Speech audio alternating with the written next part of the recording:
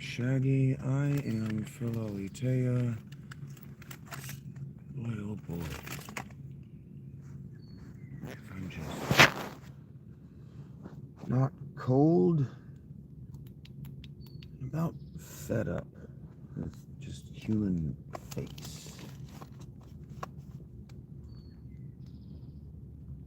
I don't even know who that is anymore. But I know that they talked shit about me.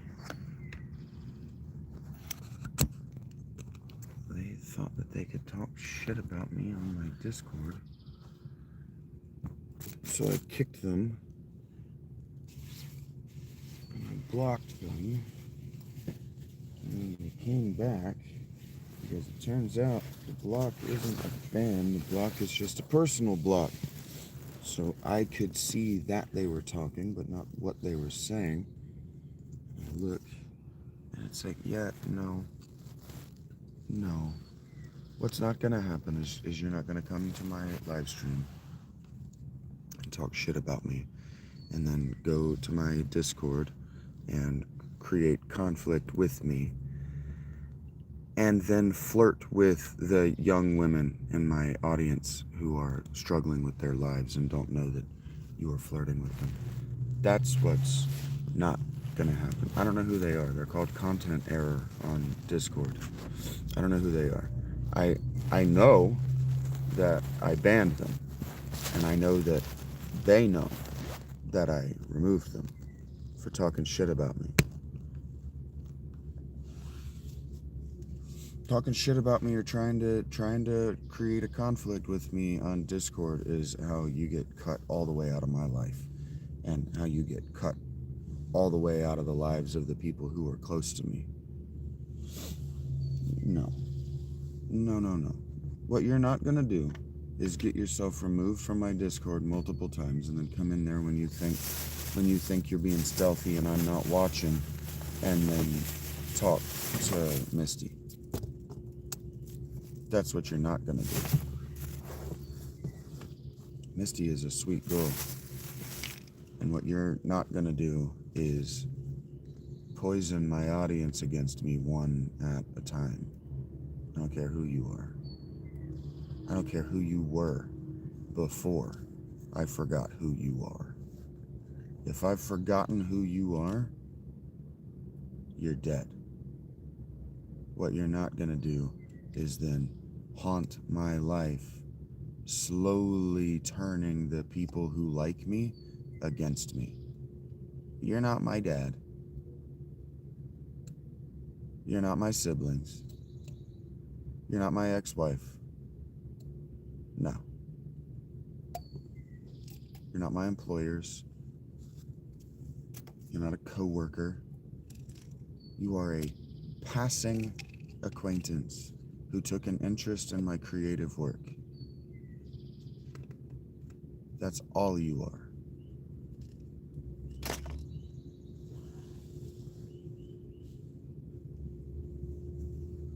That shit ain't gonna fly. Not once, not twice, not ever. Too late, Bryn.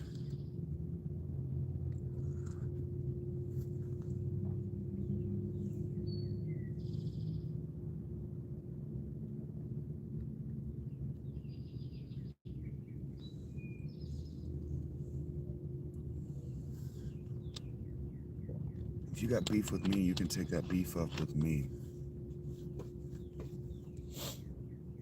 Which means you can take it up with God.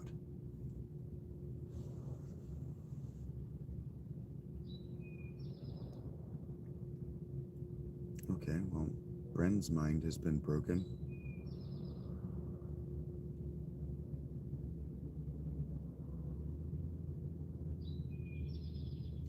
Usually when you tell a woman she's approachable, it means she's about a 4. Why are you buttering my biscuits, Bryn?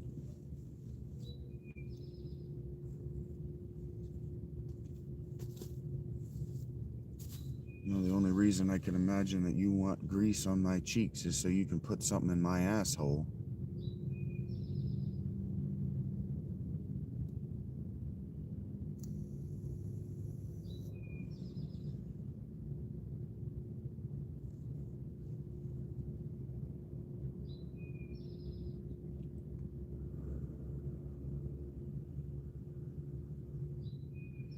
I'm aware, Bren, you've been there long enough to type about 100 characters, or at least 100 characters, and you haven't hit that like button. So your thumbs are awful busy, but you don't like what you're seeing, so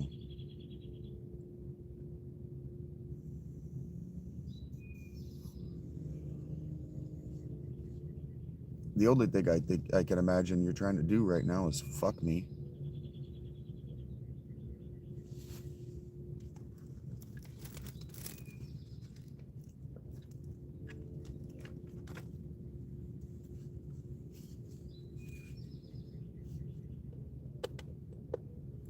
Especially because you low-key interrupted me.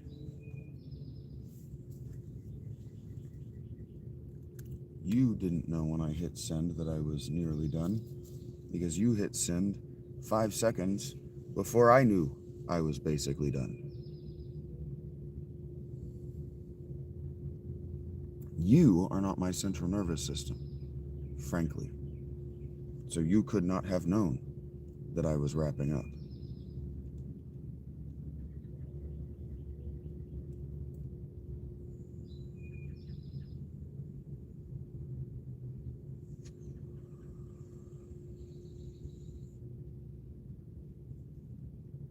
I often wonder what goes through these people's minds.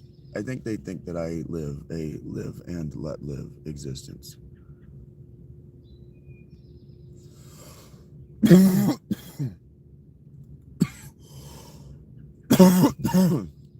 I think they think that because I can't remember the specific offense, the specific reason I don't like you, that means that I will forget that I don't like you. He's never here. He won't remember. He'll remember. He'll remember because he'll leave himself good mnemonics. I showed you guys how to do this yesterday. Good systems. So you can trust the system if you can't trust your very fallible memory. And those systems are things like permanent blocks. I don't take temporary or half measures. If I want you gone, you're gone. And then when I notice that you're trying to communicate with me, but can't, I might go, who's that? I haven't spent the time or energy to think about them in long enough that the neurons are just not connected. Who is this? Actually, I don't have to care. I blocked them permanently.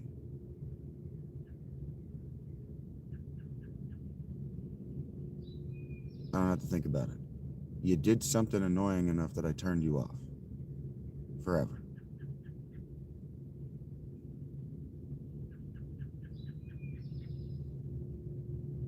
I sometimes think that people think this is difficult, or maybe that they think it's cruel, so they can't do it. But I really think that people want the negativity.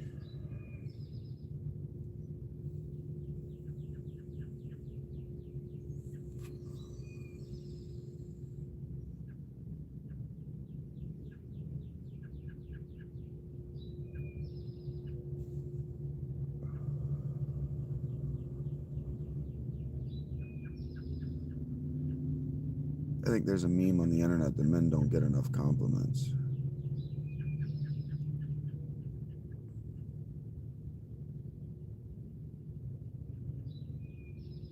And so we just give the compliments that we want to hear. You're doable.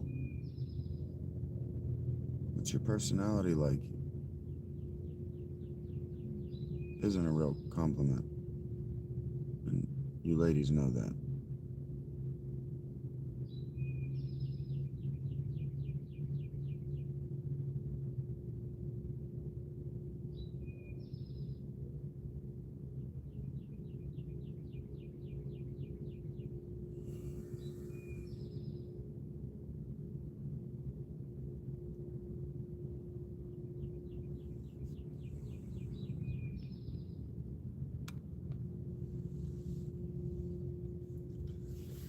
I think y'all think I'm fucking bluffing.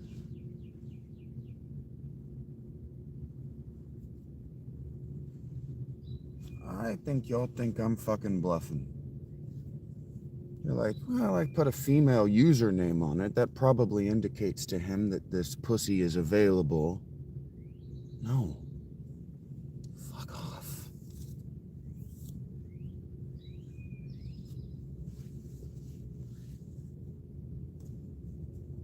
First of all, if it's that easy, I don't want it. Probably not, fantastic fanatic. There is absolutely no evidence that is true. There's absolutely no evidence that is true. And what does living my life believing that get me? Don't tell me what to do, I am Zaxxon. The fuck do you think you are?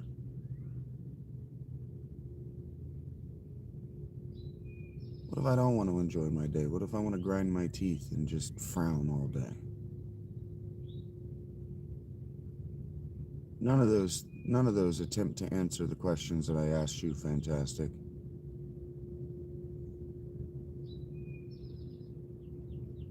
Hello, Andrew. Sorry, I'm frowning.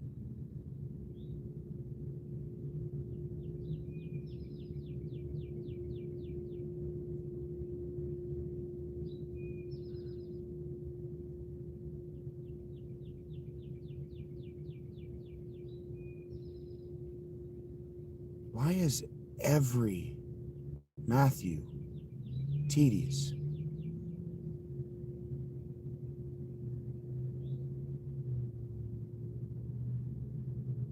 I'm asking other people to what? What have I asked of you?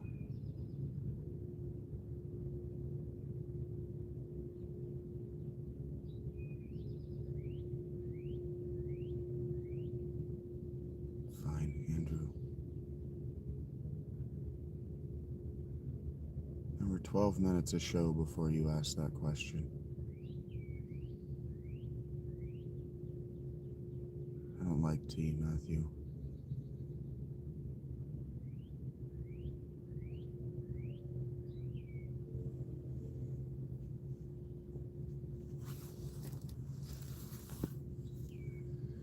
I'm not going to let you ask me that because I told you not to tell me what to do.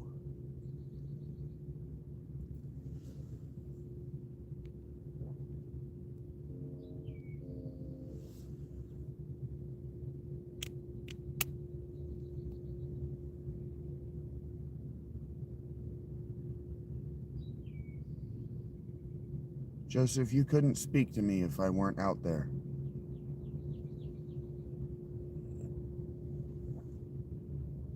Is it?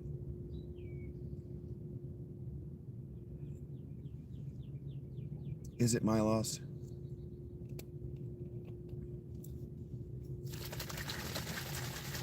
Thank you for sharing what you wonder.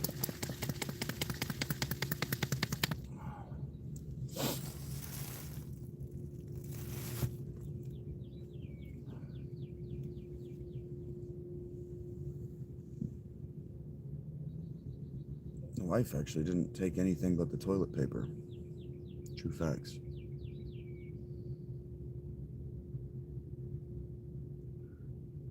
What happened to what? If things turn around, they're gonna get worse, Sage.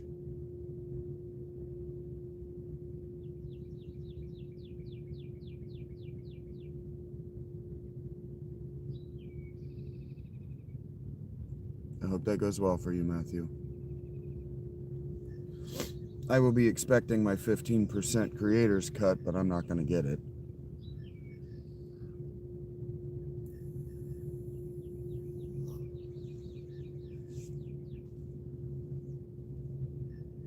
I own the quote intellectually, but possession is 9/10 of the law. So if you print shirts, the best I can ever hope to do is recoup some of my earnings, some of my royalties after years of lawsuits. No, I own the quote. I own the intellectual property. It's 100% mine. So if you put it on a shirt, every profit you coop is mine.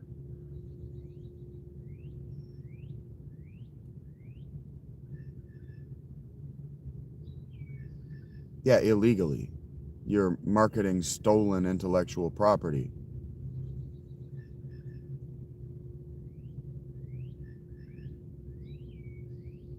And your creative ideology is, well, I'd rather owe you than cheat you out of it.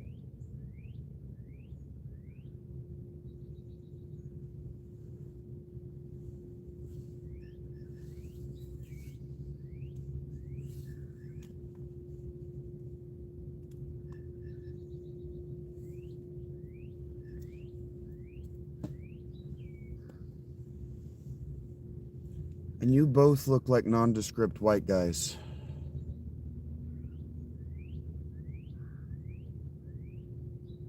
I'm not negotiating with you, Matthew.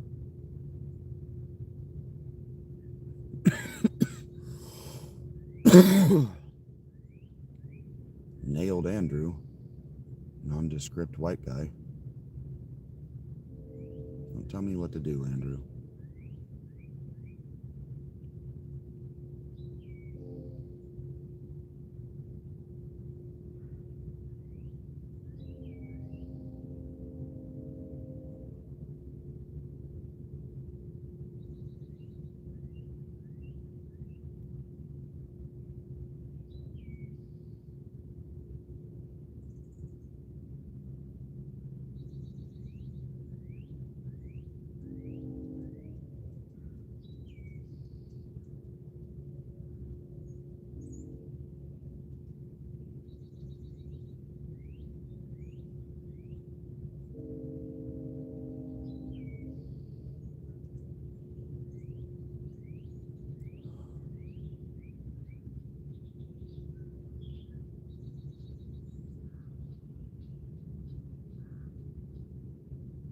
Thank you, Rachel.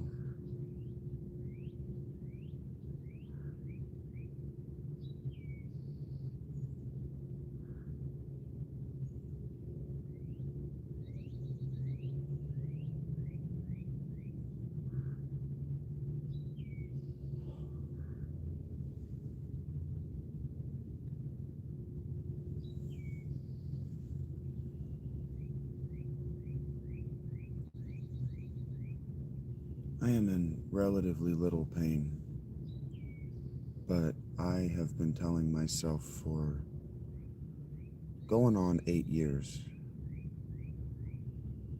It's been about 7 years.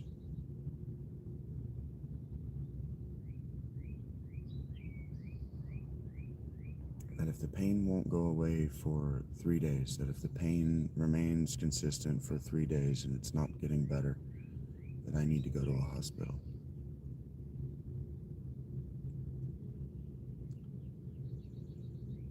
Because if the pain is not getting better, then that means that the injury has gotten worse to the point that it is just no longer sustainable.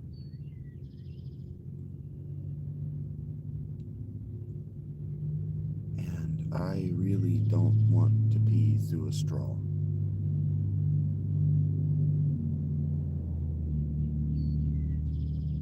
So if I'm just not here one morning,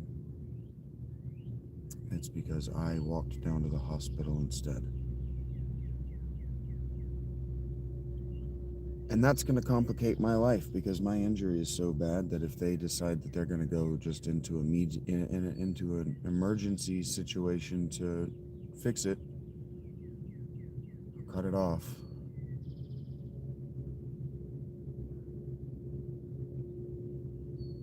Then I'm going to lose my home.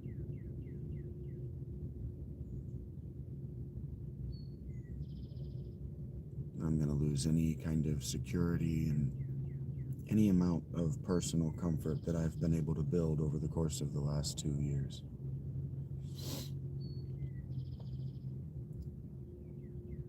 So, your questions, your post-ironic laughing, Just not welcome today. Just not welcome today.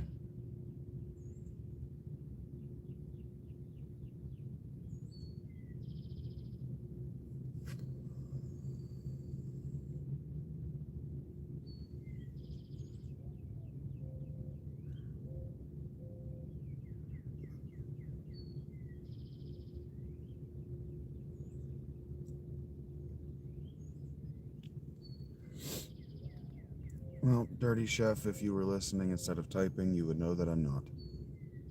So, hope in one hand, shit in the other. Which one fills up faster?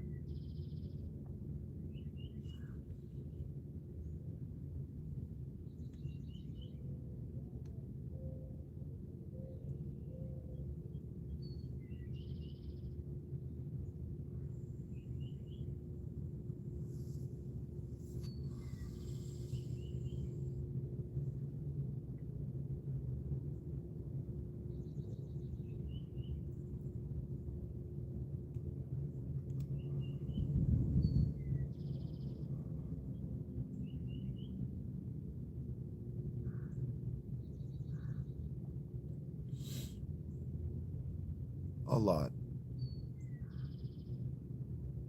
LFB. You've missed a lot.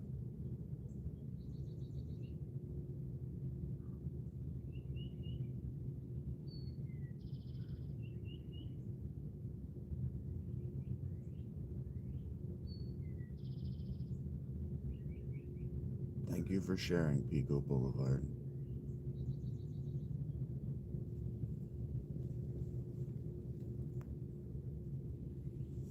Don't tell me what to do, Daily Internet Diary. Hello, Kobe.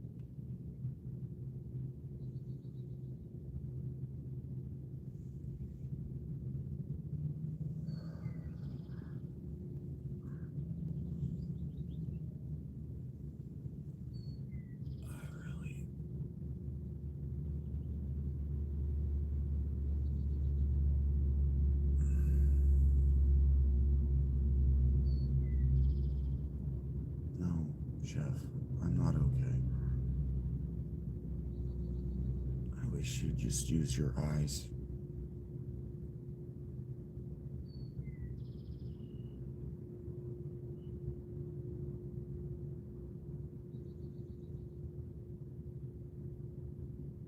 Like, God didn't bolt those things directly to your brain so you could bypass the brain and go straight to your fucking penis.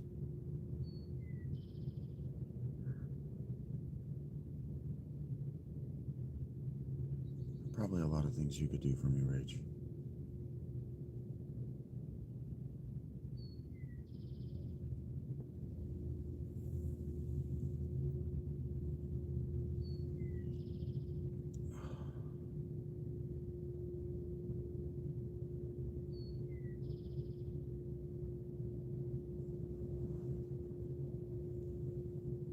Morning, Paige.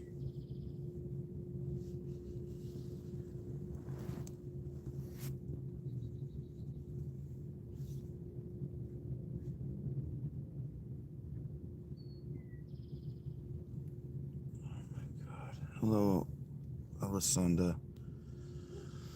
One moment at a time, Reed. It's going one moment at a time.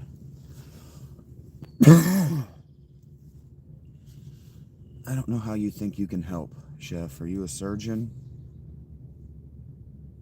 Are you a nurse?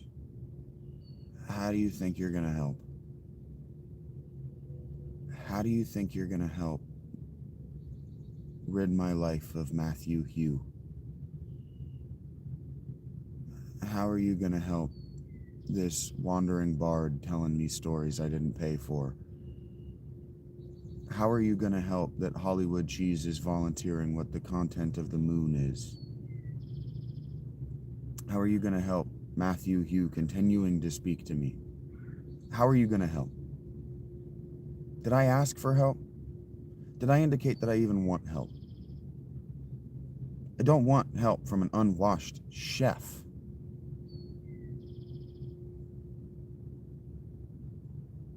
Wherever San Diego is, Oliver. Carmen.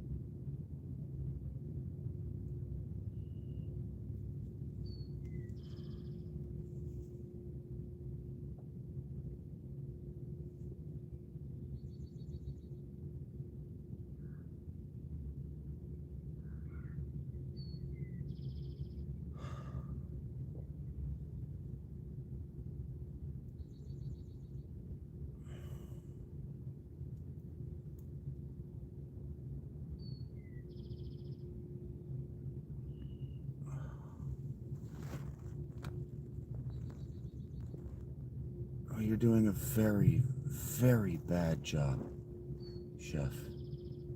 You're doing a very bad job.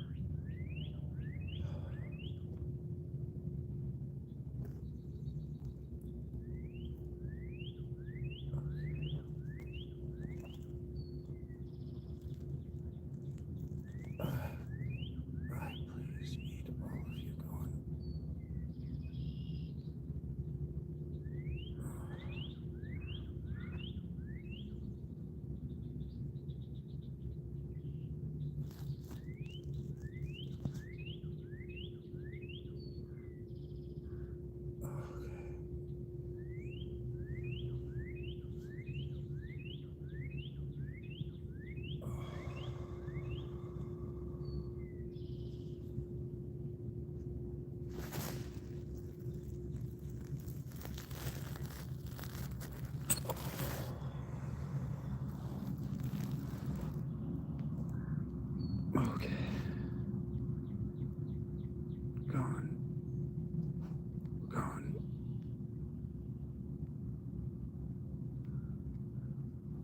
Gone. Gone. Gone. Gone. Gone. Gone. Gone. Gone. Gone. Gone. Gone. Gone. Okay. Holy fucking shit, you fucking people. Fucking animals. Just fucking animals.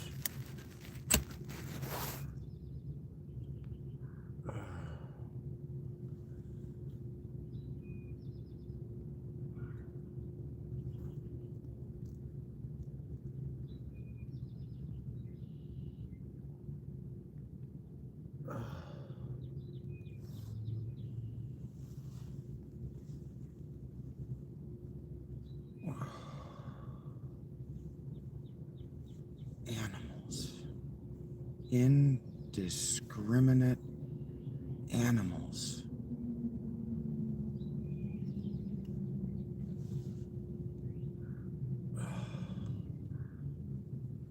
We got Blockbuster going on. Oh yeah, dude.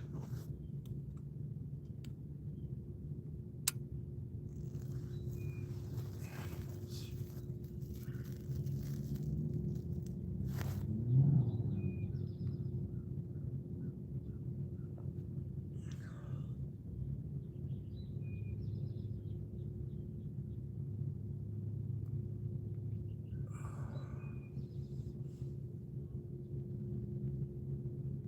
You don't even know what the fucking problem is, London. You do not know me well enough to speak platitudes to me that you think are going to uplift me.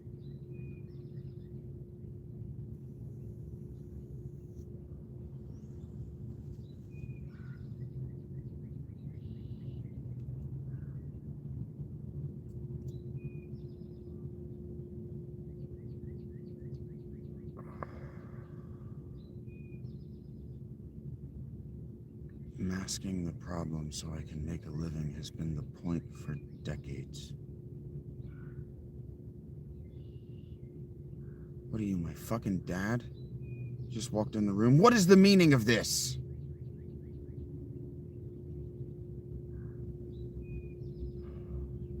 Thank you for sharing, IK Bonzo.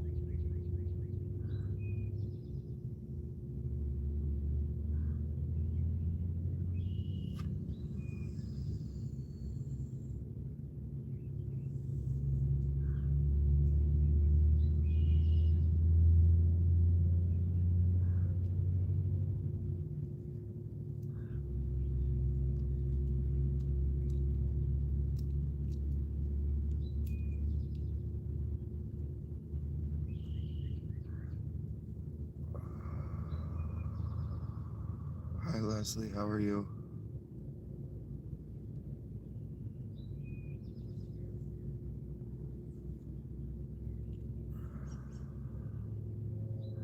Sure, it's like a meditation session. Thank you, Bonzo.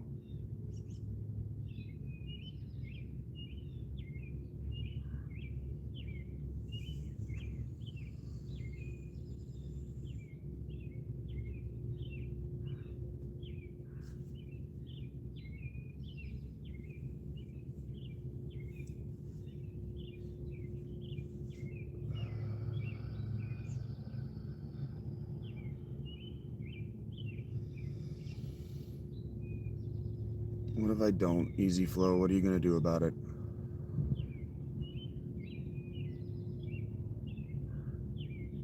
You're awake with your coffee, Les? I'm glad to hear it.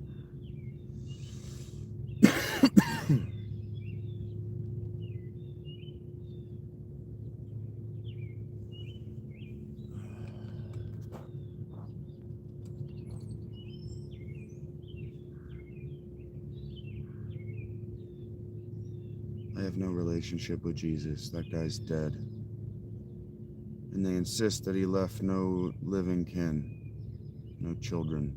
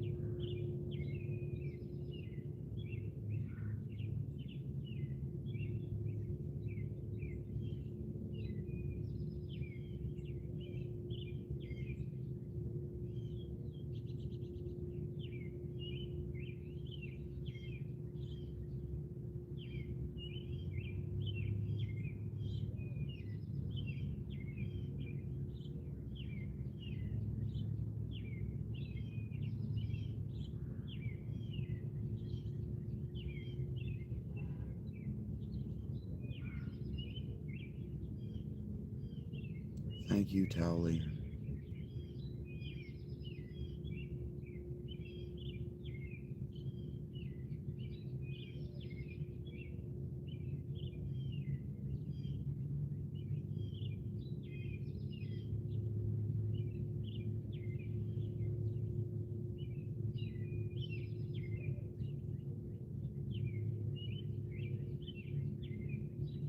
I don't know what that means.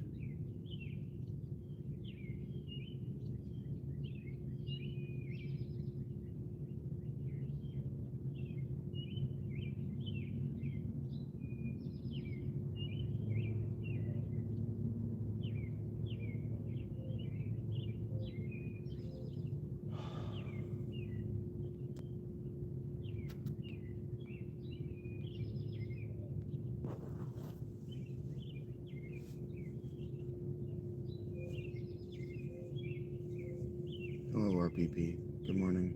It's evening for you. Probably closer to afternoon, but still, hello.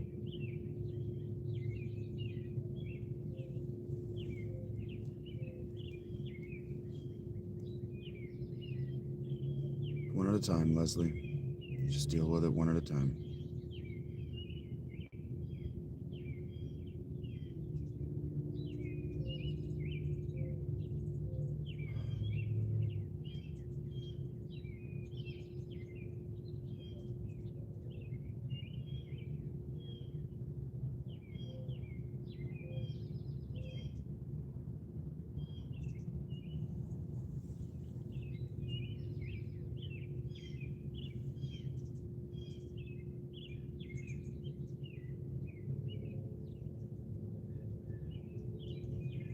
I thought we lived in the at least post-materialist scientific future of our ancestors, where wishes were something that children did.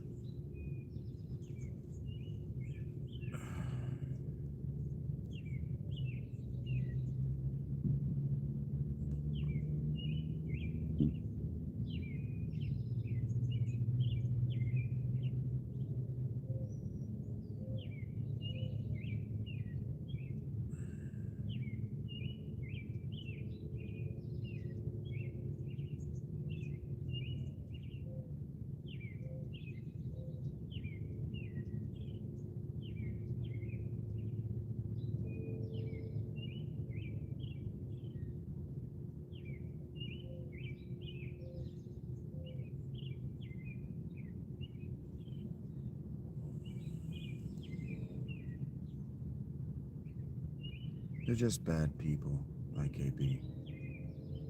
By any other name, any other description, for any other why, and thinking about it longer than that is going to harm you. Hello, Hayes. Thank you for sharing. Cloudcat, good morning.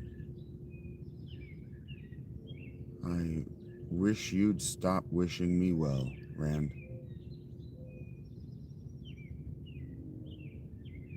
Maybe, Leslie. Maybe I don't either.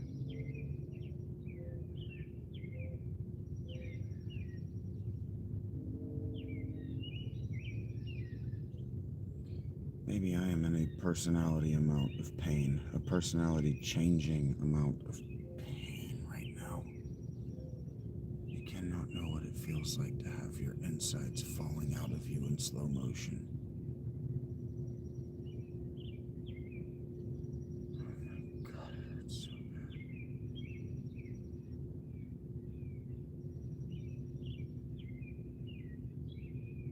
Good morning, RLJ.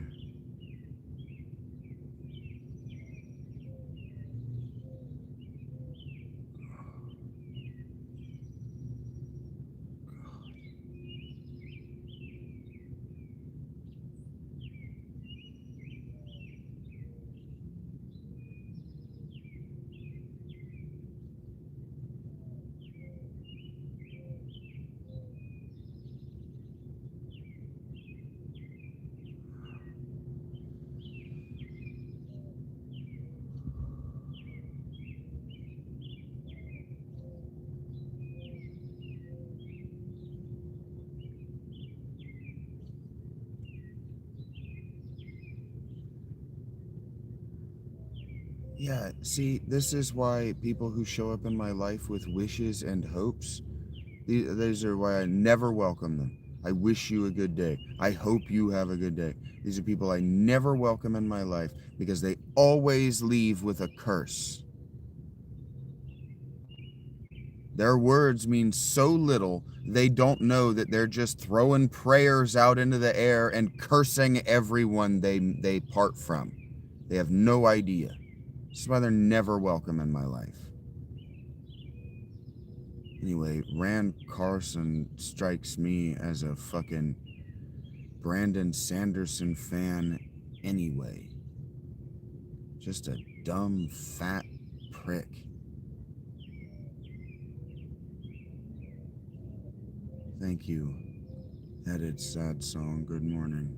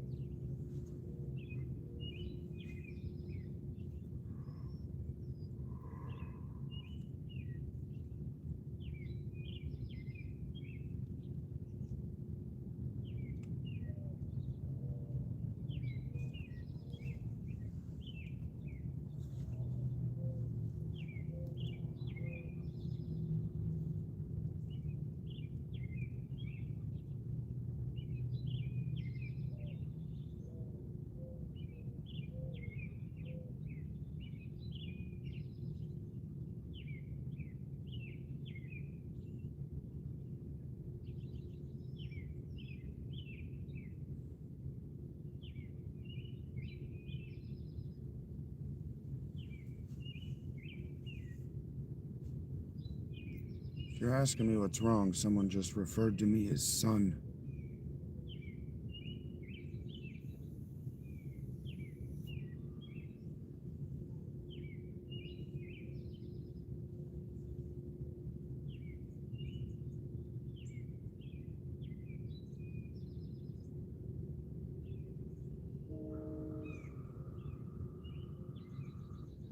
I wish you well, and one more thing.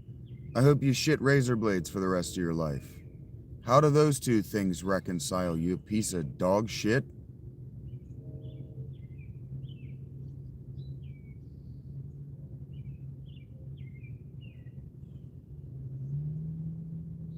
No, you don't, Waniac.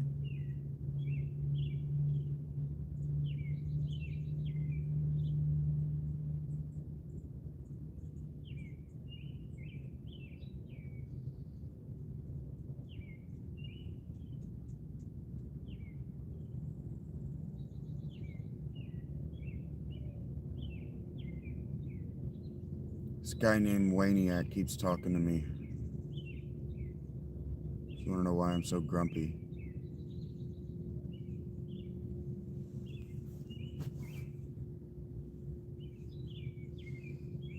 Keep up with the subtext of the chat.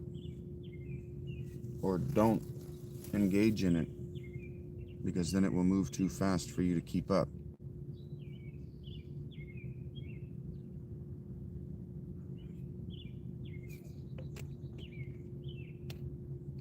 Shit ain't hard.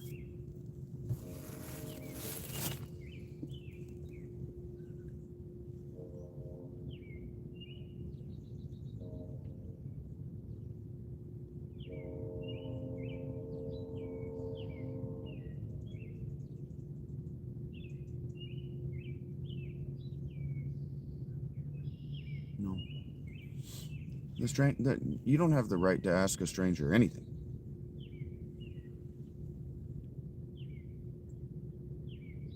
It is an extreme act of rudeness to just walk up to a stranger and ask them anything.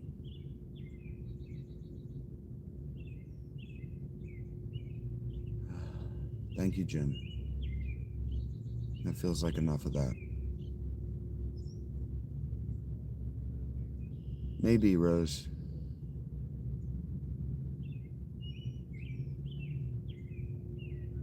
I always thought of it more like another day, another world to save, but whatever. You do you.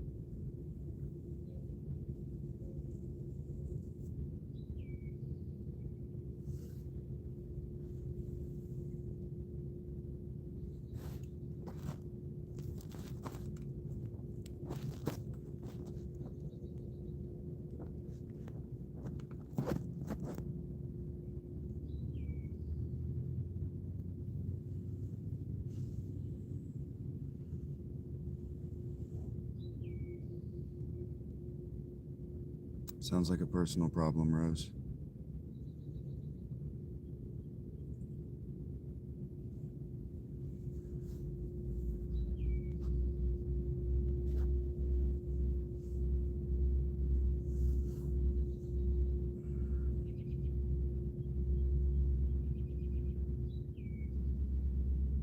I remember saying I think that's enough.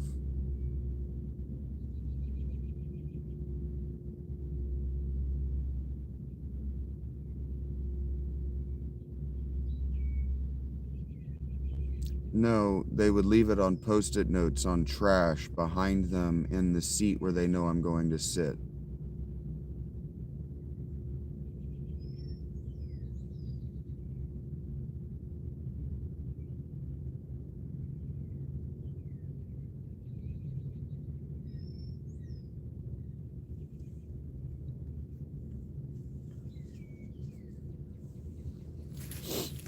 Because they are, first and foremost, cowards.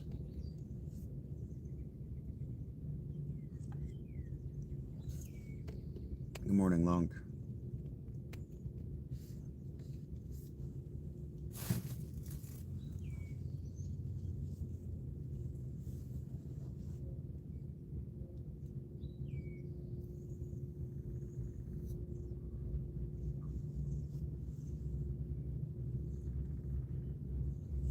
Probably not, Scallions. Definitely not, Lex.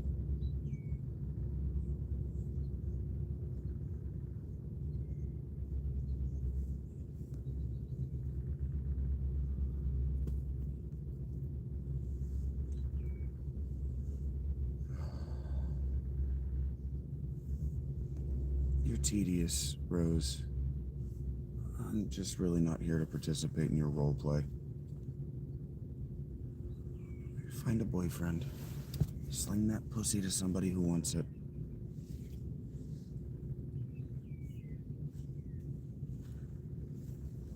Call women like you squids. Fly at life feet first.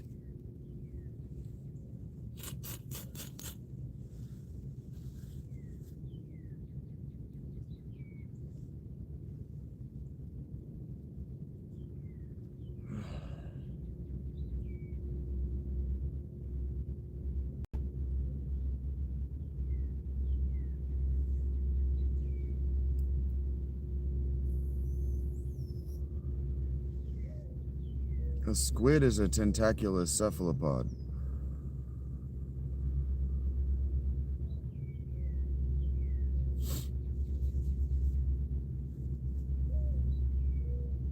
Thank you, RPP.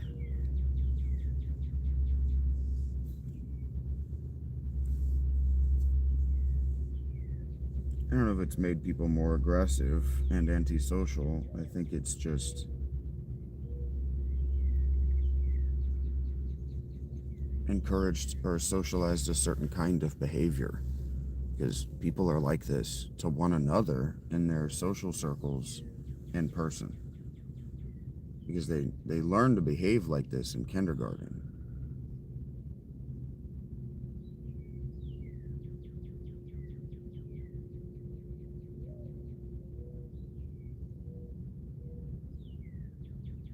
A squid woman is a woman who flies through life feet first. RLJ, I said that. How does squid eat? I don't eat shellfish. No, I'm not a Christian, gong bong. Good morning, Joe.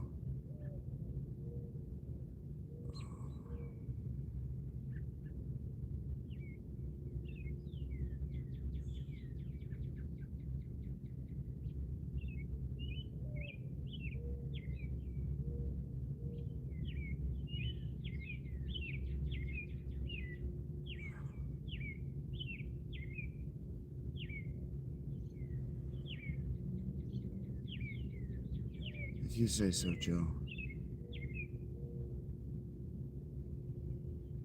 What am I doing?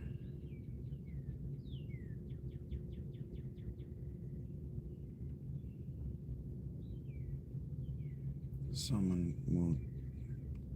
Joan, you were fucking here yesterday.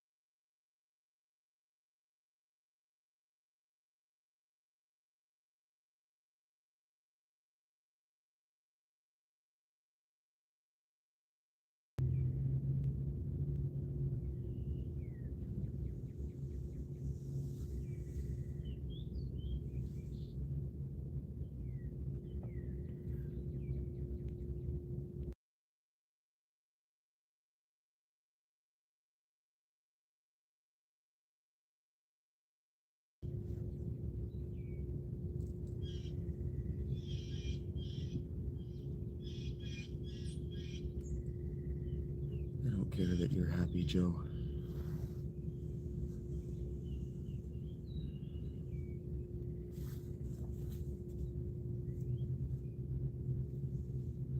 When would I have eaten scallions?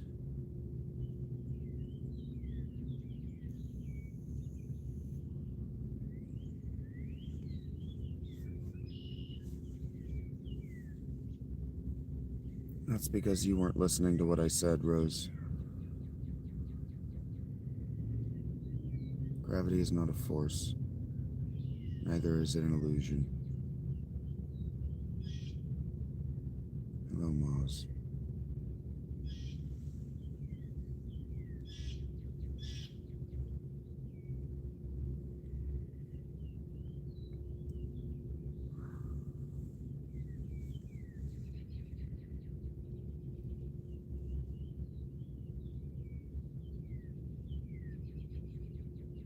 Gravity is an effect.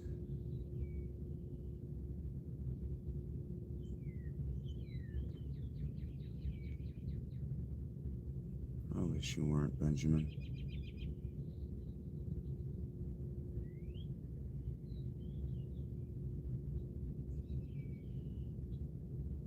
They know why, they just can't describe it very well. Hello, Brick Brain.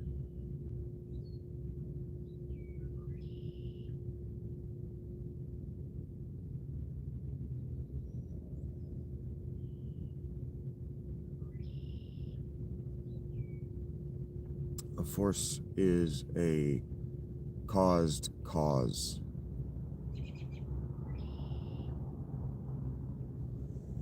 I am the force that picks up this vape. I am the force that causes this water bottle to be over there now. Gravity is not a force. Gravity is not intelligent.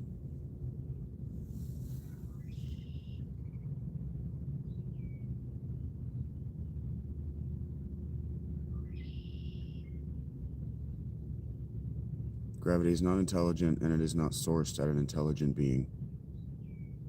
Not the same God you do, Glow.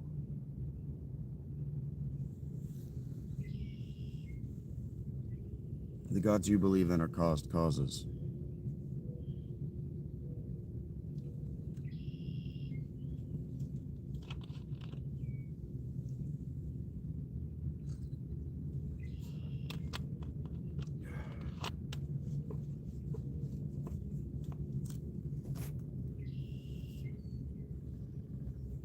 So where do thoughts come from? Where you mean they don't come from anywhere?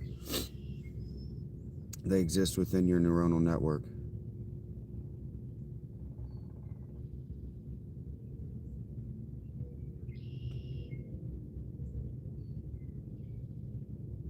Kind of, Ultima.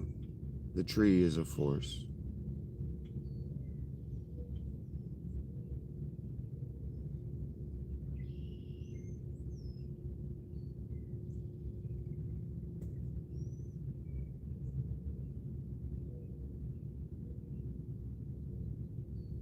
Subconscious thoughts are obviously an effect.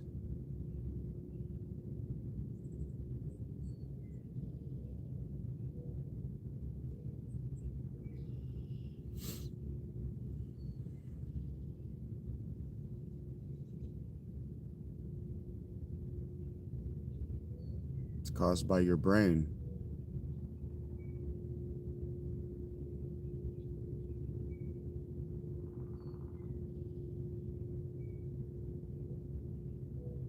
Oh, where I was criticizing that guy's work? Yeah.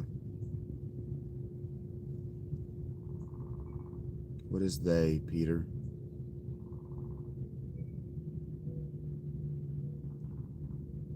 You were created by your parents, BB Skid.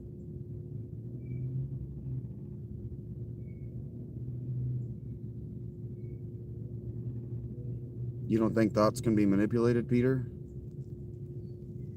Thoughts manipulate your hands.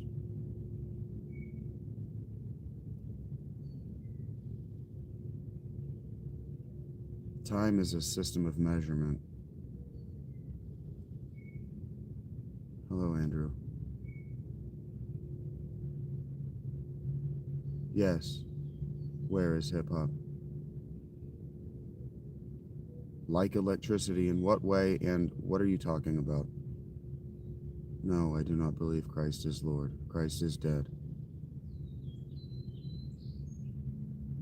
Why did it have to be created? Why can't life have pre-existed the universe, BB Skid?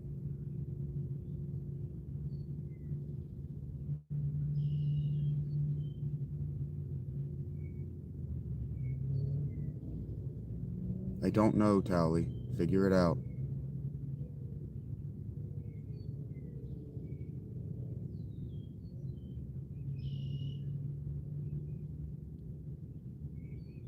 To what end, Peter?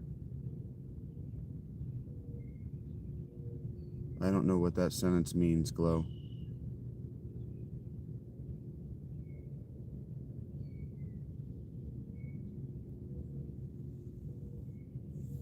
I don't know what that clause means, Peter.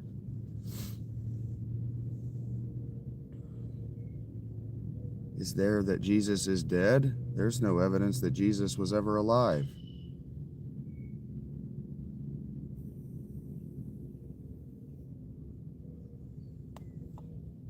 Yes, Glow, I have something that is solely me.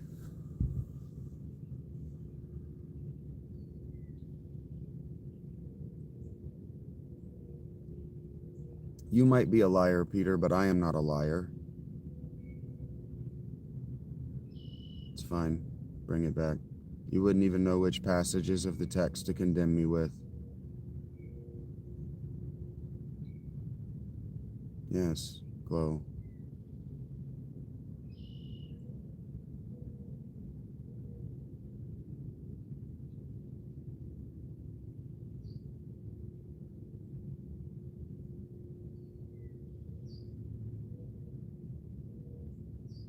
I don't believe that I manipulate my thoughts, no.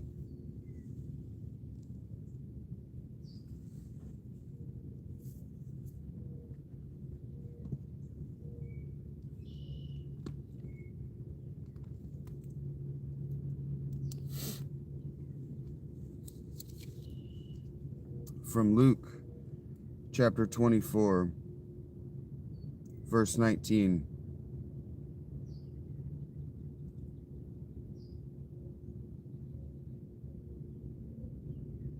Actually, I'm just going to read from verse 13.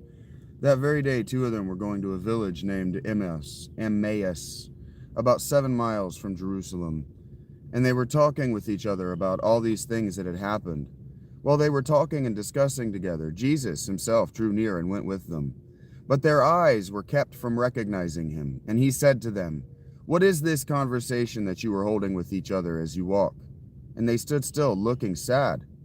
Then one of them, named Cleopas, answered him, "Are you the only visitor to Jerusalem who does not know the things that have happened there in these days?" And he said to them, "What things?" And they said to him, "Concerning Jesus of Nazareth, a man who was a prophet, mighty in deed and word before God and all the people, and how our chief priests and rulers delivered him up to be condemned to death and crucified him. But we had hoped that he was the one to redeem Israel. Yes, and besides all this, it is now the 3rd day since these things happened. Moreover, some women of our company amazed us. They were at the tomb early in the morning, and when they did not find his body, they came back, saying that they had even seen a vision of angels, who said that he was alive. Some of those who were with us went to the tomb and found it just as the women had said, but him they did not see. And he said to them, "O foolish ones, slow of heart to believe all that the prophets have spoken. Was it not necessary that the Christ should suffer these things and enter into his glory?" And beginning with Moses and all the prophets, he interpreted to them in all the scriptures the things concerning himself. So please, rebuke me with your New Age heresy. No, I don't tell myself how to feel.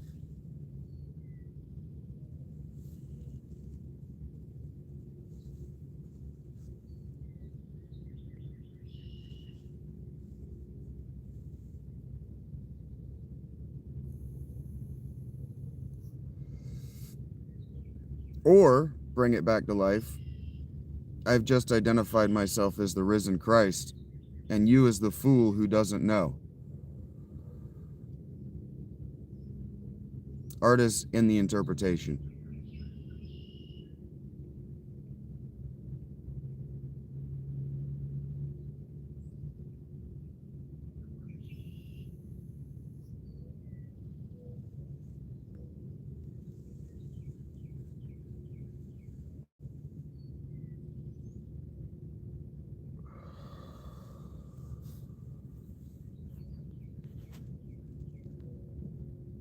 Bye. Good morning, Hendo.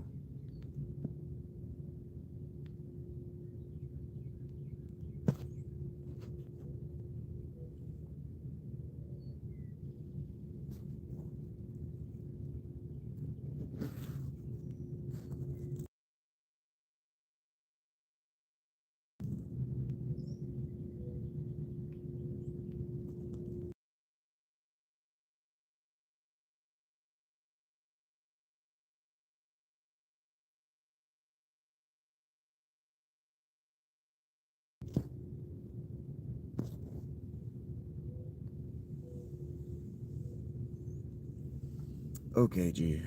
Okay. Okay. Goodbye. Goodbye.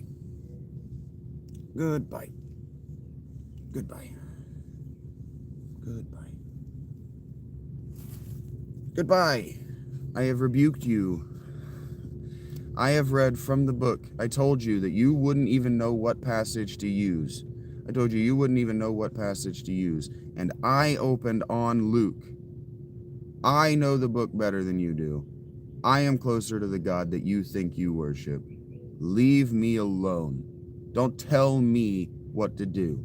And don't you dare blaspheme in Jesus' name in my fucking presence, you new age piece of dog shit.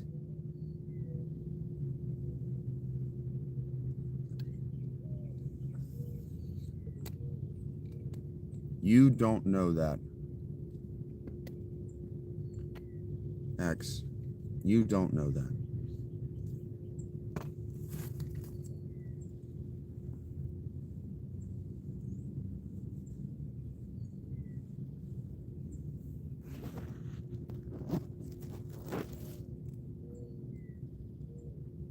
I never claimed to know it.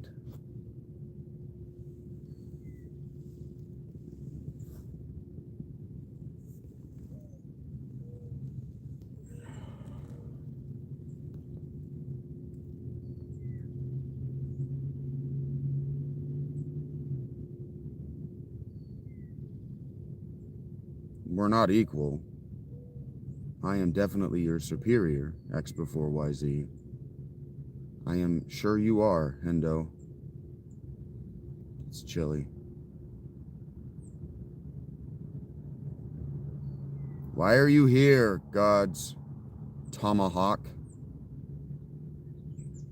Hey, Eric. No, I am not agnostic.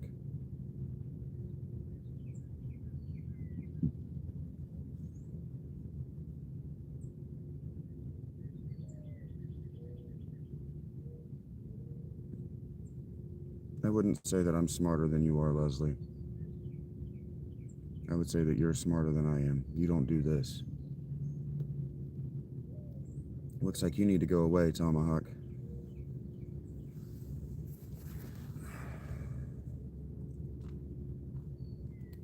Okay. From John chapter 8.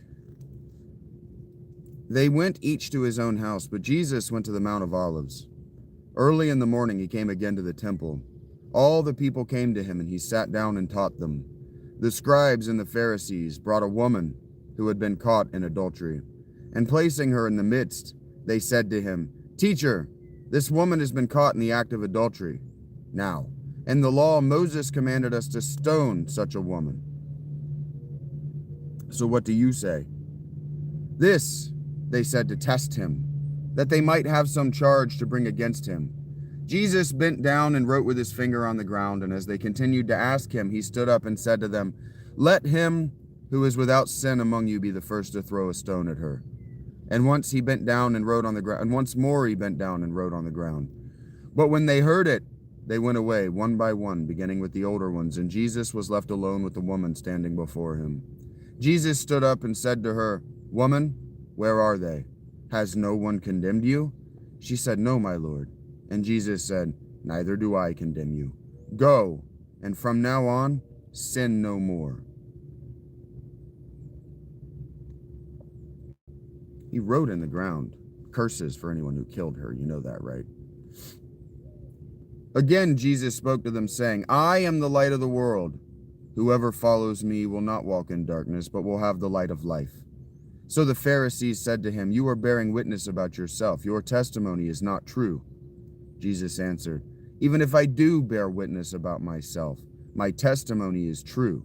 For I know where I came from and where I am going.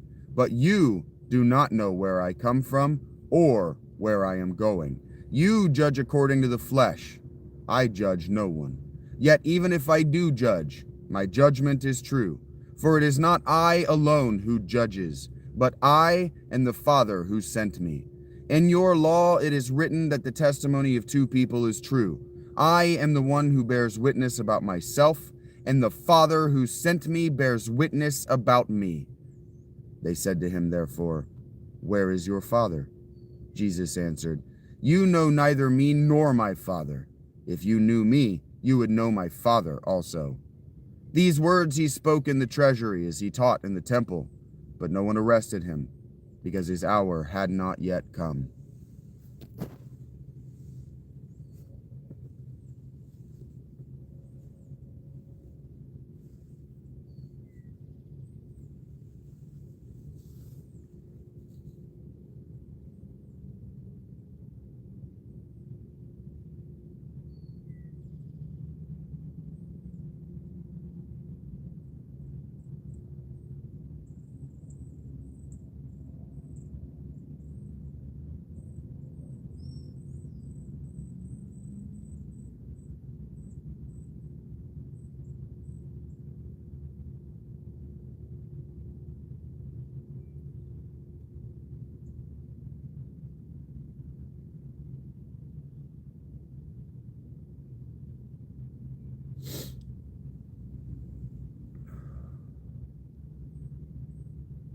Lindo, have you not been here?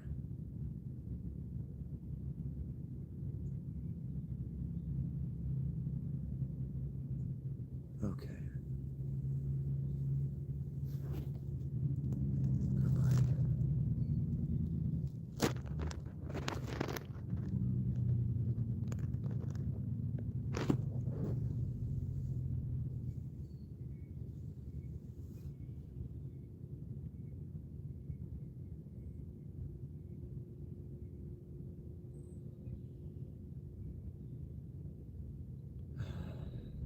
Hello, school.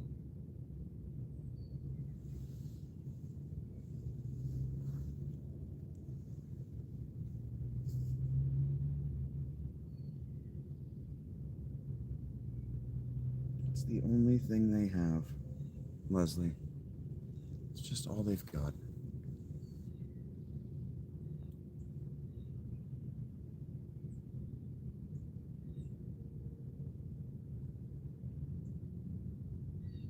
Disappointment, Collins.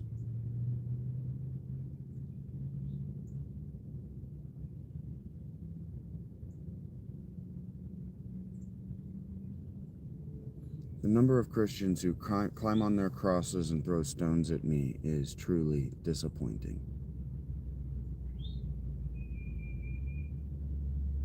You wouldn't know Jesus if he came back.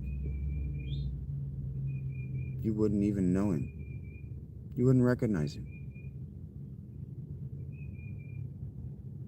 You Christians do not have a working model of what Jesus was like and what is required of you to call yourself Christian. It's not a national identity. It's not a fan club. It's a religion. It's a binding. It's a call to a way of life.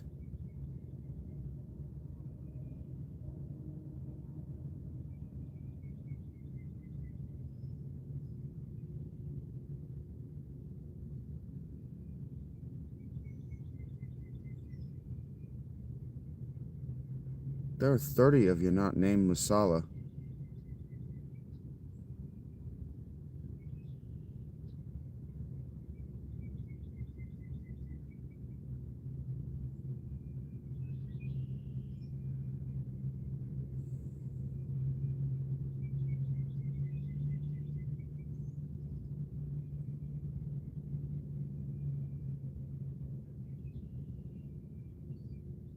No, I was calling them out, Masala. You're the only one listening. I've been trying to ignore you so you don't feel like you're watched. Just let you do your thing. Me too, Leslie. I am in agony right now. Very, very afraid that the only answer to what I am going through, because this has taken so fucking long for me, is amputation. And I don't want to be a eunuch. Never did.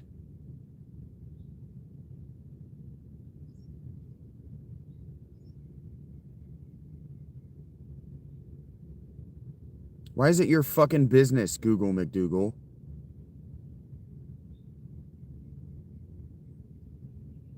Why is it any of your fucking business? Was I talking to you?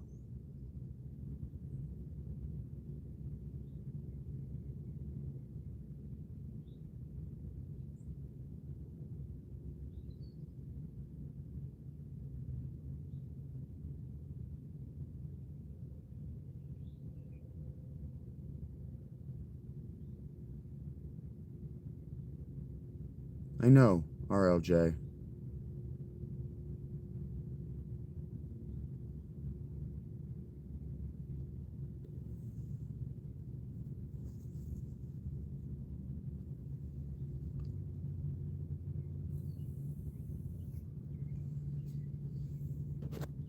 You remind me of every rando that I have muted.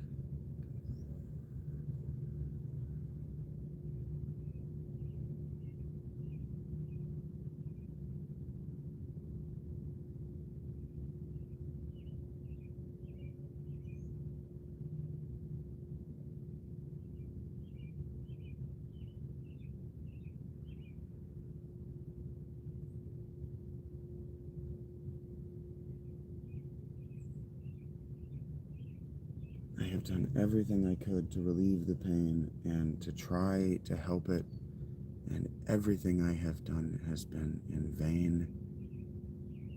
And I might have crossed that critical threshold where now it's just going to discorporate. It's done. There's no more holding it together. There's no more praying that's going to work. It's just broken. It's just the worst possible thing.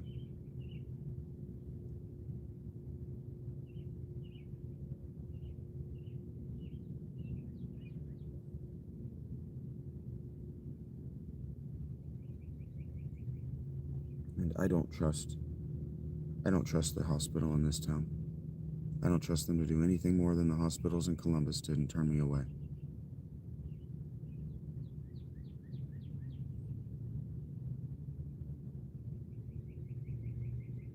I understand, RLJ, that they can work miracles. But I don't trust this town any further than I can throw it.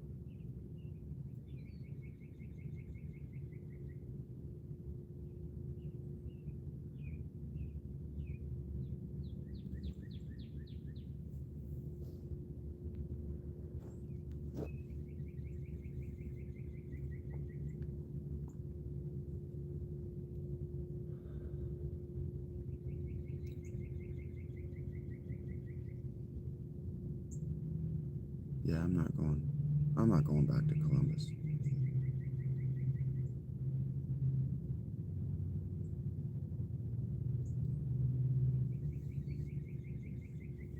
Two hospitals in Columbus turned me away. I'm not going back to Columbus.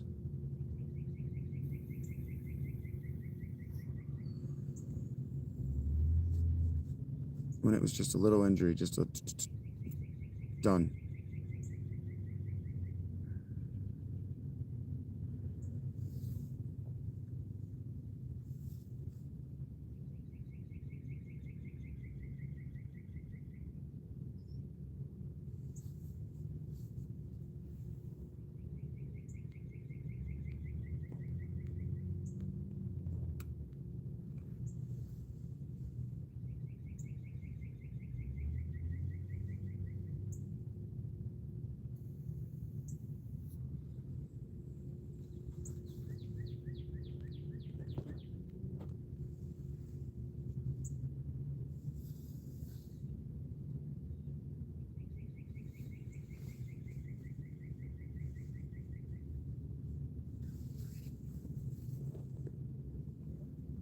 I don't have cancer. I've never been to the James Cancer Center.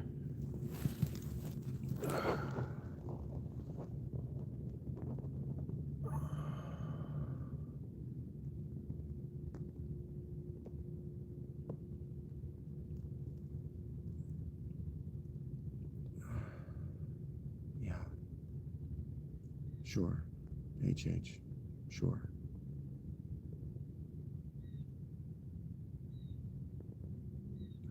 You disgust me.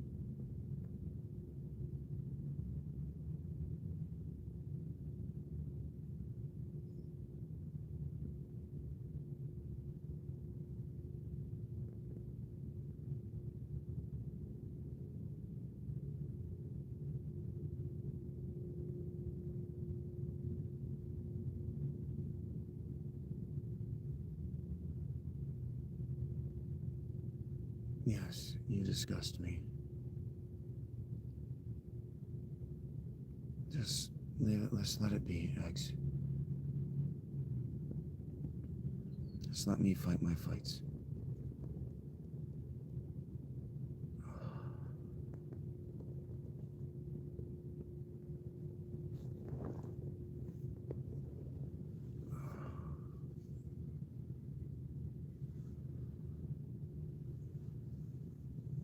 Yeah, Buzz.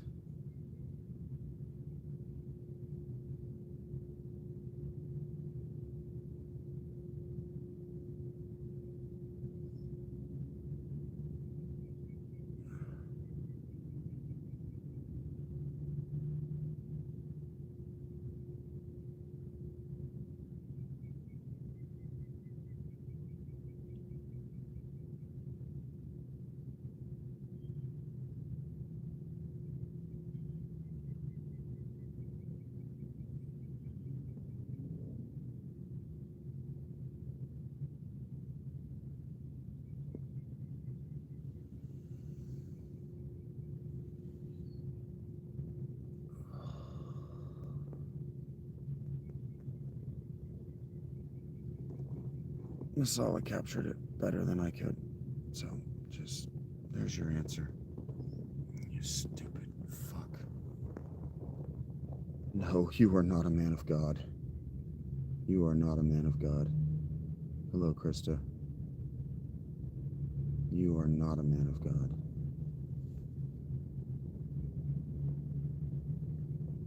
You are a recent convert. I am not an indirect object, inverted banana.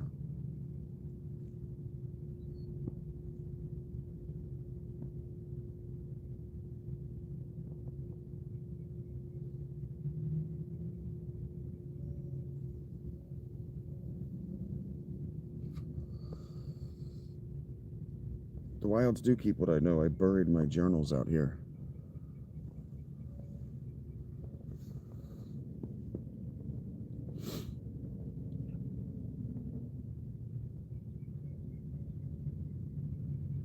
Doesn't make you a man of God. And no, you haven't been a Christian since you were a kid. Your religion is the needle.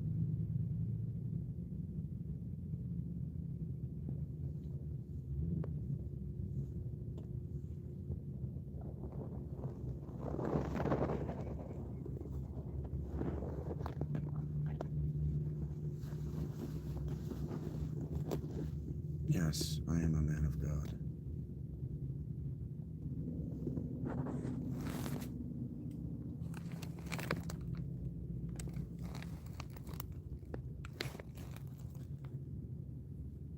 Roots kept all he knew. They're under rocks, but yeah.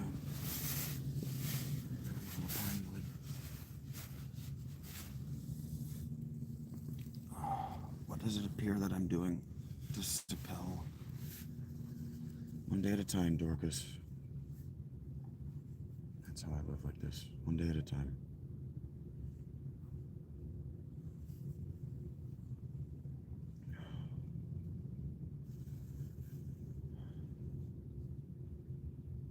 Aching and terrified.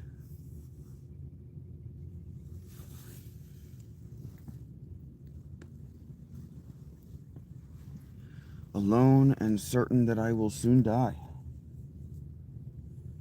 With work left undone that I want to do. I'm chilly. I wouldn't say I'm cold. I don't do drugs, no. Do not just... Because we will all die, Disapel.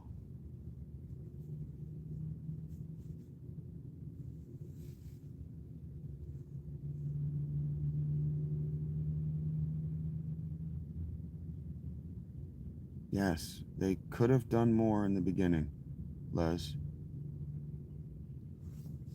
They could have done more in the beginning when it was easy.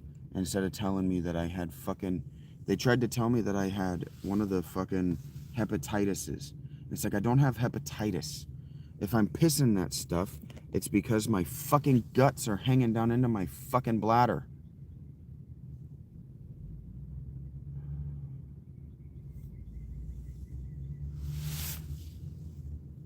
Why are we all dying from stupid choices we made in our 20s? And we just tried to survive in our 30s because there is no alternative besides labor in your 30s. Labor or business ownership. And frankly, when you're born as poor as I am, there just is no alternative besides labor into your 40s.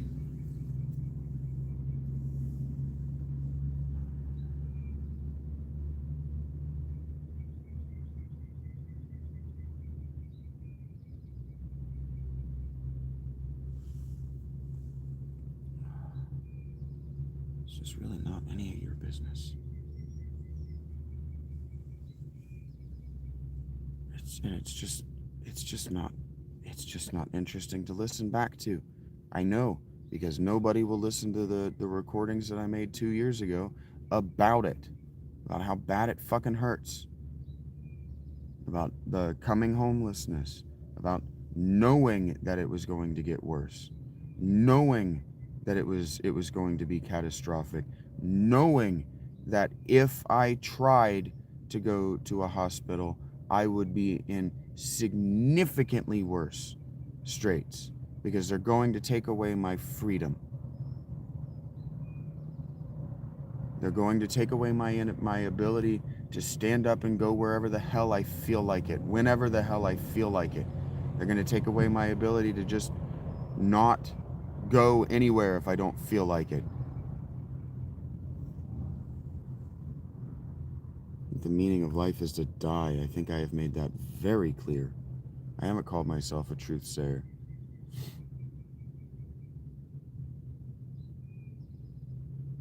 Don't tell me what to do and be wrong, Jamin. Everything you said was wrong.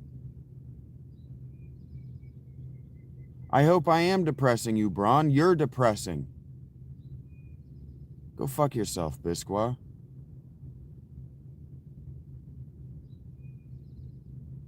Do you get it, Prime Minister?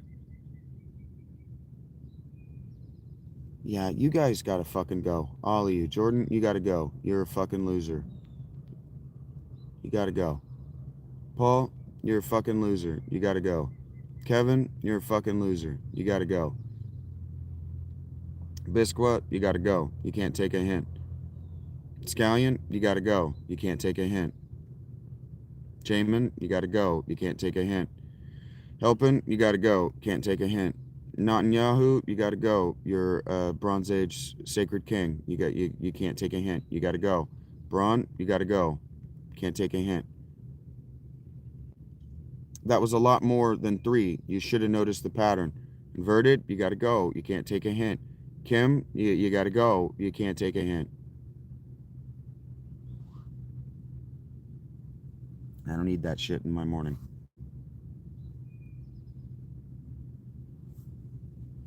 I don't need that shit. There are 50 of you watching right now. I can handle losing 8 of you. I can handle losing 9 of you.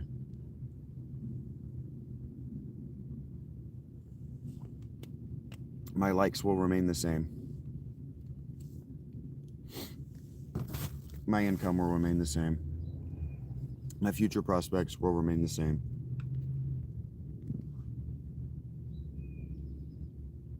You're not buyers. You're not customers. You're looky-loos, window shoppers, and thrill seekers, and this isn't the place.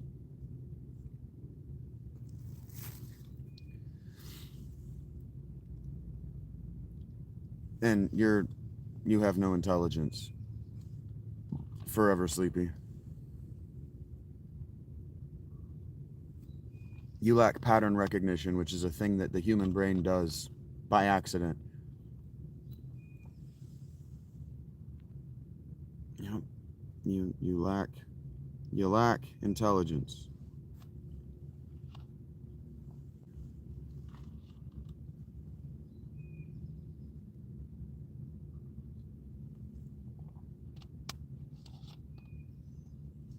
You lack human intelligence.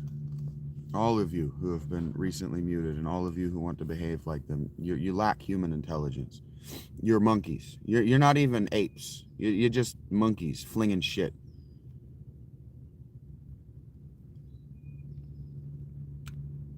And now I'm just muting people for their actual usernames. Just usernames I'm not going to actually say.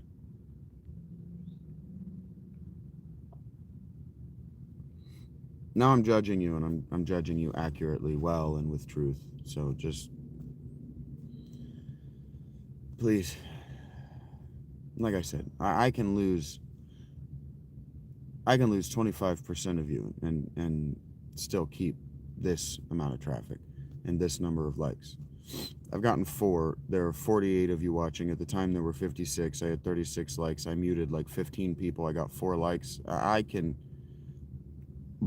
churn through all of you for minutes. Yeah, I can just churn all of this. All of this Tuesday, we're gonna put off what we need to be doing right now for Thursday bullshit. I can churn all of you. Goodbye, Andrew.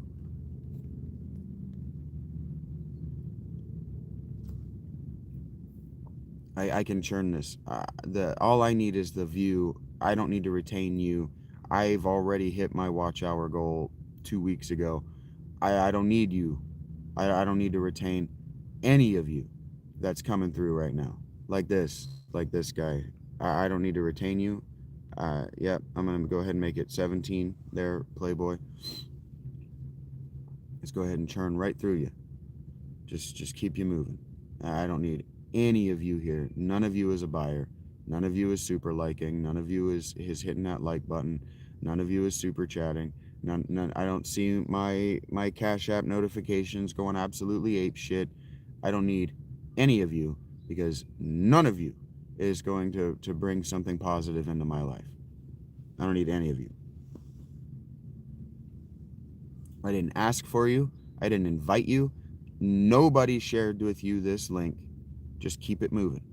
Just keep it moving. If it's not for you, it's not for you. Nobody needs to know that it's not for you.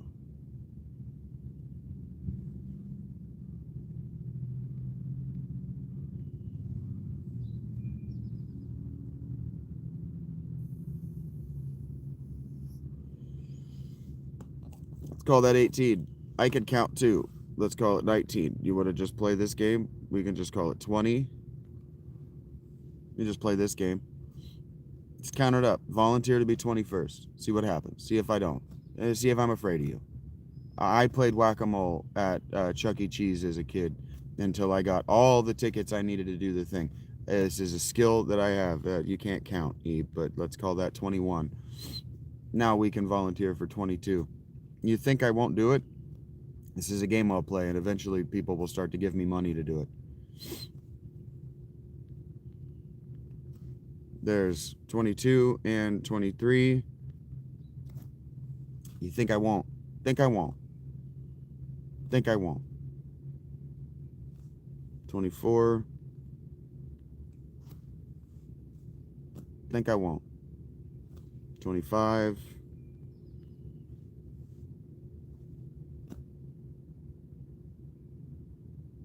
I really enjoyed parts of the stream yesterday too, Leslie. Unless you mean last night's Final Fantasy X. I guess that was the majority of yesterday, wasn't it? I don't form memories in the same way you guys do. 26. Can't count. If you can't count, you don't need to be here.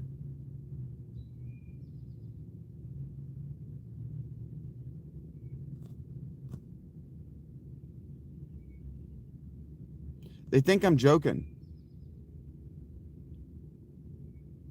You watched some of it, Les?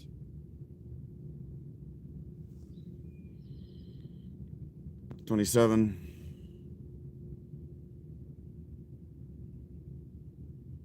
Thank you, Cindy.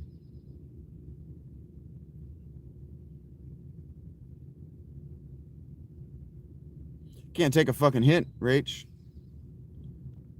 28. They'll pay me for it eventually.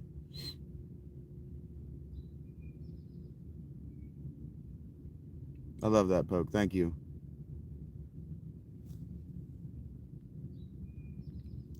$29. They think I'm joking.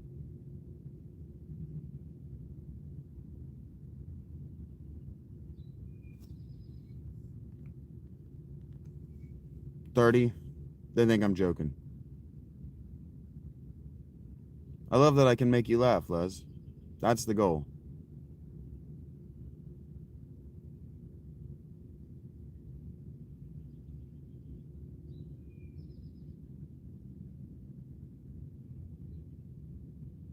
I'm considering it.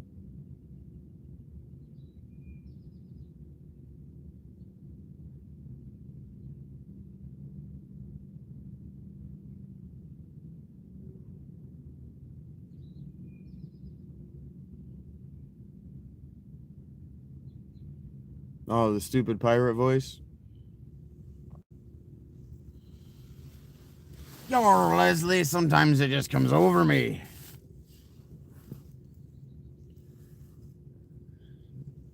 I was considering making BM Master 30 just for his name. Hey, good morning, Aaron.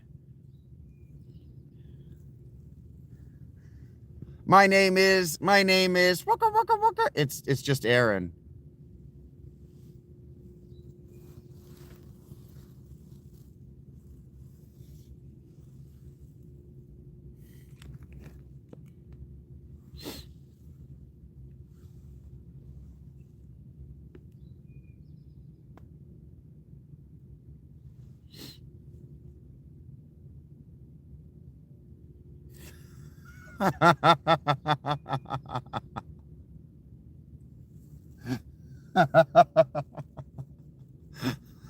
Good morning.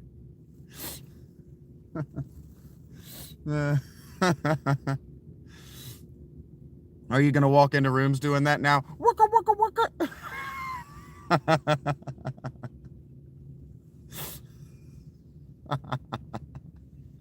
waka. Good times. Wasn't it called fucking Happy Times? Somebody fucking confirmed for me the name of the fucking show with fawns in it. Wasn't it Happy Times? Hey, Ron from Key and Peele, yeah, for sure.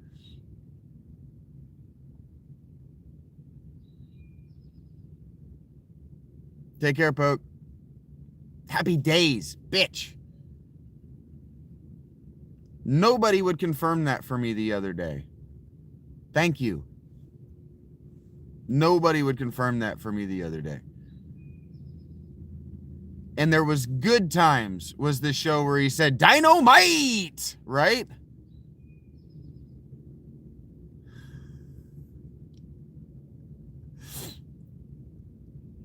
Because I said of someone that they had total Fonzie energy.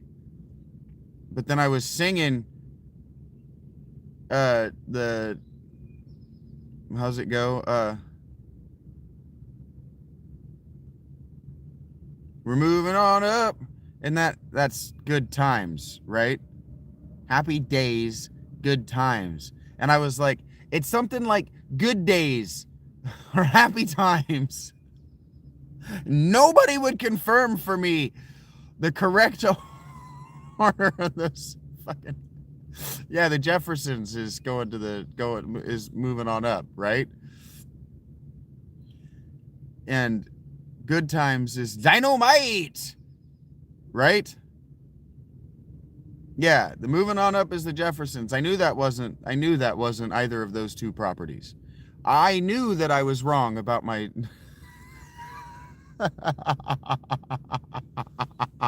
This is why I like the Blue Crew. This is how you became Blue Crew. Is when I go, I know I'm wrong. All of you are like, yeah, you're fucking wrong. Let us all beat you with this fucking wiffle hammer. Squirk, beside my fucking head.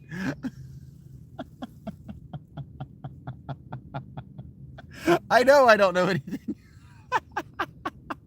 I don't know anything about vintage TV. That's so funny. It's just simultaneous, 4 of them. Poof, poof, poof, every fucking... That's so I'm sorry. It's just simultaneous. The nope, you got that wrong. You got that right. You got that. It's just so fucking funny. Just all four of them. Poof, poof, poof. I've not seen any of it. I've not seen any of it. I've watched documentaries about it while I was playing video games.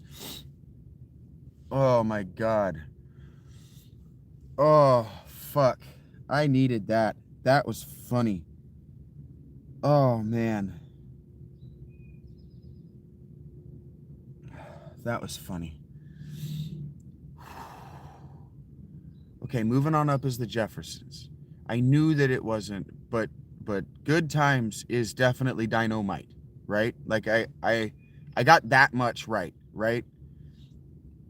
And then Happy Days is the Fonz, right?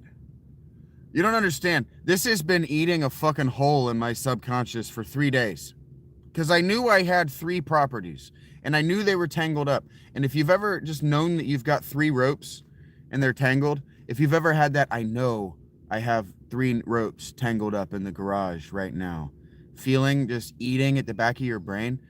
It's like fucking Peter when he's talking to Lois, and then I think it's the dog. Brian asks her, "How do you deal with him all day long?" And she's like, "I just block it off inside my brain." And then it does that cutaway to inside her brain, and there's a Peter-shaped tumor in her head going, "I'm a tumor, I'm a tumor, I'm a tumor, I'm a tumor, I'm a tumor, I'm a tumor." Yeah, that's what fucking Happy Days, the Jeffersons, and Good Times was doing in my brain. It was becoming a tumor.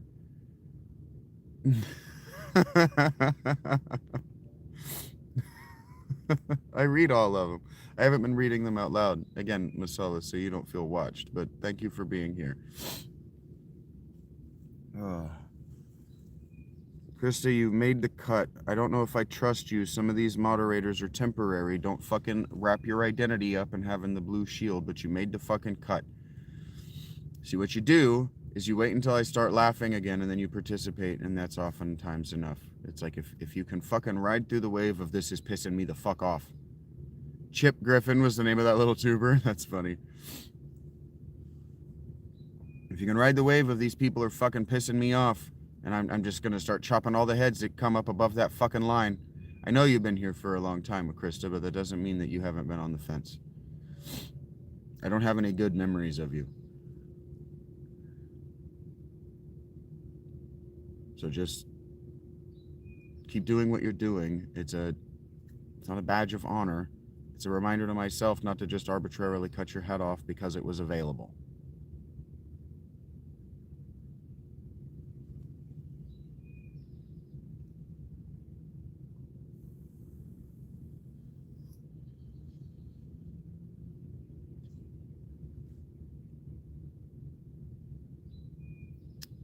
Eggs is around.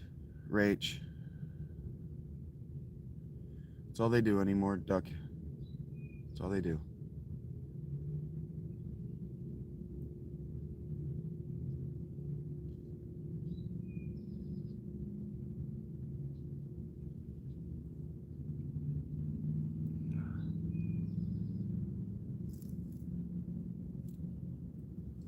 Look, that's me being honest about my personality too. The dudes in my presence have to be willing to take a sucker punch every once in a while because they just happen to be standing nearby.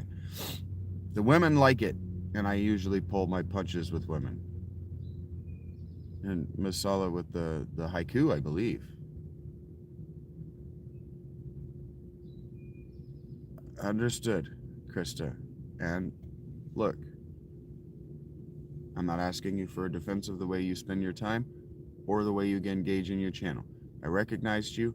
You said hello in the middle of my being pissed off, and you almost got blocked with everybody else, but I recognized your name and that I didn't have any bad experiences with you, and so you didn't deserve it.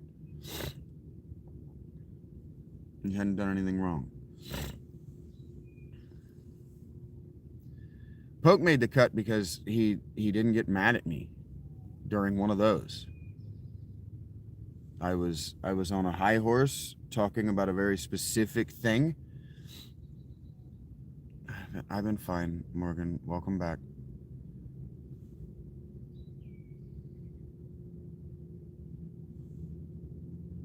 And so the shield is, okay, the people who put up with me don't deserve it. Especially when I'm on a high metaphorical horse. It doesn't have anything to do with, I keep thinking about this because I'm really grateful to Poke. I didn't know he felt that way. But I'm really grateful to Poke because he understood that that horse had absolutely nothing to do with him at all. At all.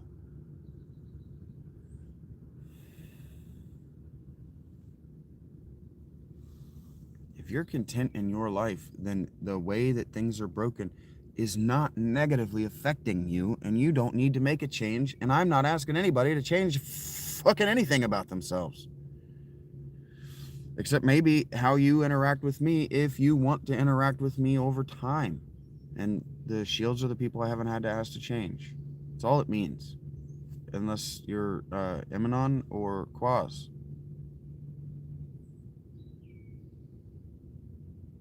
And I trust eggs.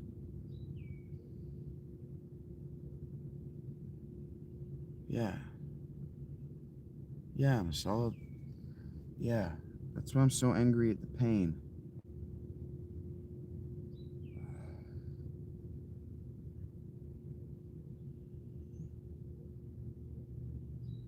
I worked so fucking hard to get here. I don't know how cold it is. It's in the 30s. Probably in the low 40s. It's not that bad. I do have to pee again. Give me a second. Oh.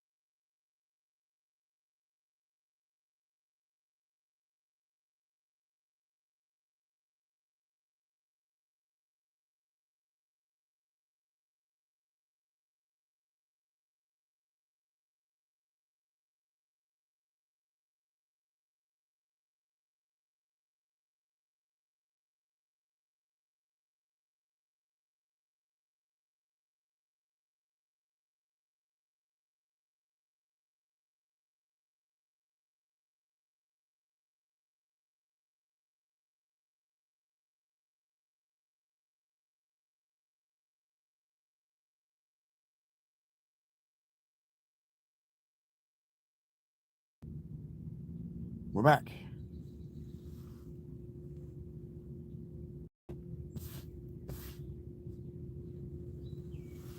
That's right, Masala. I prayed last night instead of doing my usual routine because the pain was so great, and I admitted that I don't know. I don't know every time I pray, especially when the pain is severe like this, that I believe.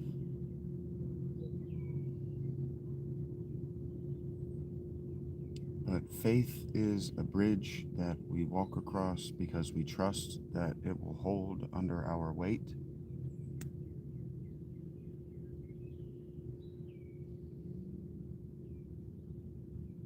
So faith has kept me warm.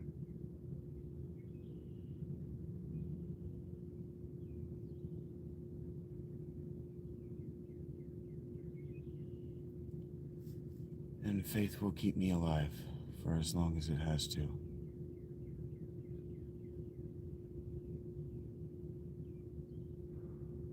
Oh, that I boot somebody who was coming after you personally, Eggs? Yeah, I don't put up with that. That's what the shield is there for. They don't get to come at you guys. Yeah, absolutely, Eggs. Yeah, you have a blessing if they're bothering you. If you have the shield and they're bothering you personally, you have my blessing, especially if I'm already just not reading what they're saying and they turn it on you. You have my blessing to turn them off.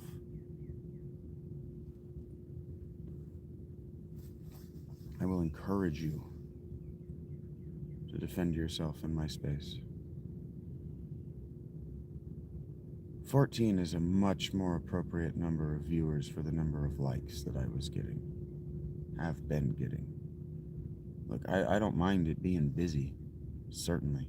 What I'm not going to do is just start picking arbitrary fights with people once 60 is the norm, once 100 is the norm. That isn't going to happen. Yeah, that's so funny that it counts the hours, the 24 hours in seconds. That's warm, Rachie. I just don't know.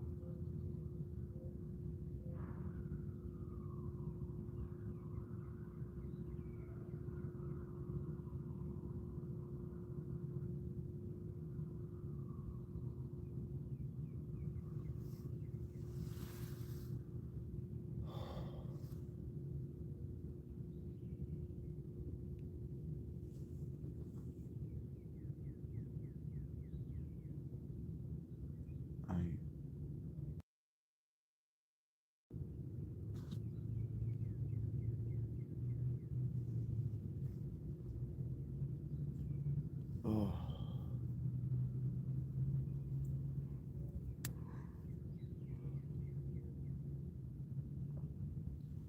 I don't know where my headphones are, but my voice might be okay for me to give Rach a song or two.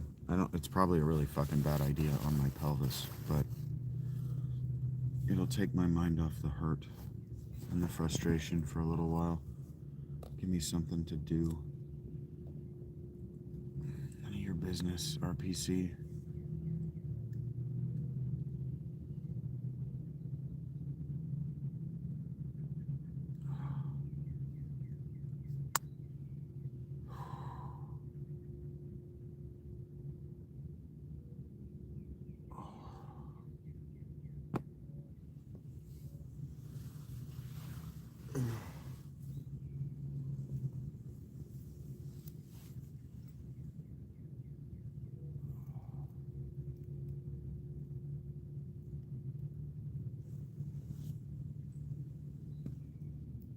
It's just never gonna stop hurting. There's just no position I can sit in that it doesn't hurt.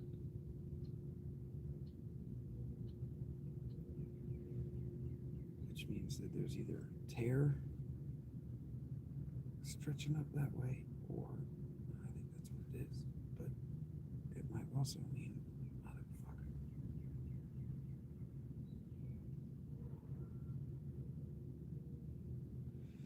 Something else.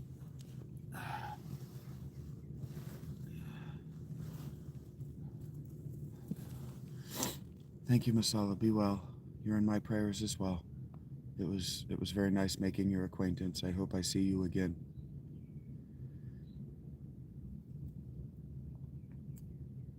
Thank you for blessing my channel with your art.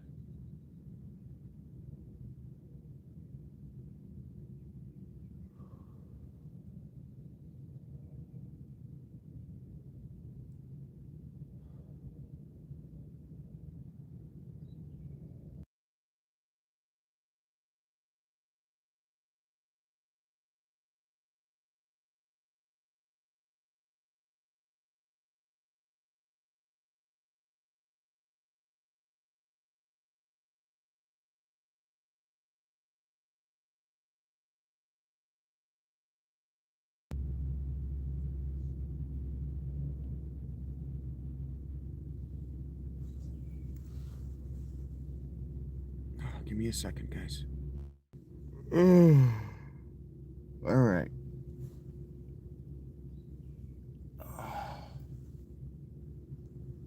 Yeah, I don't want to talk about me.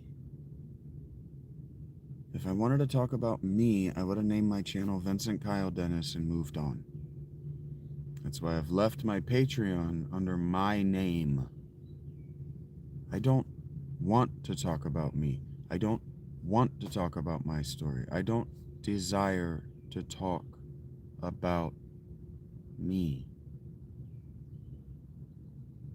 I very well might be interesting to you.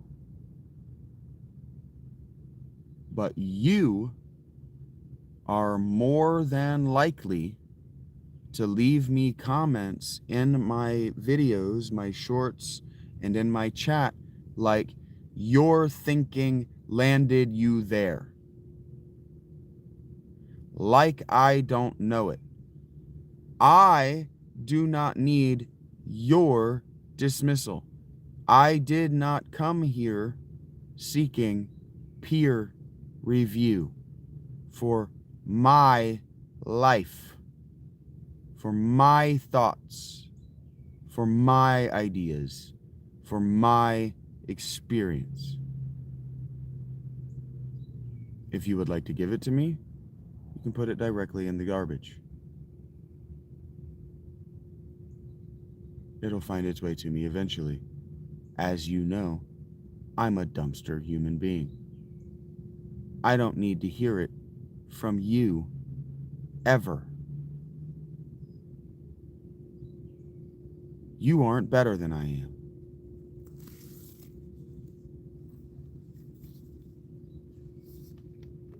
If you have a complaint, put it in the garbage. It'll make its way to me eventually.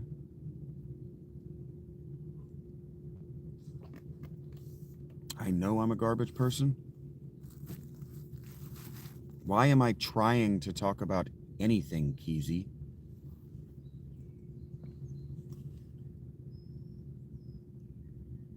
What if I'm providing a place where Leslie and Egregore can both hang out, but not have to talk to one another?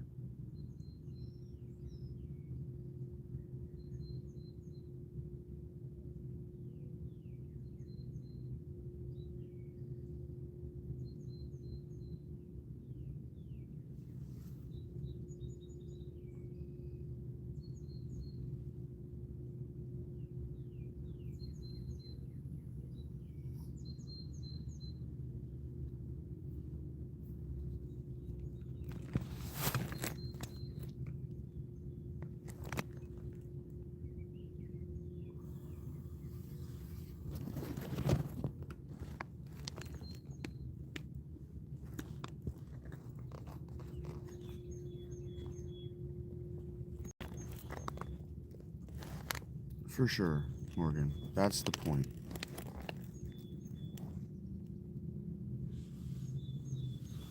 Okay, but Keezy, why does your judgment of good or bad matter to me?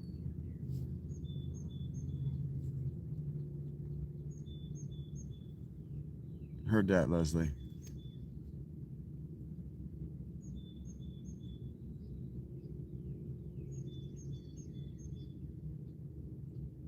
Why does this have to be a hard time, Jay-Z?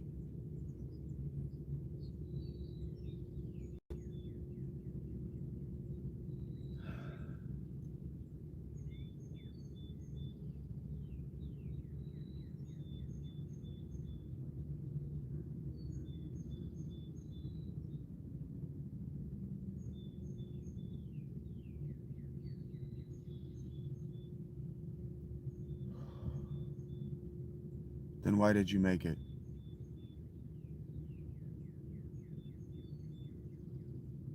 Oppositional defiance disorder is something children have. Man, nurse, boy. It is a beautiful morning.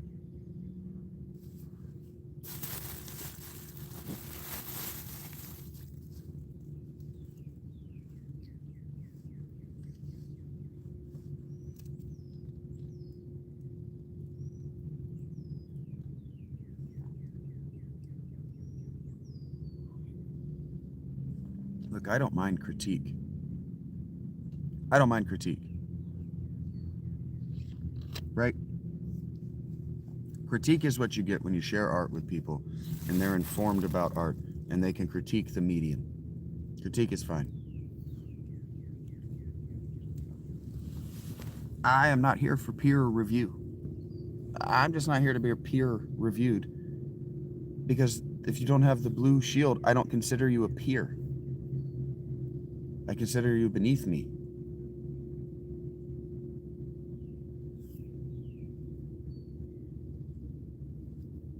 If that's how you feel, Holocene. Yeah, life is a highway, Leslie. Who's your no. Eggs, you didn't misspeak. Because that's also a good way to say it. Because there are a lot of people who do what I do who would make the claim that I'm not here to be critiqued. I don't mind critique. That's a fine way to have said it. And I don't mind. I don't think you misspoke. Because a lot of people in my position would say, I'm not an artist, don't critique me. Anyway, Leslie, who's your favorite performer of Life is a Highway? If you say Rascal Flatts, I'm gonna be mad at you. I'm gonna blame you for why country music sucks for just a little while, and you're gonna have to understand that it's a loving but heartfelt blaming you. You sold all those millions of Rascal Flatts records. It's your fault. Can you even describe dialectic, Holocene? I don't know that I could define it, because I don't know the etymological meaning. I don't know how it arrived. I don't know Greek well enough to know how it arrived in English. But can you describe it?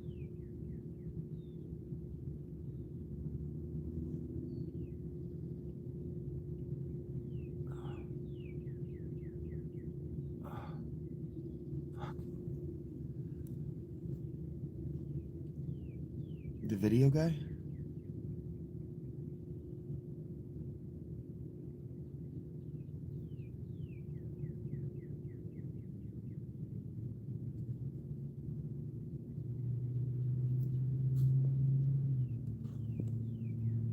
How do I manage that? I'm not a country fan anymore either. I can't even remember the guy's name. I was hoping that you do. Chris Ledoux is my favorite version of Life is a Highway. I know there are others.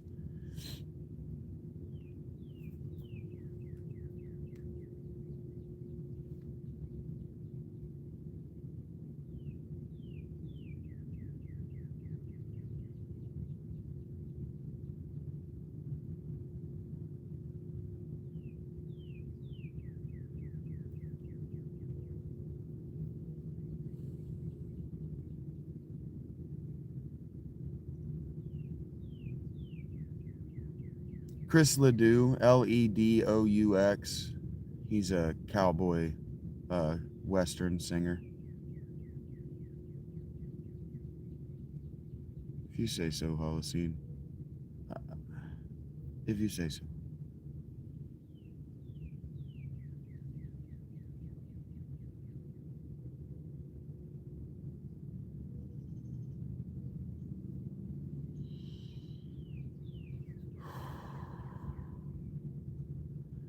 Focus superior, I agree.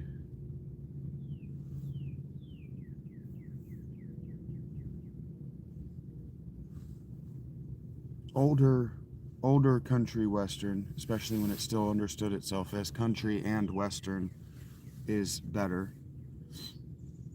Oh, it's just a rendition of the song. I just like Chris Ledoux's version of it. It's kind of rock and roll.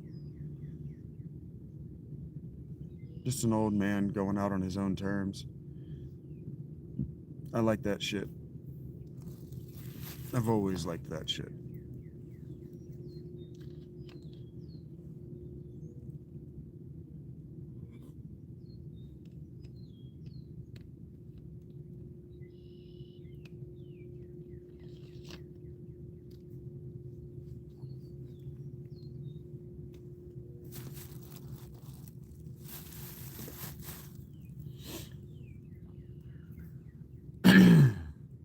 I swear I recognize your breath. Damn it. That's how it goes into the second verse. Hank Williams, Kitty Wells, Carter Family. Yes, I am unhorsed. My God, man. Have you no horse? I swear I recognize your face. Haunting, familiar yet I can't seem to place it. Cannot find a candle of thought to light your name. Lifetimes of catching up with me. Then does it go into all the... No. I don't remember where it goes from there.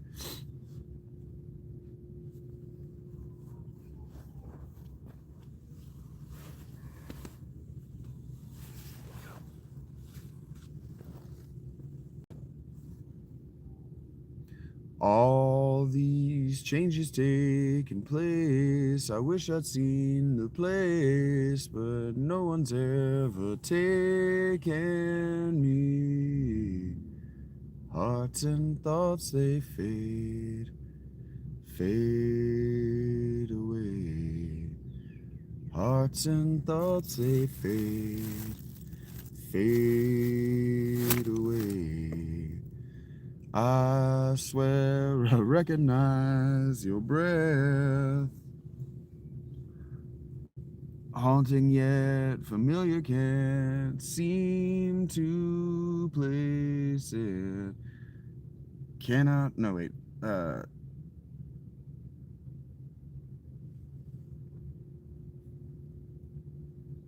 me you wouldn't, no.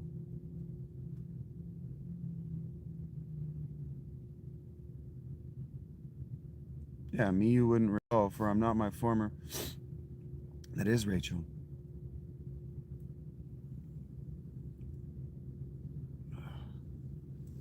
God.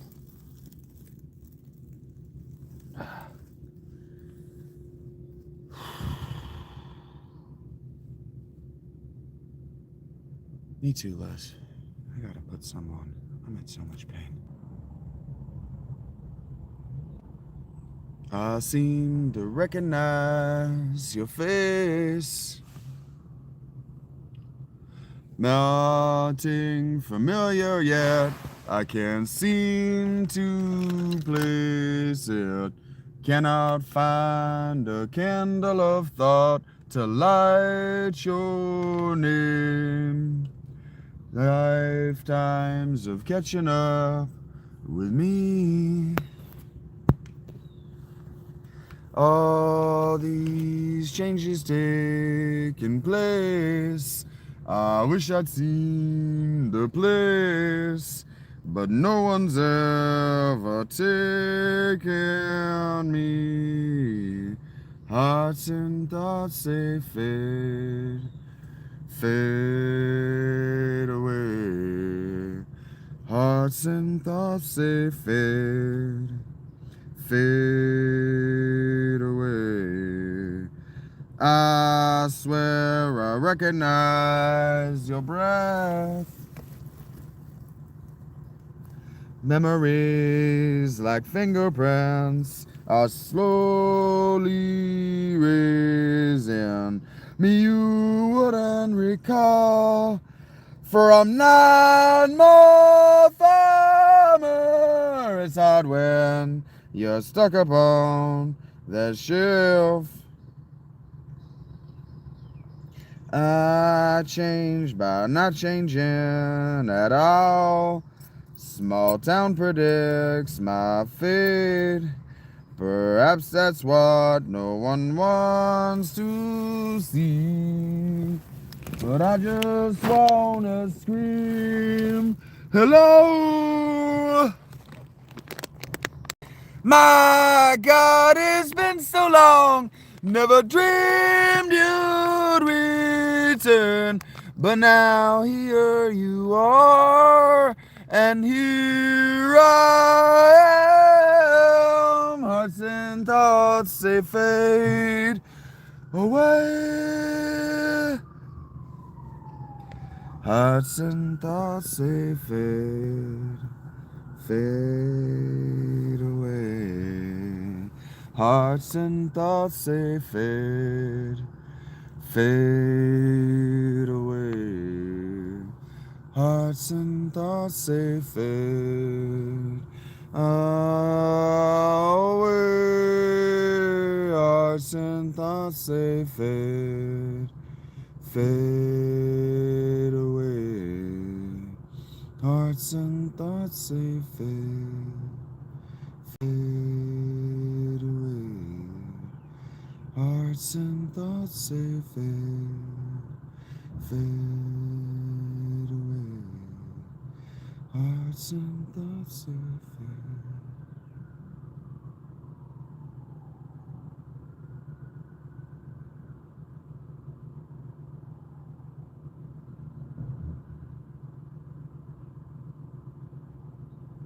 You're welcome, Richie. I don't really know this song, but I want to hear this song, so you're gonna suffer.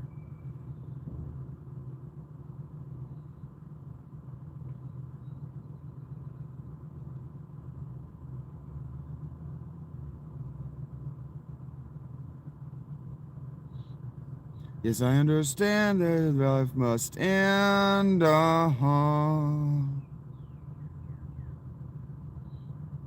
As we sit alone, I know sometimes we must go on. Oh, I know a lucky man to count on both hands the ones I love. Some of those states have one, yeah, others they got none.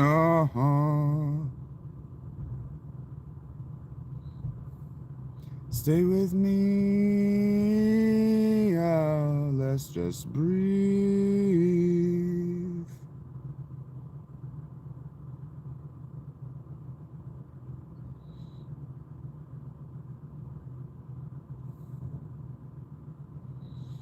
Practice other sins, never gonna let me win. Everything, there's another human man. Yeah, I don't wanna hurt. There's so much in this world that'll make me bleed. Stay with me, all the last see. Did I say that I'll lead you? Did I say that I'll launch you? Oh, if I did, then I'm a fool. See, knowing this more than me. I complete, I wonder if I there I was welcome on your face.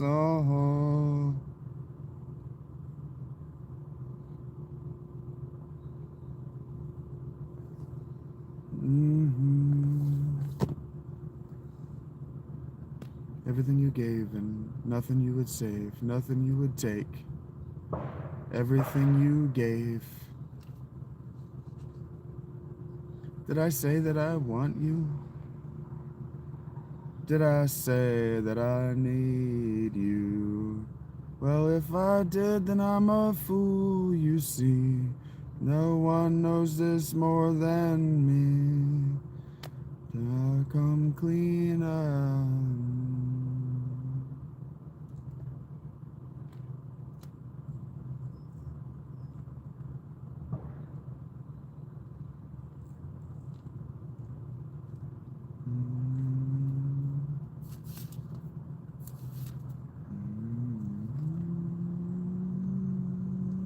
everything you'll give.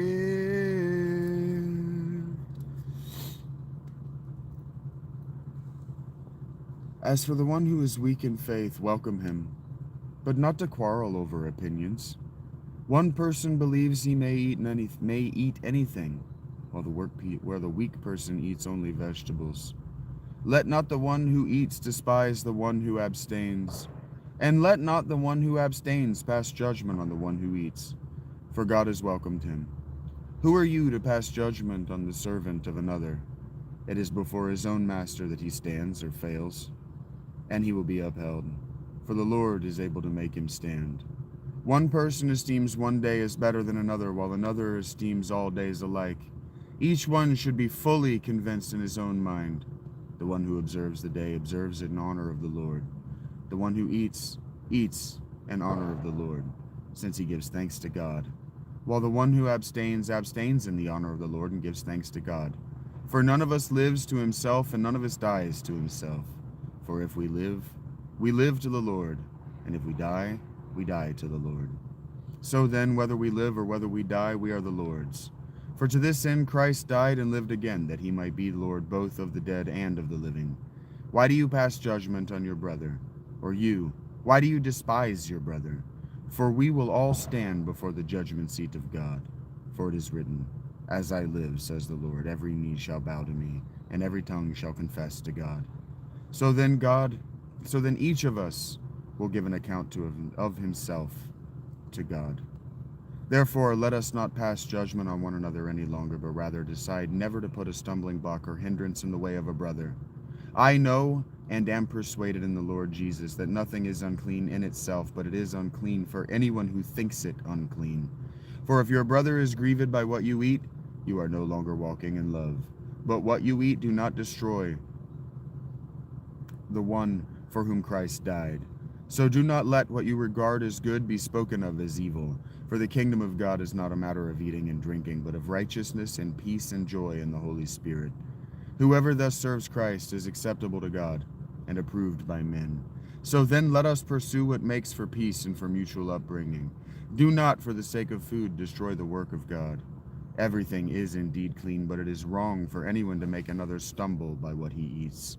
It is good not to eat meat or drink wine or do anything that causes your brother to stumble. The faith that you have, keep between yourselves and God. Blessed is the one who has no reason to pass judgment on himself for what he approves. But whoever has doubts is condemned if he eats, because the eating is not from faith.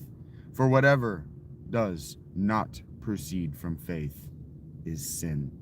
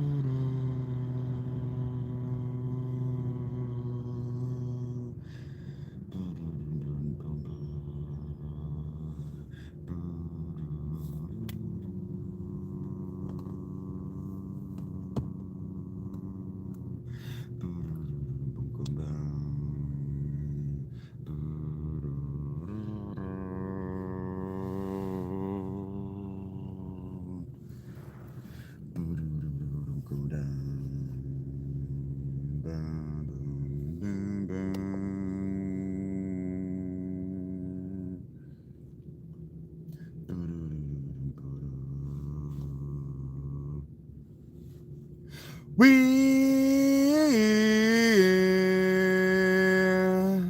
chase misprinted lies. We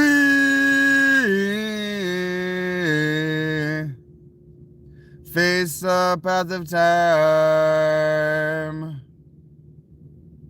And yet I fight, risk battle all alone. No one to cry to, no place to call home. Ooh,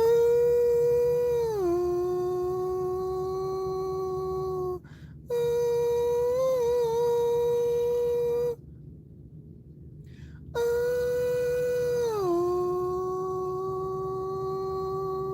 ooh.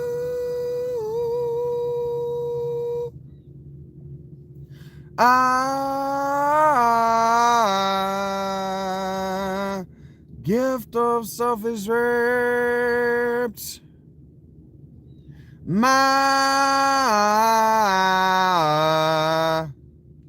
privacy is wrecked. And yet I find repeating in my head, if I can't be my own, I'd feel better dead. Ooh, ooh, ooh, ooh.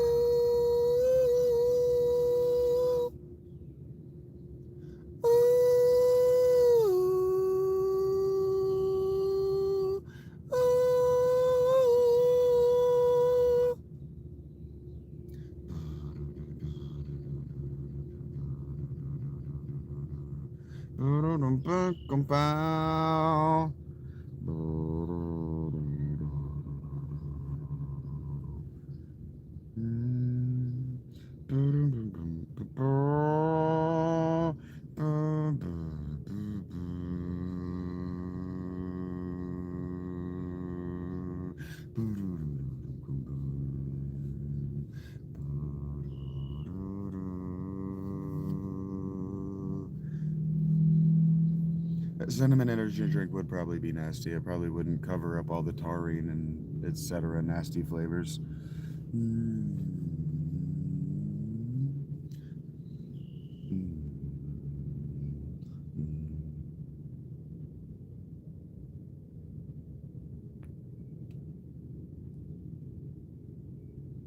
Boom,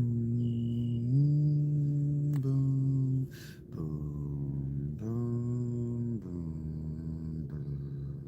boom, boom, boom, boom, boom, boom, boom. I close my eyes only for a moment, then the moment's gone. All my dreams pass before my eyes, a curiosity. Dust in the wind. All we are is dust in the wind. Same old song. Just a drop of water in an endless sea. All we do crumbles to the ground, but we refuse to see. Dust in the wind. All we are is dust in the wind.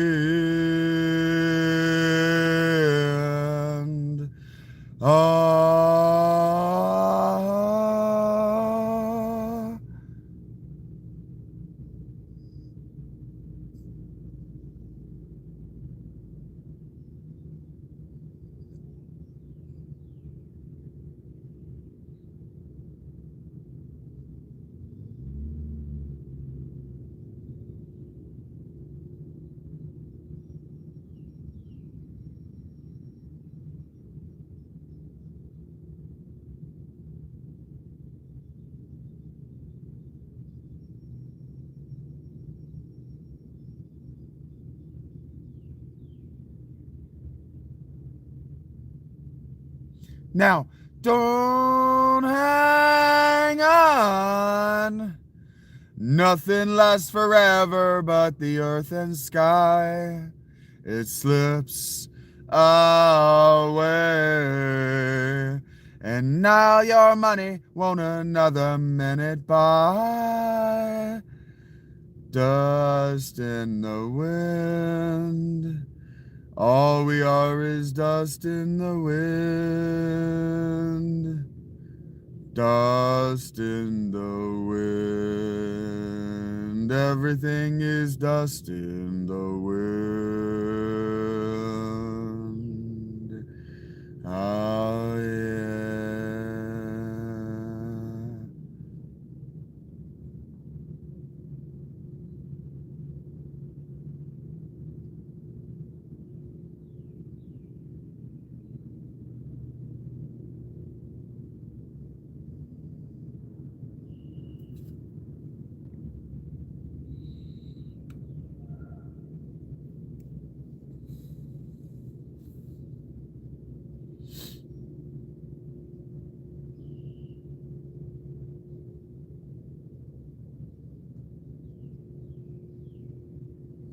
You reached two hands outward, to dare spreading our wings. The day's dust turn on. There's when you turn it inward. With every thief, there's 40,000 words. Now listen, how the astonished in our own worth. To my detriment. To my detriment.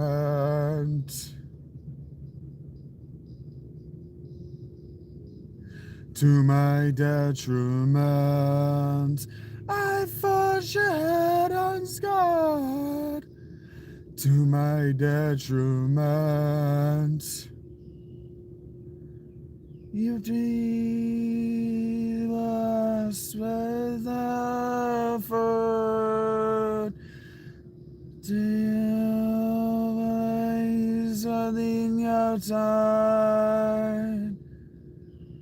The days to face the storm. Lightning strikes me into.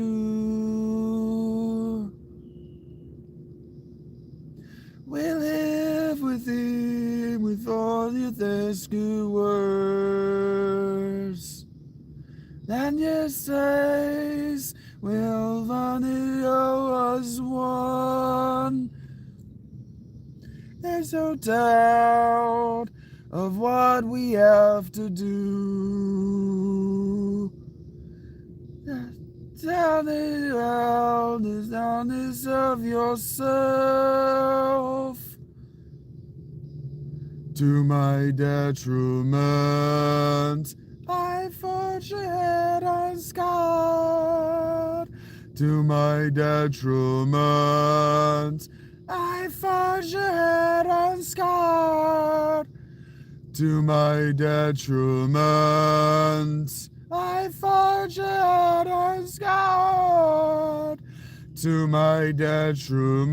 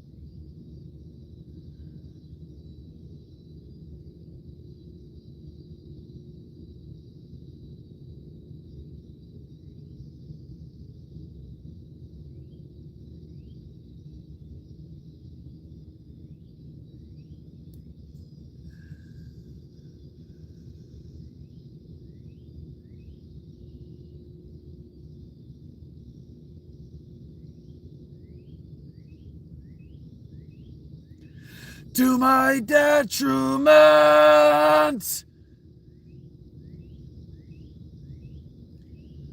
To my detriment, I forget as God.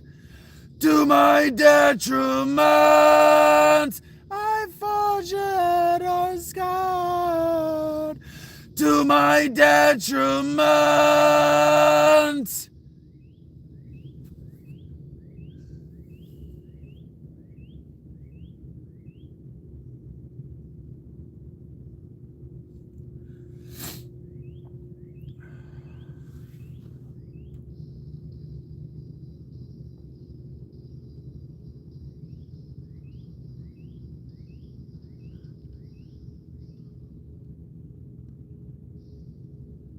Freeze and rest my head on a pillow made of concrete again.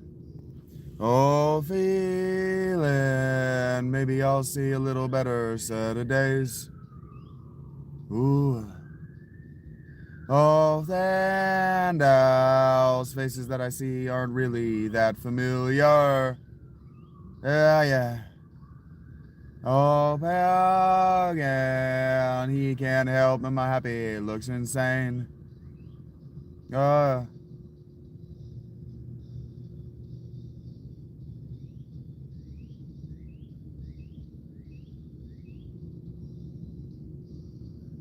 Even flow, thoughts arrive like butterflies.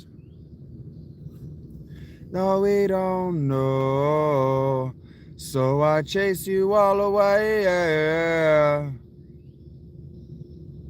Oh, Sunday, yeah, I'll begin my life again, life again, life again. Me land, looking through the paper, though I don't know how to read. Oh, yeah, there's a winner of anything. Oh, Sealand, there's another winner's on his way.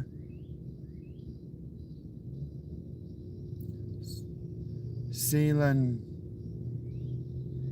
screwed all between the legal halls of shame. Screwball between the legal halls of shame. Ooh, yeah. Even flow. Thoughts arrive like butterflies. Oh, I don't know.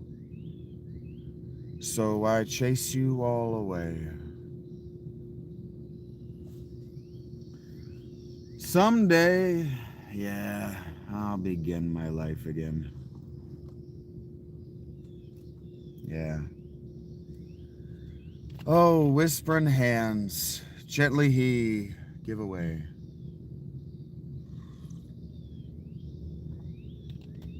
Gave me away. Yeah.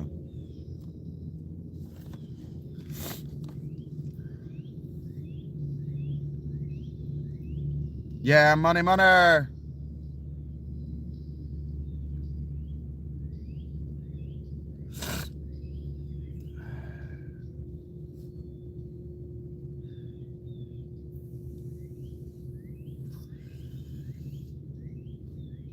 I don't know what that is, Earl J.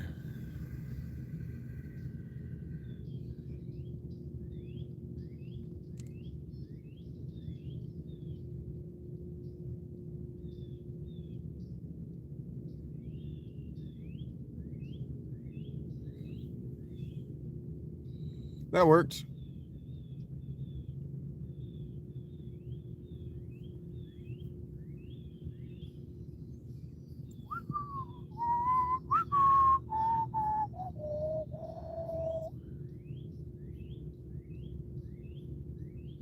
I guess I don't like it. He says, let me run with you tonight. I'll take you on a moonlight ride. Why does it matter to you, Chess? Hello, YFB. There's someone who I used to sing, but she don't give a damn for me.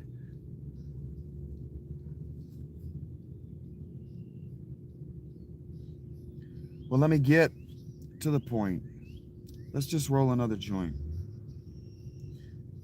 and turn the radio up. And too long to be proud. You don't know how it feels. You don't know how it feels to be me. Yeah, Leslie, me too.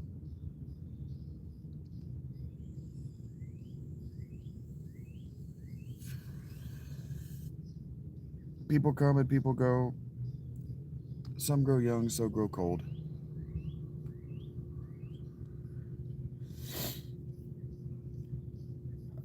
I woke up in between a memory and a dream.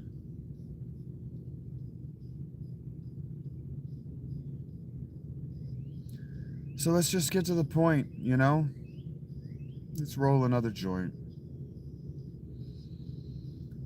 Let's just head on down the road somewhere. I gotta go. And you just don't know how it feels. You just don't know how it feels to be me.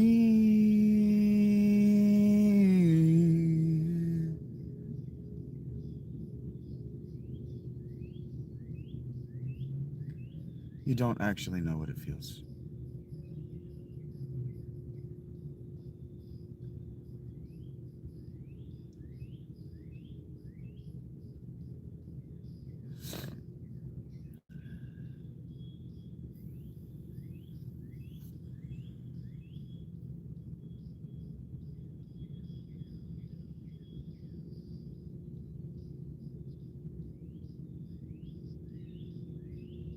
My old man was born to rock, and man, he's still trying to beat the clock. My old man's a paraplegic. Think of me what you will. I got a little space to fill. I have a cousin who died of a stroke and another who died of a heart attack. They didn't even make it to 30.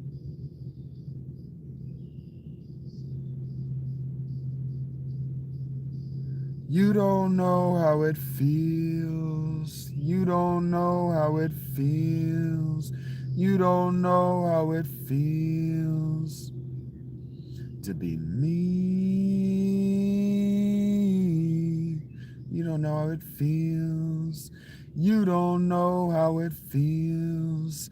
You don't know how it feels to be me.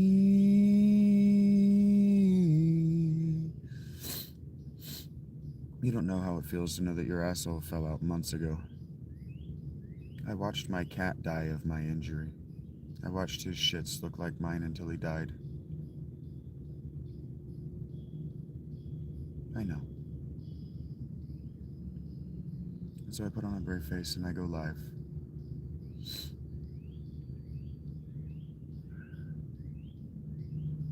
And I say, if I can do this, just imagine what you could do with 65% of who you are.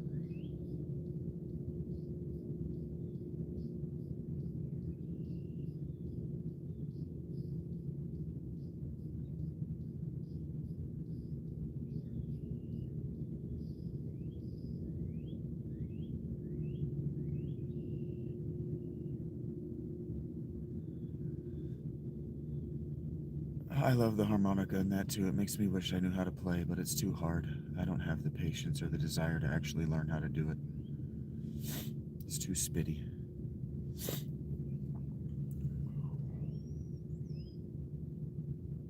You know, she says she talks to angels.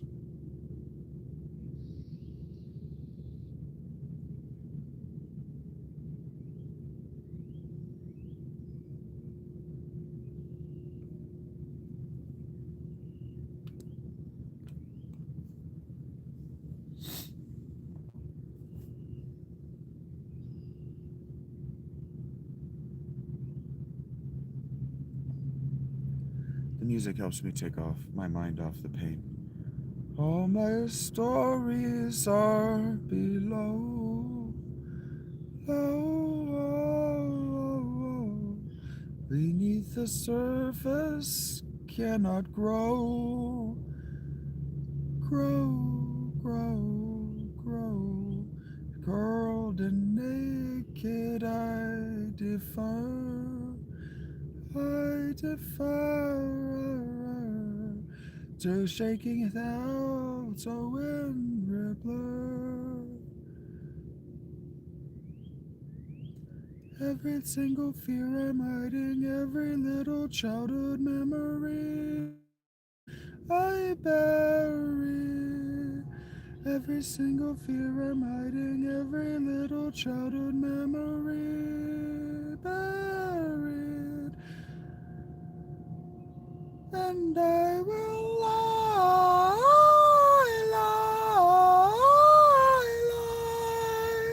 keep it all together, lie, lie, lie.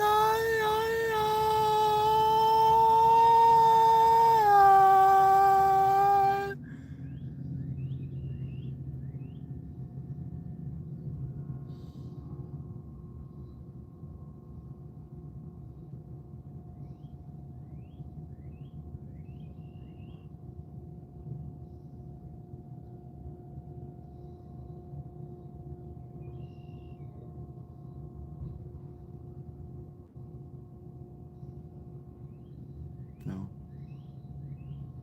Hearing you talk would send me into a suicidal spiral that I'm just not prepared to defend myself against right now. Sitting on top of the facade, above the facade, tilted tower to surpass.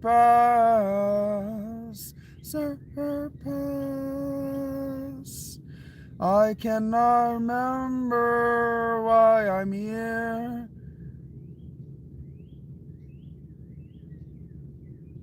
Only that I need to disappear. Oh, every single fear I'm hiding, every little childhood memory I bury. Every single fear I'm hiding, every little childhood memory I bury.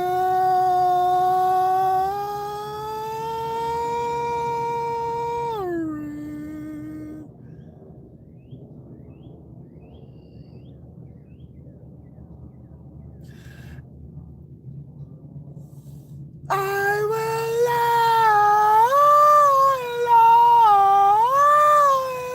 lie, keep it all together, lie.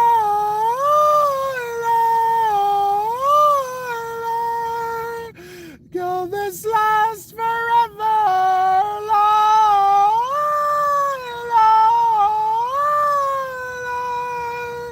Keep it all together.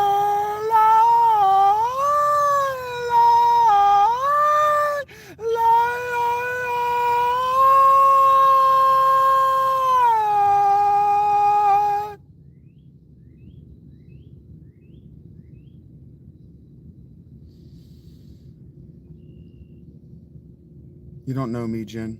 Certainly not well enough to criticize the people who do.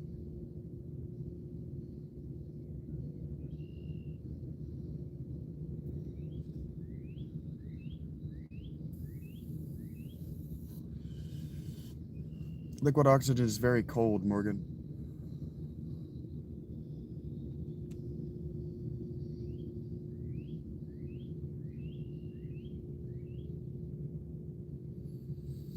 Lie.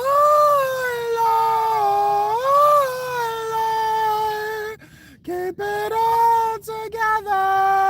Lie.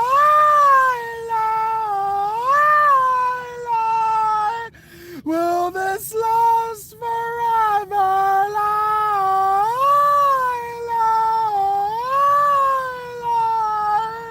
Keep it all together.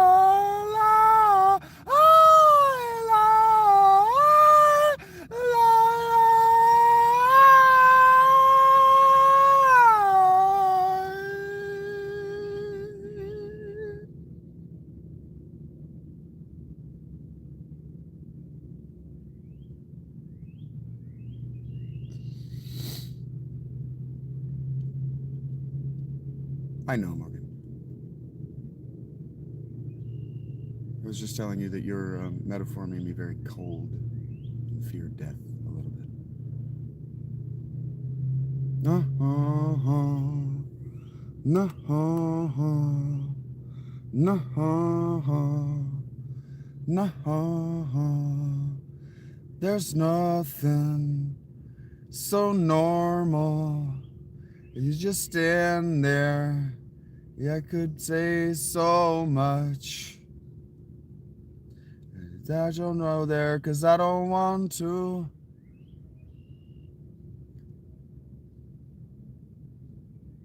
Yeah, I was thinking if you were lonely, maybe we could leave here and no one would know.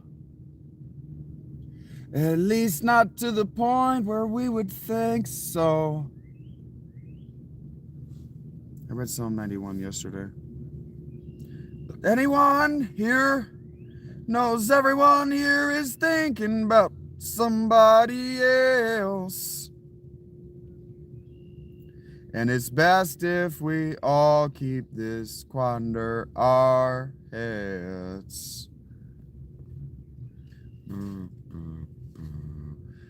I couldn't tell why everyone here was feeling the way I do. But I'm only now,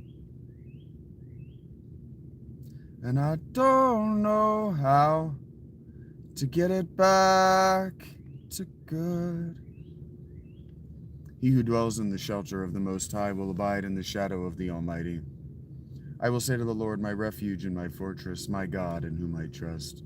For he will deliver you from the snare of the fowler and from the deadly pestilence. He will cover you with his pinions, and under his wings you will find refuge. I read this yesterday, dismissing someone probably just like you, Aaron. His faithfulness is a shield and a buckler. You will not fear the terror of the night, nor the arrow that flies by day, nor the pestilence that stalks in darkness, nor the destruction that wastes at noonday. 1,000 may fall at your side, 10,000 at your right hand, but it will not come near you. You will only look with your eyes and see the recompense of the wicked. Because you have made the Lord your dwelling place, the Most High, who is my refuge. No evil shall be allowed to befall you, no plague come near your tent. For he will command his angels concerning you to guard you in all your ways. On their hands they will bear you up, lest you strike your foot against a stone. You will tread on the lion and the adder. The young lion and the serpent you will trample underfoot. Because he holds fast to men in love, I will deliver him. I will protect him, because he knows my name. When he calls to me, I will answer him. I will be with him in trouble. I will rescue him and honor him. With long life I will satisfy him and show him my salvation. And I just couldn't tell why everyone was doing me like they do. And I'm sorry now. And I just don't know how to get it back.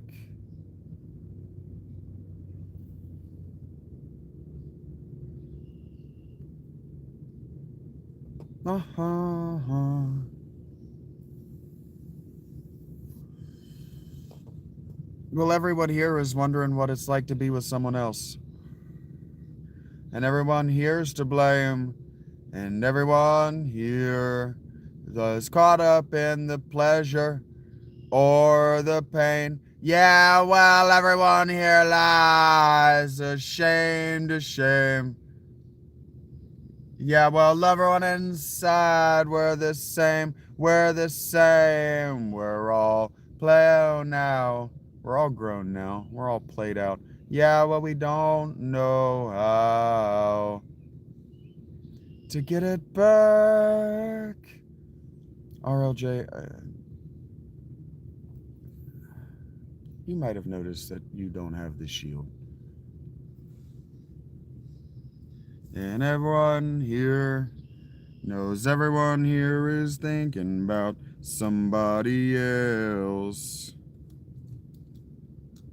And it's best if we'd all keep this quiet. He says under our heads the first and the third time. Yeah, yeah. Well, I couldn't tell.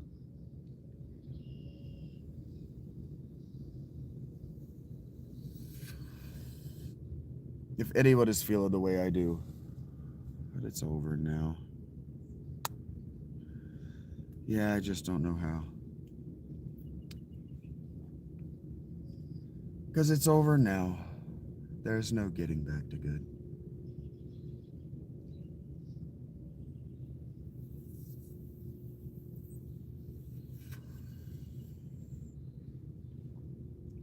Why are you sorry, Rachel?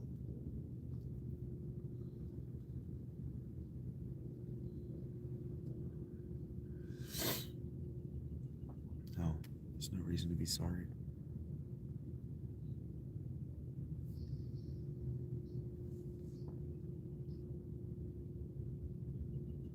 Can you take me higher?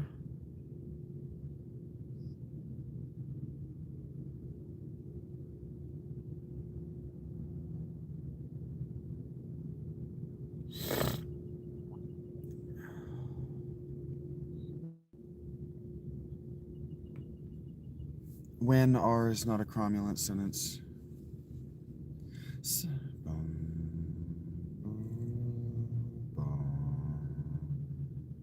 Such a lonely day, and it's mine. The most loneliest day of my life. Such a lonely day, shouldn't be banned. It's a day that I can't stand. The most loneliest day of my life. The most loneliest day of my life. Such a lonely day. Shouldn't exist. It's a day that I'll never miss. Such a lonely day, and it's mine. The most loneliest day of my life. And if you go, I wanna go with you. And if you die, I wanna die with you. Take your hand and walk away.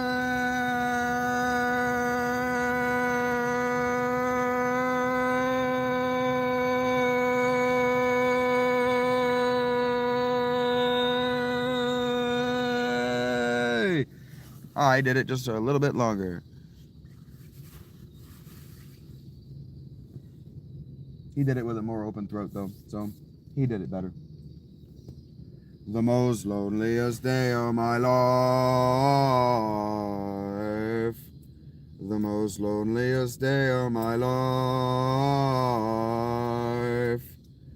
The most loneliest day of my life.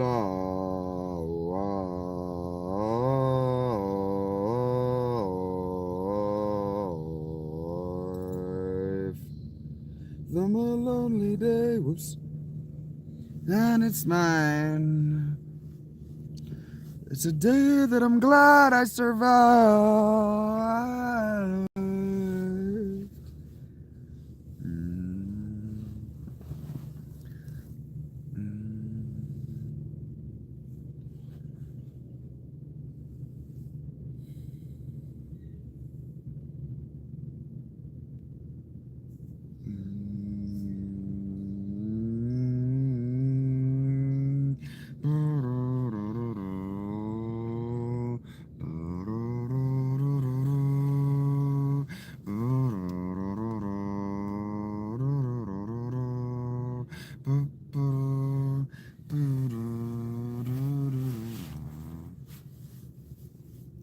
I don't even know what this is. Oh, now I do. Lay beside me. Tell me what I've done. Speak the words I want to hear to make my demons run. The door is locked now, but it's opened if you're true. If you can understand me, then I will understand you.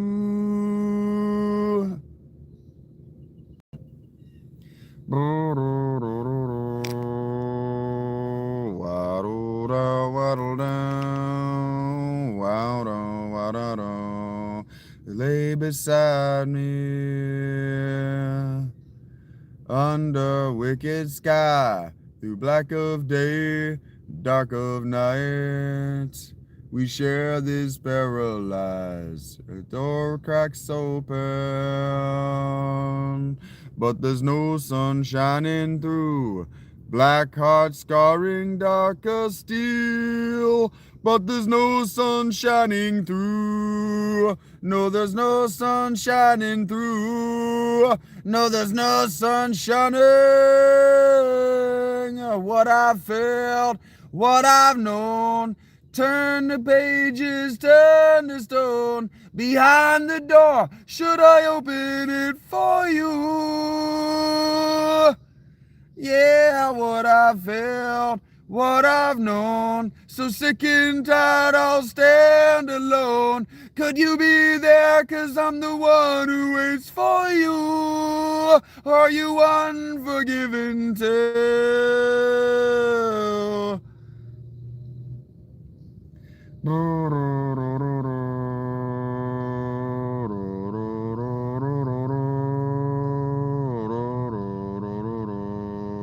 Lay beside me. This won't hurt, I swear. Loves me not, she loves me still, but she'll never love again. Lay beside me, but she'll be there when I'm gone. Black heart scarring dark as steel. Yeah, she'll be there when I'm gone.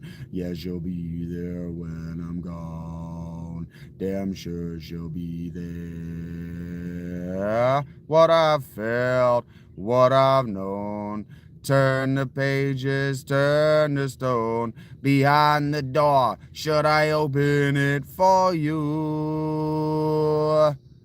Yeah, what I've felt, what I've known. So sick and tired, I'll stand alone. Could you be there? 'Cause I'm the one who waits for you. Or are you unforgiven too?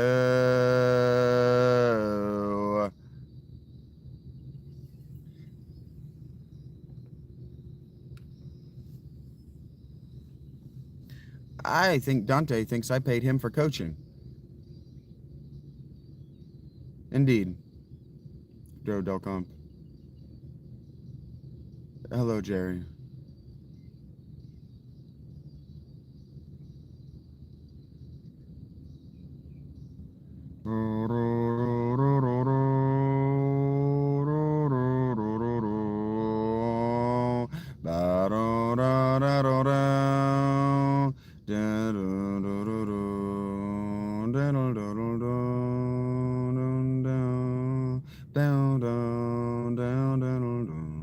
Lay beside me. Tell me what they've done. There is close to all your eyes, but now I see the sun. Now I see the sun. Yes, now I see it.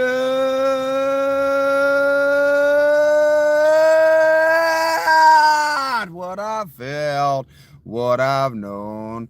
Turn the pages, turn the stone. Behind the door, should I open it for you? What I've felt, what I've known. So sick and tired, I'm still alone. Can you be there? 'Cause I'm the one who waits, the one who waits for you. Oh, what I've felt, what I've known. Turn the pages, turn the stone. Behind the door, should I open it for you? Oh, what I felt. Oh, what I've known.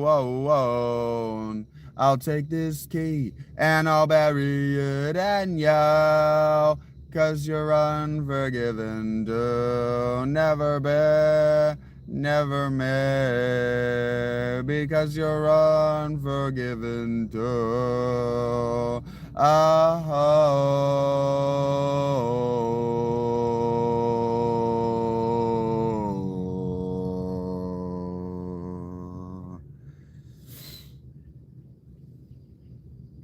Heard that, QCB. How are you? I'm not doing it at high volume, and I'm not engaging my core muscles, John, because they hurt. But thank you.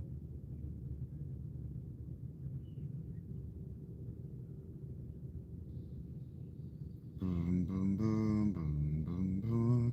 I'm kind of doing a stage soliloquy spoken word, sing-songy version. More like what Disney is doing than what Metallica are doing. I wouldn't say I'm doing good. I hate to hear that you're jet-lagged.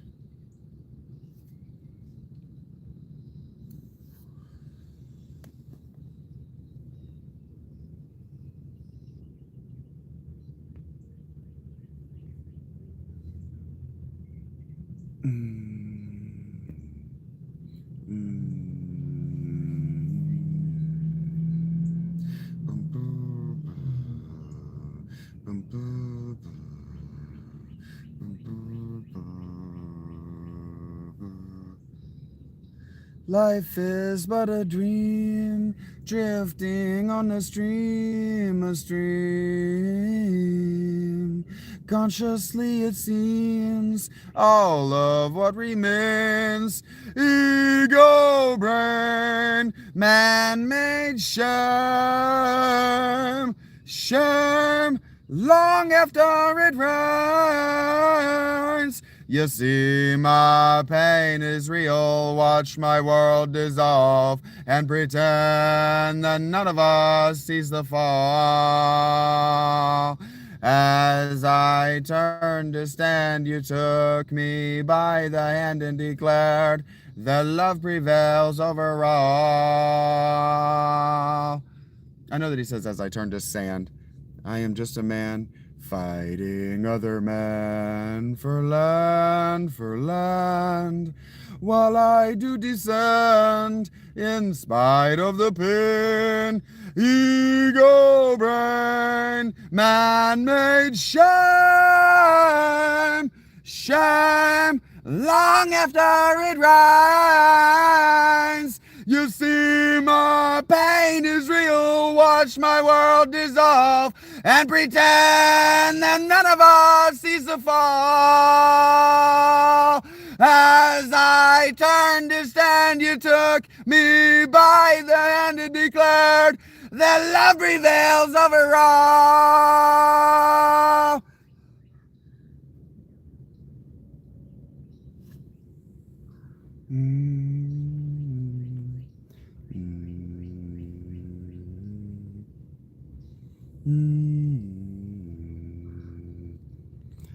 Listen to the isolated vocals on any System of a Down track and tell me that they're just beautiful naturally.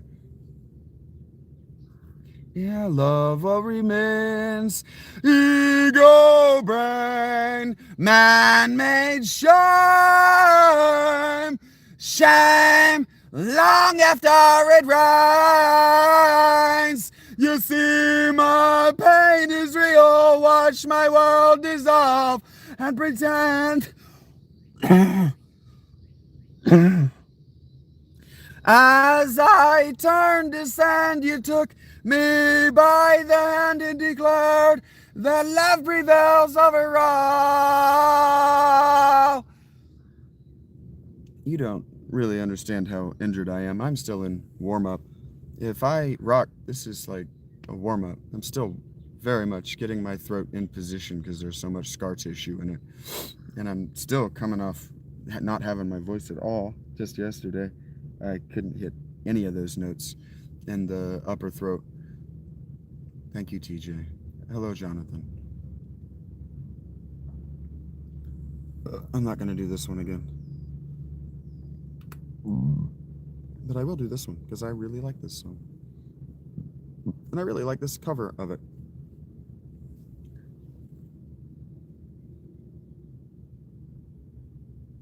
on a long and lonesome highway east of Omaha. You listen to the engines moaning out as one old song. You think about the woman or the girl you knew the night before.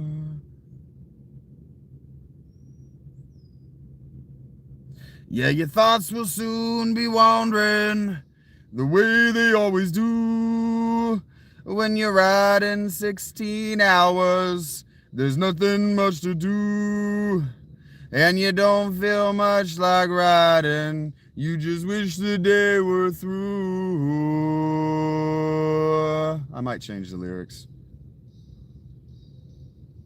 Here I am on my stream again. There I am up on your screen. There I go, playing star again.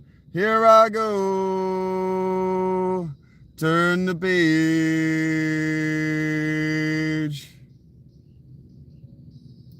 So you walk into that restaurant, all strung out from the road, and you feel the eyes upon you as you're shaking off the cold. You pretend it doesn't bother you, but you just want to explode.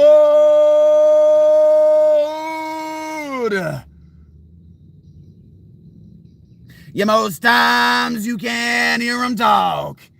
Other times you can. Oh, the same old cliche. Is it woman? Is it man? And you always seem outnumbered, and you don't dare make a stand. Make your stand. Here I go on the road again. Here I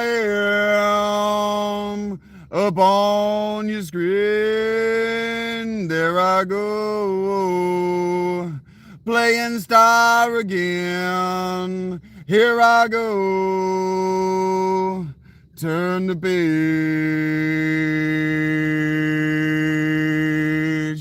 Whoa, up there in the spotlight, you're a million miles away, turning out of energy, just trying to get paid as the sweat pours out your body, like this music that you play.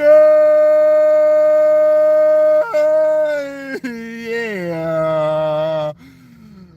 Later in the evening, as you lie awake in bed, with the echoes of the amplifiers ringing in your head, you smoke the day's last cigarette, remembering what they said. What they said.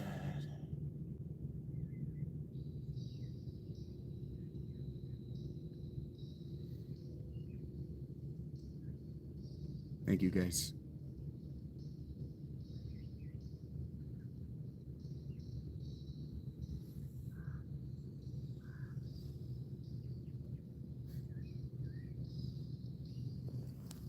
Wow!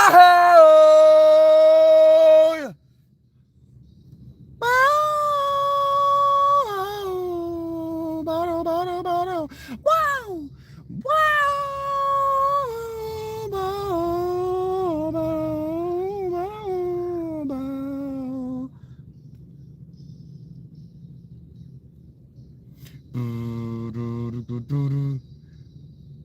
I'm always listening to the bass. Yeah, here I am on the road again. There I am up on the screen. There I go, playing star again. There I go, turn that page. There I go, turn the page. There I go, yeah.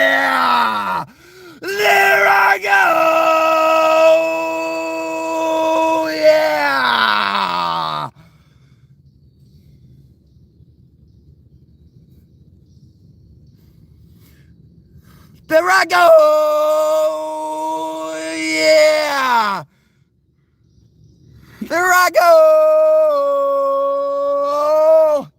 go! Fuck you guys. There I go! Yeah! Whoa. There I go!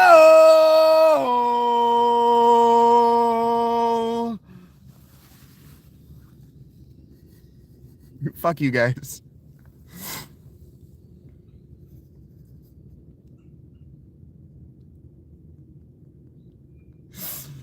You guys know he goes harsh there. Look, I had it. I was going to do it. I don't have it anymore, but I had it for a while.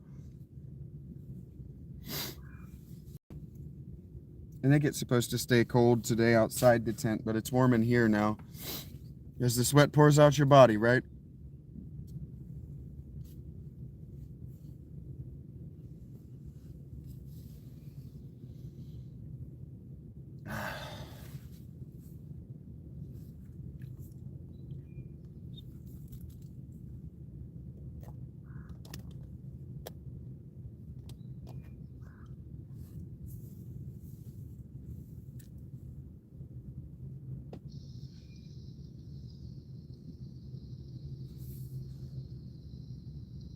I wish I could share the instrumentals with you guys, because some of these bands are just really excellent and don't get enough love.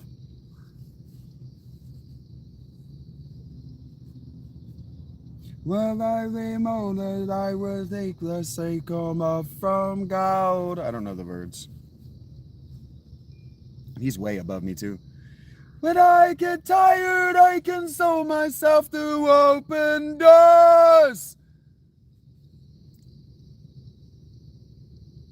Are you to tell me how to reconcile my guilt and shame? Or do I have to take myself to pieces and then give them away? All the weight lies beyond my shoulders proud. The great disruption. Hard to breathe inside these waves of doubt. Tidal disruption.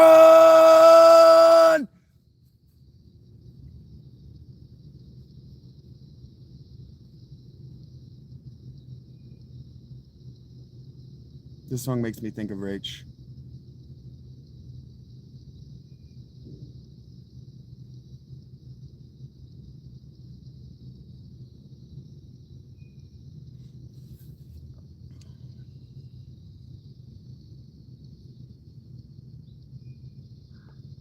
Can I wash away this pain that's making what has been? Can't I just soothe this savage beast that's locked up inside these walls?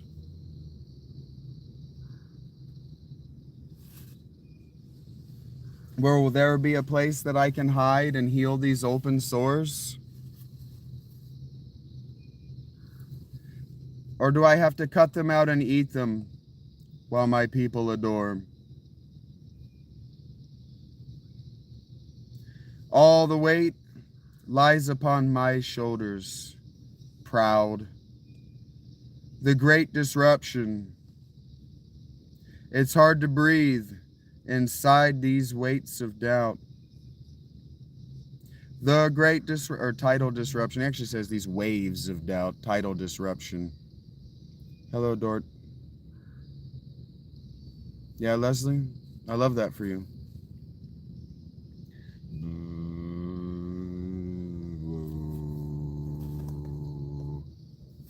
I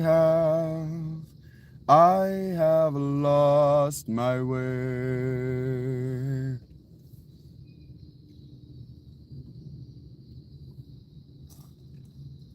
Lost my way. Reaching for today.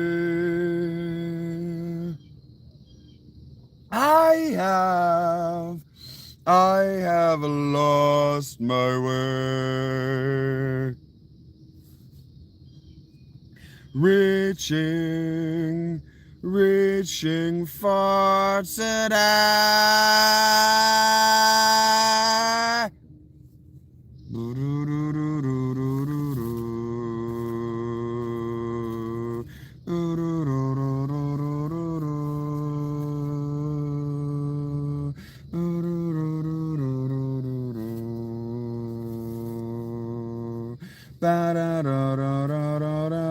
It also reminds me of my Vader, to be honest with you. Say when, and I'll go running back. Say when, and I'd go running back. Say when, and I'd go running back. Just say when, and I'd come running back.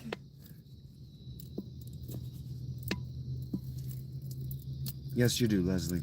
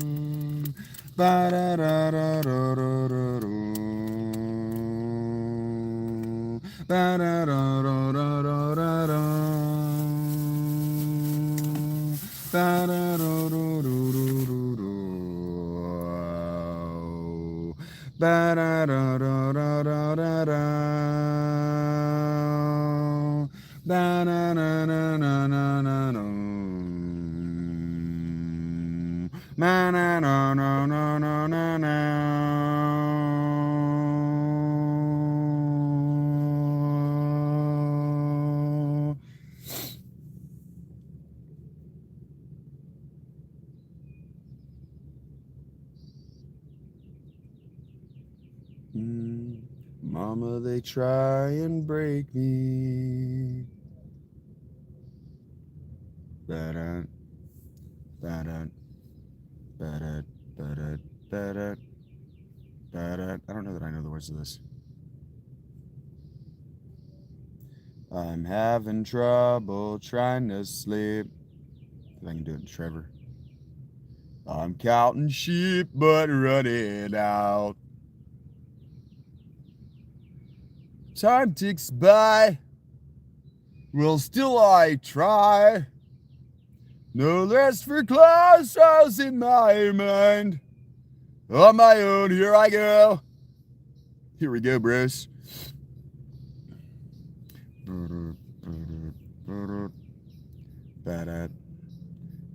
That's funny. The lives feel like they're gonna bleed. Dried up and bulging out my skull. The mouth is dry. My face is numb. Knocked out the crowd out in my room. On my own, here we go. This song's about tripping your face off, Bruce. I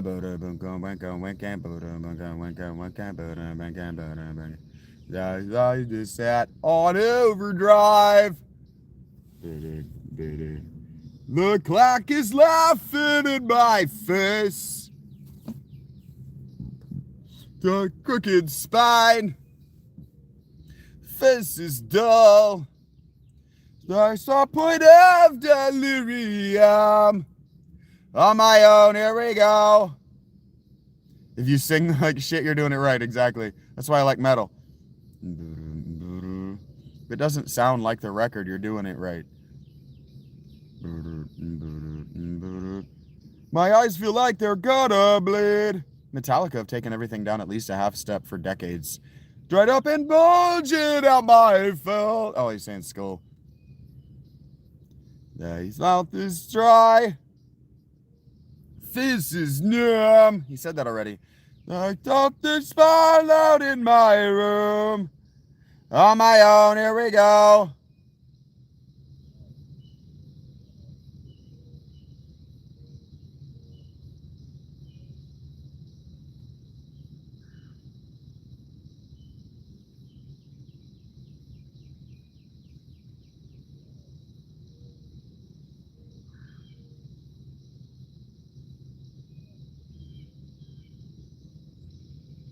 Green Day? Probably. The live footage I've seen of Green Day is not good. It's usually them freaking out over some bullshit and acting like assholes, but that doesn't mean they're not a good show. They can act like that because they know they put on a good show.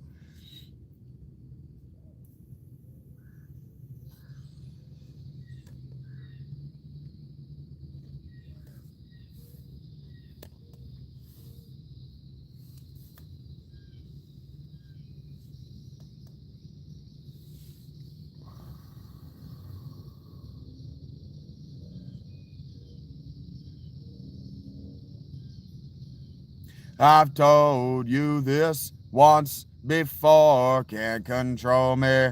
If you try to take me down, you're gonna break. I feel no hatred, nothing that you're doing for me. I think that you are the figure out a way. Okay, Rachie.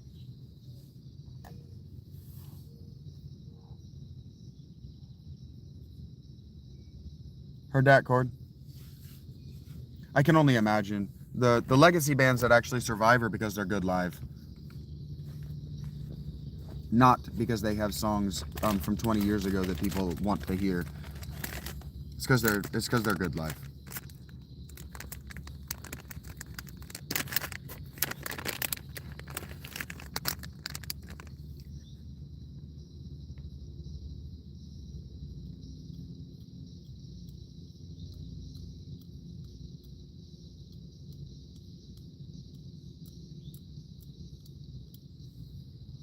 Metallica are got better than Godsmack.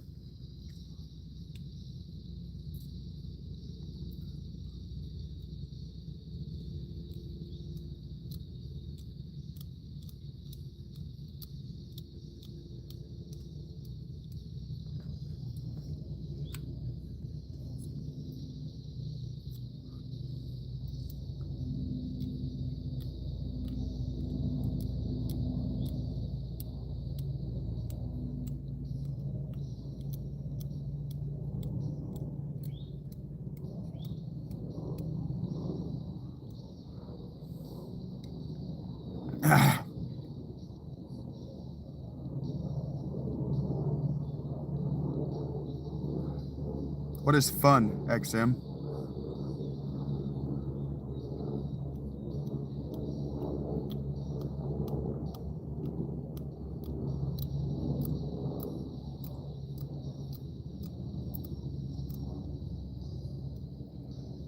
I don't know what you're watching. I'm watching stupid people try to talk to me.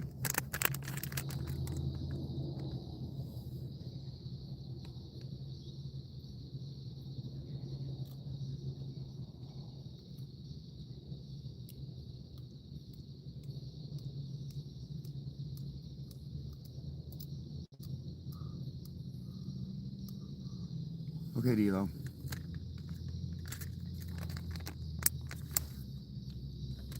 You type like your mother didn't love you.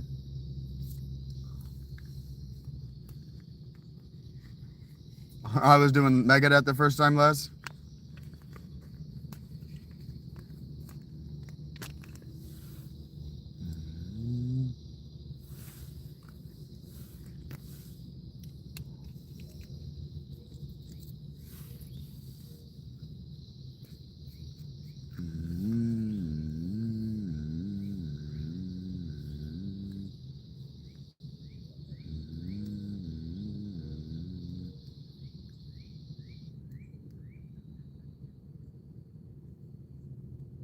I know that's a hint, Les, but I'm just letting the radio play.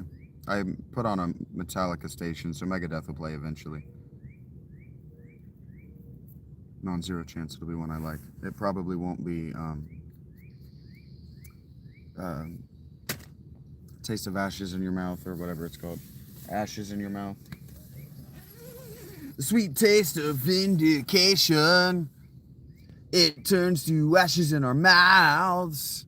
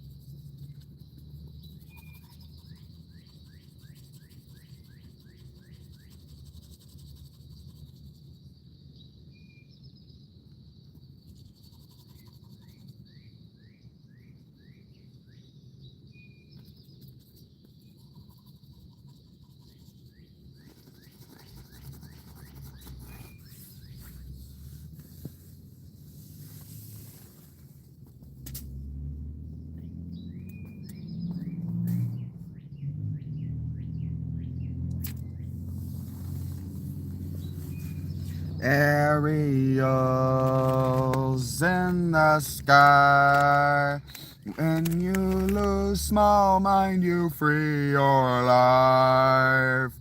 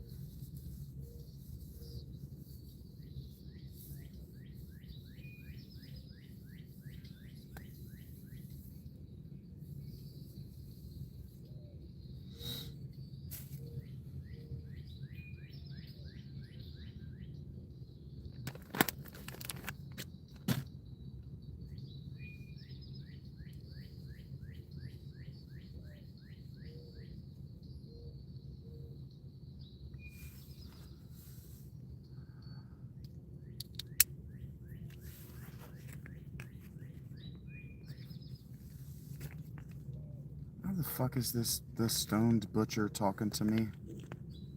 Fine, JD. You have my sister's name.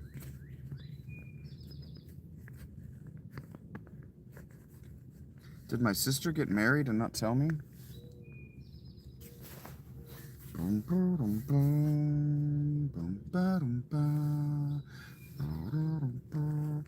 You hustle. The fuck is he talking to me for?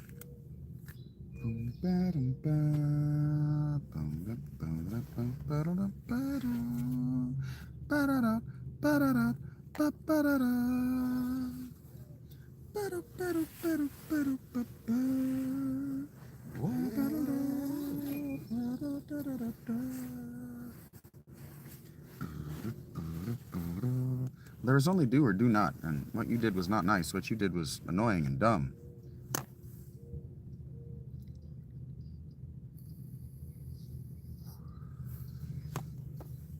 Do you guys not know that when you do something nice, the expected response is, "Oh, that was nice." If you don't get, "Oh, that was nice," you did it wrong. Not my sister. I mean, my sister doesn't really respond to question prompts either. She's a dentist, but definitely not my sister.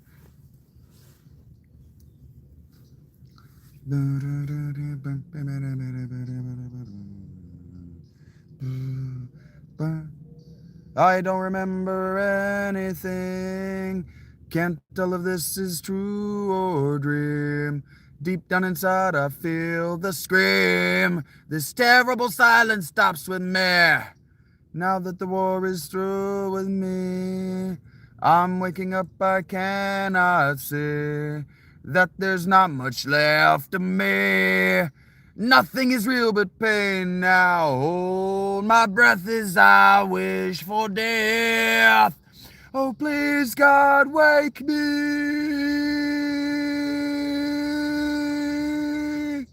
Too hard to do from a seated position. I give you hair envy. Not that the war is much too real. I should take better care of it then. Can look forward to reveal. Look to the time when I live. Now to the world that sticks in me. Just like a wartime novelty. That's the machines that make me be. Cut this life off from me. Oh, my breath is I wish to death.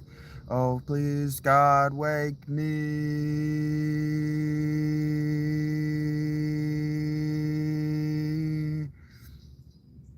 Indeed, eternal madness.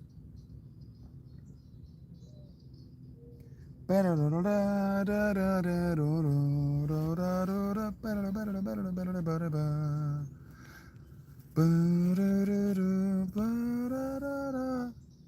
know what that means, Rennick. Now the world is gone off this one. Oh, God help me. Oh, my breath is I wish for death. Oh, please, God help me.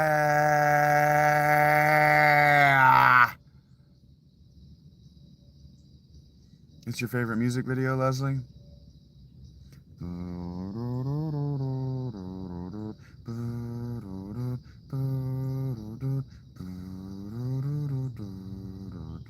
Practice, JD. I'm not even trying that hard. I'm in a super terrible position and I can't use my pelvic floor.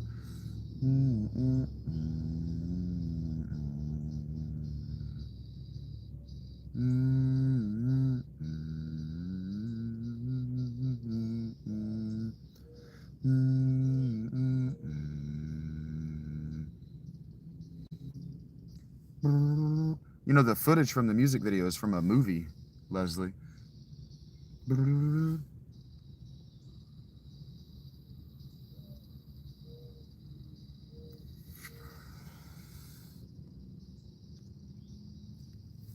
Darkness imprisoning me, all that I see, absolute horror, I cannot live, I cannot die, trapped in myself, body my holding cell. So this song is based on a book, which had a movie that they liked to watch, the band liked to watch. The book is called Johnny Got His Gun, and Cliff died with it in his possession. He was reading it when the bus flipped over. So this is as much James processing the fact that he was the only one who saw Cliff alive after the accident.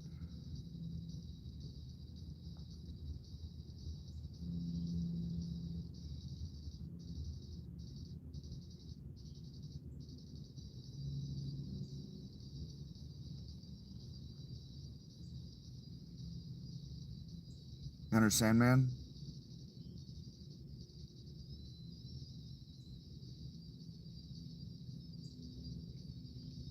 I don't think that the Inner Sandman song and the Sandman movie franchise are related.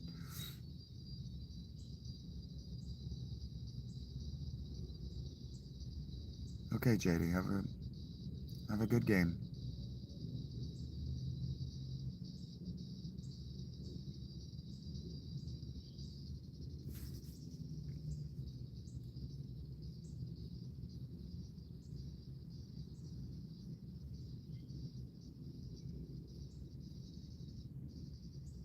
See.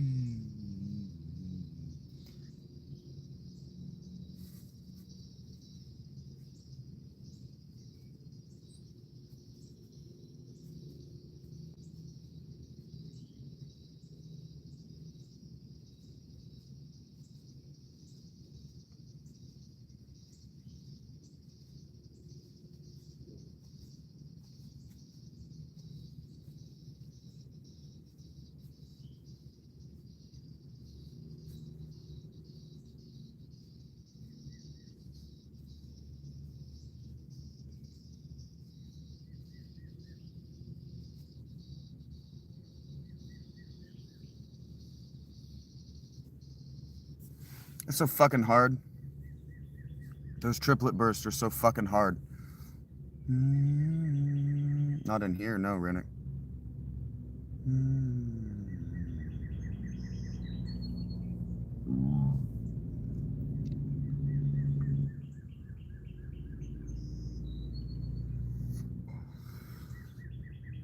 Why are you bitching at Leslie, Tooby Towner? I've never actually listened to the Kill 'Em All album. The only Metallica record I've listened to all the way through is the eponymous record.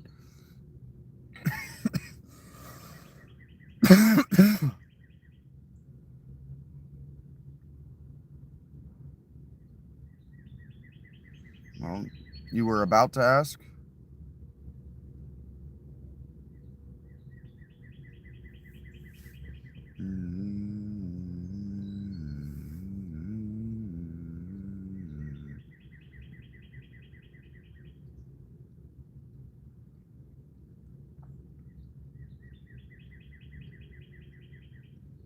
Well, if you asked, you must have gotten an answer. Long in tooth and soul, longing for another win.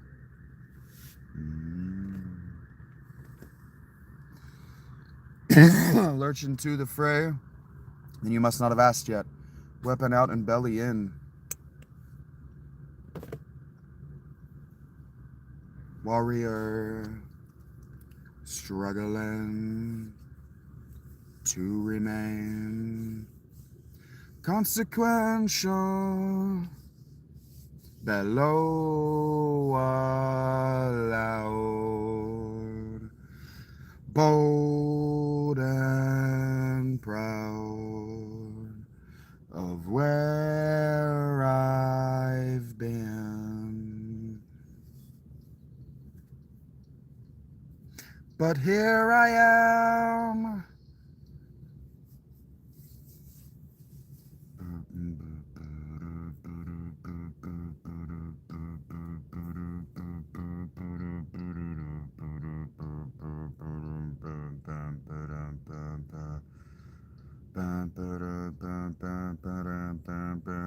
Well, what does what people want matter to me?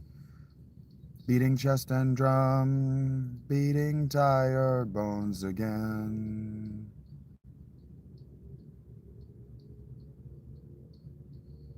Age-old battle mind, weapon out and belly in.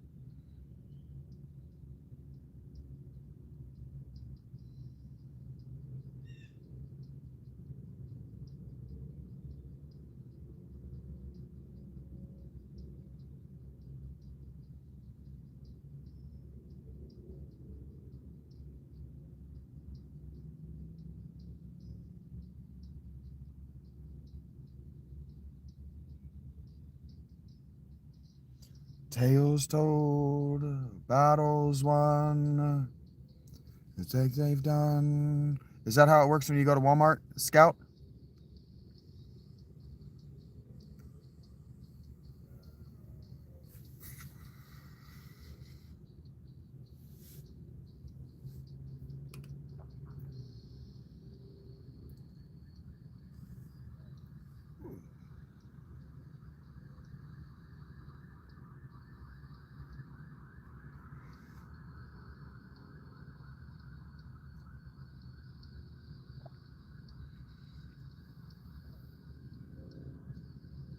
You're definitely not on my team, Scout. You're a thief.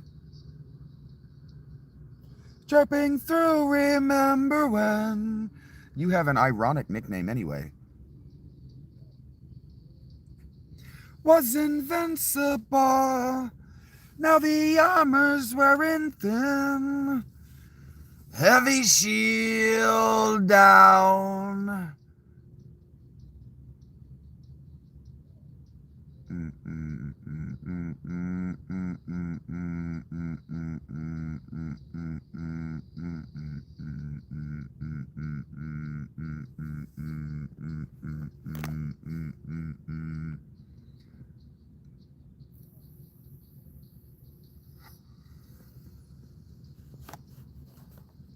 Pretty butts bounce. Thank you for sharing, Critter. I think you see what's up. Warrior. You ever notice, has anybody ever noticed about Tool's song Invincible that he says a warrior struggling to remain relevant, not relevant. All of the lyrics that you'll find on the internet say relevant, but he doesn't say relevant. He says relevant.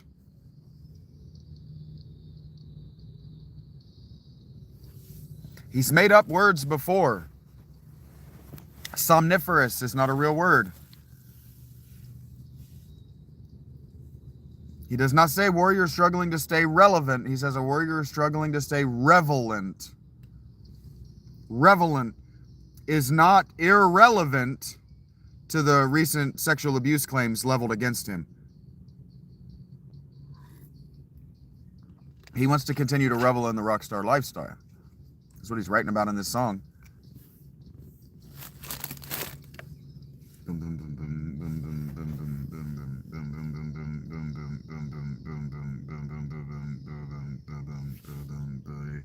Warrior struggling to remain relevant. It's very clearly that he is saying lant at the end. Relevant, not relevant. Consequential. He repeats it over and over and over again. If you know anything about the way Maynard writes, he is trying to tell you something in the words he repeats. He is saying relevant. That lant is very clear in the vocal line. It's very clear in the audio track. I mean the vocal track. Hi, Misty. It is very clear that he is saying relevant. And so I've seen a lot of people talk about how he's talking about being relevant, and that is not what he is talking about. Maynard has never wanted to be artistically relevant, but Maynard has enjoyed drugs and free sex his entire career, and he's written about it copiously in his bands that aren't Tool. H is about a heroin overdose. He's talked about that. The H there is not Jesus H. Christ. The H is heroin. I was obsessed with Tool in high school. I read every word they ever published. Every word that they published, every word that was published about them, every quote, I read everything. I watched every video. I was obsessed. Obsessed with Tool. That's why I don't listen to it anymore. Adam is a cuck, Justin is a hire, and Danny has bands that he prefers to perform with. It's not a conspiracy.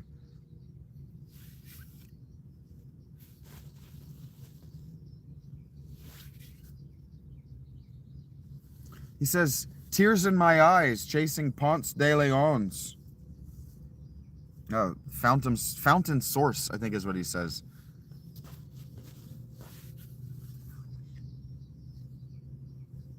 De Leon's fountain source, those with hope I can taste, mythical fountain source. He's talking about finding the fountain of youth by recording another record. I don't know who Christopher Pellini is. I've bought multiple copies of Tool's records. I think I've owned Undertow 5 different times.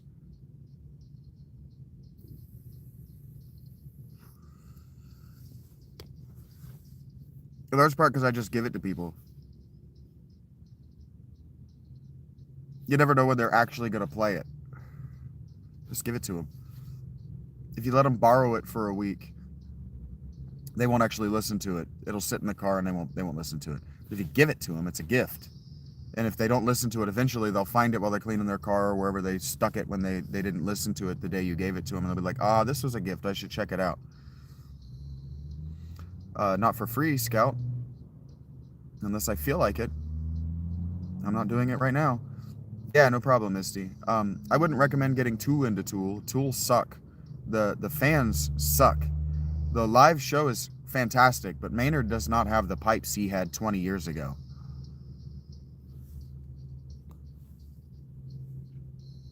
The fans are entitled bitches.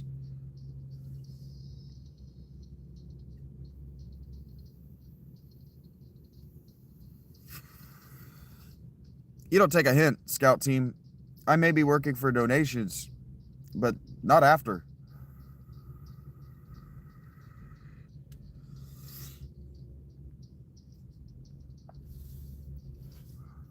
I don't know how that works.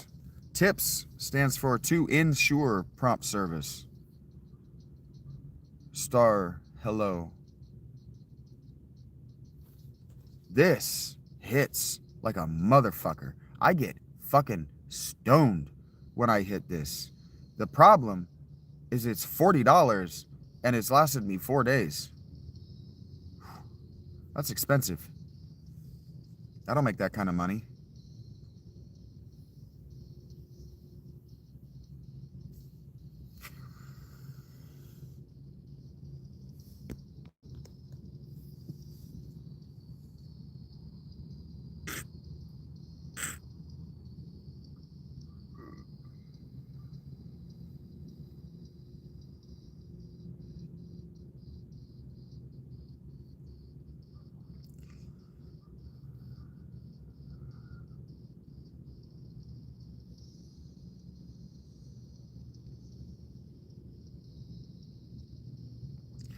He says, I've flown over Has, but the truth never got in my way before now.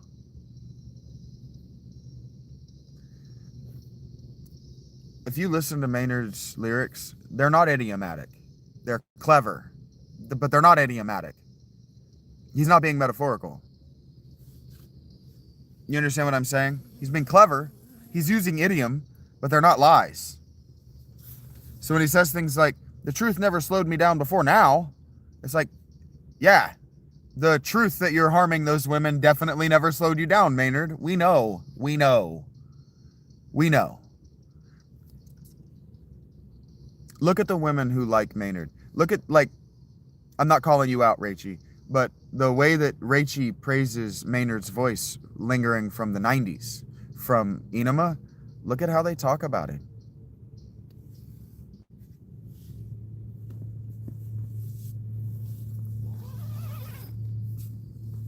The truth that he's not God never slowed him down before now. Why would it slow him down now? Why would it have slowed him down with APC? And why would lying about it cause him to stumble now?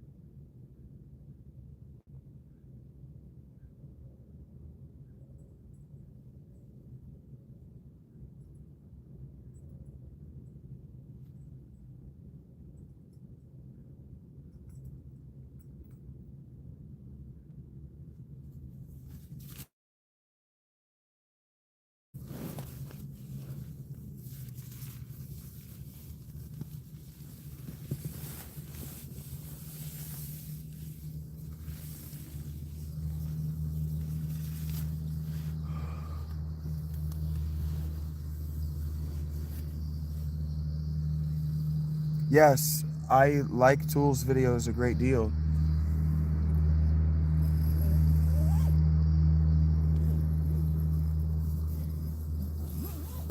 The H actually stands for heroin. It does. He's said this in interviews.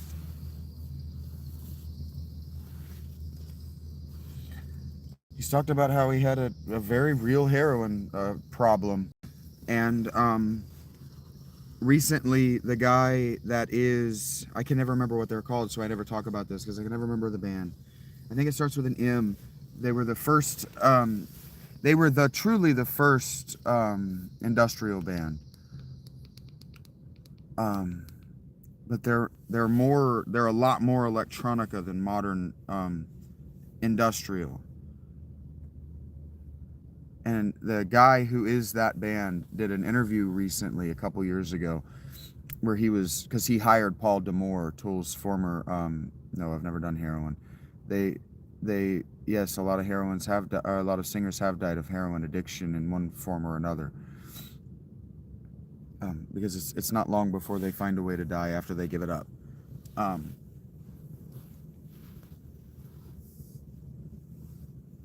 um, what the fuck was I saying? I don't remember.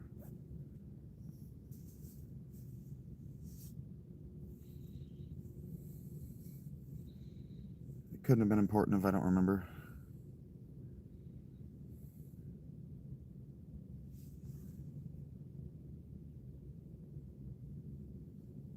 Oh, um, he was talking about how he hired Paul Damore for his band, and that when Tool were doing the Lollapalooza tour early in their careers, when they were touring Undertow, that Maynard had a serious heroin problem, and that he introduced them all to acid.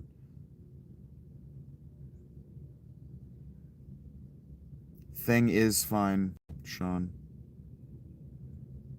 Good morning, Sam.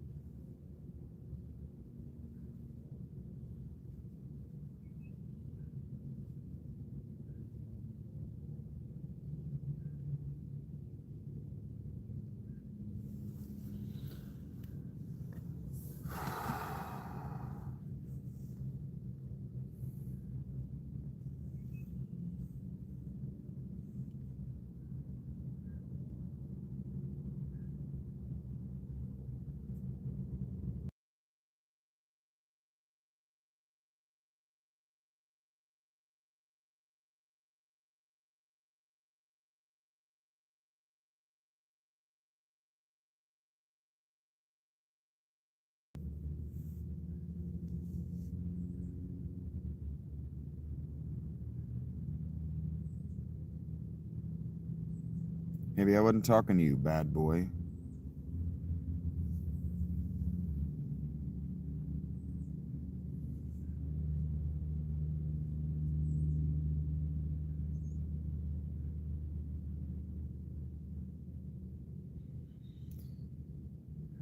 You have a blessed day too, big dog. Thank you.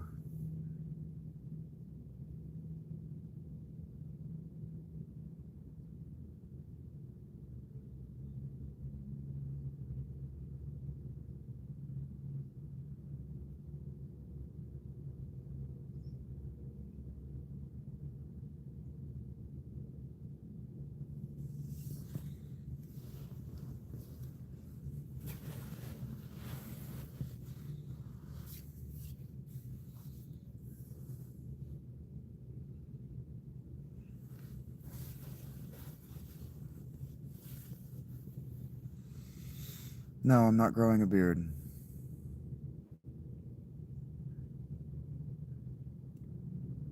This is a filter, that's why I don't move very much.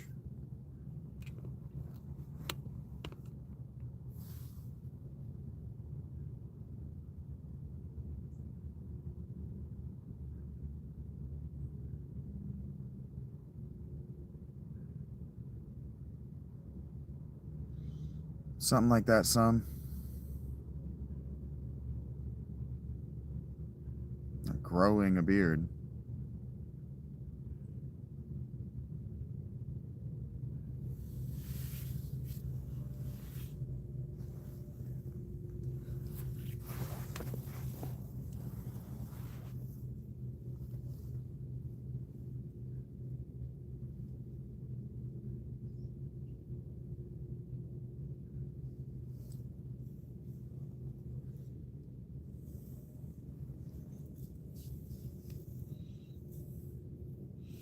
I hate that you had a fitful night, Misty.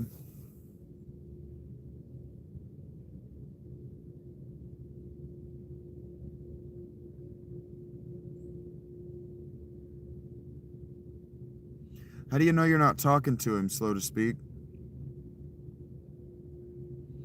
Hello, Stank.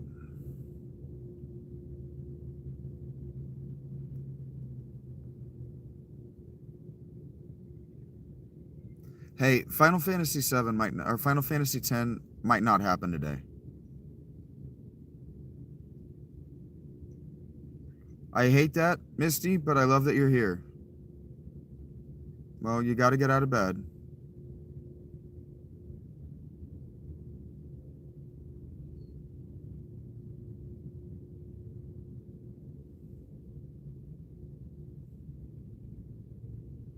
Heard that some. Sounds like you need a sleeping bag.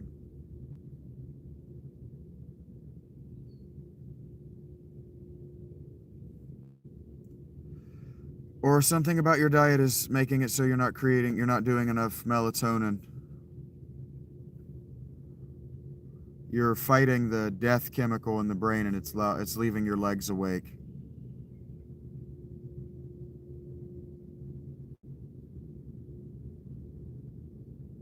Okay, Rachel.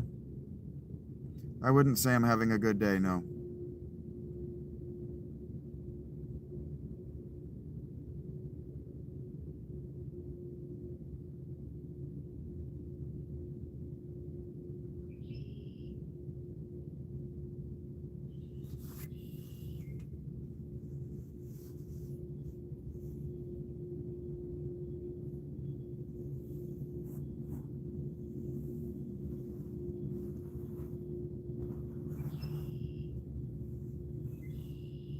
Gotta get up.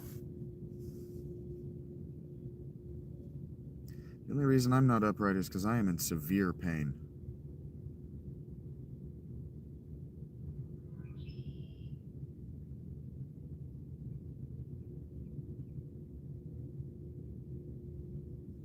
What day is today? It's Wednesday.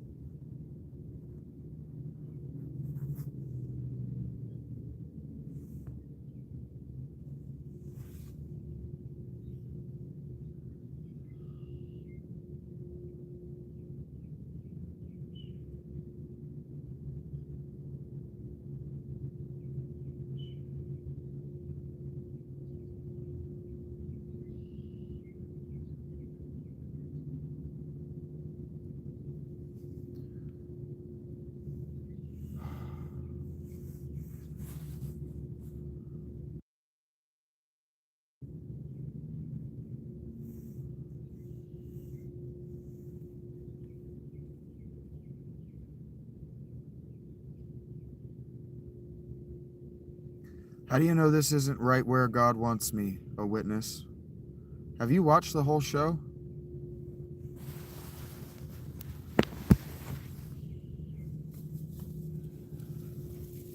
From 2 Samuel chapter 12.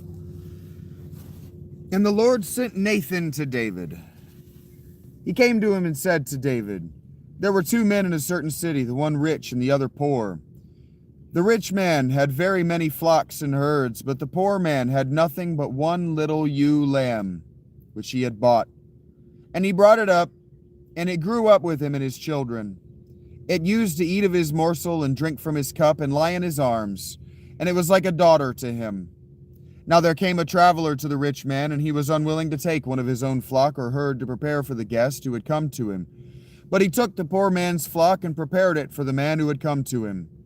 Then David's anger was greatly kindled against the man, and he said to Nathan, As the Lord lives, the man who has done this deserves to die, and he shall restore the lamb fourfold, because he did this thing, and because he had no pity. Nathan then said to David, You are the man. Thus saith the Lord, the God of Israel, I anointed you king over Israel, and I delivered you out of the hand of Saul. And I gave you your master's house and your master's wives into your arms, and gave you the house of Israel and of Judah. And if this were too little, I would add to you as much more. Why have you despised the word of the Lord, to do what is evil in his sight?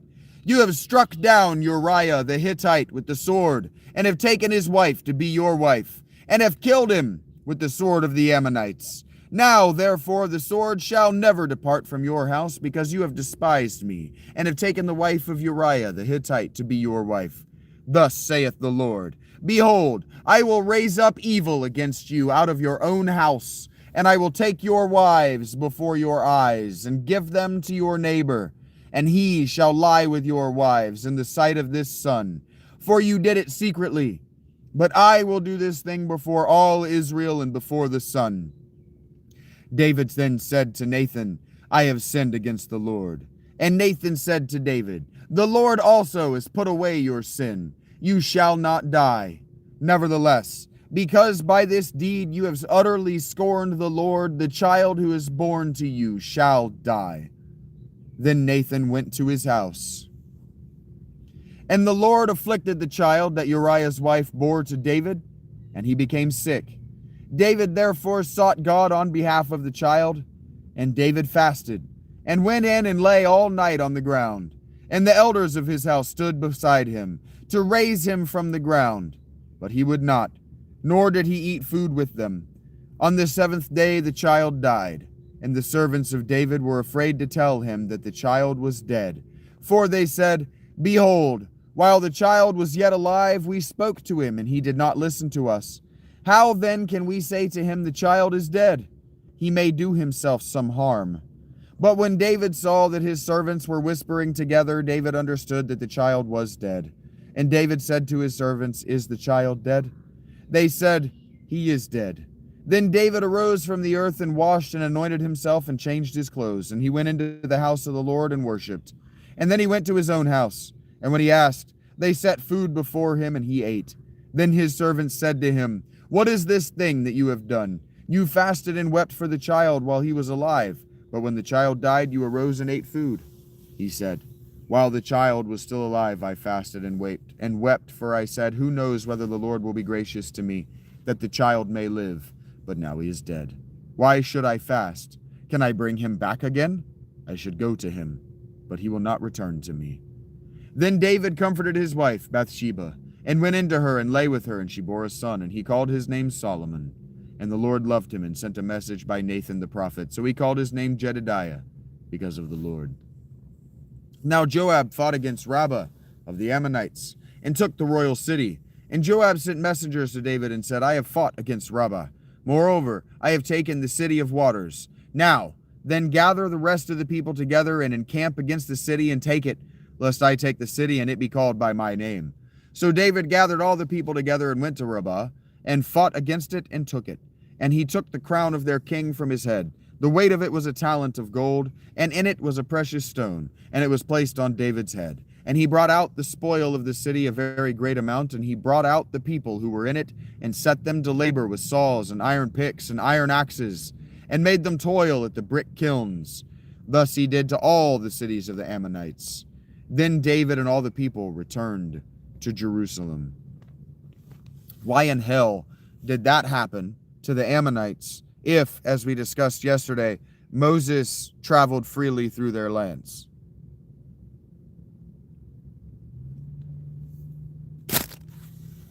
Because he didn't.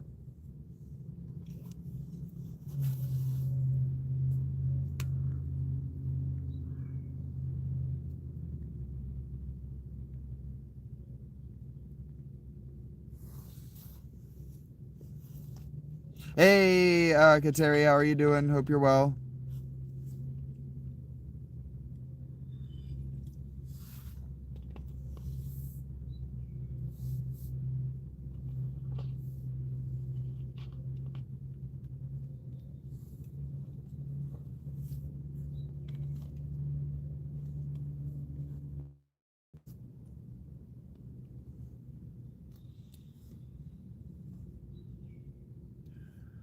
I was about to say, you're about to be escorted out, Trey. That's what's going on up in here.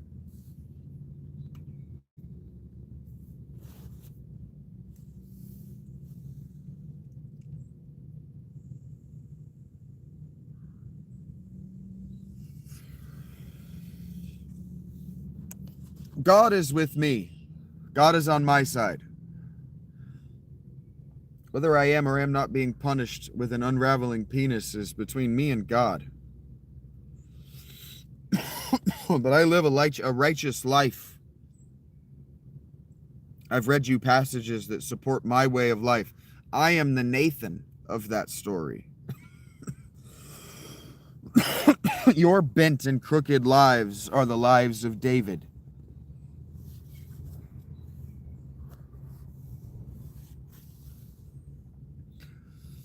Well, if he's inside you, get him out here, Psalm. Let's talk to him.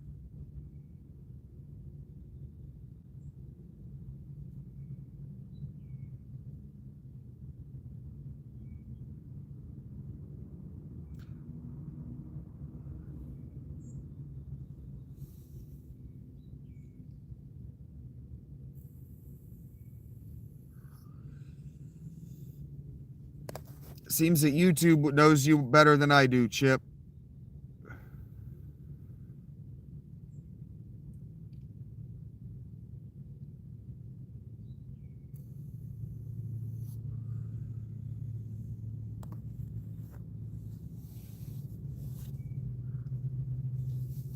Yeah, complaining about your scroll habits, your commenting habits, it shows you guys understand that it shows you more of what you comment on, right?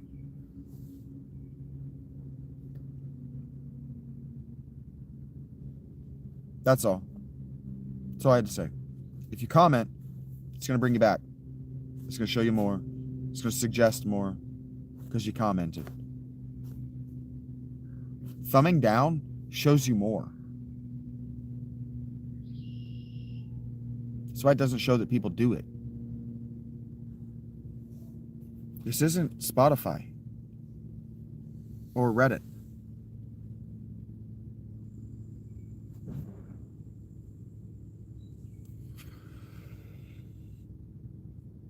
As with life, Misty, the more you interact, the more you get. The more you do things that are painful, the more pain you get.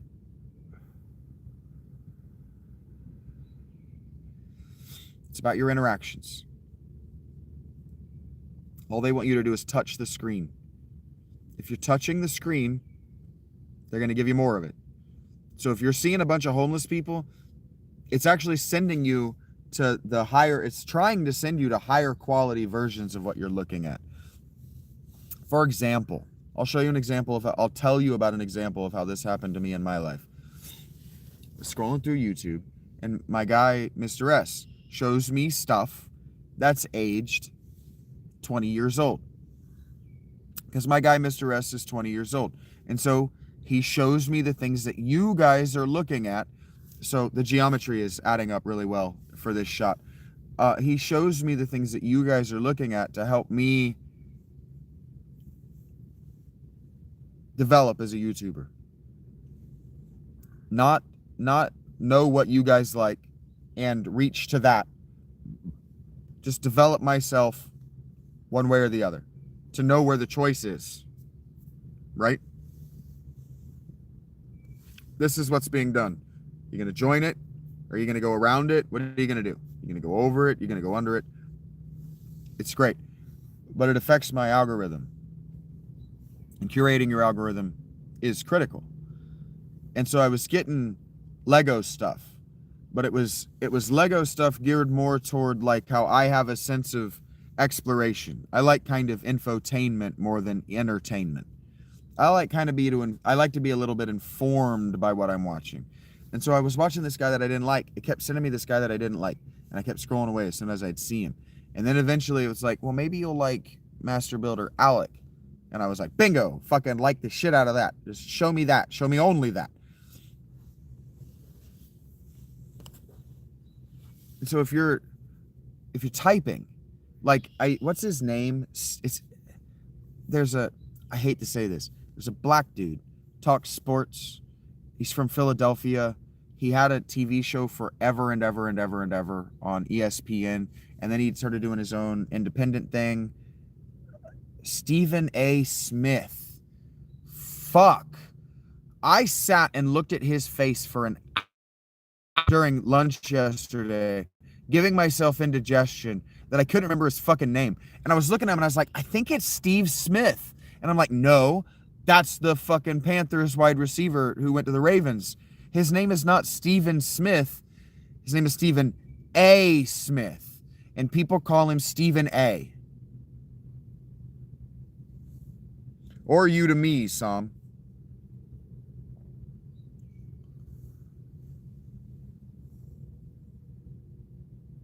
Anyway, I used to comment on his and Colin Kaepernick's stuff a lot, negatively. I used to comment negatively a lot. And it only showed me that shit. And then I stopped doing that. And I started commenting on Rich Eisen and Pat McAfee, even if I was annoyed with them. And it started showing me stuff that made me not annoyed. It's about commenting on the stuff you like, guys. The algorithm is designed to give you more of what you like, to incentivize you to only say positive things, or to only comment on channels that you want to get better. It's like, I watch this channel, Rock and Roll Stories. I hate the host. Hate. I must have left. I hate the way you fucking talk on 50 of his videos. But he doesn't have to give a shit, and I get past it because I want the information, and he knows he's the only person presenting the shit. He knows he's the only person on the internet right now getting paid to read those biographies, and fucking good for him. But I hate his voice. And so I need him to know, you're a fucking bad narrator. It does apply to life. I went into Panera 3 days ago, and the chick who gave me my coffee was a bitch to me. And I let her know, I don't appreciate you were a bitch to me. And then she opens her mouth to give me some guff back, and I went, yeah, fuck yourself, and walked off. I saw her yesterday, and she was doing the same thing. Her priority in that moment actually was to clean the counter because she was standing on the fucking thing. And she goes, I'm going to need a minute. And I said, thank you. And I pretended like I needed to look at the menu. And I came up with a question in that time. I ordered my normal thing. And then she goes, is there anything else? And I said, yeah, I have a question for you that I wouldn't have thought of if you hadn't given me the time to think about my order. And she goes, what's up? And gives me the first smile she's ever given me. I've known this bitch for 18 months. First smile that she's given me. She goes, what? And I said, can I get that fucking papaya drink without the caffeine? And she goes, no. And I said, oh, so it's not a shot. And she goes, no, it's in the thing. I got to demonstrate that I understand how her job works. And she got to understand that she knows the specifics better than I do. That is the correct counter relationship to have. She's in charge. She never smiled at me for 18 months before I gave her the opportunity to demonstrate that she was in charge. And she smiled at me, and her thank you and have a good day when she gave me her cup, my cup, was a genuine one. You get out of life what you put into it. And sometimes telling people, I didn't deserve your shit today, is enough to get them to never give it to you again. Because sometimes they don't realize that their bulldog attitude for everyone is reserved for everyone. and they don't realize that it's a defensive position. I just want a fountain drink. I'm allowed to come up there and get a fountain drink without interrupting you. AI voice, I notice it immediately, and so then I immediately start going, why the fuck is a human being pretending to be an AI?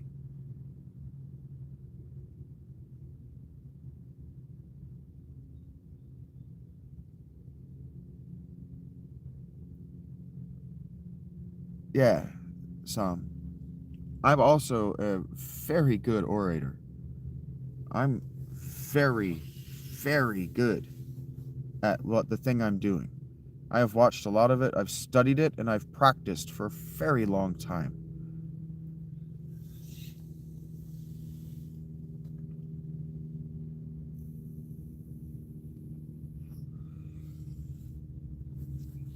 I used to lead by having the best coach team in the market. If they know what they're doing, and they don't need to come and ask you questions, and they know if they're going to come and ask you a question that they know they could answer for themselves, you're going to give them a grumpy answer, you have a well-oiled machine. I think all the time. I was walking the other day, I was walking somewhere the other day, and I saw a guy take a bag of trash from the kitchen through a packed patio, and I had a trauma memory of Kenny doing that shit on my shift. He took the fucking trash. We had a back door, and we were supposed to throw it at the back door during shift, and this motherfucker wanted a cigarette, and so he takes 2 full bags of trash out the front of my Sonic through the fucking patio, leaking nasty stinking milk water everywhere. And when he came back inside, I took my glasses off and I said, Kenny, if you ever do that again, if you ever do that again, I will make sure that you never work a shift with me, because I will freak the fuck out if I see you on the schedule. Never walk through my fucking dining room with leaking, stinking trash bags. I think about that shit. You want to know when that was in my life? That was 2014. I think about that shit every day. This is why I don't have a job. Because I will trauma vent on one of these poor teenagers, and they'll go home and they'll give up on life. I thought I was going to put my actual foot in the cavity where Kenny's dick used to be. I thought I was going to kick him so fucking hard between the legs that he just had a my foot impression in his pelvis.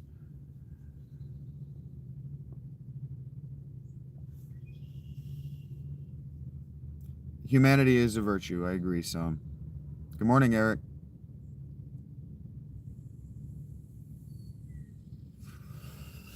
The irony of the song that I'm listening to right now is not lost on me. You never let my heart go.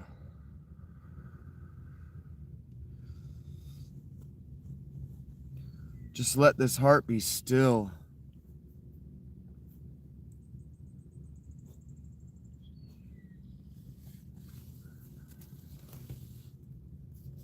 Wherever I feel like, airhead.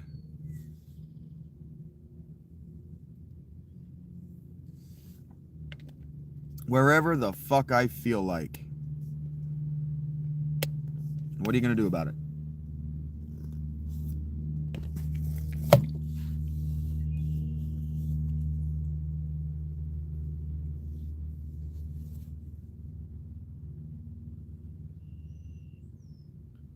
I don't know what that means, Lloyd.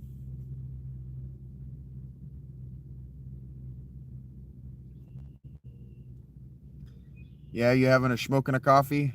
Are you, Eric? You having an Italian breakfast? All you need now is a numbing on your arm. You're living the life, buddy. You don't even need a liker, just naked and good looking.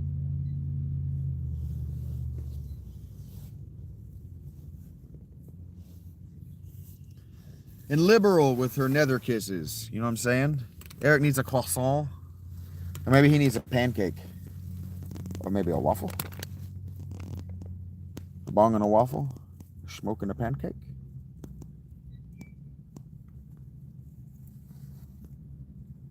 Croissant.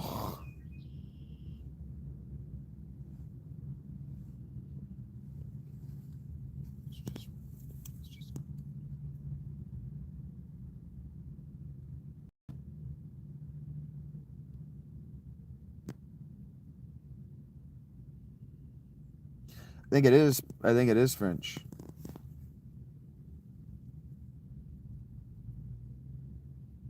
Oh, it's just gone.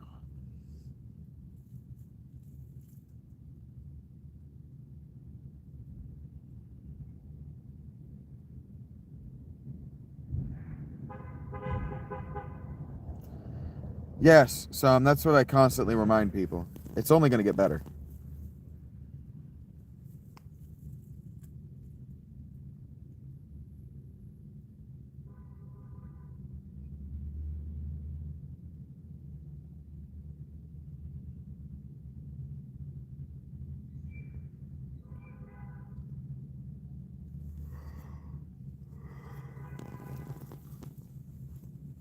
You're going to have to start paying really close attention to sentence structure, to syntax, word choice.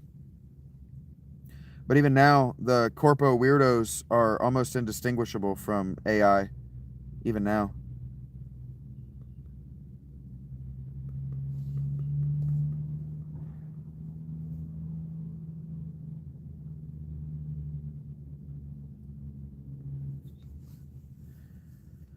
Oh, it's so bad.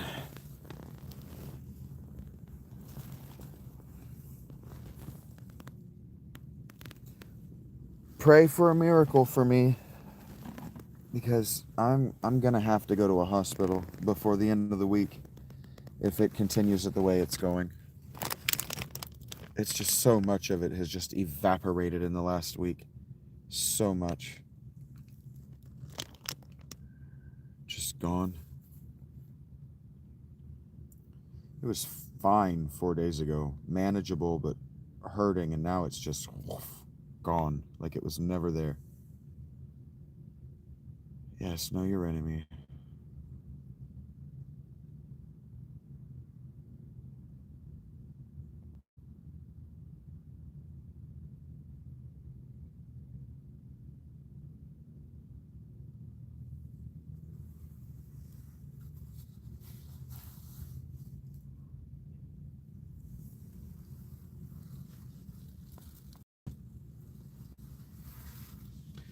No, I'm not okay.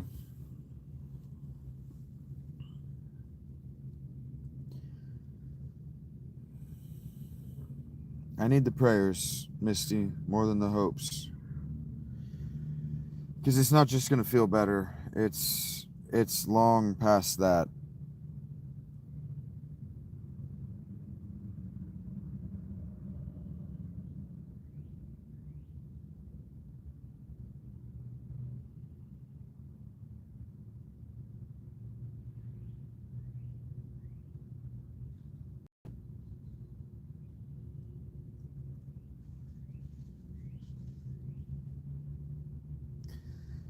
Probably it's hurting because I should have already eaten, but oh boy.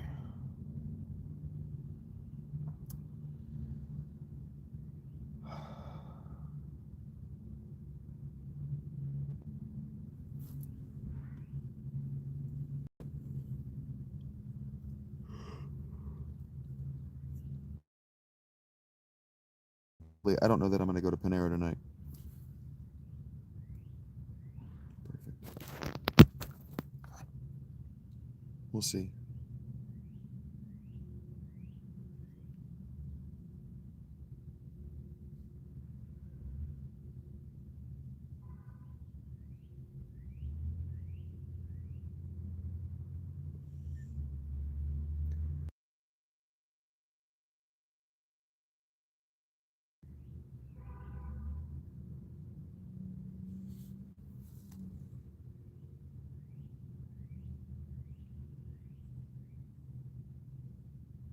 What do you mean I'd moved on?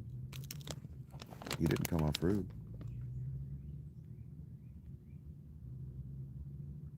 Automation, I don't know if it's gonna fuck us, but it's gonna change us.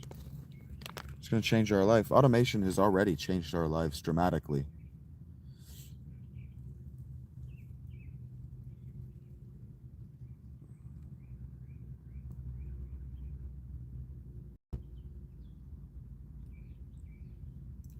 I'm sorry to hear that, Sam. I have avoided any amount of hospitalization my whole life because I do not like to surrender my autonomy at all. Um, and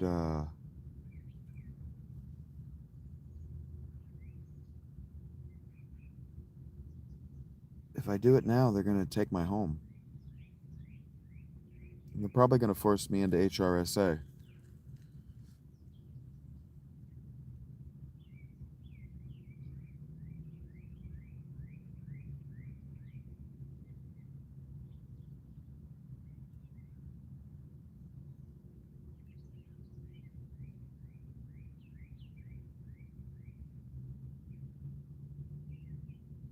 I hate that. I hate that, Sam. I'm sorry to hear that.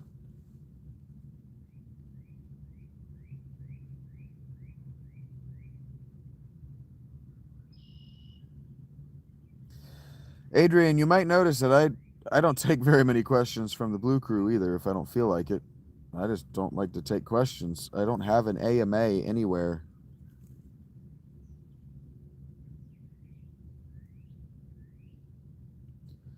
Yes, we could, Sam. Yes, we could. I started writing a multimedia experience about that future, Sam.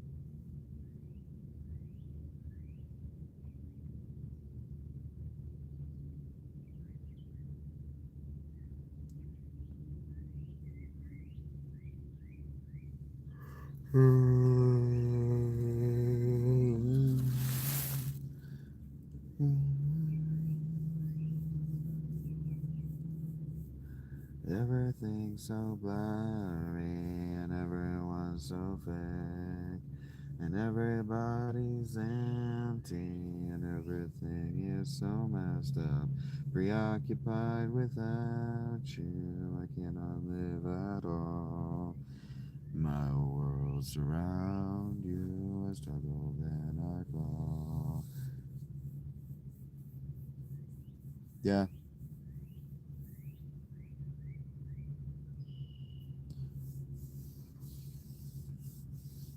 It's already that way in big European cities, X.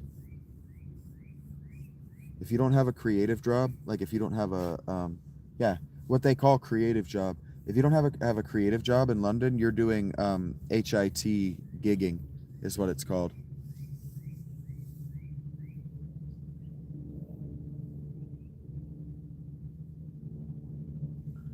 The London economy is the London society is a hyperbole of LA.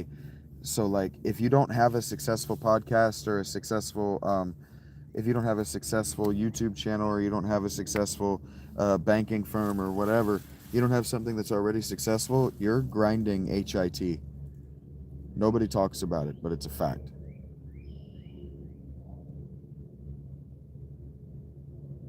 You gonna catch up to me, Eric? The world surrounds you, I stumble, then I crawl. You could be my someone, you could be my scene. Know that I will save you from all of the unseen. Yeah, he does say unclean there. I wonder what you're doing. Imagine where you are. There's oceans in between us, but that's not very far. Can you take it all away? What did he say?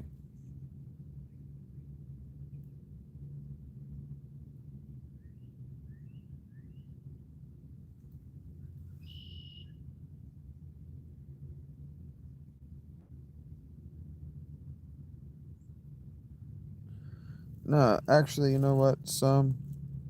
He's up.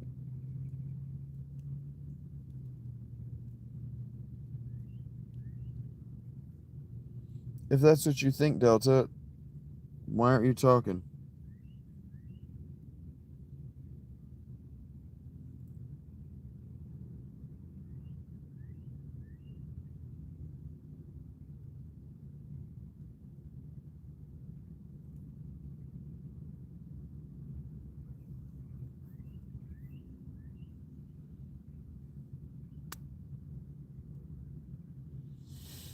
Maybe some. I don't know where those independent films are going to get the money.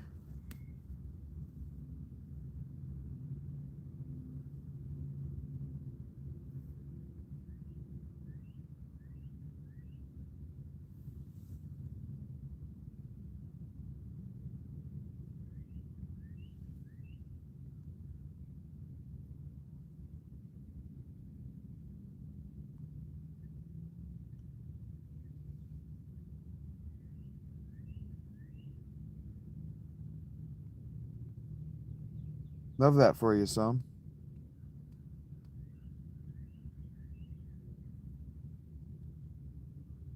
You're awake now, Eric?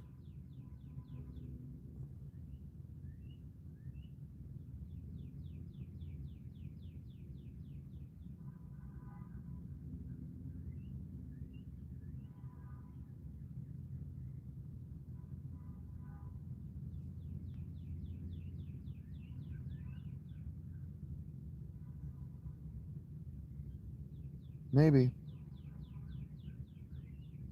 I don't know where the money's going to come from to pay them.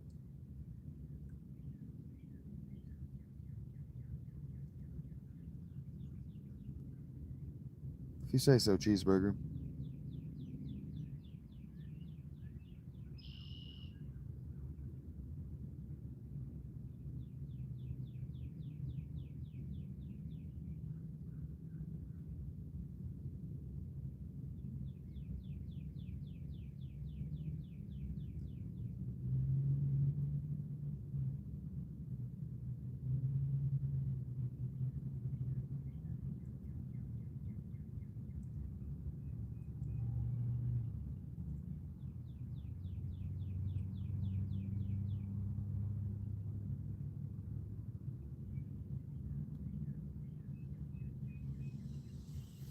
Oh, okay. You first, cheeseburger. I'll catch up with you.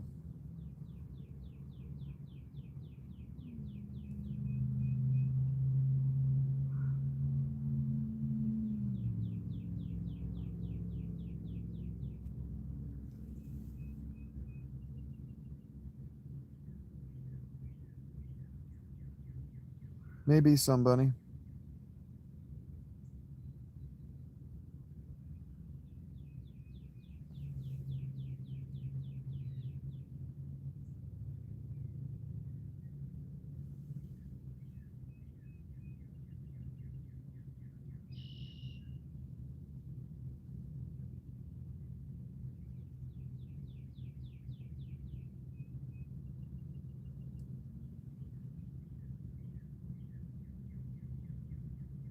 Is that how you feel, Elriz?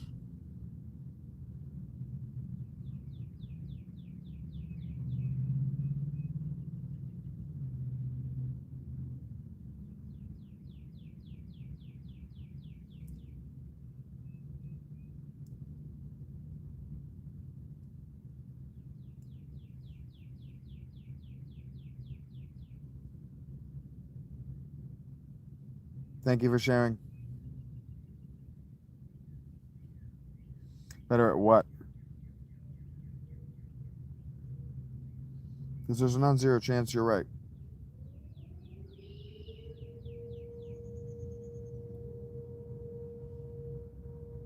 Sort of. There are rules to horror movies. The rules kind of define the genre expectation.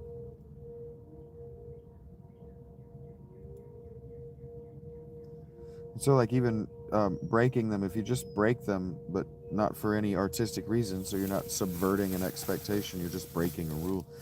You're not really making art anymore. You're just kind of making a movie. But I don't think that movies are necessarily inherently art. They're not all good. Certainly, they don't all succeed at what they set out to do. God damn. I'm gonna lie on my belly a little bit. Stream's not going anywhere. I'm not going anywhere for a while. I don't feel like being on my feet, and I don't know that I feel like carrying 20 pounds of gear on my pelvis today. I kind of want to see what happens if I just give it 24 hours. I'm hurting.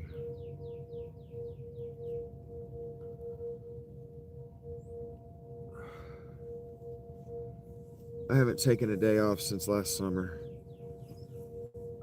Not a real one. I'm not taking a day off today either.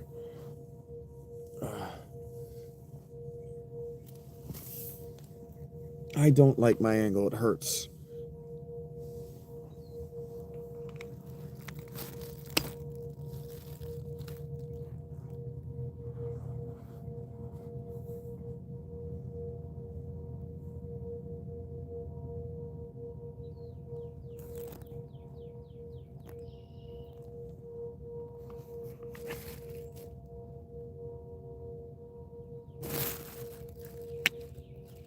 Yes, I'm trying to be distracted.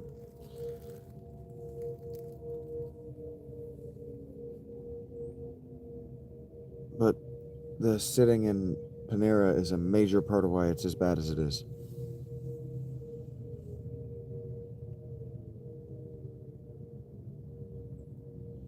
And I might have hit a threshold where I just can't do it yet anymore for a while. So that's just where we're at.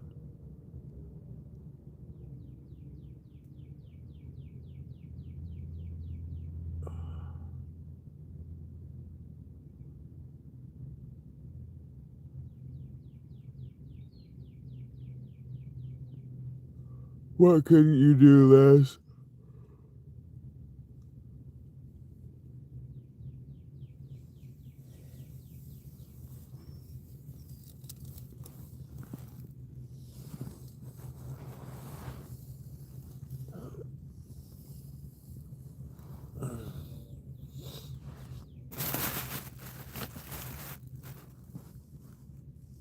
Oh, fuck. You couldn't do what I'm doing? I like to think that nobody could do what I'm doing. That's why I'm doing it. You know what I mean? Fuck. I know this is super intimate. I know. God damn. I wouldn't watch it. Not this intimately. Fuck. But we make do with what we've got to make with. And what I've got to make with is a camera. Oh, and my agony. Fuck.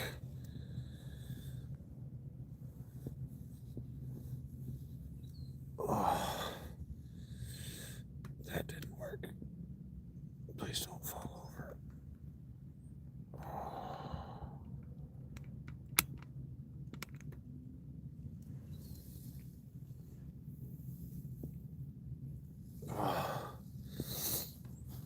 Yes, I am trying to be distracted. I'm trying to think about something else.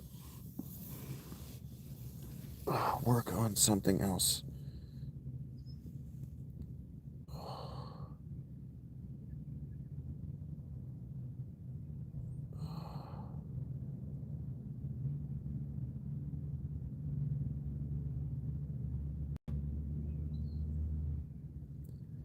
Yes, I'm glad that it's funny for you. But that's why you can only laugh.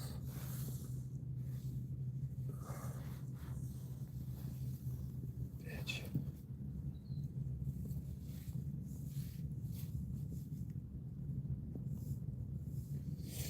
You are the one who has been disempowered. You're the one on the wrong side of the camera to have an opinion anyway. Well, frankly, I wouldn't care if it wasn't okay, Sam. Okay. Yes, it's my experiences. Oh, that's not worse.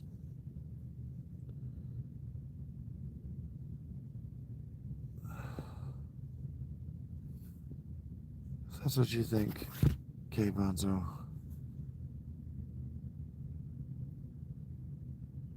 Take care, Les. I'm doing my best. I really am.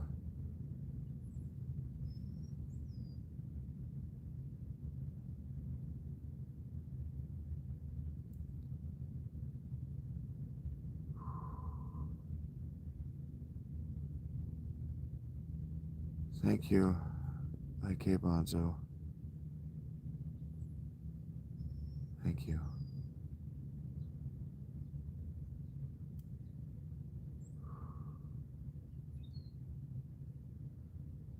Sunbeam was actually really nice.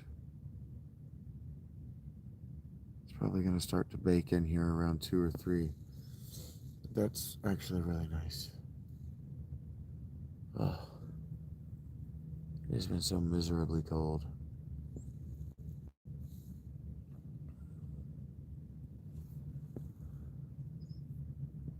I wouldn't describe myself as good, okay? I would describe myself as in incredible pain.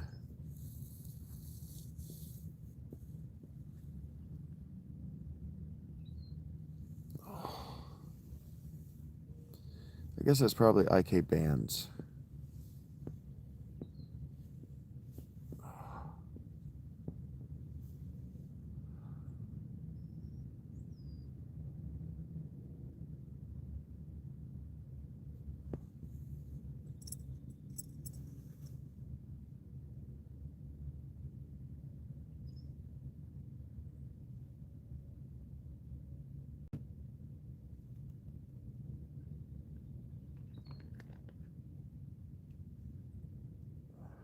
So gross.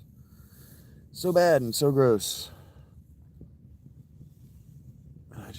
I just know what they're gonna do. They're gonna go, "You're poor.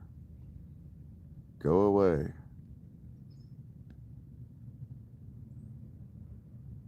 It's okay.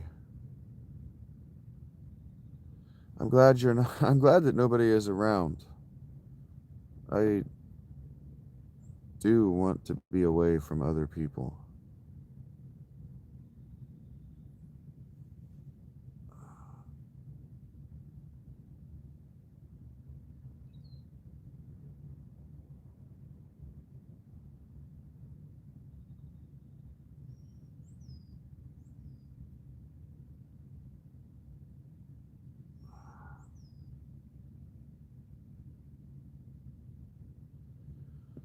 Yeah, they can actually. Some.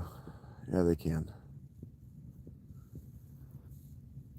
They refused me for this injury at an ER.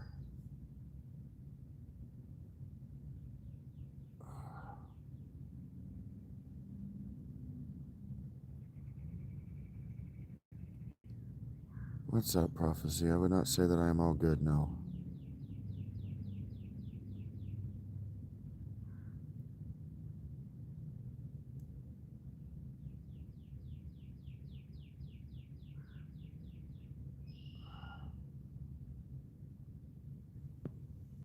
Thank you, Poke. You guys don't have to compete with the gyms. I appreciate it. I'm just trying to relax.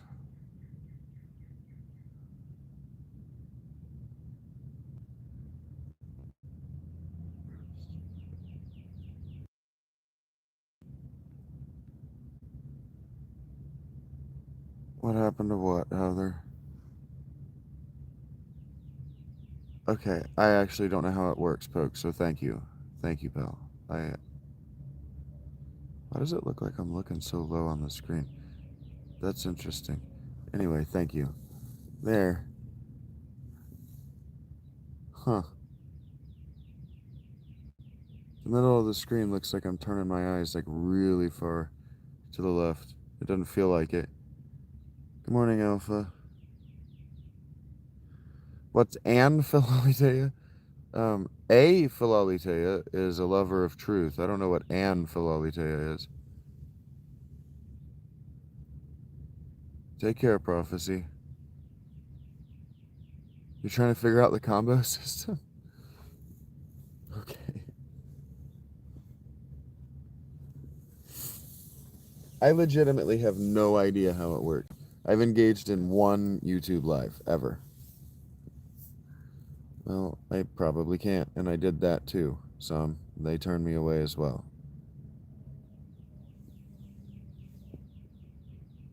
Yeah, I had insurance, and they sent me a bill for $600 to tell me that they weren't going to treat me. Yeah.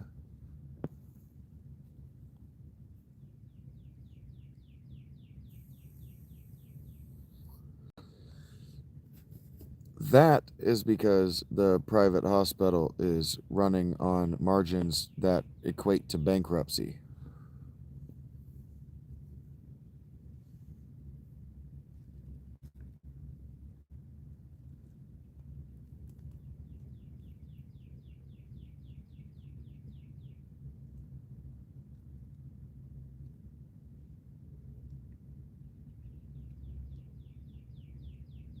Afraid of a lawsuit because nobody on staff has the technical skill necessary to actually do the thing that you need. Correct. AK bands. So they'll just send you away. They'll tell you we can't help, and they'll send you away. They won't give you a referral. They won't give you a phone number, and they won't if they make an appointment at some other office, they won't tell that office fuck all about you. Fuck all.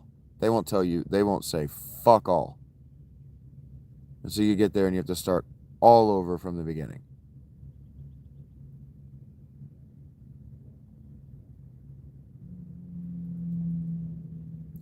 We don't need to regulate either thing, Sam. We need to go through our hospitals and we need to beat the people that work there with baseball bats until they're bruised and bloody and brain dead, and then we need to replace them.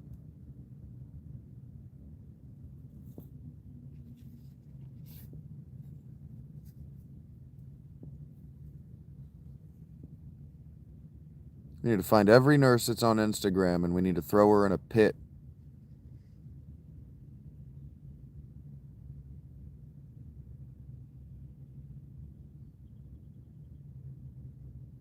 Medical debt does break the Hippocratic Oath. That's why I won't pay it.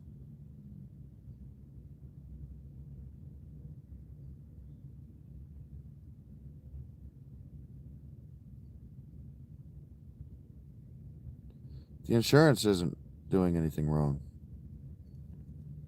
Individual insurance agencies might be, but insurance isn't doing anything wrong. You guys are funny.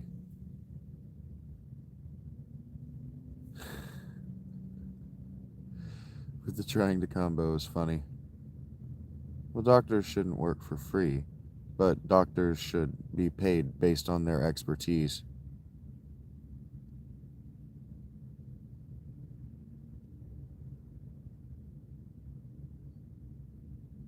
Yes.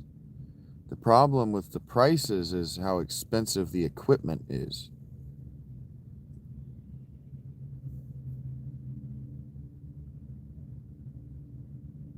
They're using equipment that's either outdated or that they bought on massive debt. No, I said I would never pay medical debt. You completely misunderstood. It is getting warmer, Eric.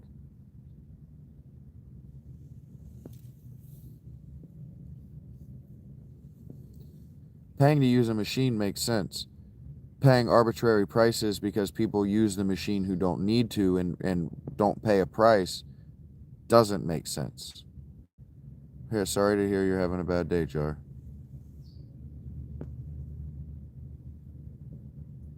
I do prefer it when you don't have a bad day.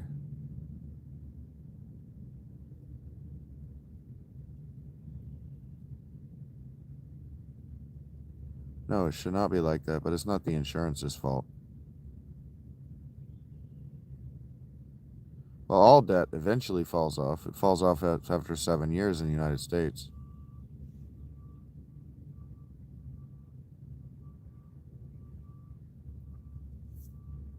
Probably workers' compensation is very corrupt. I've never used it before. Well, doctors should be employees, but doctors are uppity better than thous.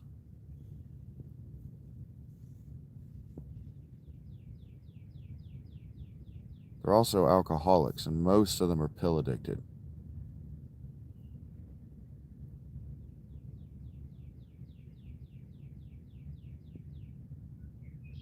We are not going to do anything, Daniel.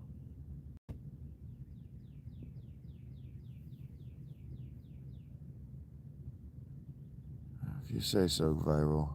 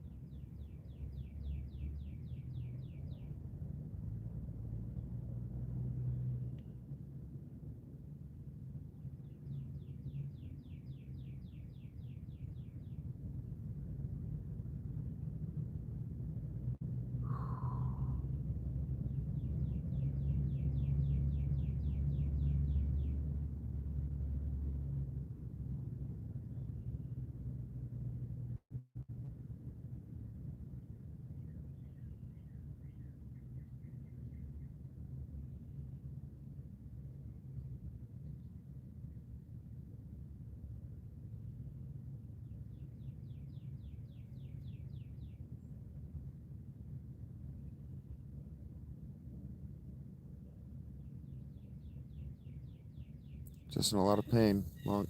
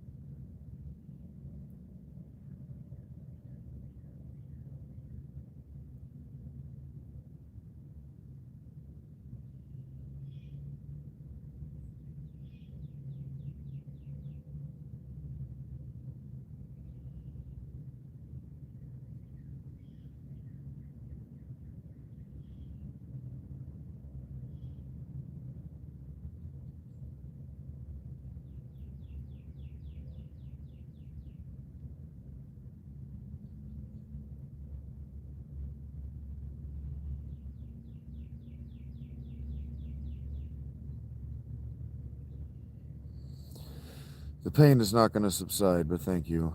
Thanks. Yes, I'm just taking it one step at a time, one moment at a time, one breath at a time.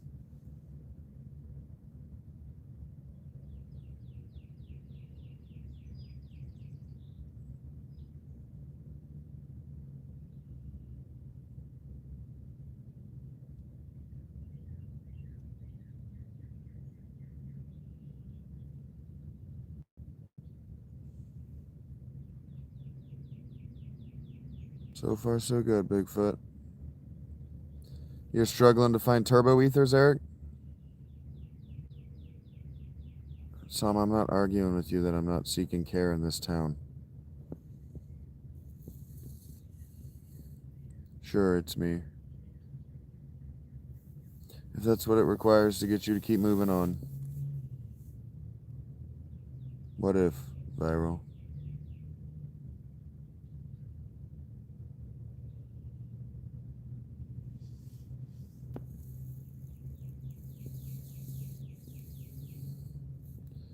If you say so, Bigfoot, I don't feel awesome right now.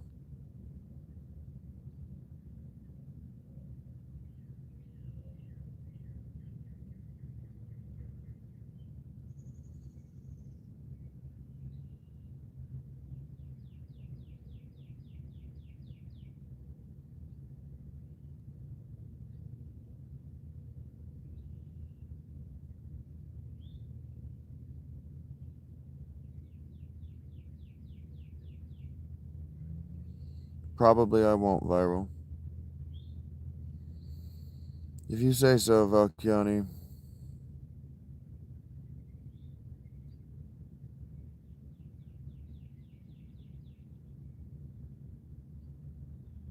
Don't tell me what to do, Bigfoot.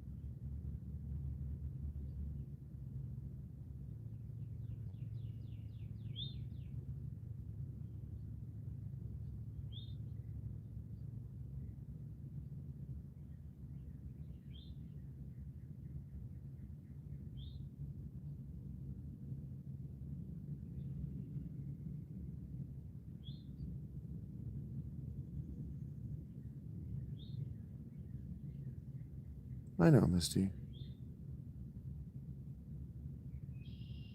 The fuck do you think you are, Viral?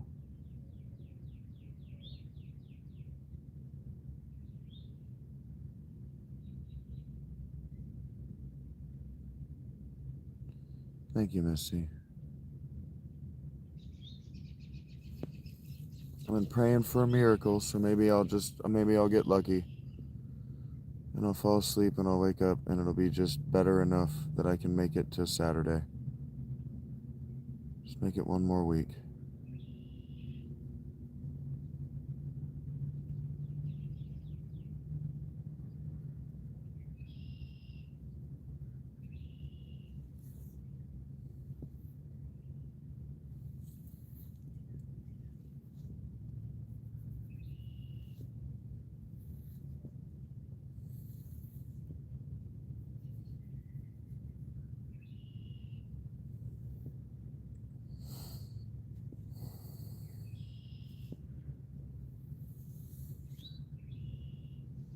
I shouldn't have done that, should I? No, my hair looks dumb. Sorry. Got that big old skin flake in it that I can't get out. Come here, you fucking nasty thing. Yeah, no, I didn't brush my hair this morning, so my skin's all gross. I didn't feel like it. Pain makes that less pressing to me than maybe it is to you and your personal taste. There. That's a little better. Less distracting.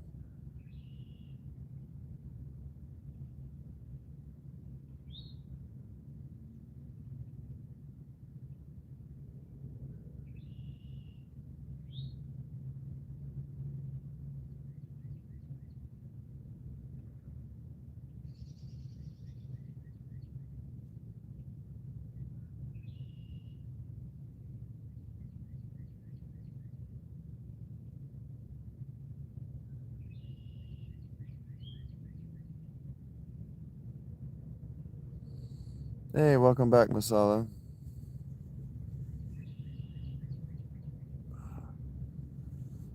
I'm not gonna doze off.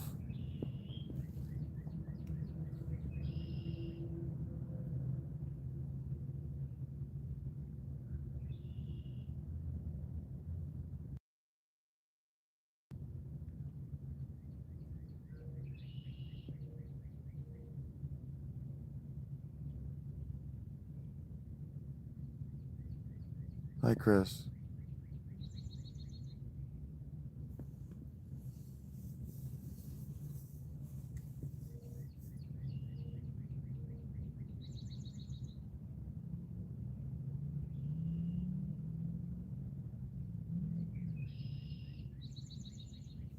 If you say, Chad.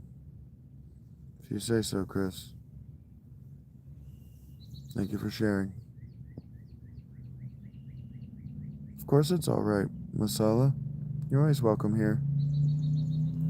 Whether it's in haiku form or otherwise, I told you I'd be looking forward to seeing you again. I don't blow smoke. Not up ass. Thank you, son. I appreciate it.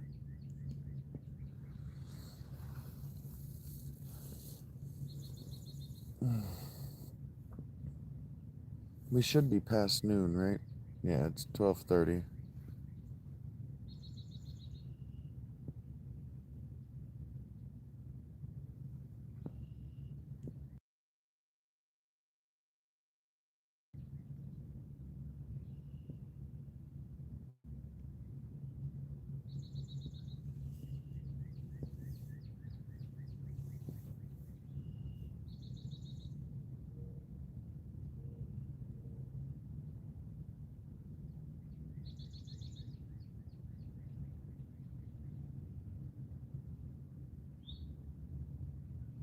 It's going one moment at a time, Chris.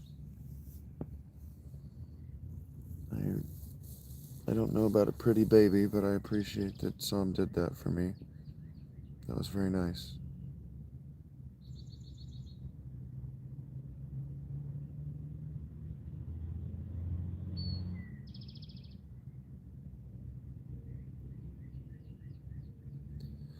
The pain / discomfort is moving to where I'm used to it being, which is kind of a relief in its own way, but as soon as I move, as soon as I start walking, it starts the process all over again. So if I go get lunch, I'm thinking pretty seriously about just coming back and staying live.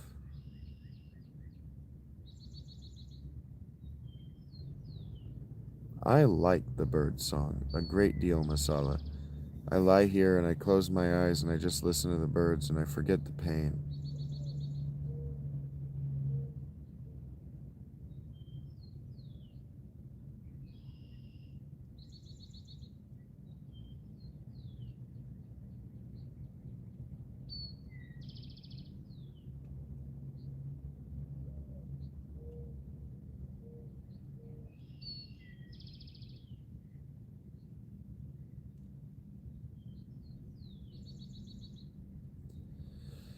And then my injury naturally shifts into a new and difficult, new and challenging position, and I remember it.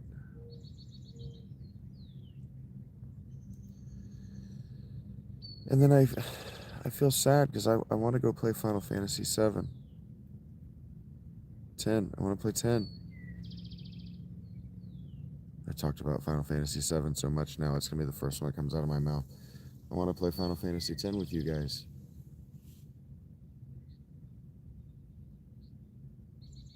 I'm sitting right on it the whole time. Come find out, EBT. Come take it from me. Piece of shit.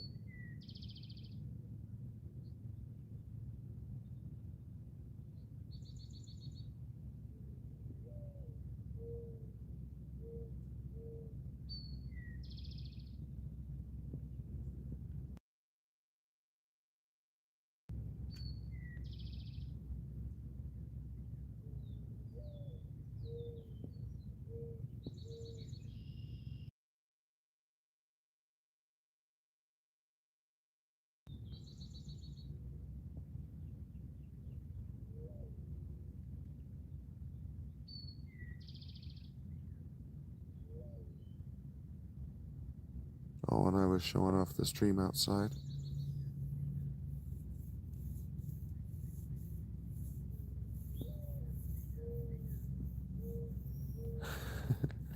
I love that you've hit a point where they don't come naturally, Masala. That means that um you've exhausted all of the um techniques that you've used before, and now you're practicing. I love that.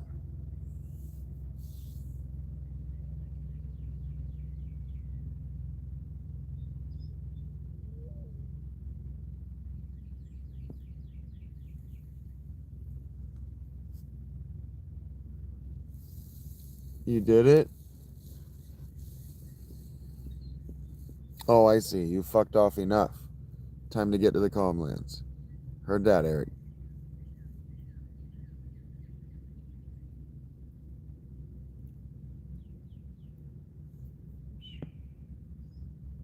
Well, I'm glad that I could help you along your way, Masala, because sometimes when we see ourselves struggling or that wasn't as natural as I would have liked it to be, we think that something has gone wrong with us or with the art form, and it's like, no, nothing's gone wrong. That means that you're at the point of mastery, and you've you've struck a format that you hadn't used before, or a material that you hadn't used before. You're back to the practicing stage, and that's good. That's always good. Musicians talk about how that's what they're looking for actually when they're writing music.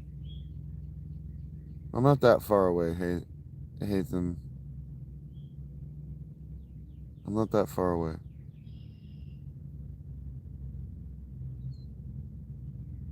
But it's not hard to do what I do in the strictest sense of get permission and set up a tent.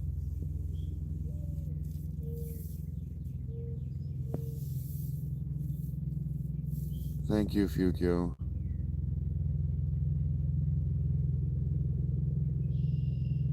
Ghosts in the Baj Desert. The Baj Desert is one of the Baj Desert's hard to run around in. Yes, the birds are nice.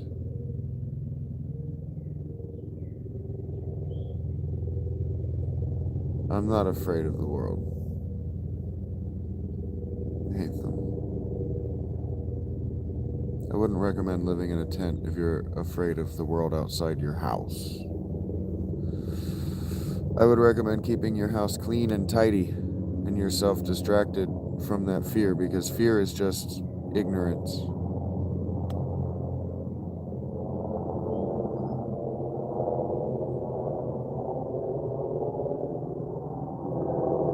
Time tests what remains. I think you'll be ready too, Eric. Thank you, Fukyo. Oh, excuse me for that. Way over leveled. I heard that, Eric. Get it, buddy. I believe in you.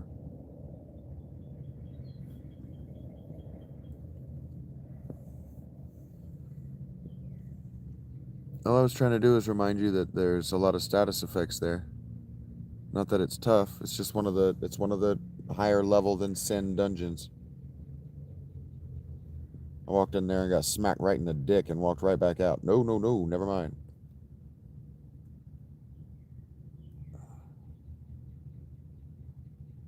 I did not exfoliate enough this winter.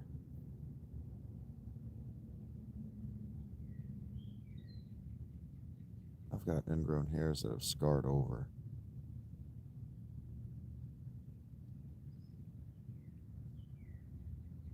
That sucks.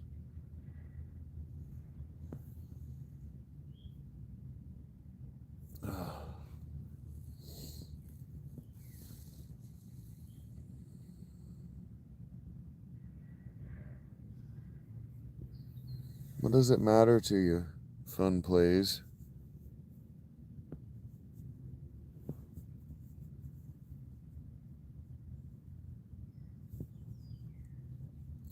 It agitates Misty when you guys ask irrelevant questions.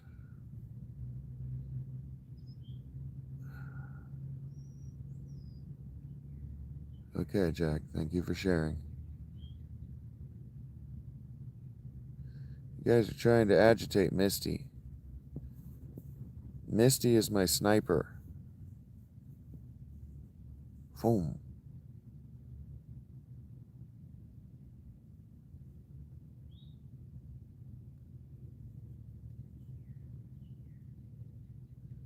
Isn't that good, Eric? That's good. Yeah, the joke is what drops no encounters. And so then you become a ghost when you're wearing that armor. I think that's pretty clever.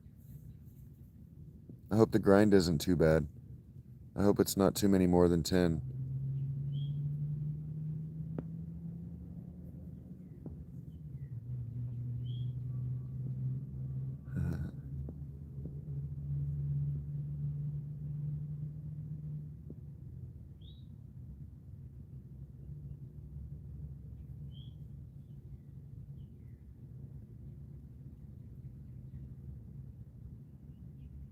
$30 isn't too bad. 30 is manageable.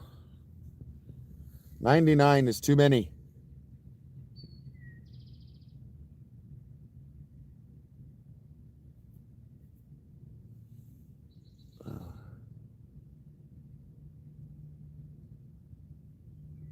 Nice skin, man.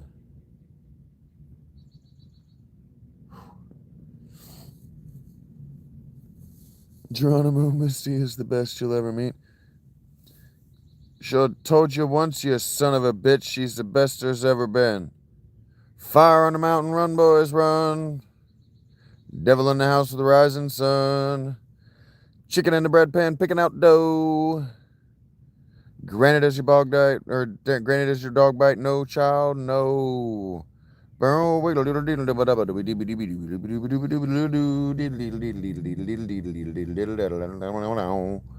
go. How about that?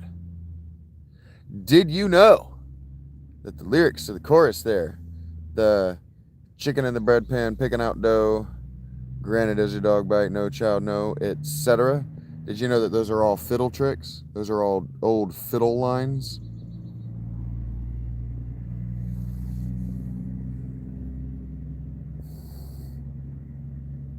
Less does hold truer peace.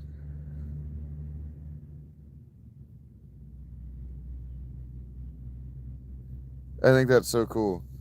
Fire in the mountain, run, boys, run. Devils in the house of the rising sun. Those are the names of those. Those are old fiddle tunes. And he's playing these old fiddle tunes, and he's calling out the name of the tune as he's playing in his little solo. Oh, that's cool, Hatham. I didn't know that. There's a Bugs and Tweety episode where one of them sings the square dance. You can play that on violin? That's great. Is it a violin or is it a fiddle, Misty? And do you know the difference?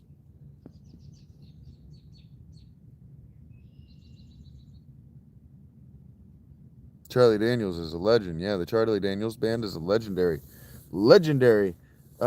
piece of Americana. Absolutely. I still listen to that song from time to time. And by still listen, I mean I listen to that song from time to time.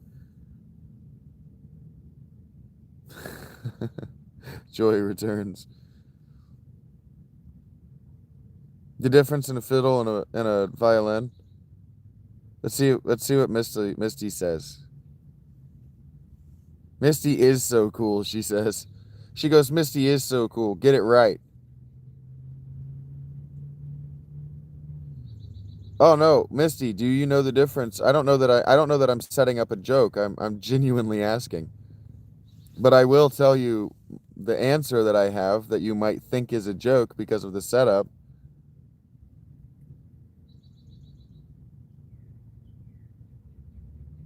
You son of a bitch, I'm the best there's ever been. I love that. I done told you once, you son of a bitch. I love that. I love the I love the disrespect he gives the devil in an old country tune. Because those guys didn't talk like that. Not normally. You had to really upset a dude to talk like that back in the day. A well that gives light. I love that.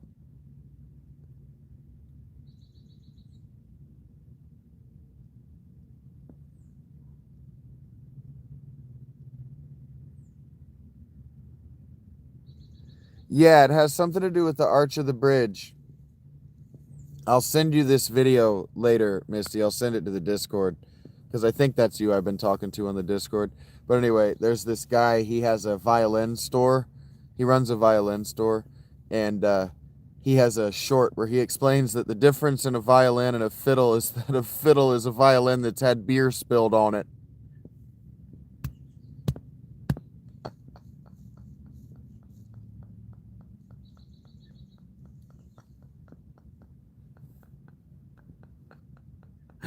I think that's very funny. A fiddle is a violin that's had beer spilled on it.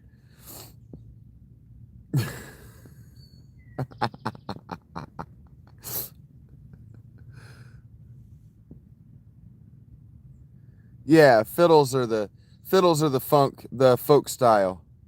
Yeah. Yeah. Fiddle is more of a styling. My understanding is they play more two-stop. Isn't that what it's called? You gonna tell your dad that, Hatham? I love that. Multi-generational. Bill stands on its wood, now it laughs and dancing too. Its fiddle finds its soul. Yeah, that's the joke. Masala, I like masala a great deal. But yeah, that's the joke. And so he has this short where he's playing a violin outside and a guy spills a beer on it and he starts playing fiddle. Because fiddle is as much a style as the bridge, right? It's a style of playing. I think that shit's so funny. Because yeah, fiddle comes from folk dance and violin is more classical, like you're saying. Violin is a specific sound for the classical, the Baroque concert hall. I think Baroque is correct. Correct me if I'm wrong. But I think it was the Baroque concert hall that classical comes from. It's a good story. You trying to learn mandolin? My uncle, one of my uncles, plays mandolin. I've never heard it. I don't actually know what the instrument sounds like. I haven't seen him in almost 20 years.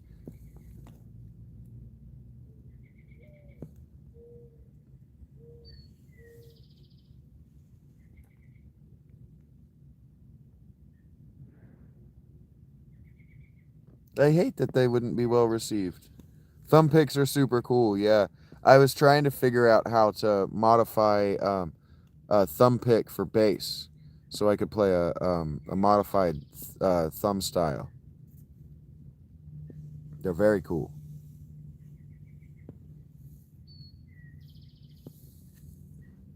And your front, Eric, presumably they're both there.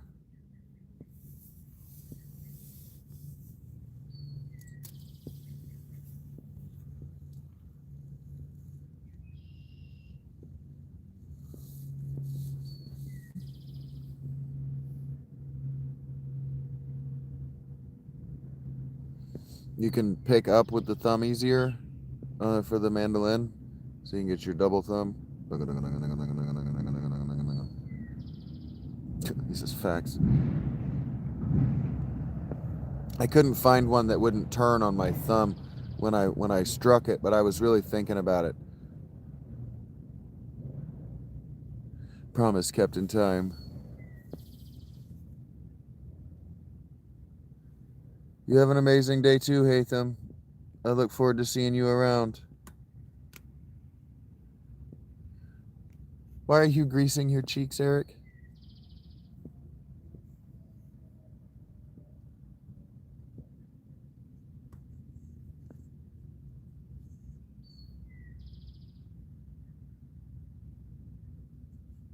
You're the only one.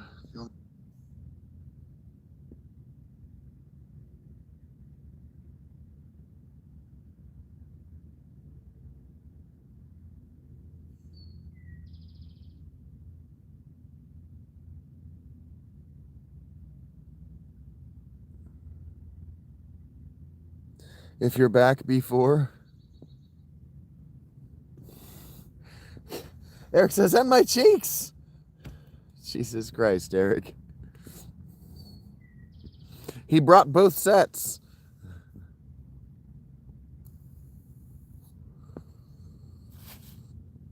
For anyone who is concerned, I'm actually feeling a lot better now. It might just be one of those things that takes a few hours for the pain to subside.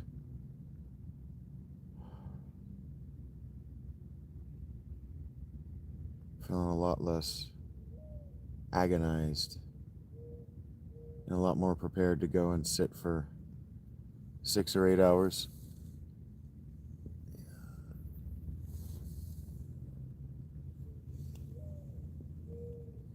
Why should anyone mind?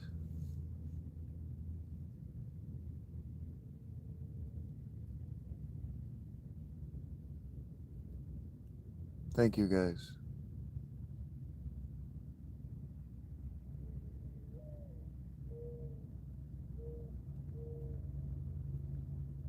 It does, Eric. The cold, frankly, the cold makes my injuries ache. Just makes me hurt. And so it's hard to tell what's just the cold, what's just my being old, and what's new damage being wreaked. What's just pinched nerves. I don't know. I'm in just all kinds of different kinds of pain at all times. And I have a different kind of pain threshold than other people.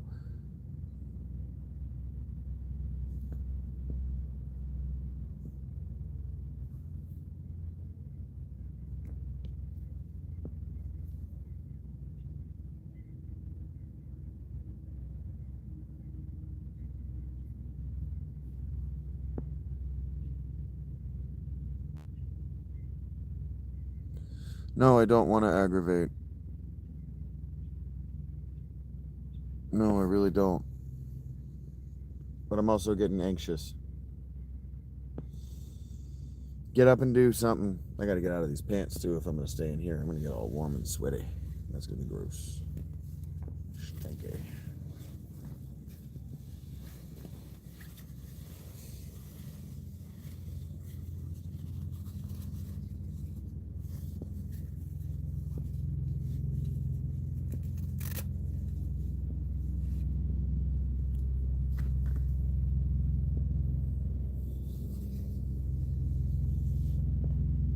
That's a strange thing to say, Sam.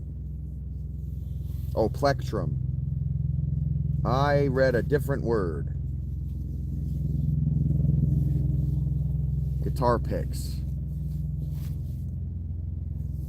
I read speculum. I was like, Dunlop for all of your speculums. What the fuck? Why?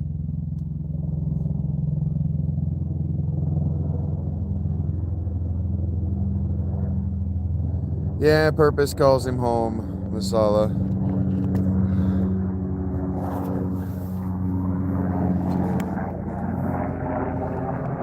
Feeling better now.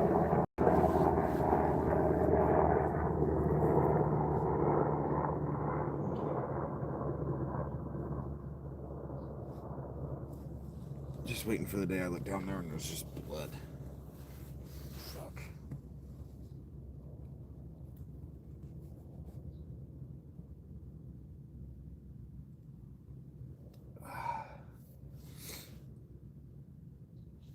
Your typos are epic sometimes. You didn't actually say speculum, but that is what I read. Fuck. Why? Why do you guys test this weird shit out on me? Because you know I'm gonna read it. But you didn't this time. Yeah, change stirs in the air. Change stirs in the air. There was a time in my life where April was when I was hoping to be done with this. It does have that much to be desired.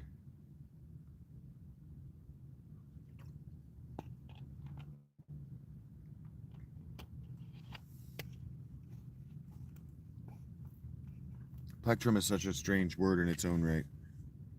Not that you used it. It's the proper term. We were talking musical instruments. That's why I freaked out that I read that word, but that isn't a word that was there. It didn't even start with the right word or right letter. I'm not wearing my fucking glasses.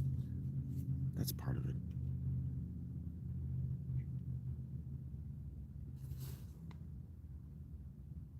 She looks just like Michael Jackson to you? That's so funny. Hee. Life moves with the change. You're very good at that, Masala. Are you Japanese by heritage, ethnic, or otherwise?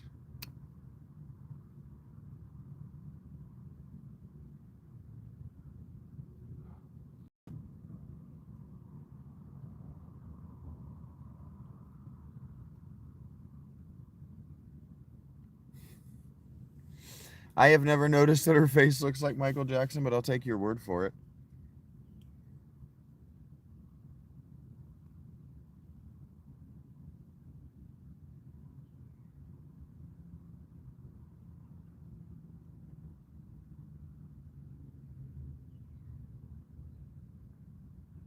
I love that, Masala.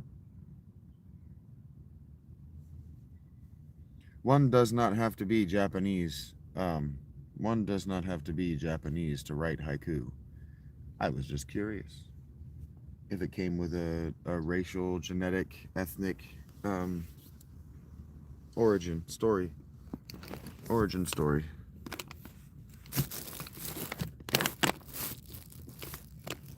I think what you're doing is very awesome, Mandala.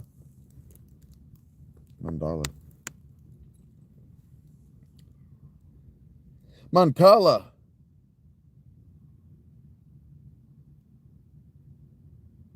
Okay. That's actually a lot better. I can't move it into position myself. But it is better.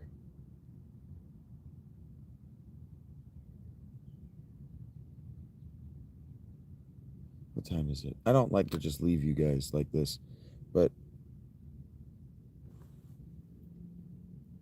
yeah, I do want to get up and eat.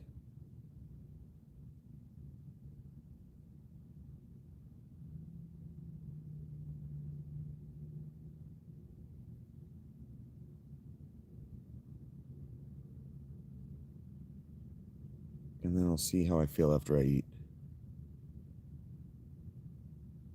Yeah, I like the Masalas is doing the poetry thing. I've said before, and I will say it again, fan art in all of its forms is the highest form of praise. So if I'm doing something interesting and it inspires Masala to, I'm assuming Masala is a lady, but maybe not, Masala to poetry, then that is high praise. High praise. You know, the gods speak in poetry.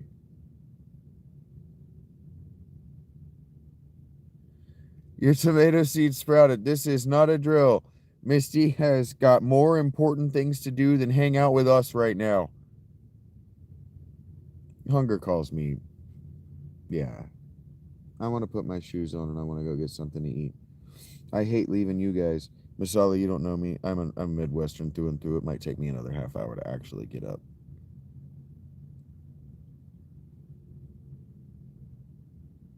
Yeah, thank you for being here, Sam.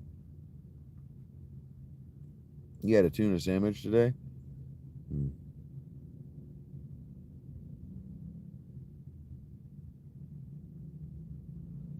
I don't know if you guys can hear it, but there is a bird brusking nearby. I don't know if you know what that means, but it's grinding its beak nearby. It likes the sound of my voice.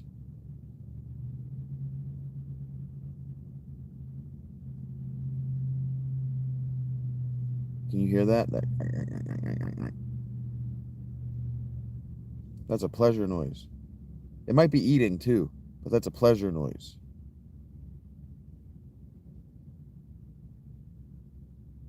Tomatoes call her. I hope I feel better too, Sam. Well, if I were a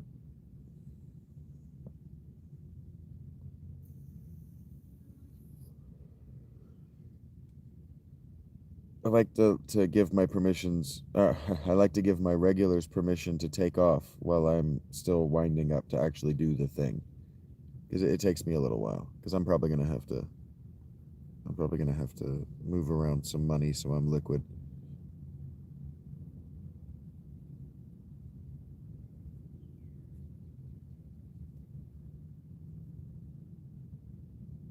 It actually is really soft.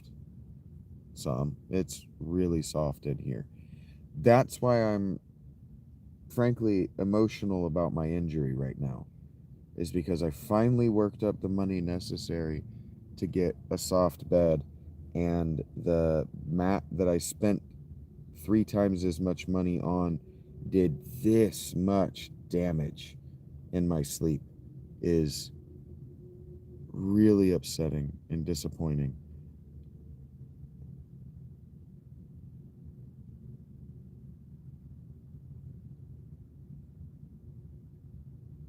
Are you hanging your tomatoes or are you growing them up a trellis, Misty?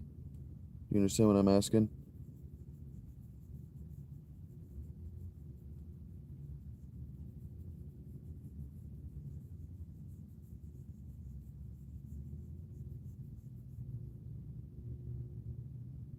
Joy echoes through trees. It is. It does. And it is profound. I like being able to hear the birds when they grind their beaks. They do it when I stop talking. I'll be talking to you guys, talking to you guys, talking to you guys, and then I'll stop and it'll there it goes. You hear it?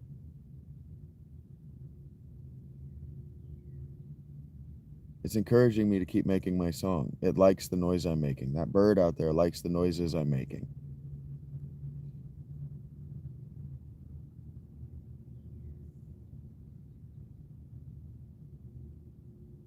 Can you hear it?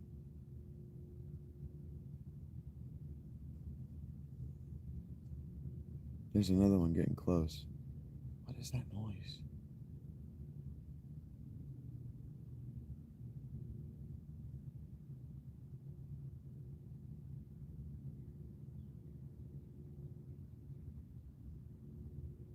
Absolutely, Misty.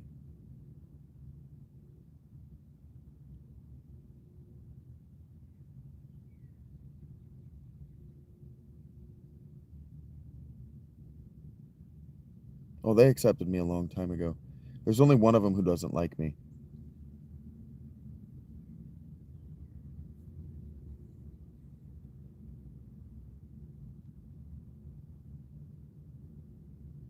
Yeah, it is awesome, Sam. It's totally awesome to be a part of their community like this. Yeah, Misty. I feel like I'm floating in a cloud.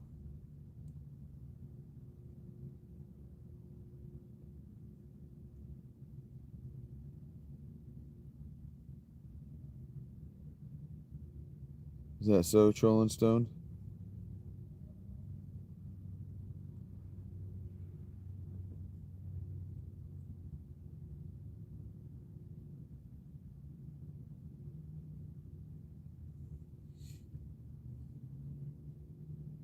Heard that.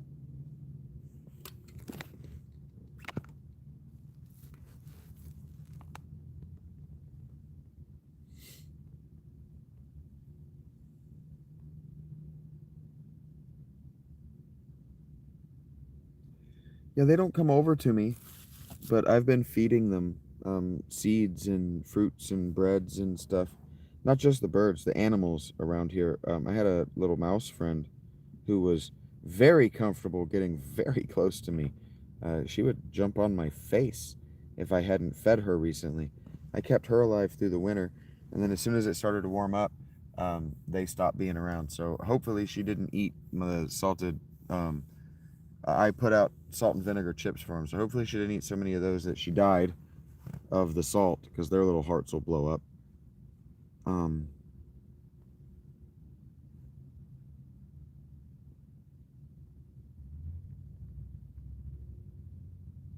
but yeah, that was Lucy.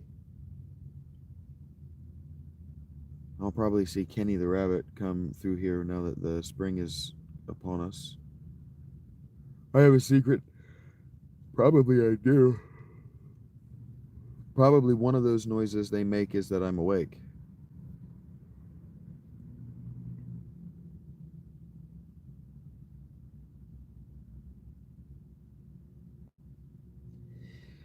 And I know that you're saying that it might be sad that Lucy died, but if Lucy died, Lucy lived better than a field mouse has probably ever lived in Ohio. Certainly in this mile, just a mile radius from me, she ate she ate whatever I was eating. So if I was eating nuts that night, she got nuts. If I ate if I ate potato chips, she ate potato chips. If I brought a sandwich back to the tent, she ate part of my sandwich. Whatever I was eating, she got some of it.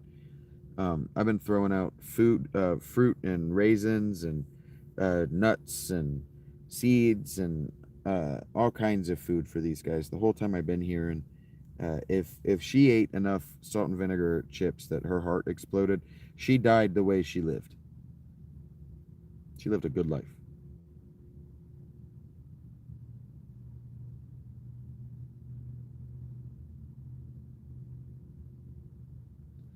And the way she lived, actually, the coming and visiting me and taking the food that I have actually doesn't preclude her from having had babies.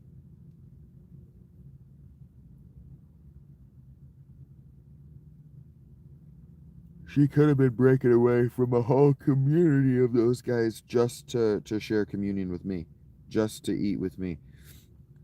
Because she started treating me like I was one of her species. She started treating me in the same ways. She would come in and she would bathe next to me, and for a while there, what I did is I got tired of her waking me up. She was waking me up a lot, like a lot, like I was really struggling to sleep because she was waking me up a bunch. And so I bought her a bag of nuts, of mixed nuts from the Dollar Tree, and I stuck it out. I stuck it behind the little curtain that I had at the time, by where the little hole that she had chewed through my tent was. And I just stuck it there with the mouth open, and I pulled some of the nuts out, and there was a whole walnut. I had pulled the whole walnut out for her, because what I was doing is I would eat the whole walnut, and I would leave her the broken pieces of walnut in the bag, because there were two whole walnuts in the bag. There would always be one that was whole and one that was broken. And so I pulled the whole walnut out, and I just stuck it out on top of the little pile of peanuts and etc. Almonds or whatever else, and I stuck it on the top of it, so she knew it was hers. And this is yours. I've left it for you. And she ate all of that. She ate the pile, and she put the walnut on the other side of the curtain for me. So Lucy was a special critter. I am certain that the way she lived didn't preclude, it didn't stop her from having a family and other mice that she spent her time with. And so now that her own metabolic needs were met, because it was starting to get sunny out, and there were just worms everywhere, and bugs, and it was just easy for her to get food. She probably just went back to eating with her family.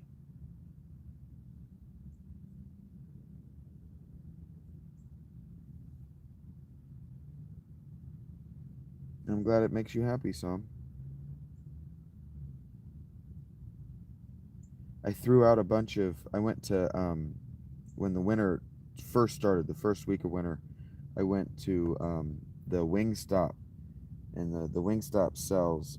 They sell fried corn coins. So corn on the cob, but they're only like maybe a quarter inch or a half inch thick, maybe closer to a full inch thick, maybe a half or a full inch thick.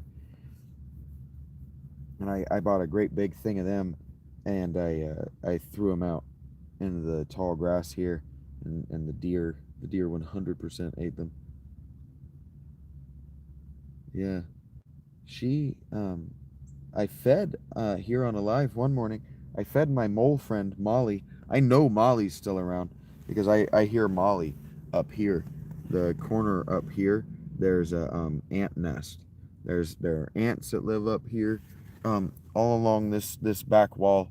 Um, there's two ant hills, two or three of them actually. There are two or three communities of ants that live back there, and Molly is a tiny little mole. She's maybe an inch long, maybe 3 inch long. I'm sorry, she's maybe 3 inches long, right? She's maybe like this big, probably about the size of like a hot dog, right? Like a normal hot dog. A little mole, looks just like a mole but tiny, and she was she was coming into my tent. I'm certain that that was a female too. Molly is what I call her. She was coming into my tent, and I didn't know it. I forgot that I bought this fucking dill. I bought this fucking dill flavored Slim Jim, and it was nasty to me. I bought two of them, and I had one of them. It was just laying. It got caught under my sleeping bag. It got caught between my sleeping bag and the wall of my tent. And she was coming in, and she was nibbling on that. And she was getting on my nerves one day because she was waking me up. It was first thing in the morning. I was trying to sleep in just a little bit, and she kept coming in, and she's walking down my body, and she's just brushing up against my side, and I can't sleep. So I finally looked to see what she's doing, and she's eating this Slim Jim. So I ended up hand fed her that Slim Jim in little sections, handed it to her, and watching her carry it off to God knows where. I gave her a whole fucking 13, 14 inches of Slim Jim. Didn't see her for a couple of weeks.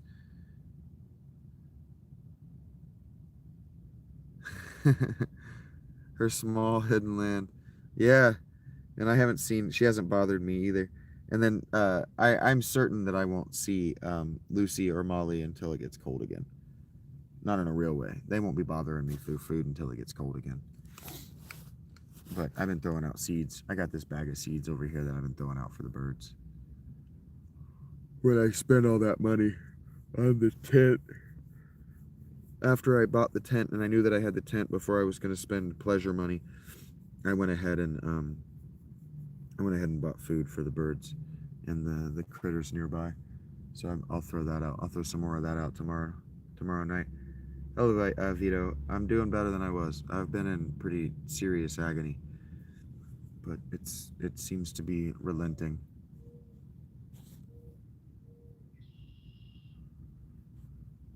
The weather today is beautiful.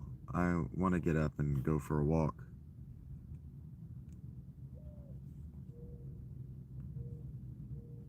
I've tried very much to upgrade it some. When I knew that my tent was going to be on top of an ant hill, an ant nest, whatever you want to call it, on top of a colony of ants, I tried very hard to drop them candies and breadcrumbs, and I would throw them anytime I had like crumbs in the bottom of a bag of chips. I would always dump it right on top of their hill. I tried to make it easy for them, and in that way, they don't come into my tent looking for food.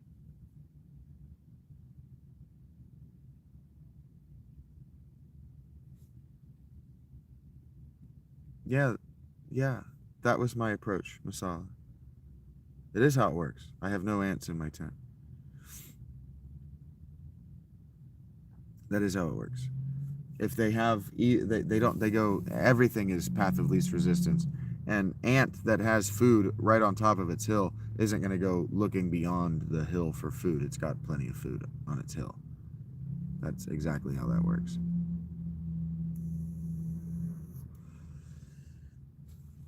Lucy legitimately only came into my tent looking for food because I had a bag of food stored away. I had a bag of special food stored away just for her, and I hadn't thrown out a handful of the other food. So she came looking for the good shit, and she found it.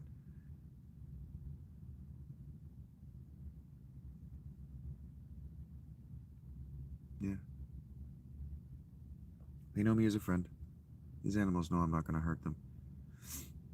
Even the stomping beast, he only stomped by once this winter. He only came by once. The deer even have stopped coming over here and asking why I have the best sleeping spot. They actually sleep really close to me.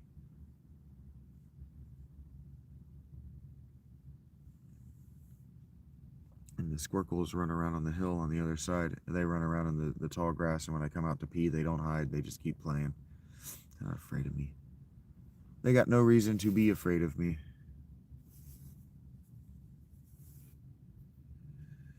Ibuprofen helped eventually, yes.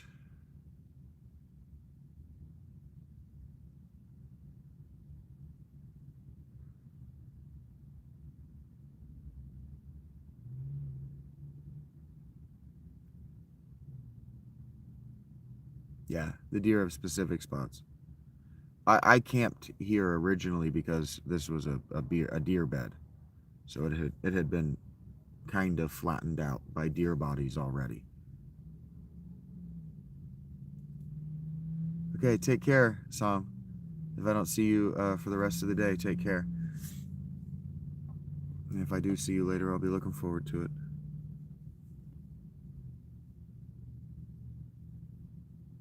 Some never did answer whether that's the name of a French lake.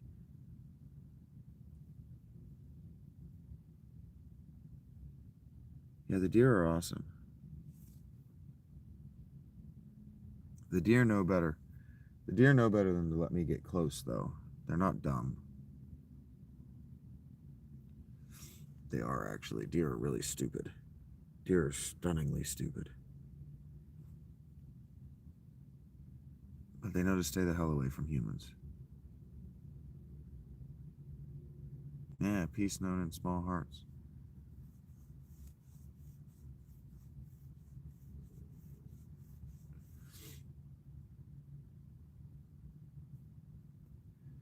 Last spring, I was sitting here during a rain reading, I was reading Dante's Inferno. I wasn't reading it in Latin, but I was doing my best to chant it like a poem and in the proper cadence. And my buddy Kenny, the rabbit, I have it on film. You can find it. I don't remember what.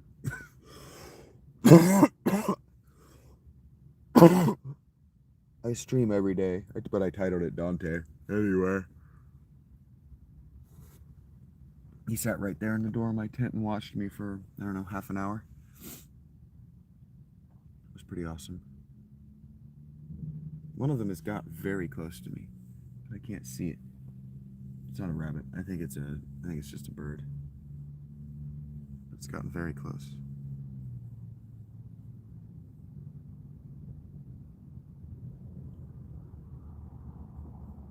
Deer, is that how they migrate? I don't know anything about how deer live their lives.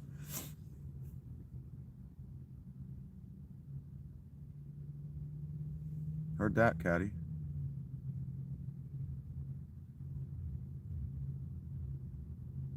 You and Vito evidently have history that I'm unaware of.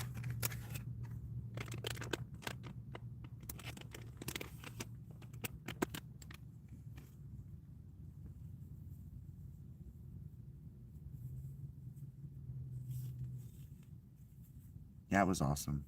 It was awesome, Masala. He had his ears perked up toward me. He was looking right at me the whole time.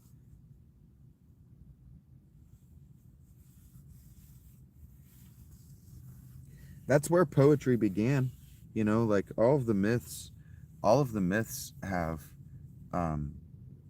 they have the poetry starting at crazy people who sang to rabbits, other animals. You're just always nice, that's all?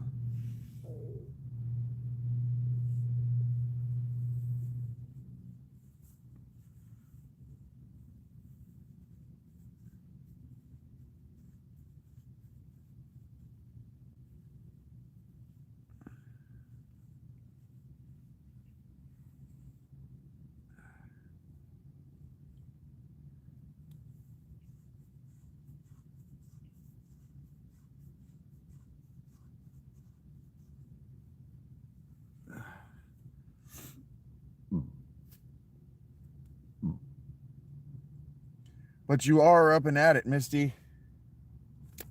You are at least here among people who remind you that up and at it is the place to be. Up and at it is the place to be. Kicking names in the name of... Wait, kicking tail and taking names for V. Oh, I forgot to show you guys. I figured out, or maybe I did figure it out. I have been trying to figure out for years. I make this stuff and I make this stupid fucking... I make all these fucking kung fu noises all the time, and I don't know why. I didn't grow up watching kung fu. It's something that's always moderately annoyed me about myself. How the fuck? How are you echolalia? Where's this coming from? And the answer is Johnny Bravo. I've been doing an extended Johnny Bravo bit for 30 years.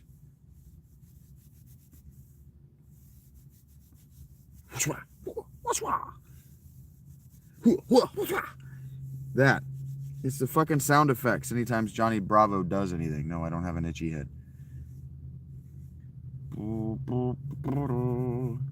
Just cleaning my scalp. Maybe if you cleaned your scalp, your head wouldn't itch. Sensei Shaggy? No, maybe.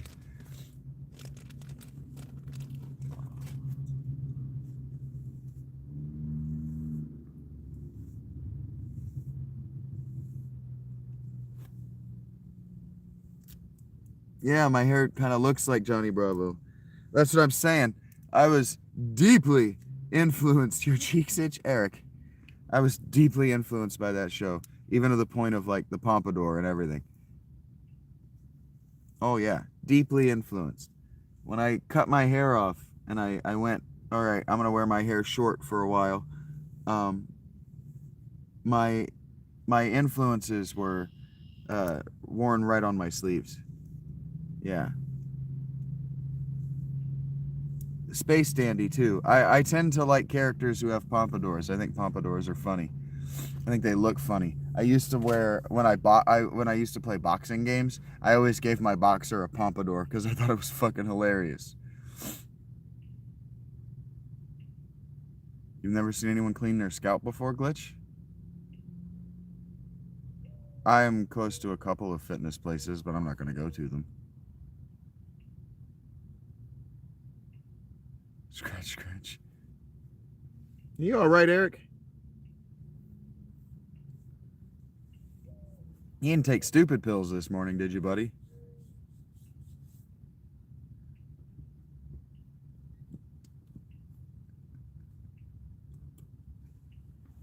Eric, have you watched those shorts yet? Have you watched those shorts that Rach cut out from my live yesterday, from the Final Fantasy X yesterday?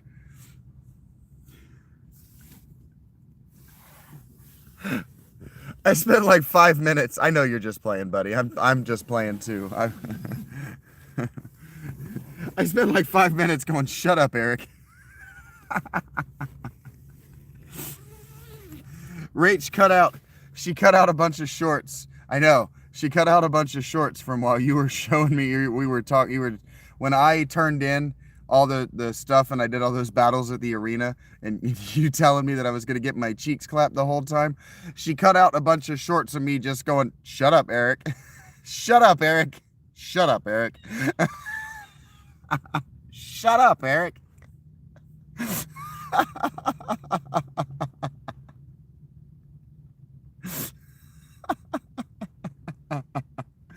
I think it's very funny. You guys don't get to tell Eric to shut up. Only I get to tell Eric to shut up. Because Eric was there the whole time.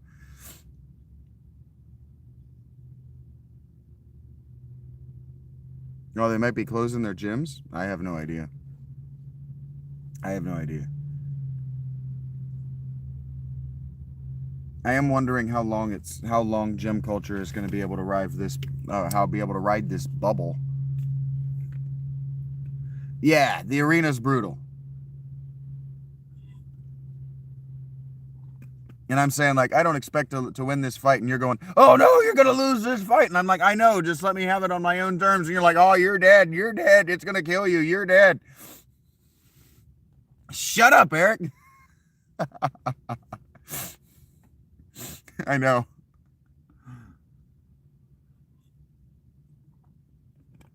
It's tough. It's kicking my ass right now. But we're going to get through it. Okay. Thank you guys for helping me get through the worst of the pain. The mornings are the hardest part. Once the heat of the day comes out, I can, for the most part, well, I've consumed enough weed and enough painkillers in the form of ibuprofens and enough water, and I've stretched my pelvis, and I've been awake long enough that the pain goes away. But that's not sustainable. It hasn't been sustainable this whole time.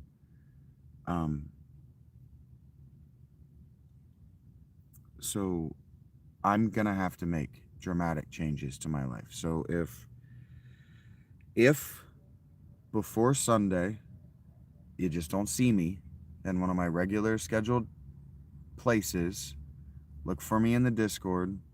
I've probably surrendered myself to a hospital. Hopefully not. And if anything changes, I'll put it up on my, because you know they've got those posts that you can make. I'll put it up in the posts. If I know a change is coming and that I'm not going to be at a show or whatever, I'll put it on the posts, and I'll make a post about it, and I'll try to remember to inform you on the Discord.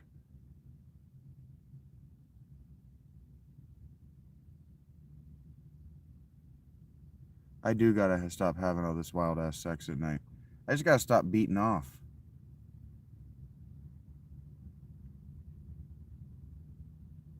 Stroke worthy ibuprofen.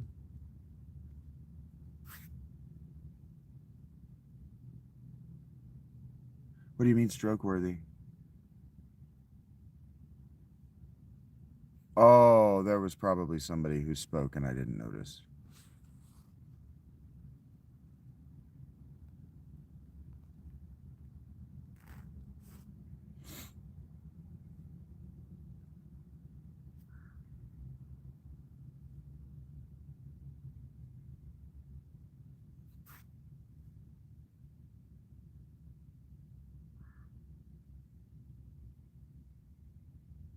Oh, you've never heard it said correctly?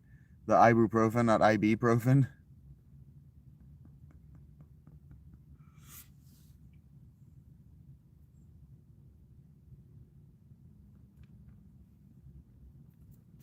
Hearing people say ibuprofen makes me fucking crazy. It'd be ibuprofen, you fuckers. It's not a capital I and a capital B. Whatever. We're all different. It used to really upset me. I used to get really mad. I have emotional reactions to things that other people don't. And mine are extreme. So yeah, there's a reason I'm in this tent.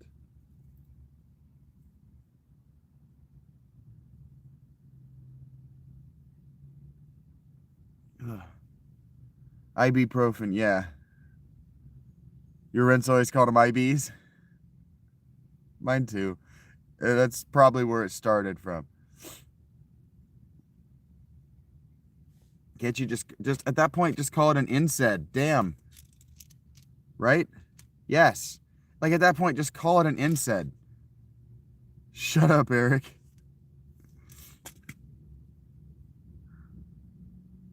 I don't know what a PharmD is.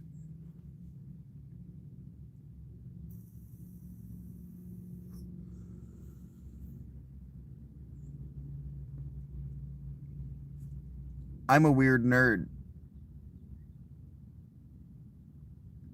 I used to get mad. I used to get mad and be like, you're a stupid person. No one could ever take you seriously. You say ibuprofen. And I have eased way back. Way back. But I do get emotional and say, just call it an NSAID. NSAID is also on the packaging. Just call it an NSAID. If ibuprofen is too hard, just say NSAID. They say NSAID in hospitals. Doctors call them NSAIDs. Just call it an NSAID. Doctors will also call them IBs. So, I'm not right. I know I'm not right. I know. I'm the GIF, the person who insists that it should be pronounced GIF on this right now. And I know I'm being an asshole. This is self-parody at this point. I know. I don't hold anybody to that standard anymore, but my brain goes, you remember when you did. Every time.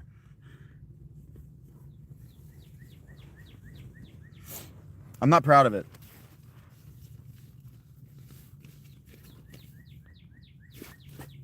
But it's something that's not changing about me tomorrow. It's not going to change right now. Shut up, Eric. Which teacher is mine? I had a lot of teachers like that. That fucking short I made about bad teachers being bad teachers. Bad teachers are bad people.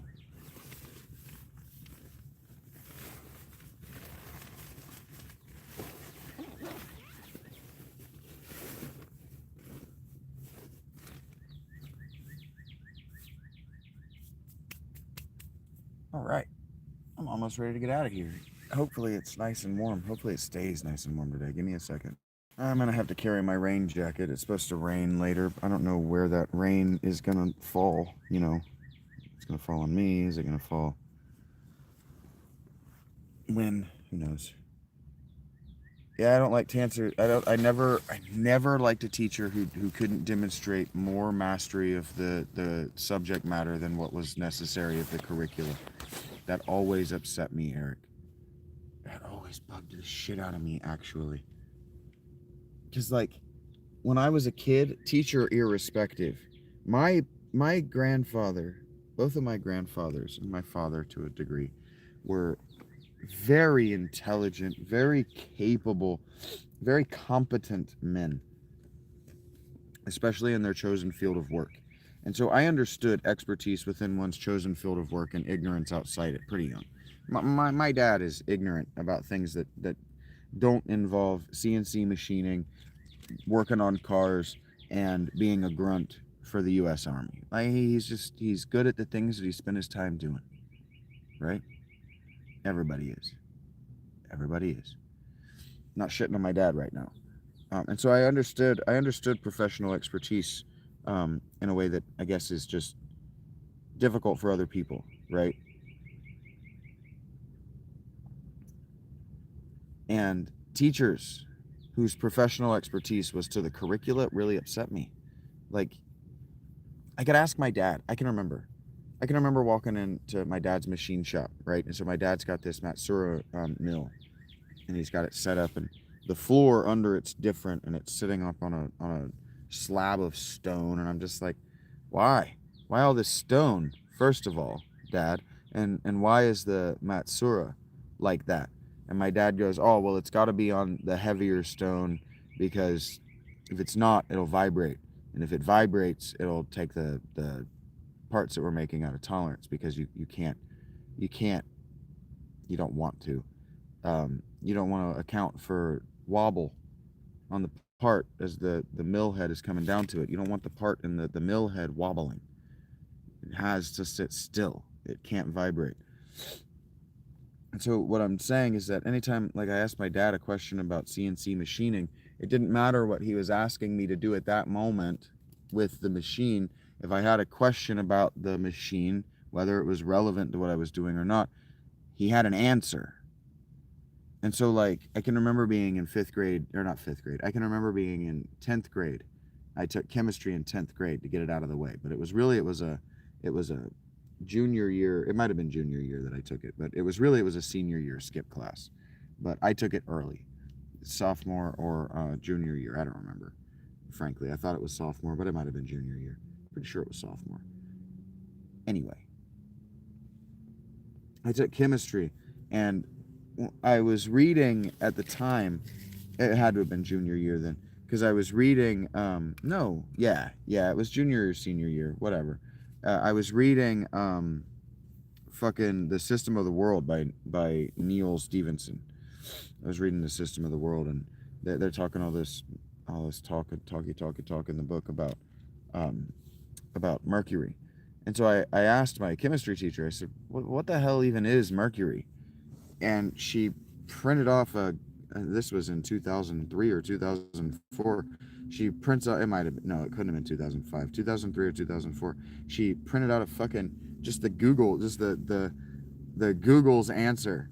Just printed out, she Googled it, and Google's first answer. She just printed that out and gave that to me to answer my question of what the hell even is chemistry.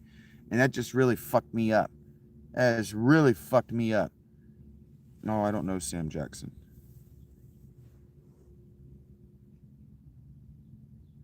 No vibrations. That's correct, Eric. She printed out a picture of Bob Dole. Effectively, yeah, Eric. And I was just like, well, who cares if I pass this class? You couldn't. That's not the right response to have. I was 16 years old. I might have been as old as 17. No, I wasn't as old as 17. I was either 15 or 16. Pulp Fiction reference? I haven't seen the movie.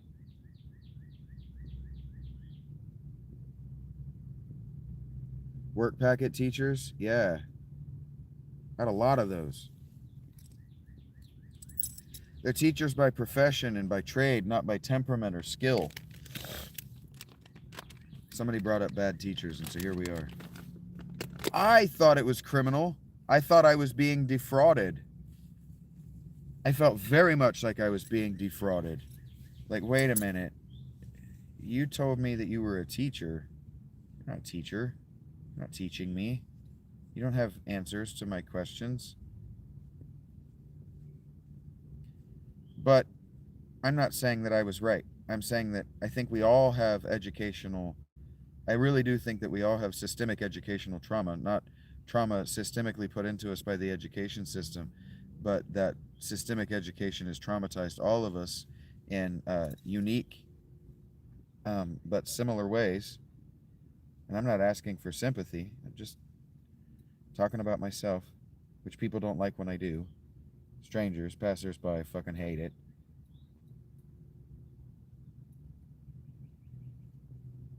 Oh, that fucking hurts. That's horrible.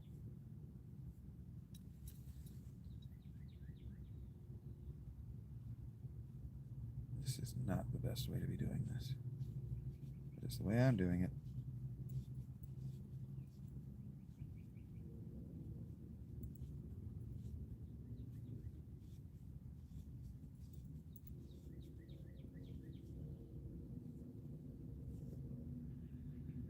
Whew, okay.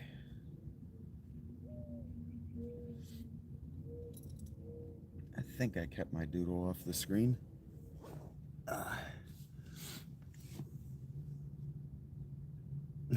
Go back in history and obliterate the trivium.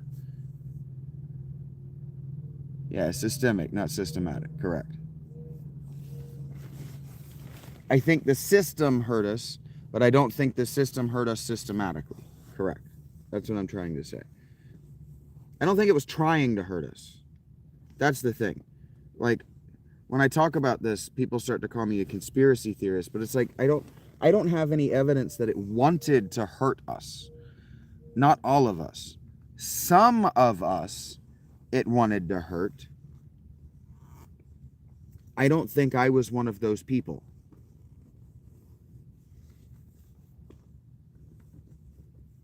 I genuinely don't.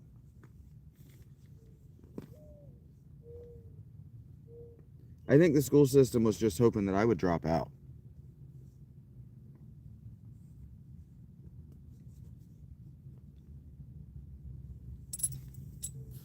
Yeah, just go back to school with what you know now, Eric.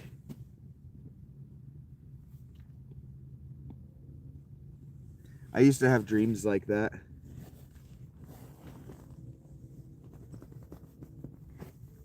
I used to have dreams in my 20s and my early 30s where I was back in high school and I had to take some test.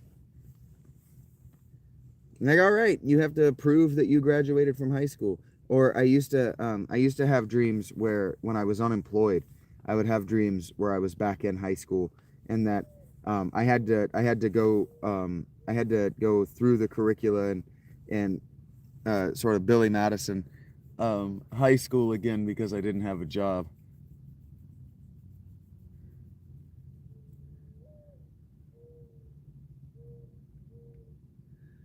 Silence claims his turn. Just hush, man, not now.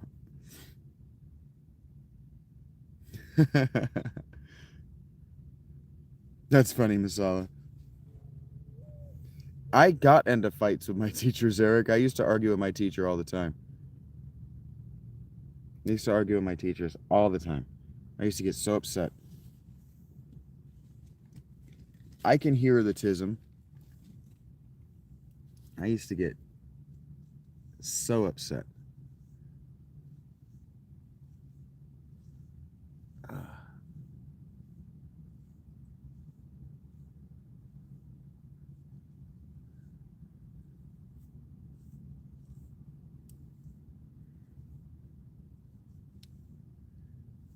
All right, it didn't get me.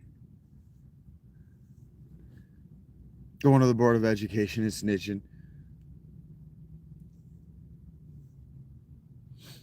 There should probably be a little bit more of that in general. People going to the Board of Education, having things to say. Okay, that's not good. One of my vapes has disappeared. The expensive one has disappeared.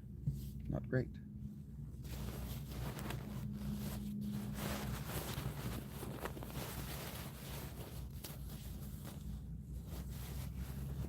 I am at least in a better place.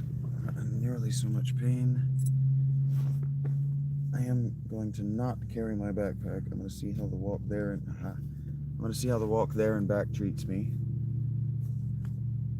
If the walk there, eating, coming back doesn't have me hurting, I'll go up to Panera and we'll do Final Fantasy X. If the walk back has me hurting, I'll probably end up just going live here again. Probably take a nap or something, and then I'll end up back here. I'd just like to thank all 91 of you. Thank you for the likes.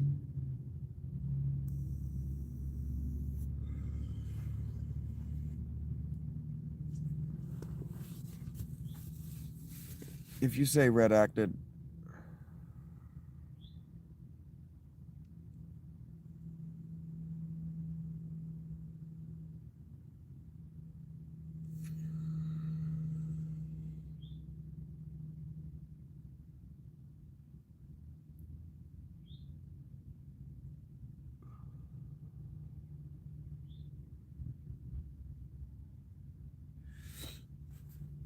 I think teachers were shaking to have me in their classroom, and not in a good way.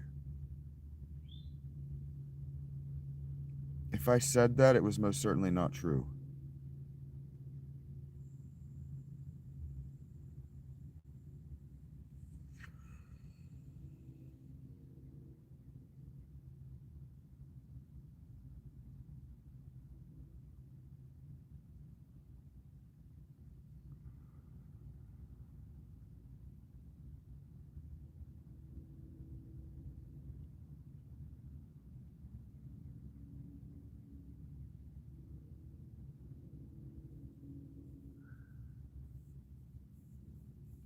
You're funny, Eric.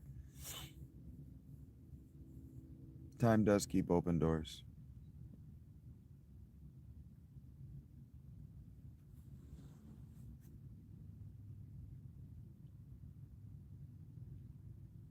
give you a few more minutes here before I take off. I don't actually like turning this thing off, especially now that there are new people. I don't actually ever like just clocking out. I never liked it. You're tired of the music, Eric? That's funny. It starts to wash over me to the point that I don't even notice it. I haven't gone anywhere, Redacted. Been doing the same shit. You just started watching other stuff. And by other stuff, I mean just other kinds of content. So your algorithm didn't see me as fitting into it.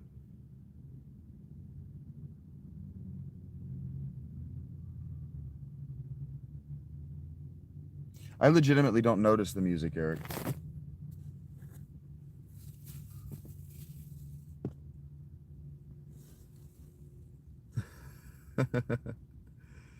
Yeah, it drove my mom crazy, Eric. That might be why sometimes you'll see me just leave an area. Okay, can't take the fucking sound anymore. Gotta be somewhere else. That might happen. I don't know for a fact that it does. I don't know for a fact that it doesn't. But it might. I like that Masala notices every time that I leave a silence so that the chat can catch up. It doesn't make me feel watched. Yeah. That's what I'm saying. I like it. That one was playful. I like it. I can see what you're doing. I can see what you're seeing, Masala. You're articulating yourself poetically just fine, in my opinion. I don't disagree, combat system. I once heard a comedian say that you can tell that a person, you can immediately tell about a person with a face tattoo that they have gotten as far up the corporate ladder as they plan to ever get. One would suspect that weak minds is what weak-minded people have, yes.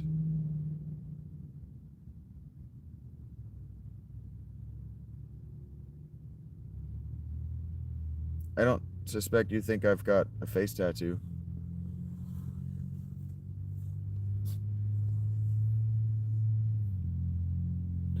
Oh. You're at one of those where the music never changes sections.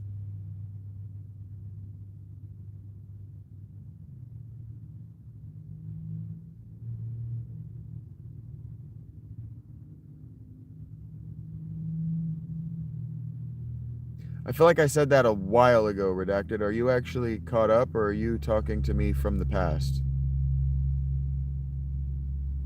Shame loosens its hold. Yeah.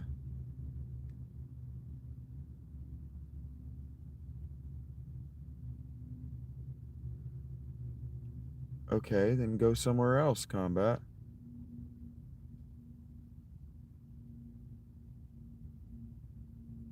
You know,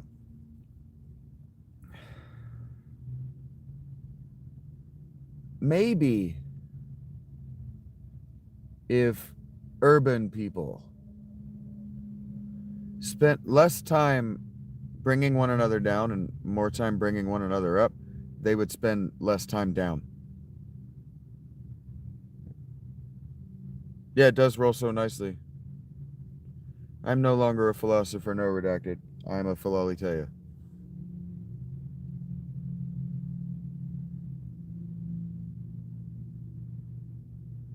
And then go somewhere else.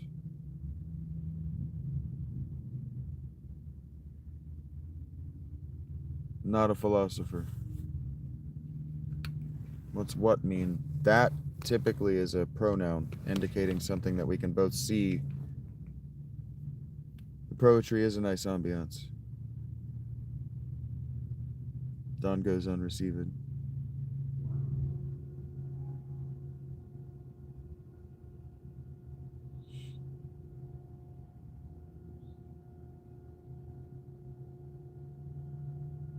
I actually brushed my teeth on stream this morning, and I literally just washed my balls on stream. So, tell me you haven't been watching without telling me anything. Eric, you are art.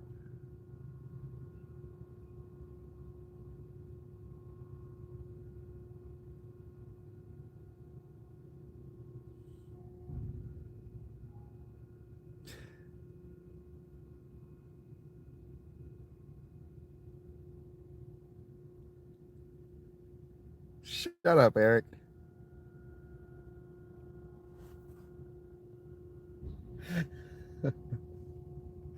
I'll send those to you when I get up to eat, Eric. I'll send you the link to those. Because that shit, I didn't even know I was doing it. That's why I'm laughing. I didn't even notice, and clearly you don't remember it happened. Clearly you were just listening right over top of it.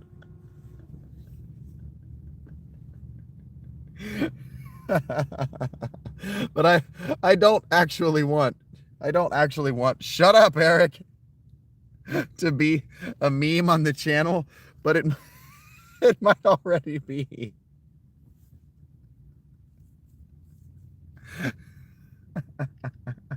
Because I bet if you go back long enough, I bet if you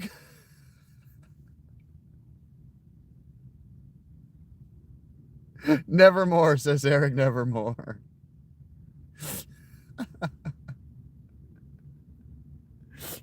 I bet if you go back and you look long enough, Eric's been in my life for a year. I bet if you go back and look long enough, I've said shut up, Eric, 100 times across the last year. I bet I've said that 100 different times to him. That was actually really fucking good, Eric.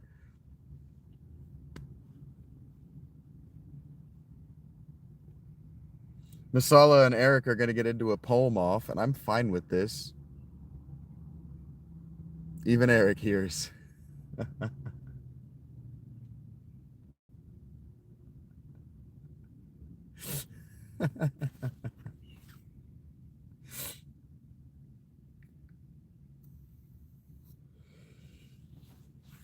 Eric is like an onion. The sparks are flying. Yeah, I love it. Every time I tell you guys I'm going to leave, it starts to get interesting again. I'm like, well, wait a minute. I got to stay for this episode at least. Many layers. Eric is a man of many layers. I knew that he liked and that he knew about the Final Fantasy games. And I knew that he had played the 3D Final Fantasy games, 7, 8, and 10, definitely. I don't know. I didn't know about 9. But I did not know that he is very good at Final Fantasy 10. Yeah, I noticed that you riffed on the Raven. That was really good, Eric.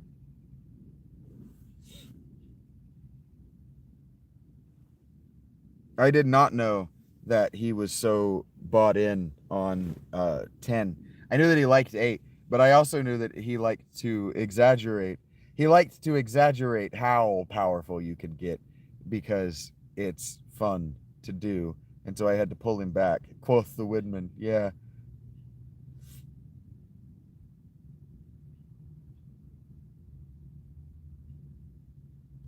Yeah, basically, look. They are real cool. But he's real good at 10. Had no idea that he knew so much. Just had so much about 10 living in his brain. I knew that he had at least the folklore living in his brain. I could confirm the folklore because the things he was saying were right enough that he knew the folklore, but I also knew that I knew he was spreading misinformation to get you guys to prove him wrong, which is an Eric move. You break into the chat just reading all the stuff.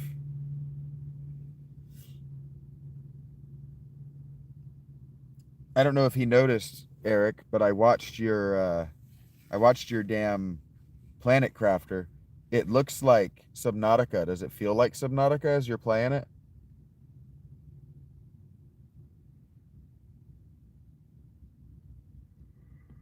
Yeah, Eric is all but a damn co-host at this point. He's at every show. Mr. S watches every show, and he is my unofficial co-host. He's always here. You got the Sin Battle, did?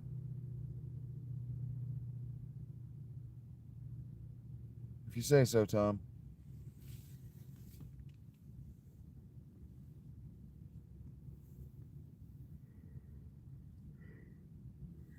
Your welcome back is tenuous.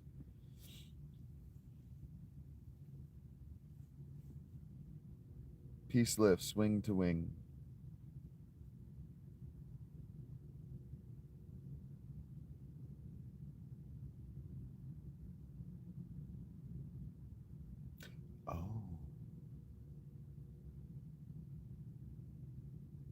Yeah, the eerie void of life in Bavel is weird. Yeah. Yeah, the things you can fight in Bavel now. I might be able to go back to Bavel, actually. I haven't, just in case Hisaru has a dark uh, Shiva or something stupid like that.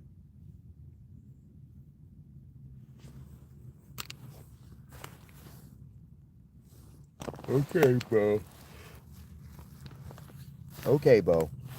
Your parents loved you enough to name you Boy. Planet Crafter, Mr. Redacted. He's posting he's posting his moments, his big moments in Planet Crafter, and I wish you'd fucking talk.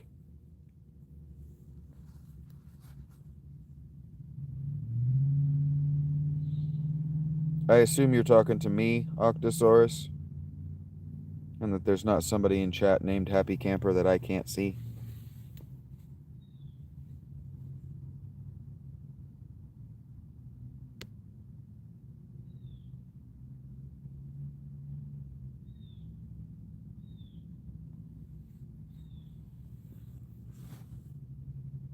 Never quite leaves.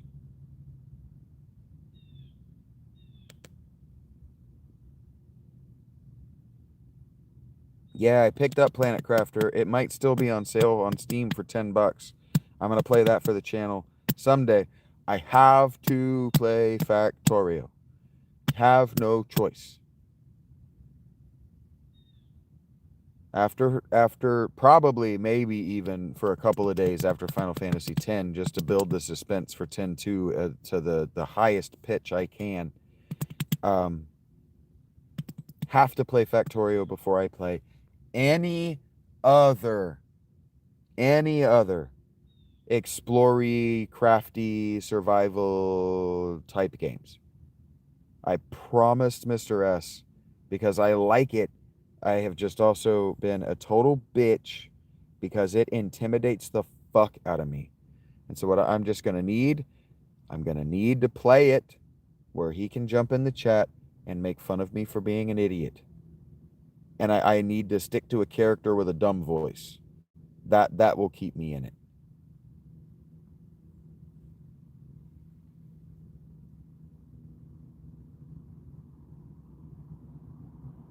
Enough to go on, Masala.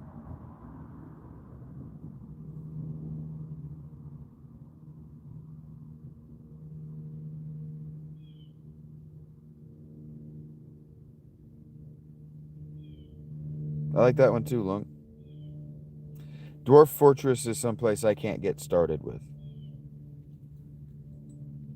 The interface, I can't even get started. Yeah, I also know that I have a large portion of my audience that like it, that I like these kind of games. And they're the kind who want to do this, do this, do this, do this, do this.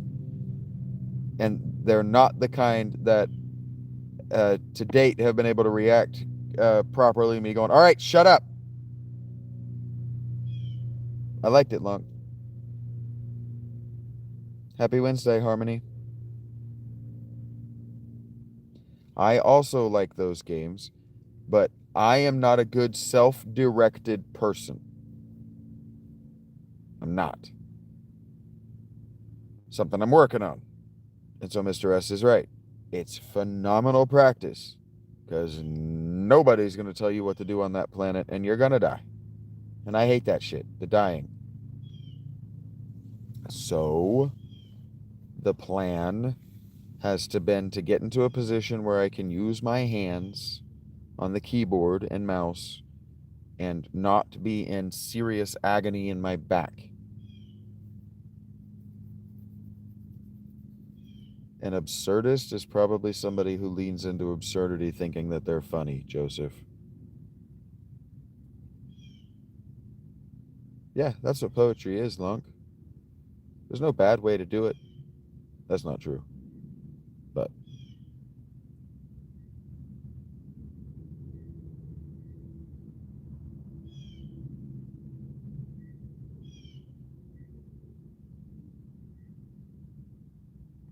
Language finds his hands. Yeah.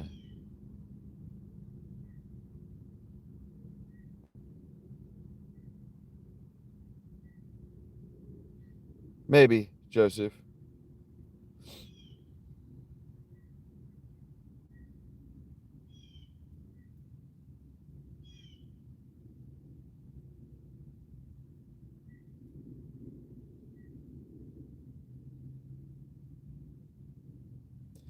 Who's to say Masala doesn't write poetry for a living?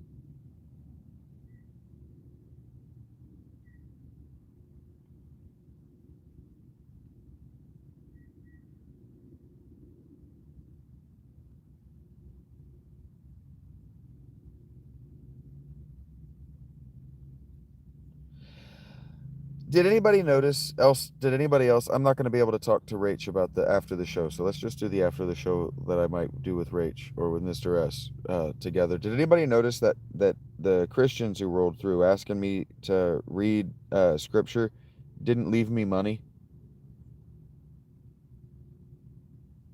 Glad to hear that, Stephen.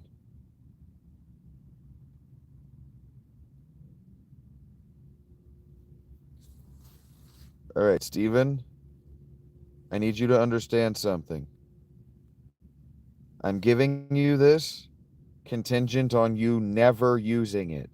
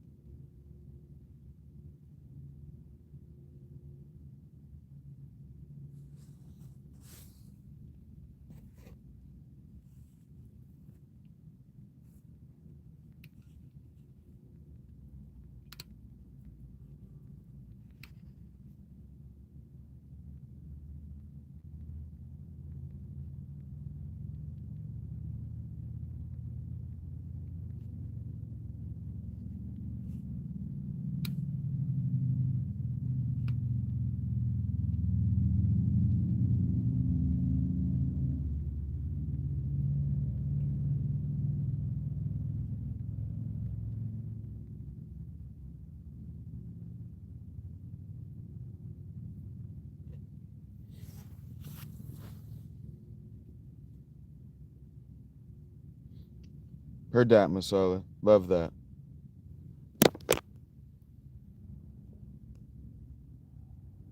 Hello, Makia.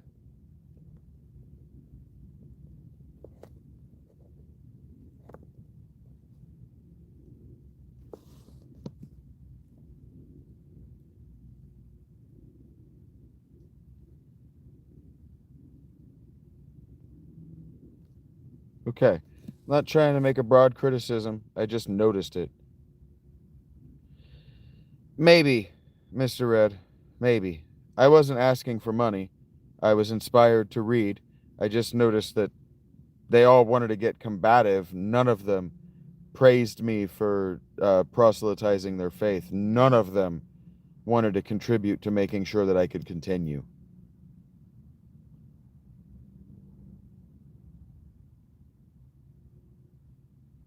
Holy right now is my favorite spell to cast.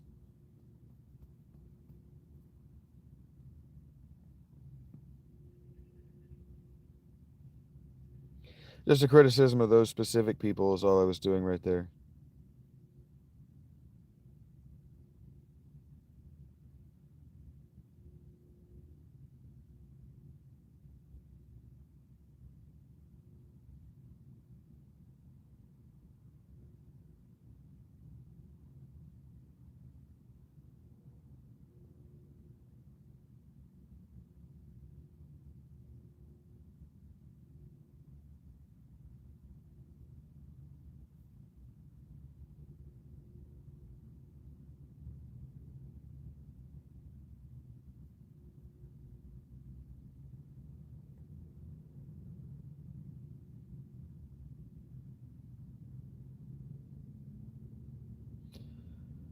I just read a couple of.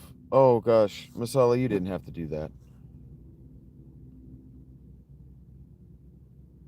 I love that you're feeling joyful. More than willing, happy to receive your words, Masala. I haven't said read a single word that you've written today that didn't touch my heart, or accurately sum up for the reader or the viewer what they just watched. That was very, very precious. We're not on fentanyl, Stephen.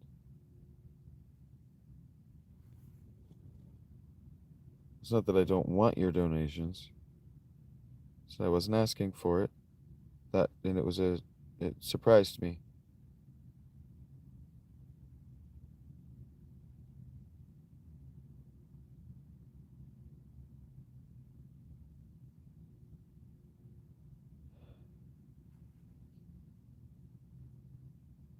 Why are we going to sexually assault an anime character? It's just in bad taste.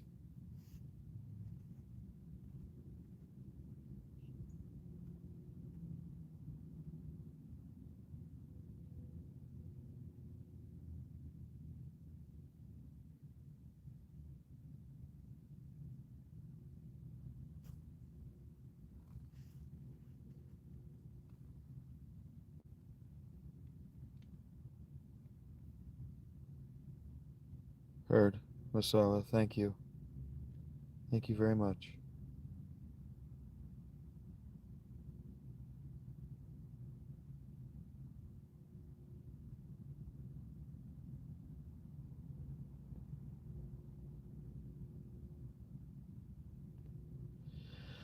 I don't know. Somebody brought it up, and now you guys are just talking about it. Okay, Makia, you can join my cult if you want.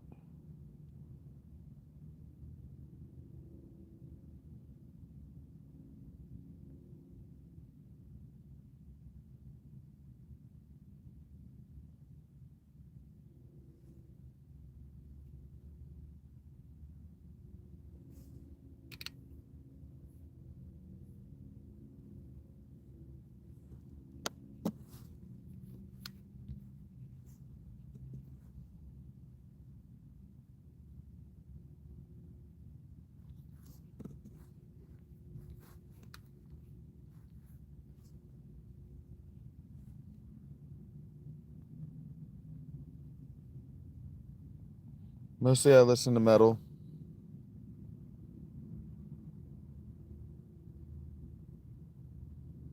Enough for what's next.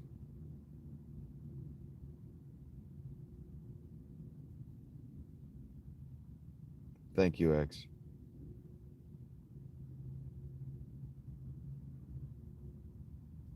I listen to a lot of Doom, some stoner sludge.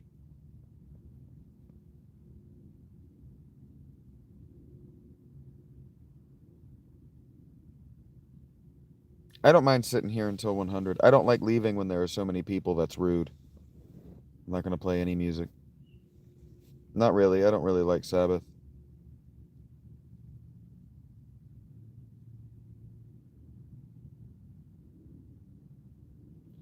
I am aware of the connection to both genres that I like come from Sabbath. I like Sabbath style tunes.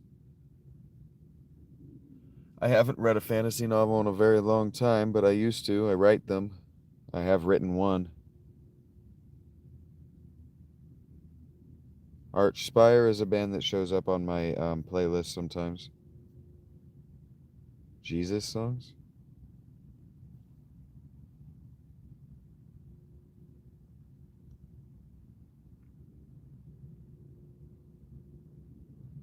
Whitechapel?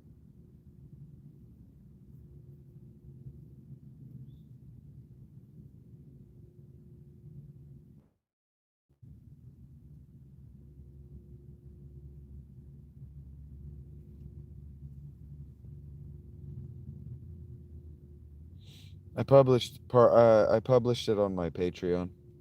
I published all my stuff on my Patreon.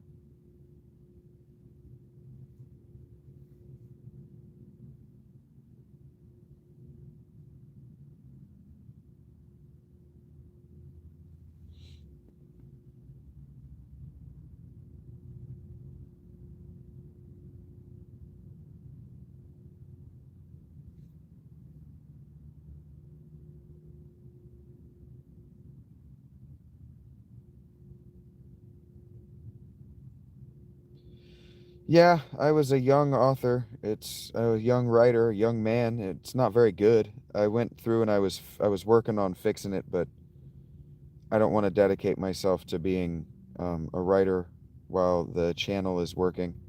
That's too much cognitive load.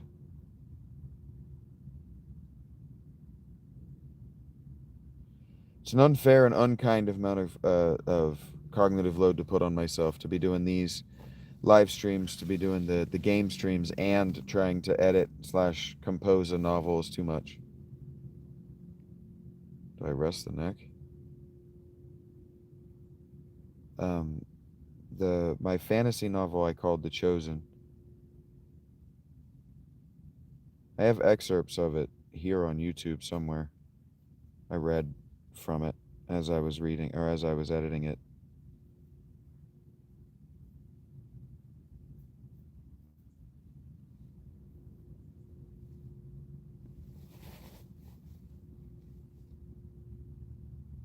Correct, Masala. I don't know if you were there the other day when somebody told me that quote about the my yoke is light and my burden is easy or whatever. And I said, yoke your damn self. You keep that yoke away from me, I think is what I said. Yeah, I have always kept Jesus at arm's length. Always. Friendship of utility at best. No, I have not read any Nazis.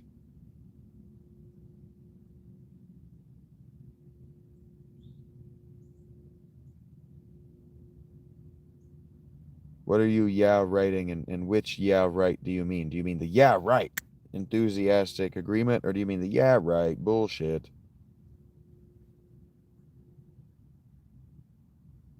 I don't know Blackwell or Holy Light, never heard of them. The hard yolk slowly softens to a soft yolk. I think we're talking about a different kind of yolk. Pretty sure that Hess was a Nazi.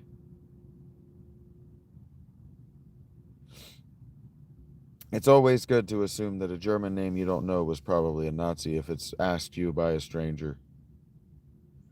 Which is disappointing because um, you have a strong bad reference in your name. That's a real bummer that you're a neo-Nazi.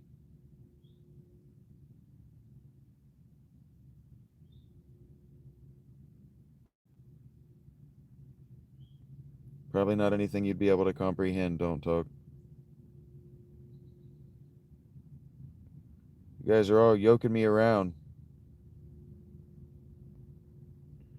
But you're still using the wrong yoke. It's just Y-O-K in that sense.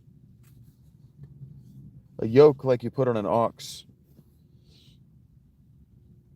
I don't have any evidence of that, Stay Puffed.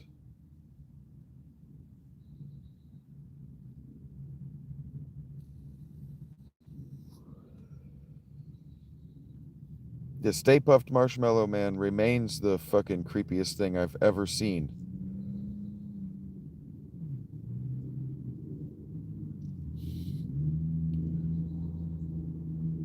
Now Eggs is just trying to see if he can annoy me.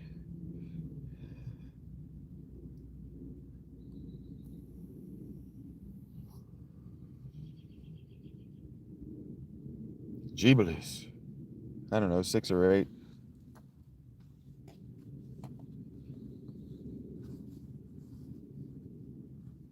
I'm doing my best not to.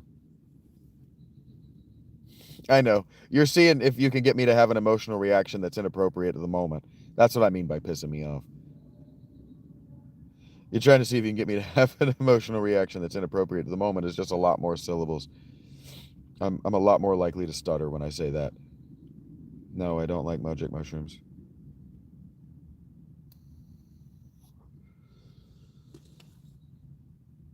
I have one of the most violent taste aversions. I am having a taste aversion right now. Trying to take that hit, I had a taste aversion to mushrooms.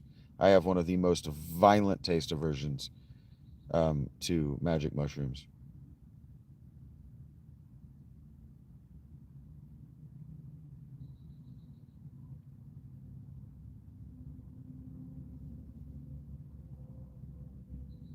I like that, Masala.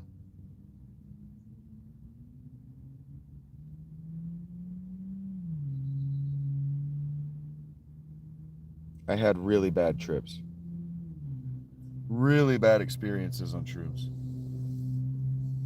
It's not like I had a bad trip. It's not like I had like bad nightmares or I saw stuff. I didn't have a good experience. Never done DMT, no.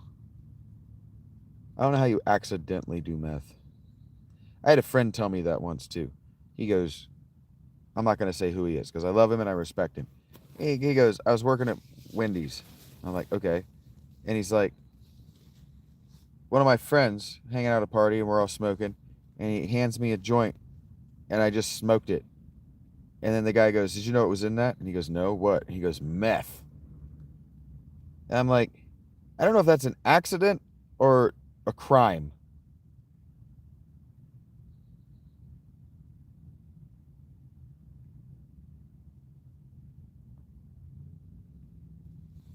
Well, probably none of this stuff is for everybody. Probably most of this stuff is for no one.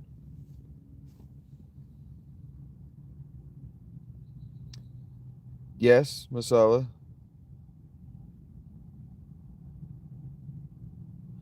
That's what I said too, Steve. That sounds fucked up.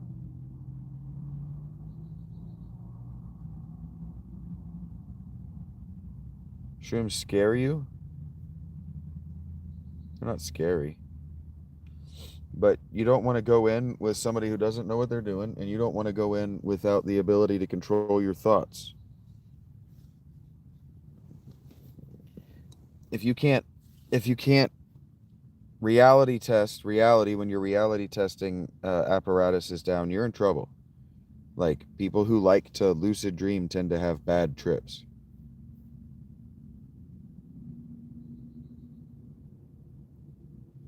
They cause body pain. That's correct, Mac. Yeah, that's how I knew that my pelvis was ruined. That's how I knew that I had an injury, is I tripped regularly every other weekend on acid. And one weekend, my pelvis was just aflame with the most agonizing pain I've ever felt. 12 hours of just agony. And so I knew something was wrong. I never found acid scary. I found acid warm and inviting. But like I said, I was in control of the trip. I wasn't in control of the biological reaction.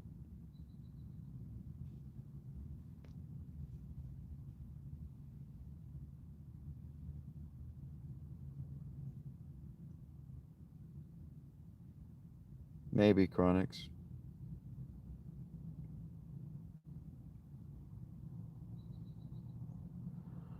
Heard that, Antonio. You like a body high. Probably like sativa weed too. No, indica. You probably like indica.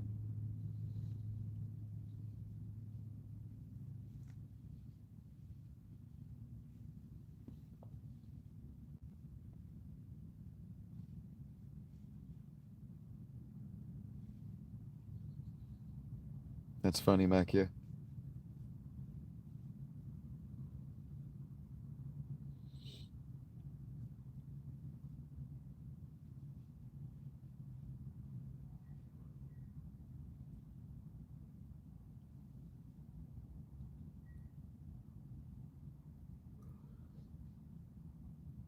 I've had my fill until my pelvis is healed.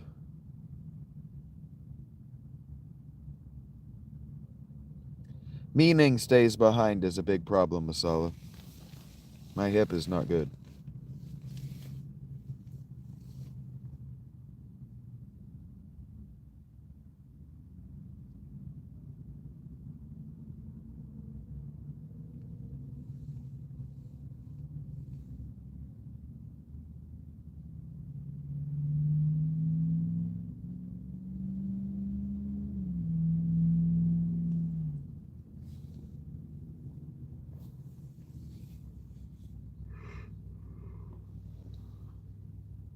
People are fucking stupid. Just the framing of the question. One does not forget how to walk. If one has to relearn how to walk, it is usually through a traumatic brain or spinal injury.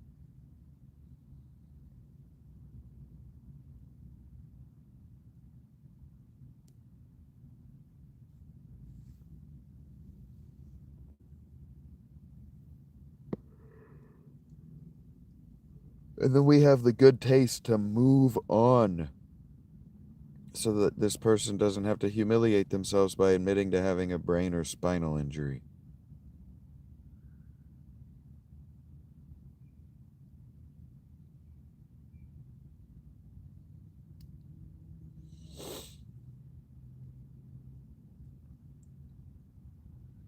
I don't know. I would probably prefer what I've got going wrong with me, even though it is the worst, to paralysis of any kind.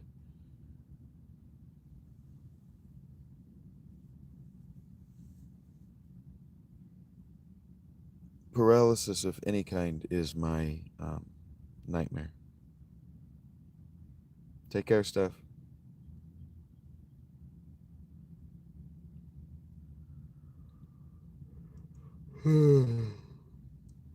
Maybe, Luke, but do you?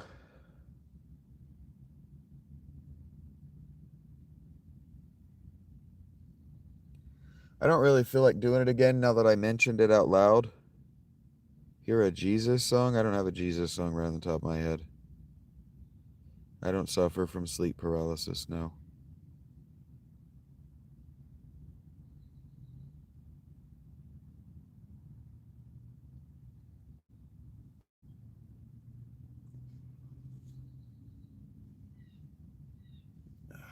Sleep paralysis is usually stress induced.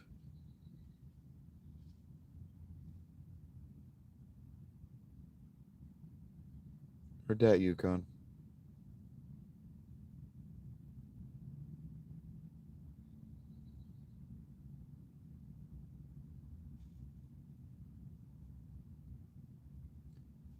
Jesus Christ, Eggs.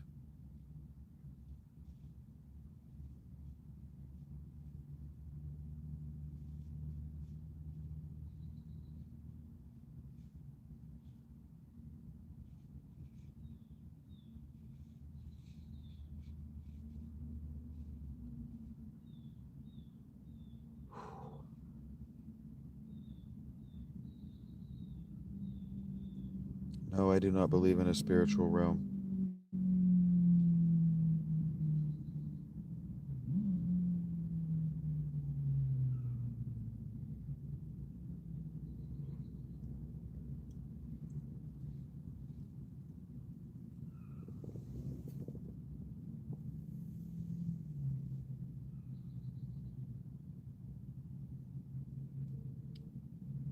Oh, it hurts. But it's good. It's nice to stretch. Take care, Masala. I'm sure I'll see you around. I'll be looking forward to it.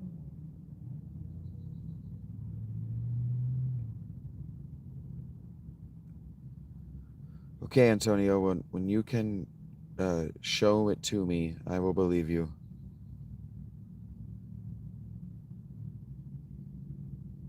I'm just wondering, what does it matter to you?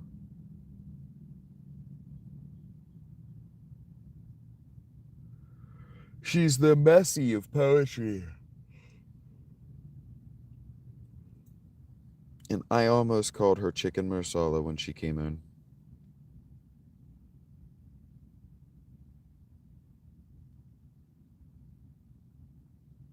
They don't get that, Macchia. When I say it, they don't get it.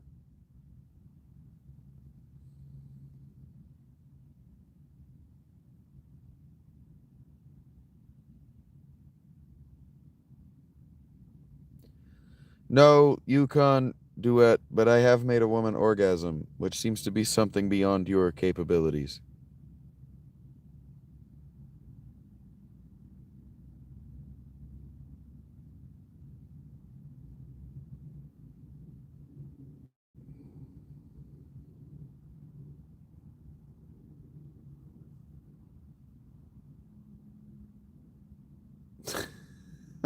You like that one, Lonk?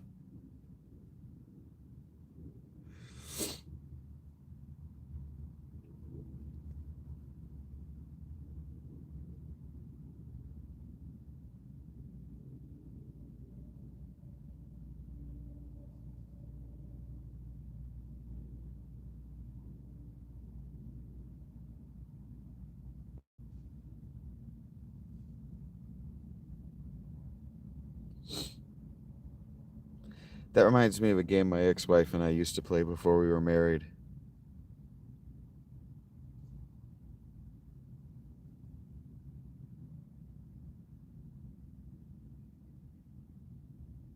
I called it Find the Nipple. She always wore those real firm bras.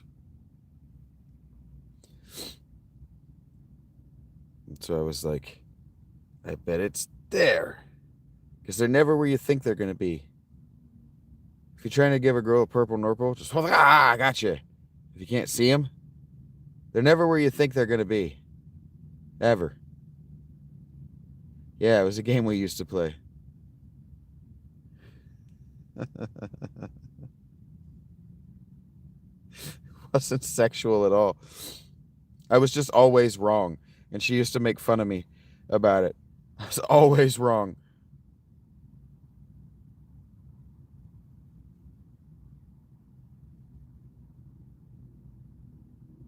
Bean dips?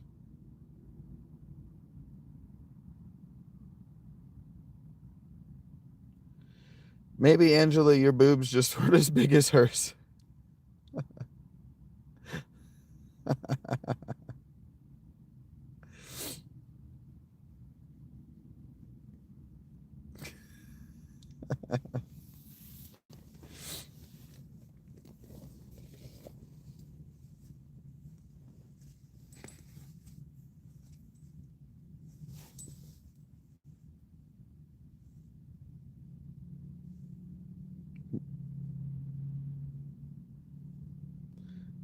Okay, Angela. Understood.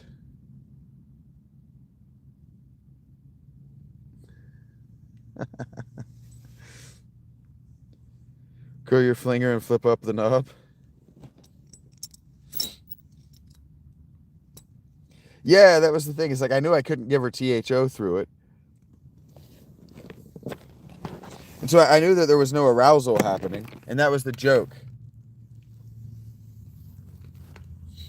That's how it became a game. They'd just be all like, blah, blah, blah. She's like, yeah, that's nowhere close. She's not doing anything right now.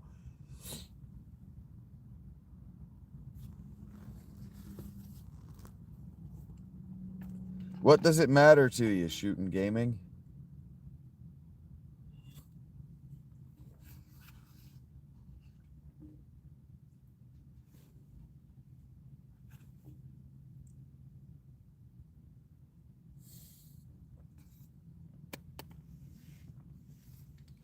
Yeah, and who knows? If it responds, you might get lucky. If it responds. If it responds. If it responds.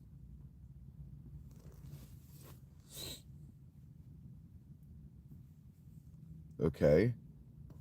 Why is that problematic for you, shooting gaming?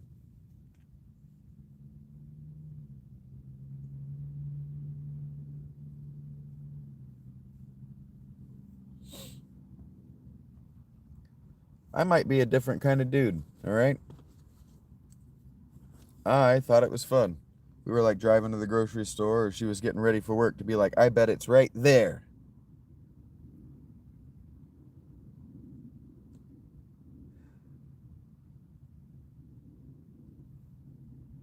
Okay, but why does where I'm at matter to you? Are you doing data collection for the flat earth? Why does it matter? Heard that. Nothing's new, Sam. I just haven't left yet. I'm in no hurry. I got the money. Rachel's taking a nap and my pain is low right now. So when I need to get up to pee next time, I'll probably get off here. But I don't like to leave when I got so many people in the audience. So many people are satisfied by the product that I'm making. It doesn't make any fucking sense to leave.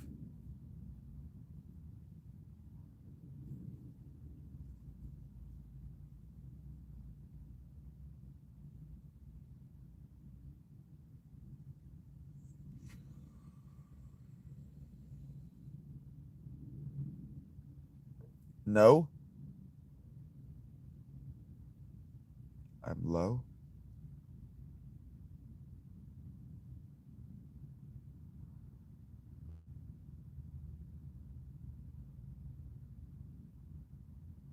What do you mean?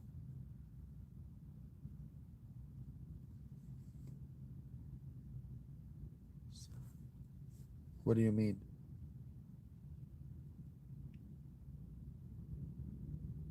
Oh, low pain. Yes, low pain right now. Discomfort, but I'm not terrified to stand up on it right now. Hello, Mono. What's up? I'm not terrified that I'm going to be bleeding if I look at it anytime soon.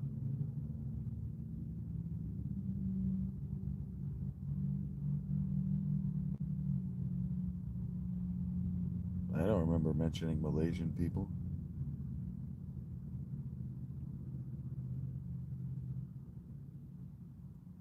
No, thank you, Shooting Gaming. Do you have high pain tolerance, Angela? Why are you telling me this? It's less my hip than my pelvis, but yes, it hurts like a motherfucker. Yeah, eggs. My ex-wife and I, when we first started dating, we were much more like a lesbian couple than a standard hetero couple. I was much more like a girlfriend to her than a boyfriend. Abusing what? My scalp? Because I got dandruff.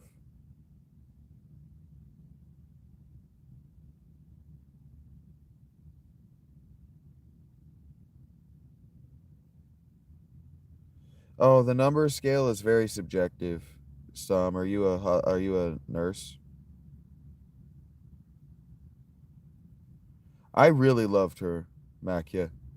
We were much more like friends than like a married couple, and then she just gave up on herself in a big way. Okay. I was just curious, Angela.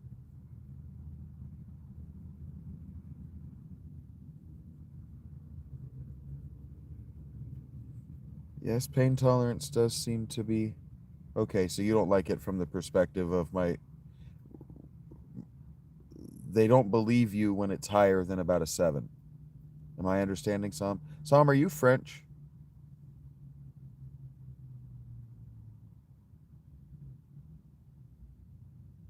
Okay, Mono.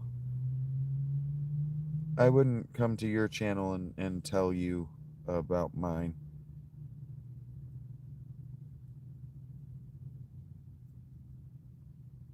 You are French, Sam? Okay. Is the Sama River? Sort of, Phil. Sort of. Lover of.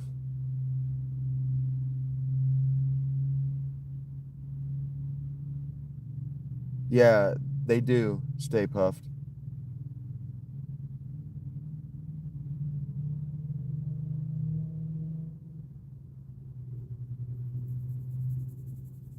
Yes, as soon as they can monetize clean air, they will. They tried in the 80s.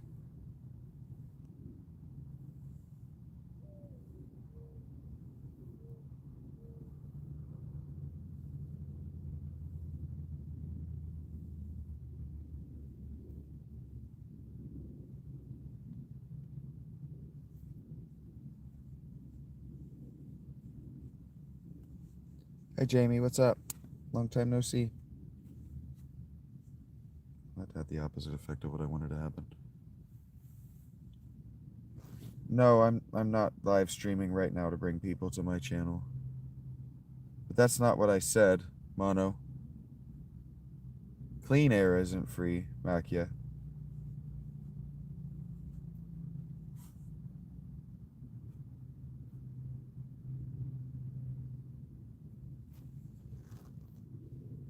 you.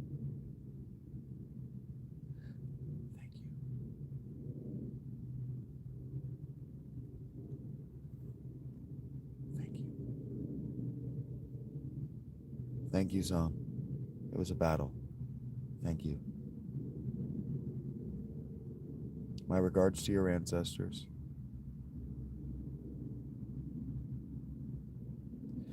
Everything's going fine, Jamie.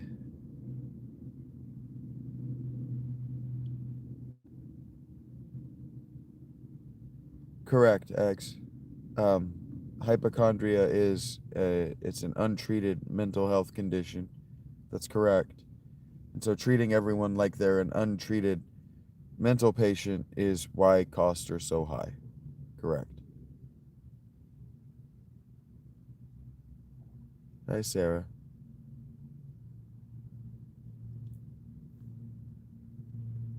Interesting, Makia. Interesting is an insensitive word.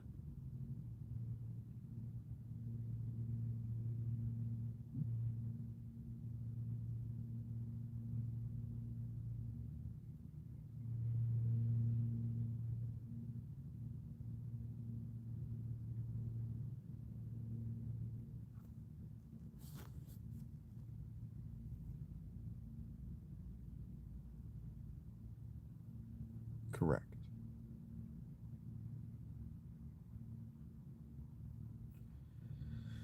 Incomprehensible is a better word.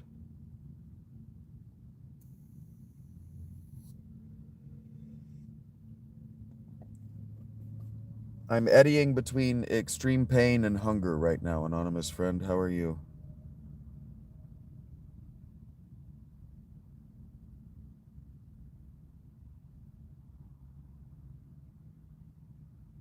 Probably I don't even care who won, Mr. Redacted, depending on the war.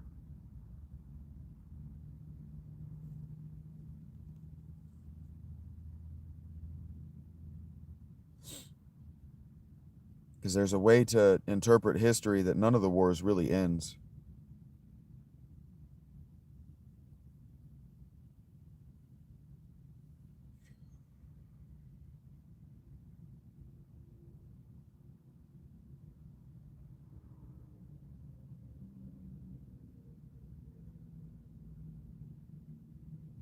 That's horrific, Sam. I'm sorry. I'm sorry to hear that, Jamie.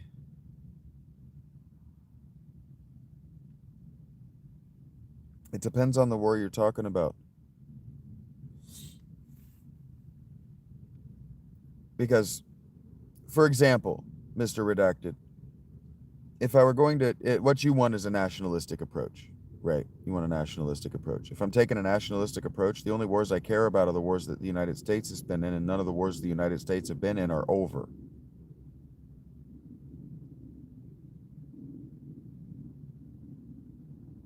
Thank you for sharing, Cody.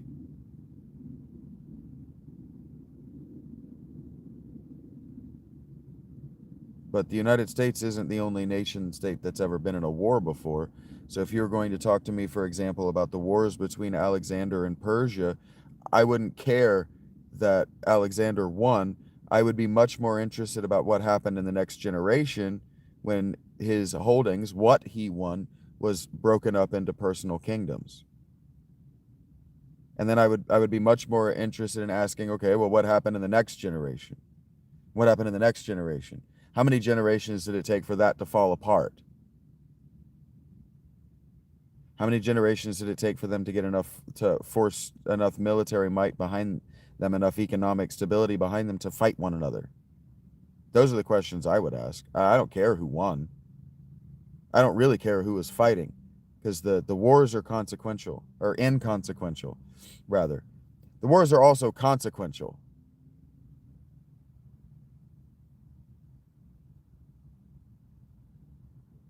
What do you mean? Generation comparing across wars is a little different than what?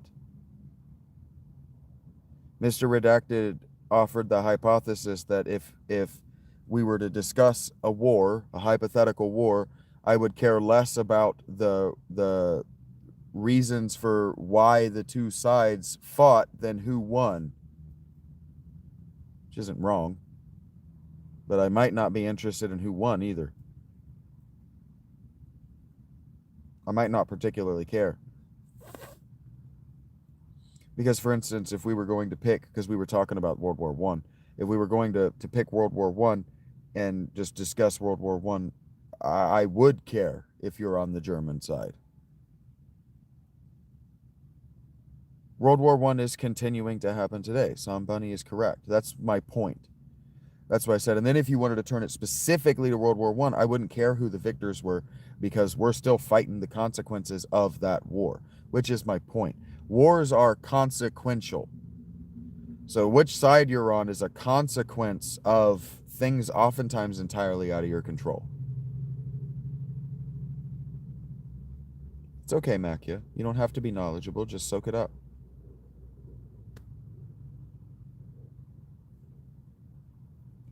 The Germans were the only nation state in that entire conflict.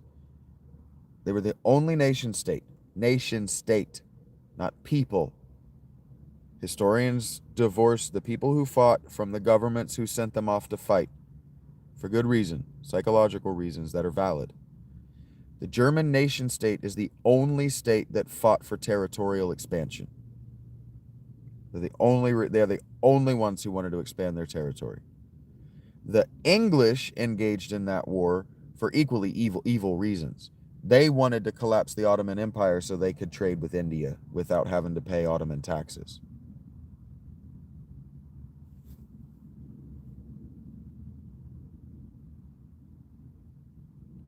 It might not be over because the core conflict may not be resolved by the war. Like the 100 Years' War, they call the 100 Years' War one war, even though it spanned 100 years, and there were only a handful of conflicts because it was over the same core conflict. Japan was World War II. Japan was striking back at China for centuries, maybe even millennia of injustices from the Chinese Empire. Japan holds a major grudge from the Chinese Empire from like the 2nd century BCE.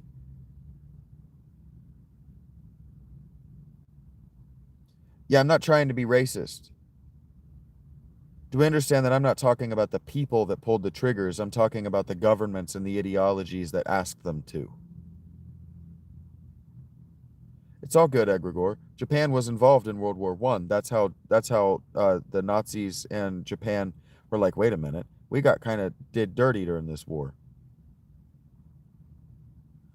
Japan has a major axe to grind with China from like the 2nd century BCE. Hello, Omar. Korea too, but from later. Japan had the Imperial Japan had serious axes to grind with Europe. I didn't say power hungry, Cody. Explain which way you meant, Stay Puffed. Which way did Italians feel about the war? I didn't catch. I might have missed what you said. I'm interested in what you mean. Japan was relentless because they had axes to grind. And in World War I, there were no rules yet. Correct. Hot mechanizing maiming. Correct. No, Japan, the kamikaze was Japan defending themselves from the Mongolians. Japan is cute now.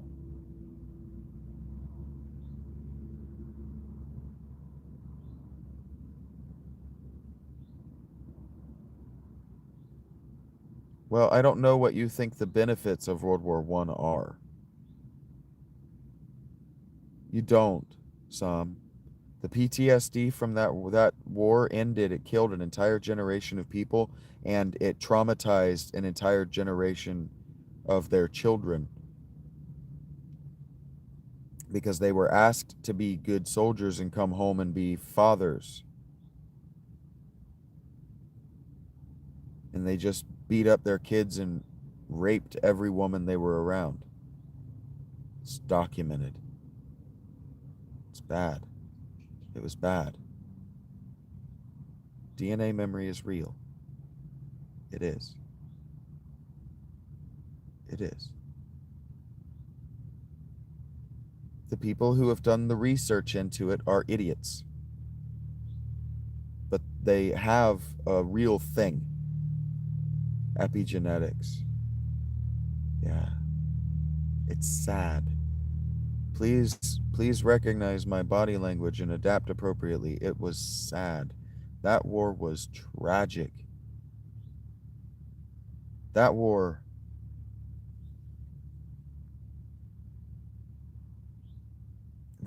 erased whole villages.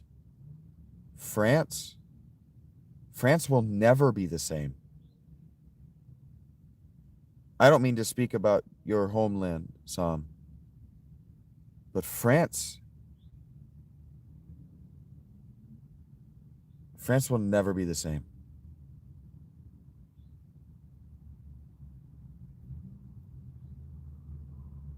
The children. The children. Okay, you're American? Understood, somebody. Uh, I'm not French by birth.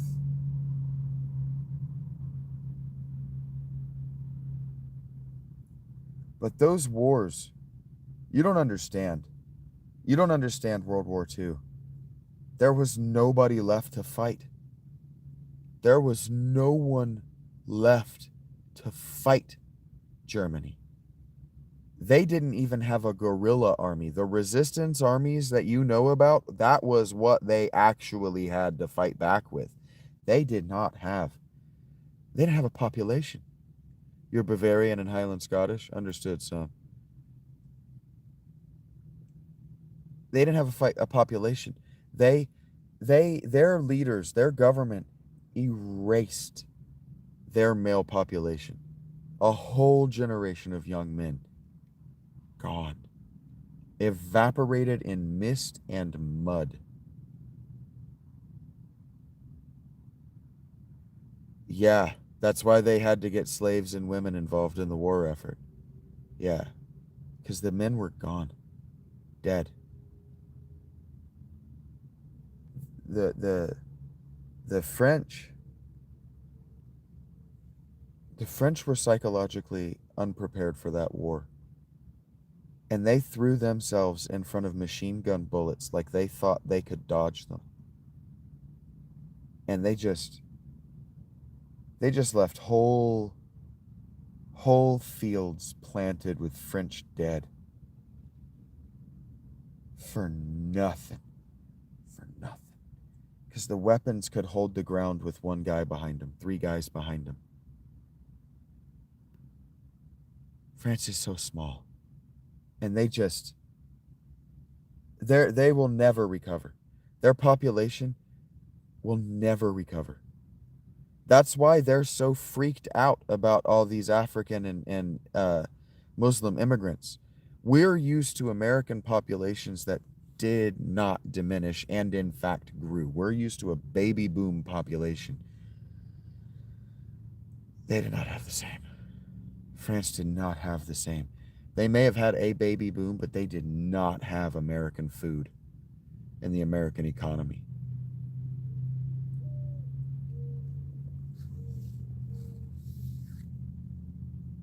Yeah.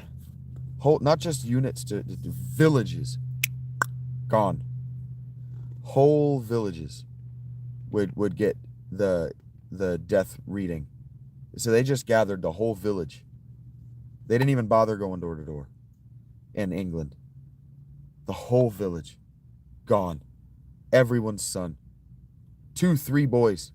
Sometimes whole football clubs would join together and come back in boxes together. It was appalling waste of human life. The over-the-top boys, because they did not know. Those men and women did not know. And back then, Ted Kids was normal. And they sent all of them. That's why Saving Private Ryan, that's why they quit in World War II. Because whole families wiped off the map. Whole genealogical lines. And the thing that they didn't understand is that the bullet is indiscriminate to a noble life. Your family line might be 5,000 years old. And you stand in front of that bullet, and if you're the last one, it's gone. Boom. You stand in front of one of those mortars, gone. You're just gone. I have issues with Dan Carlin, Cody. Who's to say I didn't memorize that I could do his World War I podcasts by heart? Who's to say I'm not doing this because Dan Carlin is bad at what he does, but people like you send people to watch him instead of people like me?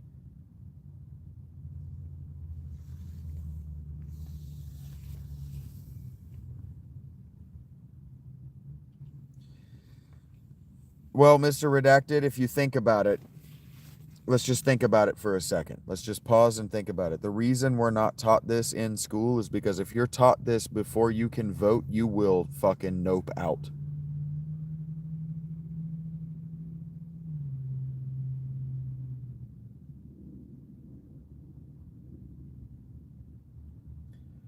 Yeah, did it with pride, Sam. Did it with pride. Yeah, you don't know me, so instead of saying you should do this, what you could do is, hey, have you done this? Don't tell me what to assume because you assumed I hadn't read his work or had listened to his work. Don't tell me not to assume things about you after you have already made assumptions about me and admitting to being a garbage junkie. No one's going to bring war to U.S. soil. What are they called? Venezuela? Is it Argentina? Venezuela? Help me out.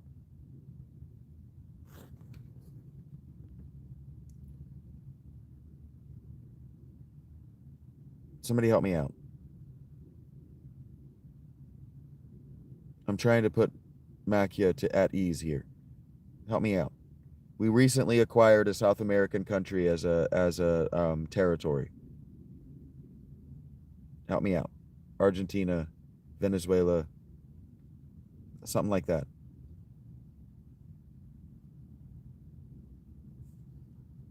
Takes balls, some. They were different kinds of people back then.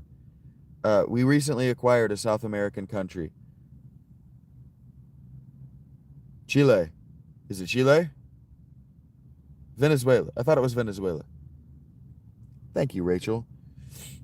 Okay. So the United States. This is for anybody who's concerned about war actually coming to the United States soil. Makia Marie, anybody not in the U.S. that's genuinely concerned about war coming to the U.S., not going to happen because of Venezuela. Because of Venezuela.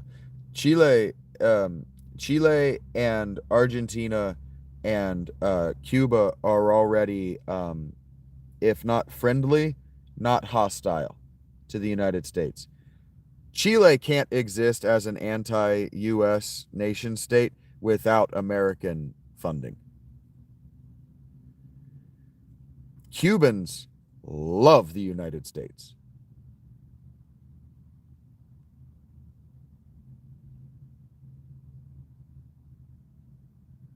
Correct. We did take Venezuela as an American territory. Venezuela is an American. Just reset. The point, regardless of what you want to believe, we took that country. I was just looking for the name, not the specifics. Venezuela, correct? We took Venezuela. Argentina is already pro-America. I've asked a few Argentinians over the course of the last year how they feel about Donald Trump in the U.S., and they fucking love the U.S. Chile loves the U.S. at the population level. Brazil loves the U.S. at the population level. We took Venezuela as a military holding. They're a territory of the United States. We manage and operate their federal government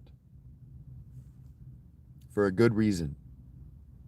Dictators not treating their people right. Big population, big wins. Big wins. The reason we took it is because Russia is just going to follow Nazi Germany's military plan when it comes to attacking the U.S. Because Russia is neo-Nazi, and you don't know it. Russia is Nazi. and you don't know it. So you take everything that Russia does seriously. Russia is no longer USSR. They're just neo-Nazis. They're just going to do the plan that the Nazis wanted to do, and they're going to go down around the South Pole, and they're going to hit us up Cuba way because they think that Cuba will allow us through, or allow Russia through, because they've been pro-Russia all this time. They think that the Cold War and the missile crisis is going to buy ships and other sorts of weapons to go around the southern hemisphere and up around Cuba and hit us at Florida. That's the plan, because they're not stupid enough to hit us at Alaska, because if they hit us at Alaska, Canada's going to get involved. That's the plan, but it can't work because the United States owns Venezuela. So war on the U.S. soil can't happen. U.S. is going to be nuked back to tomorrow by Canada the second. Canada doesn't give a shit whether you give a shit about Canada's war crimes. Canada will nuke Russia back to the Stone Age the second Putin thinks about stepping foot on Alaskan soil.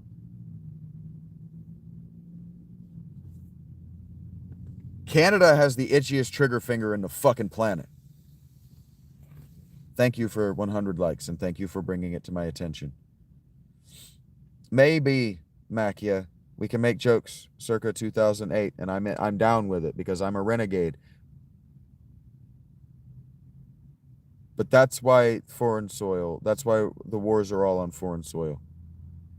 Canada might be weak, but Canada doesn't give a fuck about if you don't like their war crimes.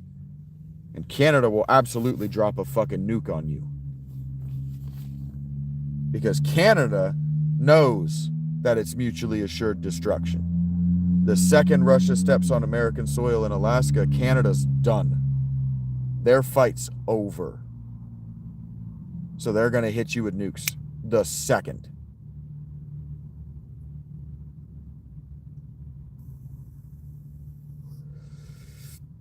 Hello, OPM. That's my point, Zach.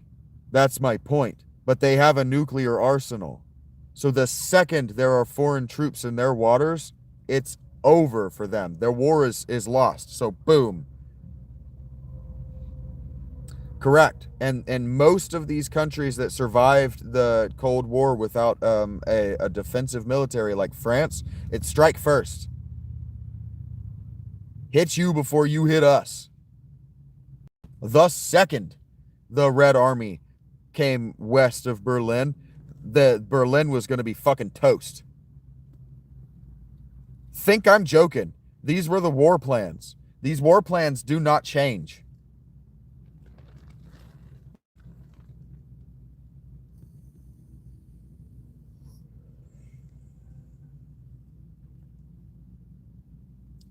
Yeah, Australia now, because of the way they fought World Wars I and World War II, Australia absolutely relies on U.S. foreign intervention in their water. Absolutely. That's why I was asking, if Esteban is in the audience, that's why I was asking him how close to Australia he is. Because that land, it's not really a land bridge. I'm trying to say that whatever it's called, that water between the South Pole, whatever that's called, Antarctica, right? And South America, that water right there is evidently the other side of the planet. So the U.S. has to split its navy on both sides of the pole. This is a real thing that really high level people talk about and are worried about. My dad used to talk about it all the fucking time. My granddad was in the Navy and he used to talk about it all the fucking time, that we had to secure Antarctica or we were fucked. Because in the 90s, Cuba would have got out of the way. Cuba can't get out of the way now. Trump has been talking about reincorporating them anyway.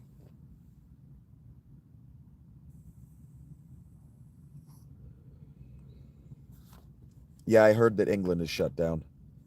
I heard that England's government and economy is in absolute turmoil right now.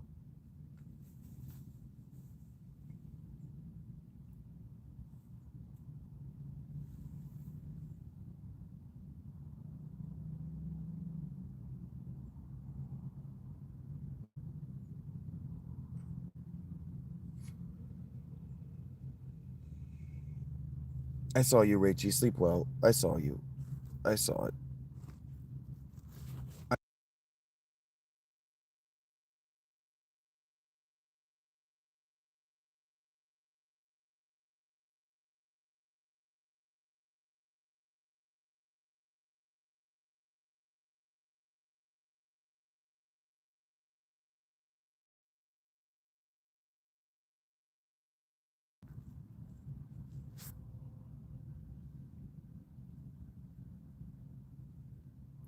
The U.S. is not worried about saving anyone. The U.S. is worried about what will keep the U.S. safe. That's the only reason we are talking about that, is because Makia said that she's worried about a foreign war coming to U.S. soil, and it's not going to happen. It's not going to happen. Thank you, Nathan James.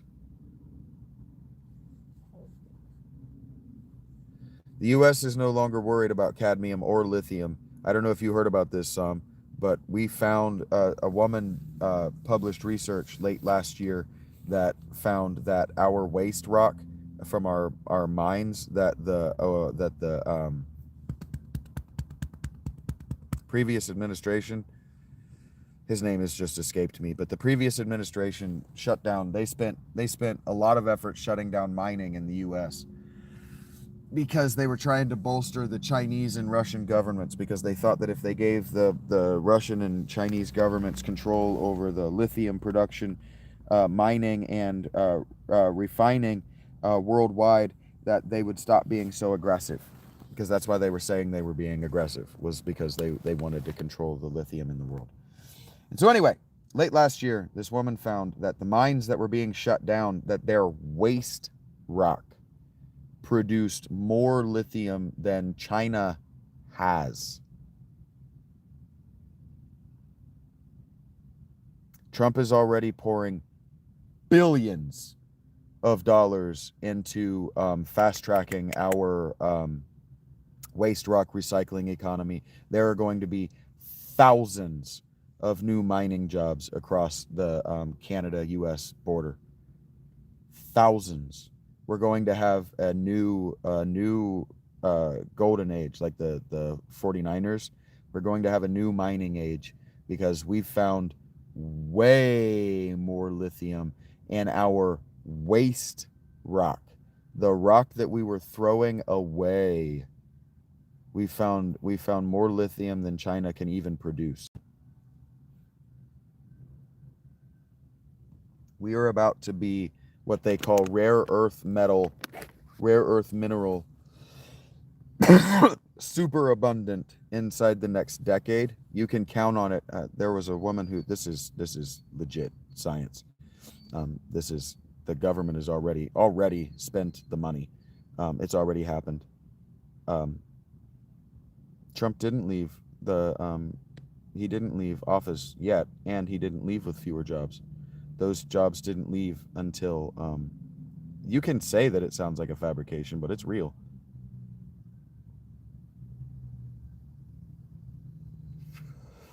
That's correct, Sam. Quantum computing is about to become cheap and efficient. We're actually about to technologically bypass fiber optics for, I don't have to prove it, and I can't prove it from here. They're not rare. That's what they learned, is they're not rare. Not in the US. I can't prove what I'm talking about from here. Well, I can't prove it because I can't screen grab the internet. You can do your best, Lance. But you could Google it and you could find that I'm right. I don't give a shit if you don't think it's right.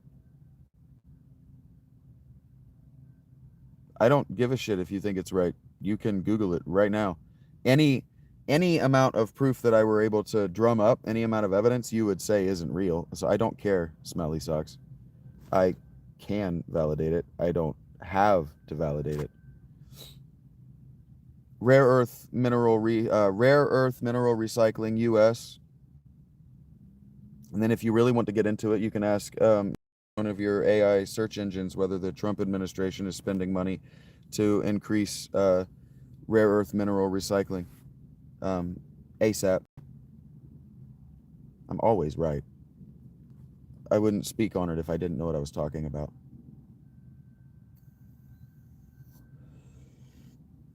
Trump may very well be evil, but he's effective. That's correct. That's correct, Stay Puft Marshmallows.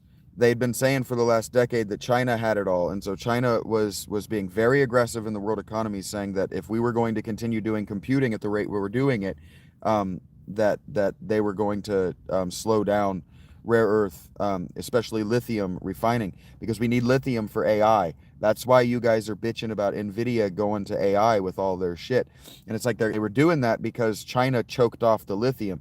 We're about to be super abundant in lithium. The prices on video cards are about to drop so much that gaming becomes effectively free. I don't talk about anything I don't know anything about, Jim. I'll tell you that I don't know what I'm talking about, and I don't know anything about that, and I'll listen to whoever brings it up, and then I'll be critical in my analysis of what they're saying. Cell phones and laptops are about to jump in capability like crazy. Yeah. Well, that's the thing, Sam, is the chip production. More companies are going to start using that private equity money to build chips. So chips are about to get small, they're about to get efficient, they're about to get inexpensive, and we're actually going to jump from chip technology to something way better.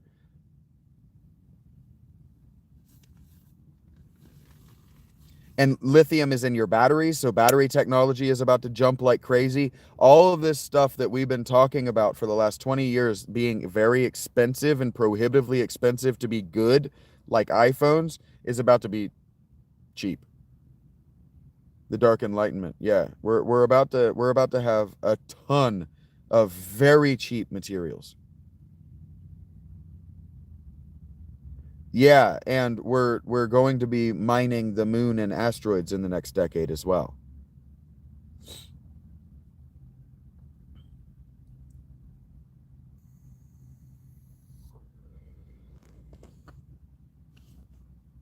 You don't have to like it, guys, but Bigelow is being embarrassed by Elon Musk, and Bigelow is American. It's coming. Explain what would you like me to explain? 11 sent evil to heaven.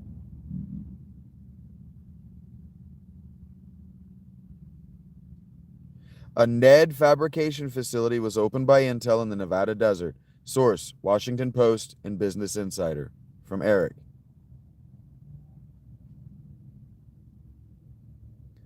I have been, 11. We're going to be super abundant in rare earth minerals inside the next 5 years. They want it to be inside the next 2 so that Trump can get credit for it. If Intel's on it, you know it's going to be big. Elon is African, that's correct. But Bigelow is American. I know, 11. I have a lot of people talking to me. CRISPR, as far as CRISPR gene selection for babies.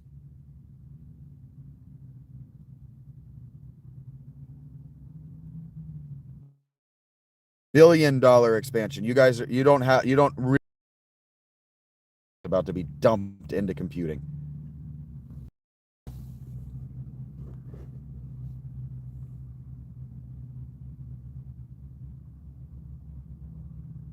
Gene editing, CRISPR, gene editing. It's a developing technology. They can also use CRISPR to. The reason that CRISPR slowed down is because the EU put a halt on funding because it was being used to do designer babies, and the company that was put a kibosh to do that did it anyway. Probably, Daniel. It's probably actually a lot more than that. I read a study that was published by a Scandinavian author. I think it was a couple months ago that I read the paper. I read a paper by a Scandinavian author that suggested that rural populations are being underestimated by as much as 85%. That there could be as many as effectively double the number of people in rural environments as what they're counting. It's actually a lot more than double if I understand the math right. They're only counting 15% of the people. So if they counted 30%, that'd be double. If they counted the other 85%, that's a lot. The number could be as many as 15 or 16 billion people living in the planet. It's going fine, Miles. Yes, Monsanto's gene engineers. Correct.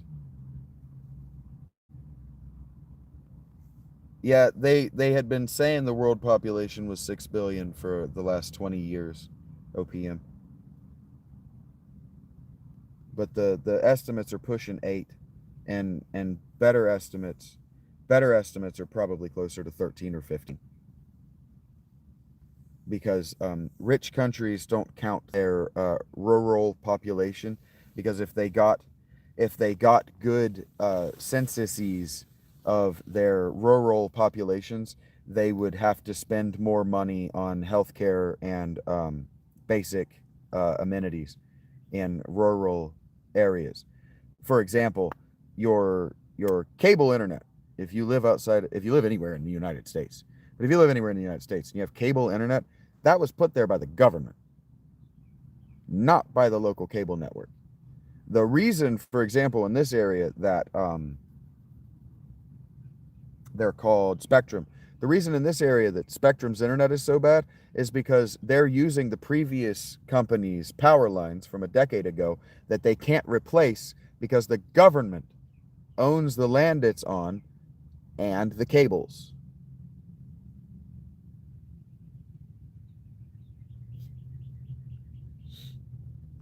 So if you live in a rural region where they're saying there are 1,000 people who live there, the government is not inclined to replace your internet cables because too few kids in the schools. But if there are 5 times, 8 times as many people in the area as what you're counting, then there are 5 to 8 times as many kids not being served by the internet or quality internet in that region. And that's how you don't go bankrupt as a government. You go, well, we're just not going to count all the black kids. It sounds like something any government would do. And the guy who wrote the paper was actually saying that it was true of the particular Scandinavian government in which he lived, and that it was also true of India and England specifically. And so it's probably true of China, Russia, and the United States. And if that's true, there are many, many, many, many more people living in sub-poverty conditions than what are being counted. And if there are that many of the human population that are living below the poverty line, but living in sub-poverty conditions, then all of our governments, the worldwide, are morally bankrupt. And there's no argument against it. If they're just not counting the people that they need to serve, that they are required by their own laws to serve, if they're going, well, they just don't exist, then they're morally bankrupt. Everything else they do doesn't matter. Because we agreed when we became a modern society that everything we would do would be to serve the greatest good for the greatest many. And if the greatest many of us turned out to be living in sub-poverty conditions, we have done absolutely nothing to serve the greatest good of the greatest many. We have buried the greatest good of the greatest memory, we have buried the greatest many under the fucking floorboards. And then we have rich women walking around talking about glass fucking ceilings.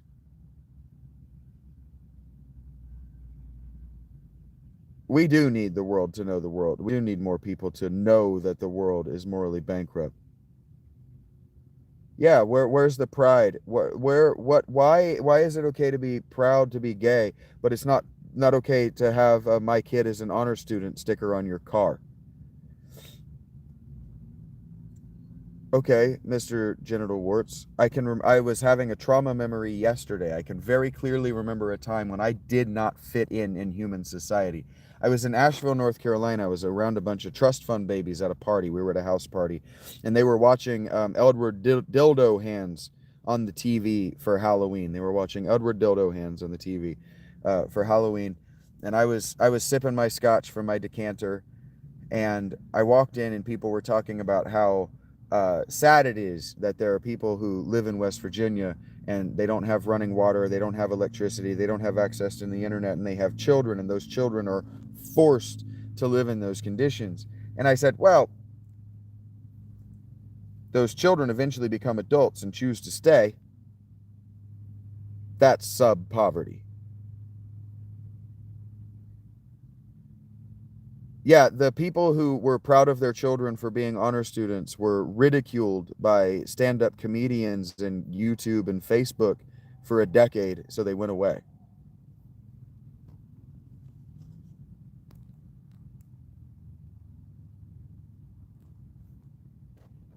Oh, we spent about a decade between 2012 and 2022 where being straight was being a social anomaly, egregore. That happened, especially among young people.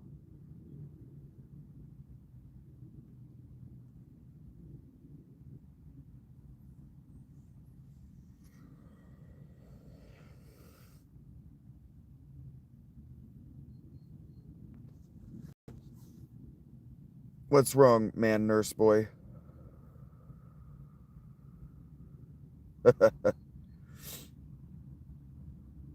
And the fags always take that perspective. You have it so bad because you like to take it in the ass. Oh, it's so hard to dress up like a woman. It's so hard to flip straight dudes. Get fucked.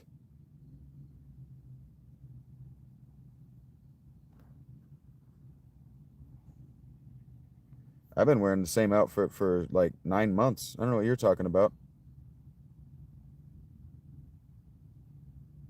Women are going, anal's easy. The fuck are you guys bitching about? Everybody knows how to take a shit. Your boyfriend ain't fucking hung. Straights have all the power in the world. That's why every single politician is a faggot.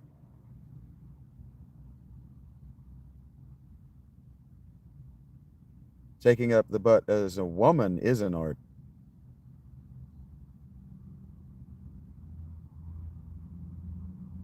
Probably not, genital warts. That was the point of the study. The point of the study is that they probably only count about 15% of the people actually living in those conditions.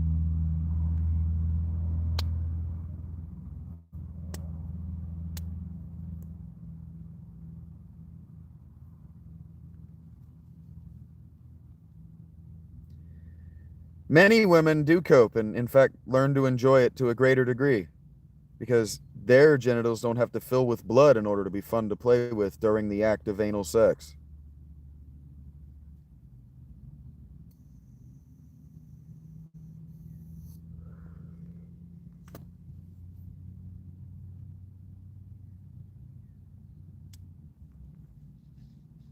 I'm just saying, there's a reason that women are the most powerful people on the planet. There's a reason that everyone on the planet was afraid of Nancy Pelosi. It's because she took it in the ass better than any of them. Educational purposes only. Don't experiment.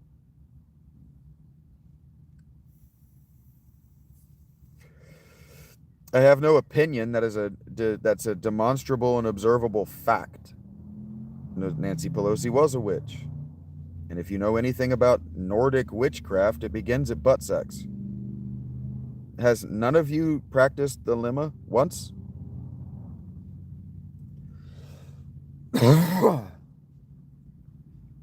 You've never read anything that Aleister Crowley wrote? Aleister Crowley was the world's foremost bottom.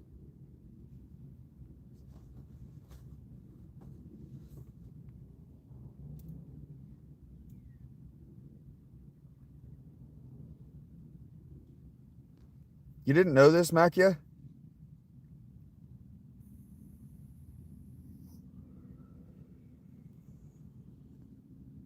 You guys, I have a fucking woman. I have a wife. Stop talking to me about how much you enjoy butt sex. There was a time when I was single and I would have wanted to get to know all of you a lot better.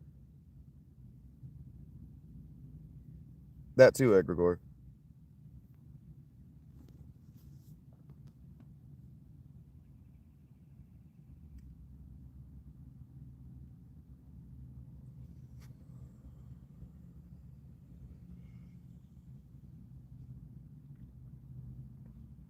Just treat butt sex like psychedelics. Don't do it with somebody who doesn't know what they're doing.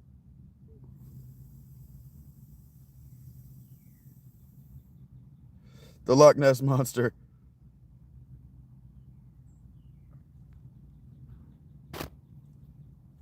Look, there are a lot of biological reasons to engage in backdoor play. Just don't fuck around if you don't know what you're doing, because you could seriously hurt yourself. There are a lot of very real and very, very well studied biological reasons, especially for women. Women have whole nerve clusters in there that men don't.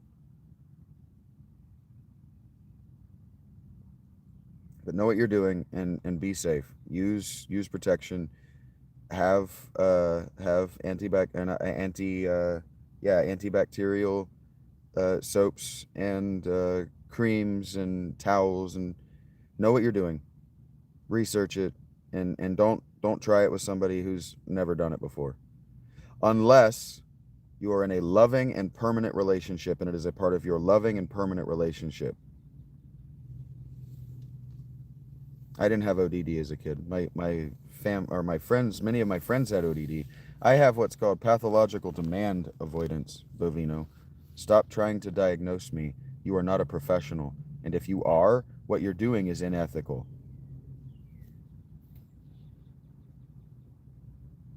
I have, many of you Blue Crew don't know this, I have sexual trauma from my childhood.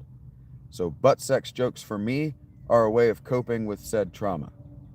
I'm going to make them.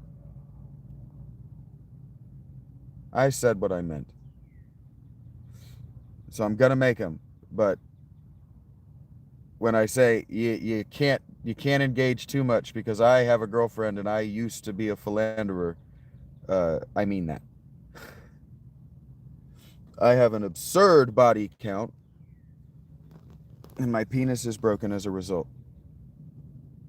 Both, Nug Bucket.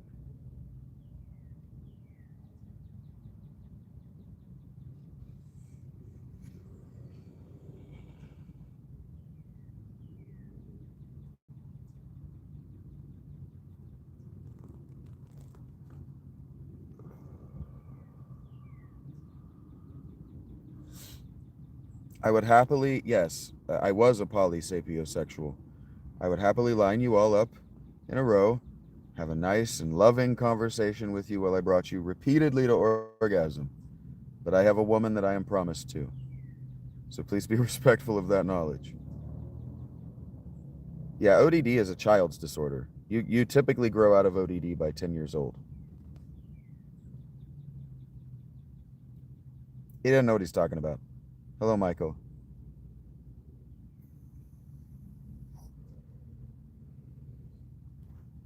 Adult onset ODD would look like me doing this to you, Bovino.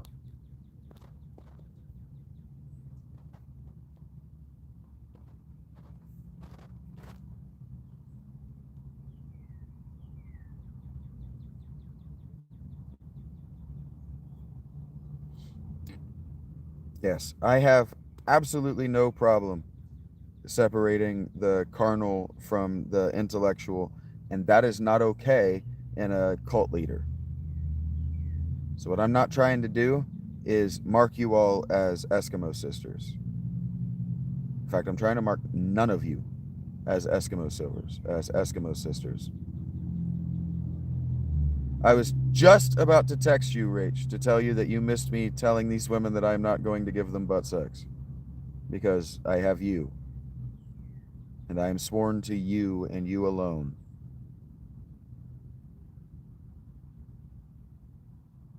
Polyarctor sapiophile? Yeah, for sure. I'm sure you are, buddy. I'm not even going to try to unpack that. If you want to, that's great. But I'm not asking.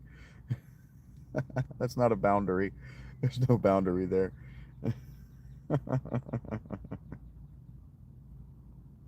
That just reminded me of eggs. That just reminded me of the old fucking. You might not even know what I'm talking about, but I think you do. What were they called? Kin? Back during the kin days of the internet, when people were dragon kin or fucking fox kin or whatever, where they weren't furries, but on the inside they identified as these animals. Even when she's not looking, I honor my commitment because I made it and I mean it.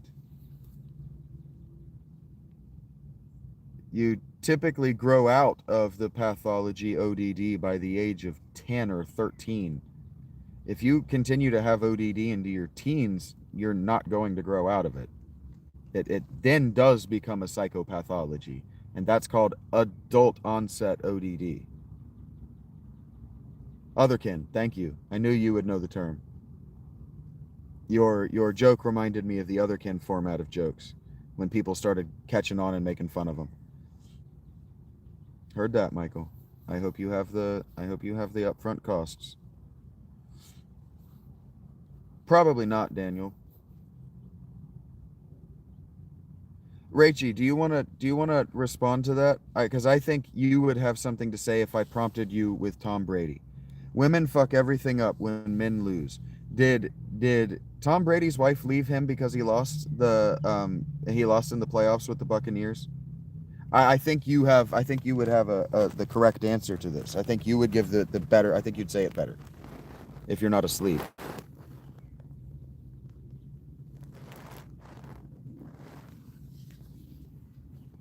A pathology is the underlying behavior, and the diagnosis is literally just the acknowledgement of the pathology.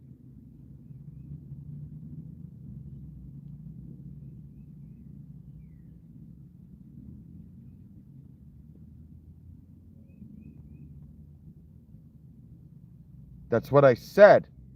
That pathology is the underlying behavior, and the diagnosis is the description thereof. That's what the words mean. No, I didn't. Nobody said you don't get it. I said if you are diagnosed with ODD at 18, what you have is diagnosed as adult onset ODD. Quote me correctly or fuck ye off.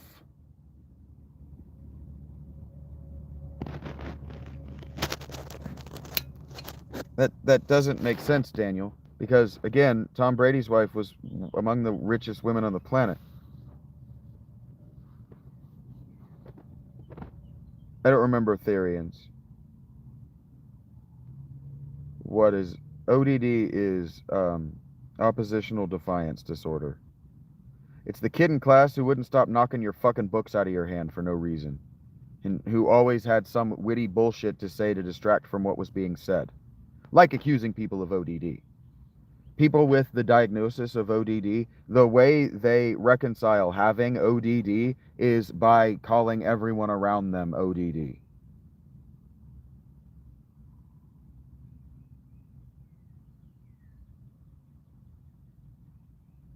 So they just have to oppose and defy everything. And so Rach, as I prompted, said Giselle divorced Tom because he was wishy-washy about his NFL retirement. He promised her he would retire, he announced it, and then he went back to the NFL. Everything fell apart, not because he was a loser, but because he was not committed to her. He broke a promise.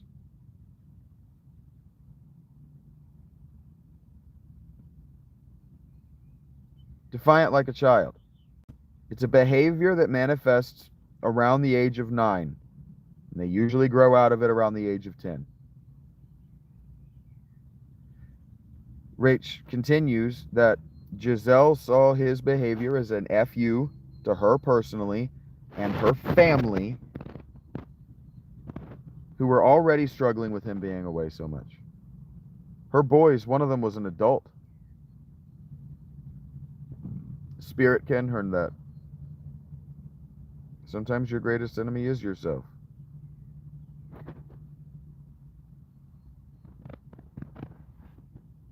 Certainly the person who's most likely to overestimate you is you. Overestimate you is you.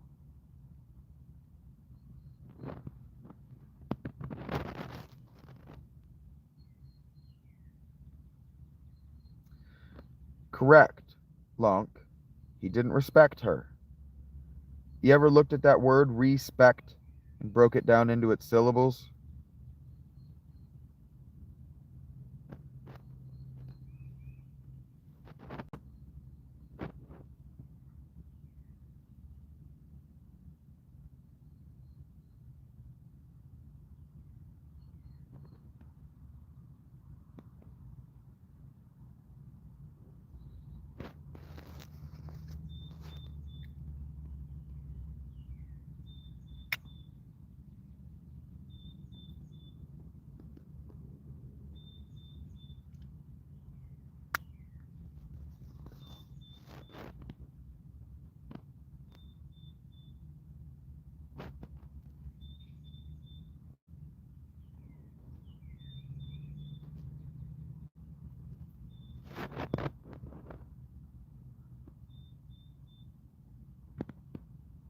I wouldn't even be able to find it, most likely, the bird, to tell you.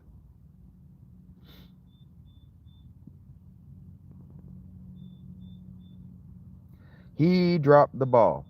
He lost her. Correct, Rach. Rach also continues to add that in her opinion, as a moral of the story, because this isn't what she was asked, the opinion is the addenda that you add beyond what is asked. So when people ask me what's my opinion on things, I say, I don't know, or I don't have one. Her opinion is that Giselle did know who she was marrying, and that death do us part is a real promise.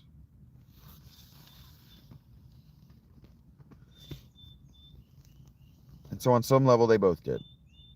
It takes two to tango, and it takes two to get divorced.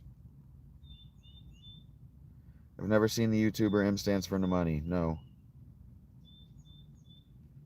I hate that, Nathan. A lot of people talk about it. I've never watched it. I have no reason to watch it. My audience don't take particular interest in my I think this is who you think I am videos. Thank you, Rachel.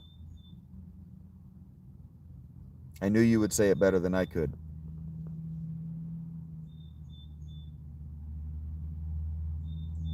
Oh, I could Google it. It's not gonna.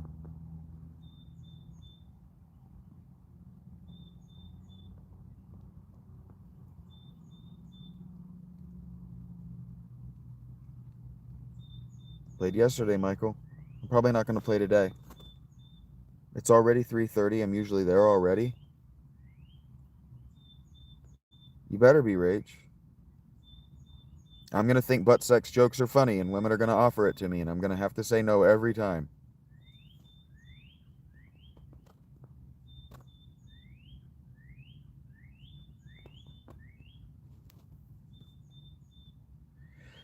I do my best, Nathan. How do you scam your audience?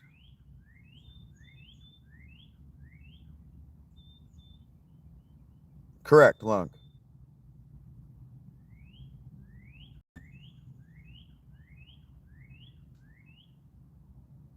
If I come across the birds some, I'll take pictures or video and I'll put them on my channel, okay? It's not the first time. I'm just not going to do it right now.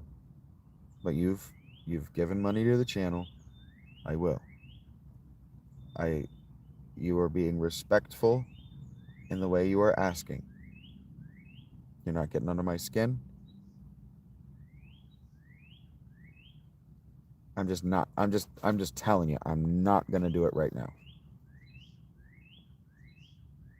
Long enough, Matt.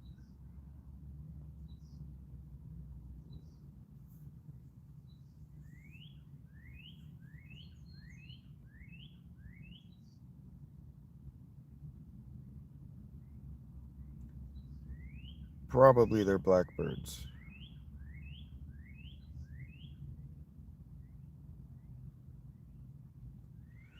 No, whenever I say that when I say I need money, I get it.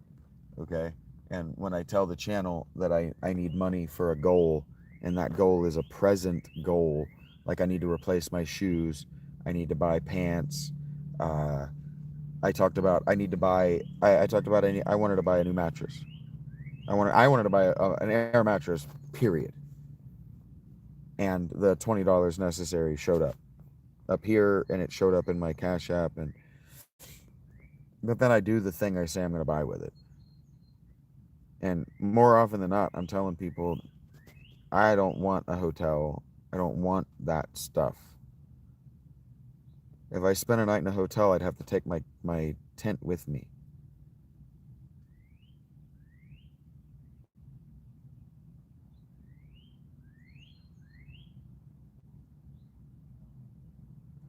I'm in an interesting position to do a lot of things, but I'm also seriously injured some. So a lot of the things I want to do, they're out of my reach right now. So that right now I'm working on saving myself.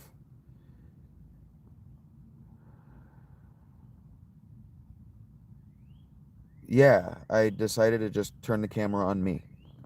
It's okay, son. It's okay. I said, you're right. It's okay, Nathan. You didn't do it.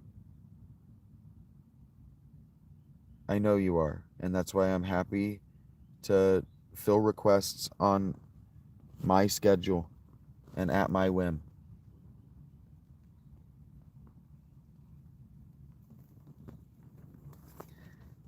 It sounds like there's a critter moving around out there, and I'm trying to see if I can see it so I can just show you through the door, but it can see my feet. So it can gauge the optics on the tent. So it's staying just outside visible of the tent.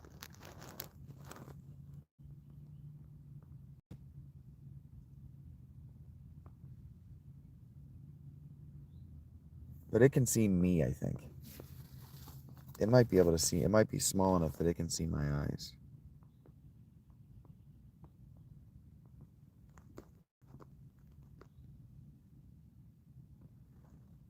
Yeah, I think it's a squirrel. Over in the leaves on the other side. Yeah, I know it is. I don't know about night vision. I have no bears up here. Oh, bears. I have no bears either. You did it, buddy. You made it to the Calmlands. Good job.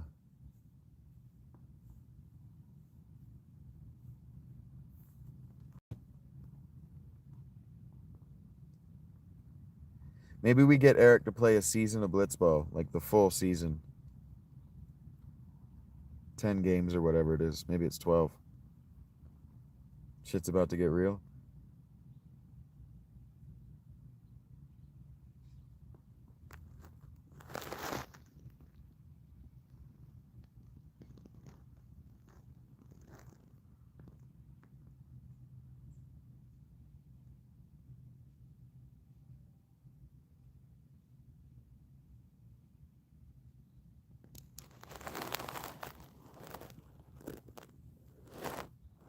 You might cook it, Blitzball. Did you get the eject shot? Did you do the cutscene right when you're going to Kilika, or when you're coming away from Kilika, whichever one it is, when you're on the boat and you kick the ball and you have to touch all the memories?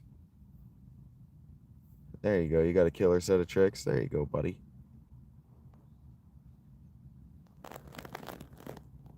You've got me grinding these fucking the celestial weapons. That's what they're actually called. You've got me grinding the celestial weapons. Maybe I get you to try to get one of Waka's. There is a Jack shot level 2.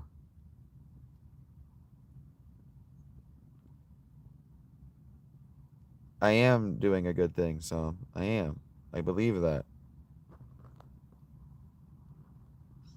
It's also helping me not further agitate it. Because a lot of the reason it's so bad, I'm now realizing, is because it was swollen. And so when it was fully swollen, it didn't hurt. But 7 years of that, and it's just slowly eroded away every step I take as I walk, so that there's just nothing anchoring it all together, and it's just discorporating like islands in an earthquake, or like a glacial islands as the heat warms up or whatever. And so for years the tubes have been falling out the side, and now there's just no side. It's grotesque. It's horrible to have experienced. Just indescribable. And so if I'm going to say, like the guy that came through today, and he said that he's lost his hand. He's had his hand amputated because he couldn't stop injecting him with the self to the needle to the point that he killed his hand. I have not yet killed it, but they would not take me seriously. And I am certain that they won't take me seriously until it's an actual emergency. And so if what I have done until the last 5 days, 3 days, is get as stoned as I can to cope with the pain, and then just suffer through it, hoping that by April I would be in the care of a woman who understands the way I work, understands my mind and my goals, and will invest in letting me kick my legs up, and maybe even love me if I have to have the fucking thing amputated, which is my actual nightmare. I am human just like everyone else.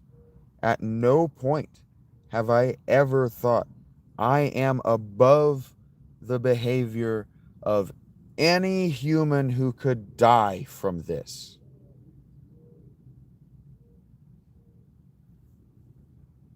But I've also been terrified at different stages when it's been at different angles other than true that it's going to heal like that.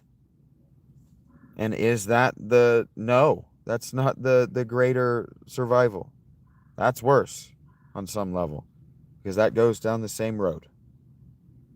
It's all the same road, ultimately. And I've been just doing my best to earn what I was promised when I came to this town. The Marlboro will wipe your ass. Be careful, buddy. Be careful. Kill that sucker fucking quick or run. Don't fuck around with it like you do.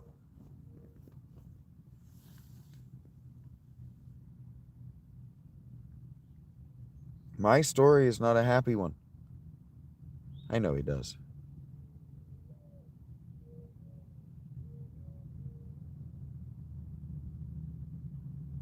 My story is not an aspirational one. But as many of you have noticed, I know a lot about a lot, and I have sat here in front of this camera until I can get over my stutter and the doubt that tells me that I don't know enough to be speaking in front of people.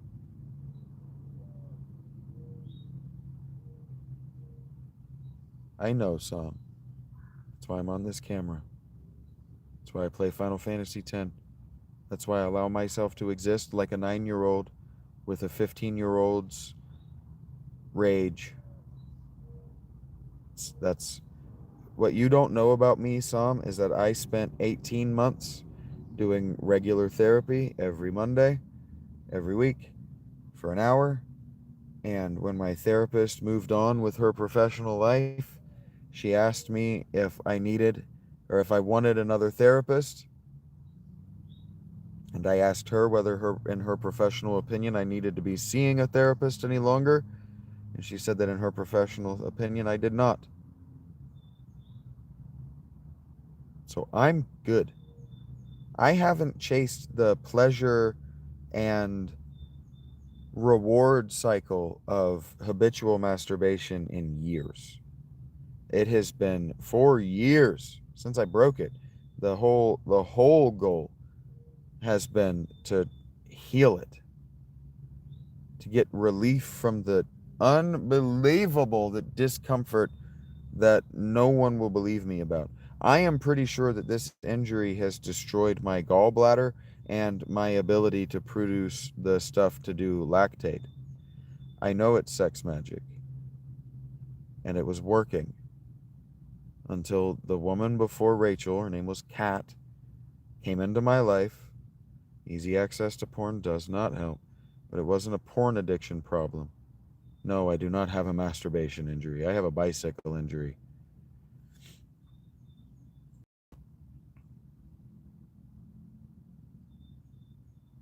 That was exacerbated by a stupid sex injury that had absolutely nothing to do with my fault. It was a stupid thing done to me. And it's a normal routine injury that I sought medical attention for 2 days after I knew I had done it. And I was denied treatment.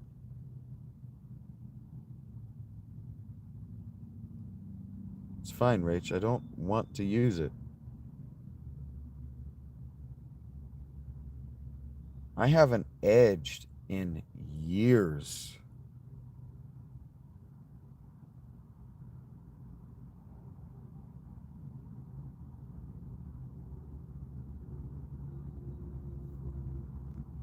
But I have never had a healthy relationship with sex because I was routinely abused as a child.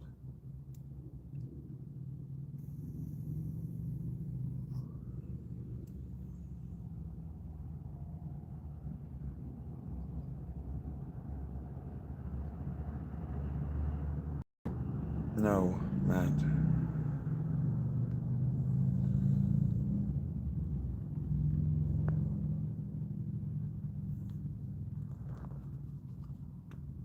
Porn is a drug. It doesn't really need to be both, Matt.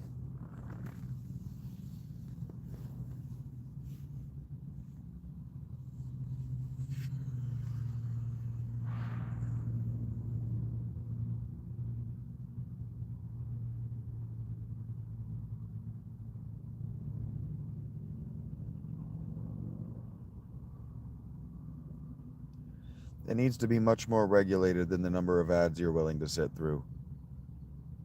Porn doesn't rot your brain, but it is a drug, and it is addictive.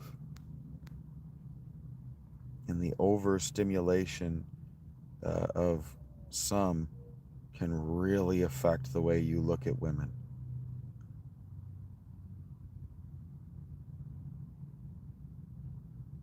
I don't know, Rach.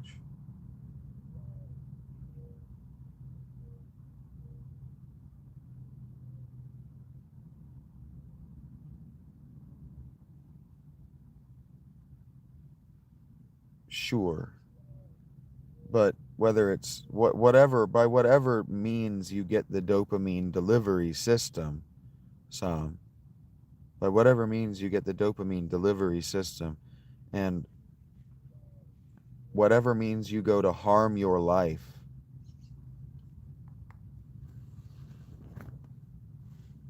the terms which is which are irrelevant. Porn is a delivery system. It's a drug. Because you could go, well, you're not addicted to the heroin, you're addicted to the dopamine. Fine. Maybe you're addicted to the serotonin. Fine. The brain doesn't know the difference, but you do. It's not that they're wired for porn, it's that porn is the delivery system that they agree with, or that agrees with them. Because no one is wired for alcohol.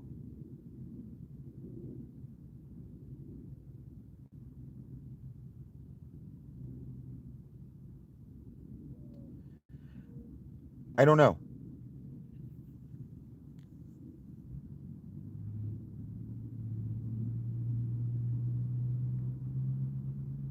It's just a delivery system, and it's overstimulating to the ocular system. The frontal lobe is overstimulated. And seeing is doing. So you're getting a lot of You're getting a lot more than just dopamine in porn. That's why it was so well able to sell itself as educational material. Why somebody made the joke when I was talking about doing the butt stuff.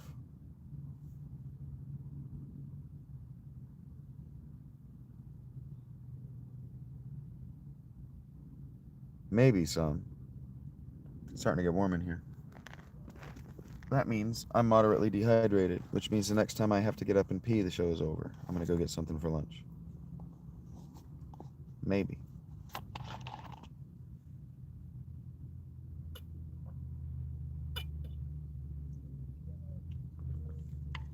But cultural programming can override the nausea and the secondhand discomfort for many people. That doesn't mean necessarily that they're wired for it. Well, I mean, technically alcohol is plant derived.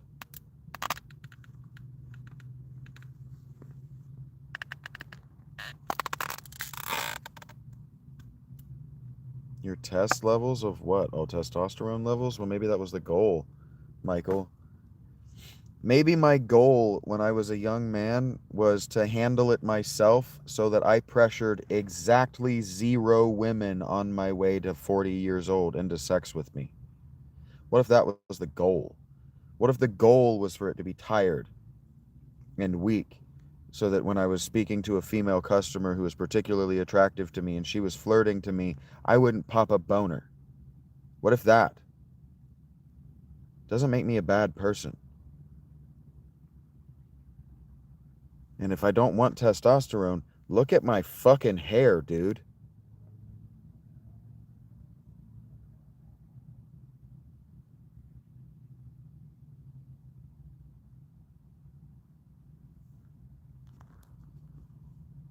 What if the goal was to have just no sex drive?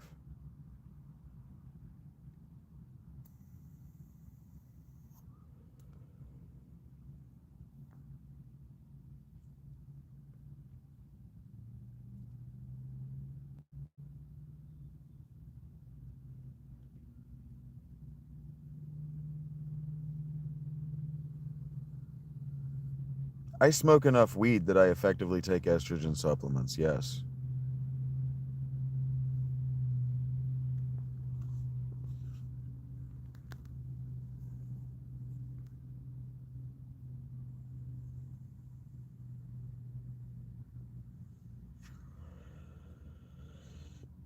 You've never noticed that every trans dude has a serious weed problem? Trans chick, sorry.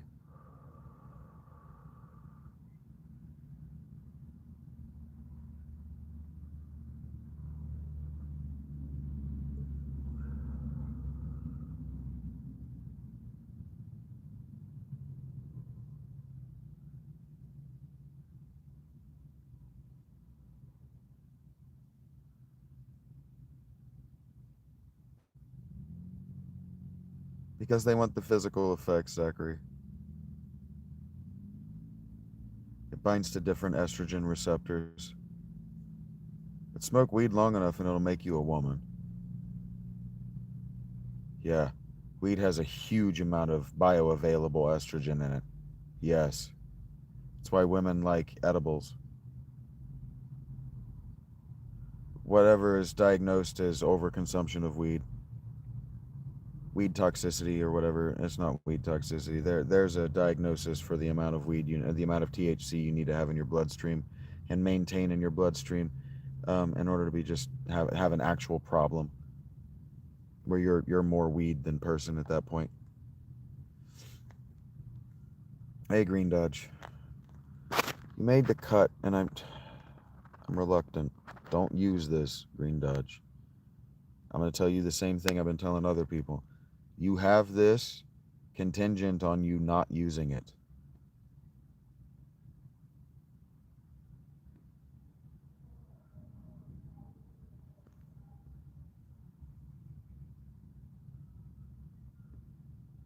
Pass out? Before what?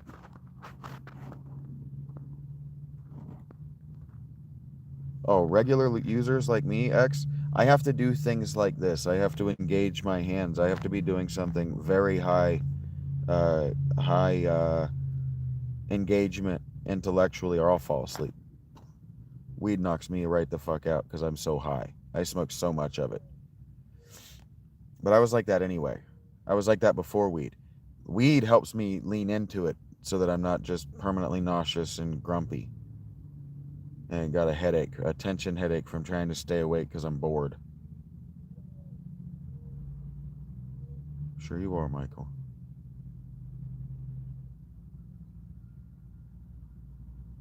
You say so, Chavez.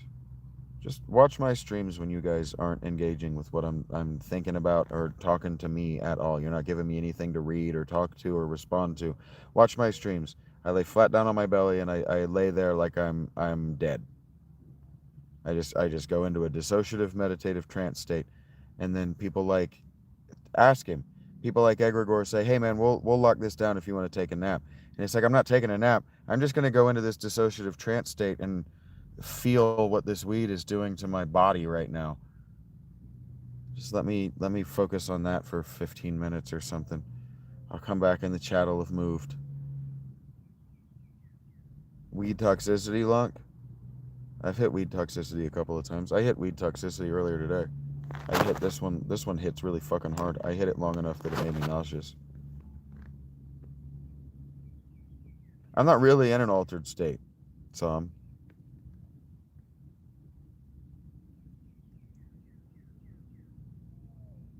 overconsumption's bad. Don't push your tolerance. Don't push your tolerance, and don't be like me. Don't be like me. I overconsume bad. I don't know how much I can consume comfortably. I used to smoke an eighth in 3 days. I could have smoked an eighth a day if I had the money. I'm only reintroduced to real weed for maybe 5 days. And I've gone through this gram in that time. I mean, I smoke a lot. Too much. Too much is real. It's different for everybody, so.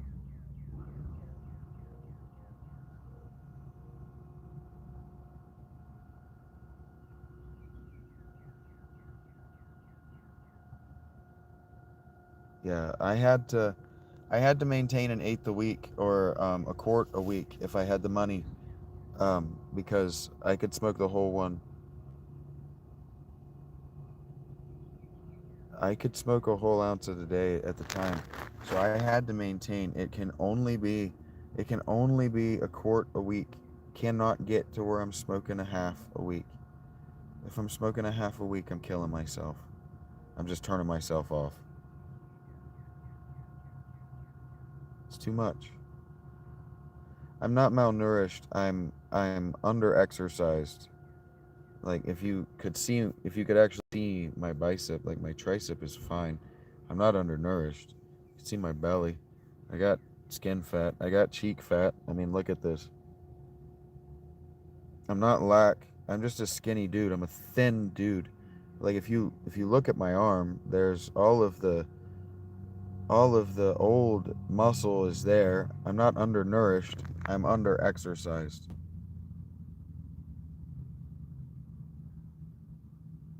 Yeah, me too, Michael. What I used to do is I would come home from work and I would pack my bowl.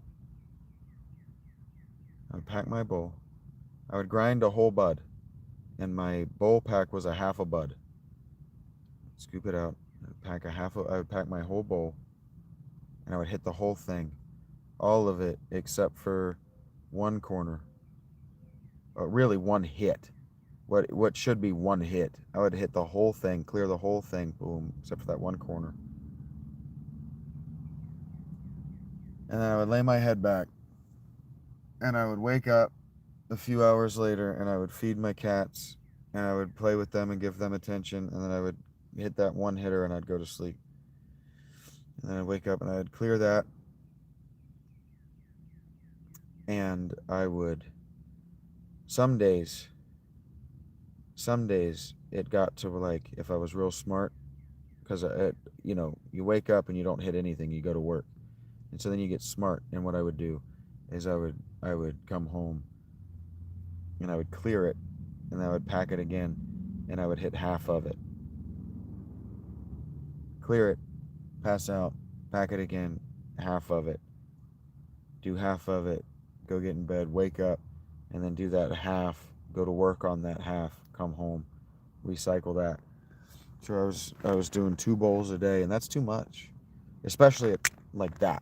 Just dropping that in a bubbler like what I had. I had such a good fucking bong. It was such a clean and easy hit. And then you know you've got a problem.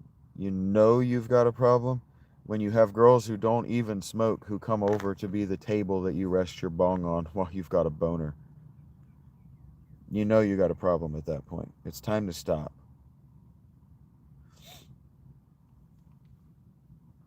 It's time to find something else to engage your life in.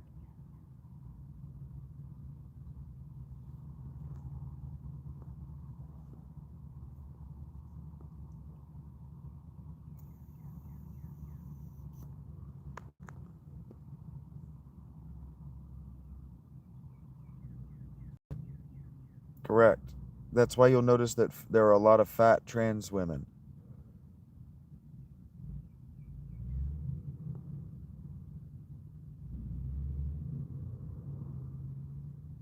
Yeah, it probably does it probably does affect your testosterone production. I don't want to produce testosterone. I don't want to be a horny 25-year-old anymore. My hair is going nowhere. Not soon. I'm not worried about it. And anyway, the studies show that early onset male pattern baldness is from too much testosterone. Sure you can, iceberg.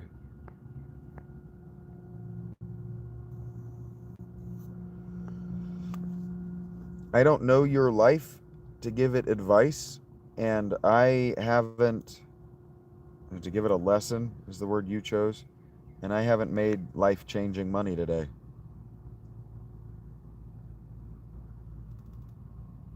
Maybe, Zachary, but we've been engaging with the cannabinoids since before we were meaningfully Homo sapien.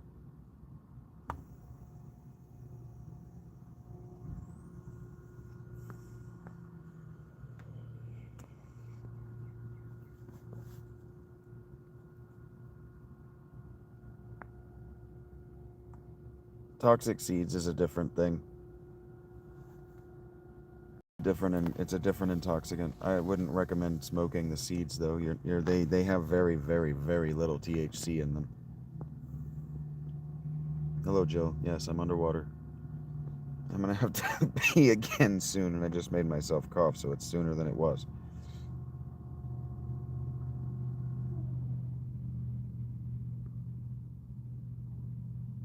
You don't find women interesting because you don't have as much testosterone as you did, Michael.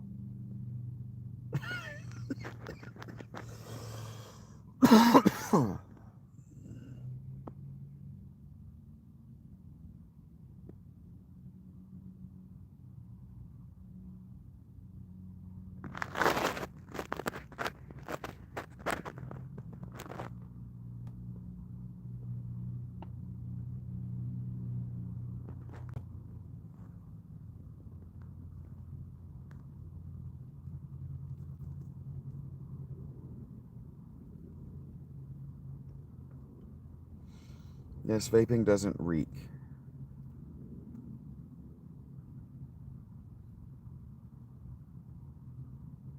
You don't find them long-term interesting anymore because you don't have testosterone telling you that you can impregnate them.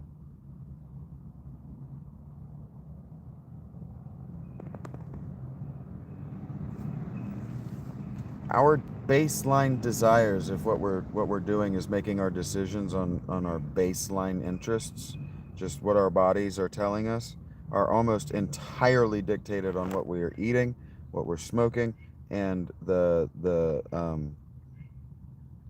bioavailable nutrients in our brain by any other means.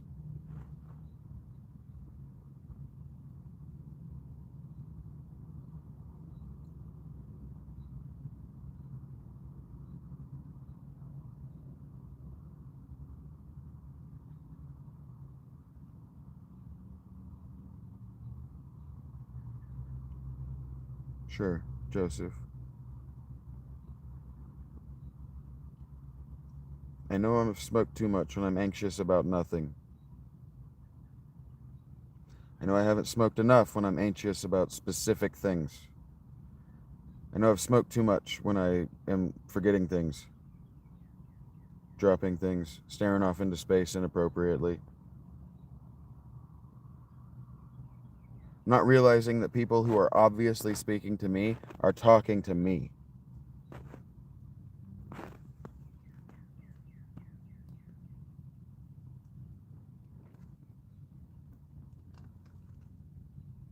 What's with the nightmares?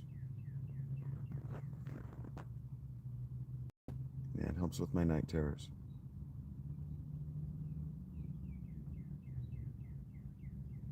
The pain relief some is a very specific pain relief. It's deep tissue nerve damage. It's deep muscle tissue damage, like injury scars, old ripped muscles, old broken bones, and exposed nerves.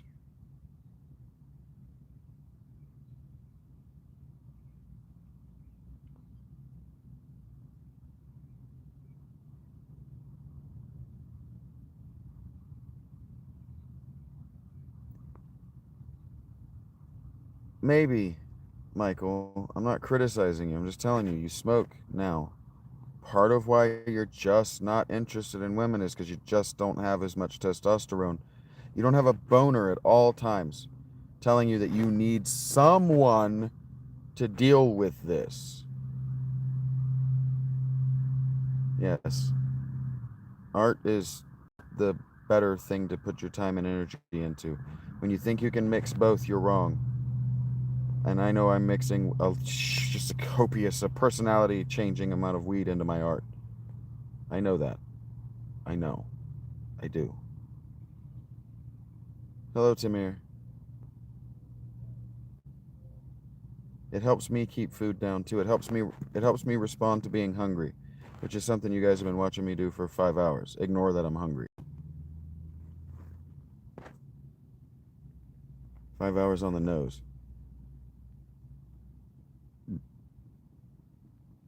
Yeah, I have a broken collarbone and a shattered left knee, in addition to my just fucking ruined left hip and pelvis. Hello, Joe. Okay, guys, I'm having a hard time not doing the pee-pee dance. They're on my channel, Tamir. I'm sure you can figure it out. I believe in you. I really do. But I have to pee, and the longer I hold it, the more it starts to bulge my injury, which means the more it starts to hurt like a motherfucker when it's done. So, I'm gonna get out of here. Don't cross your fingers or hold your breath or whatever you're gonna do, but there is a very good chance. It's 4 o'clock right now. I'll only get 3 hours, 2 hours out of the stream. There's a very good chance I tent and chill here. If I can get $50 dropped in my, I'll just go and buy a fan, and that's 100% what I'm gonna do for the next 3 days. Except I'll have to recharge my battery at some. Okay, I'm gonna get out of here. Oh no, I'm not gonna leave my phone here. That's how I guarantee that one of the 22 people who's not you, that's how I guarantee one of those 22 people is in this town and comes and steals all my shit, including my phone. No way. I have experimented with psilocybin, yes. Yeah. Anticipate that I'll be back here in the tent in the next 2 hours. I might even schedule it when I finish lunch because it's easier to do on my phone. Okay, please like and subscribe here at the end if you find it in your heart to do so. Please super chat, super like in the comments. Hit up my Patreon, hit up my Cash App, all that if you've had time.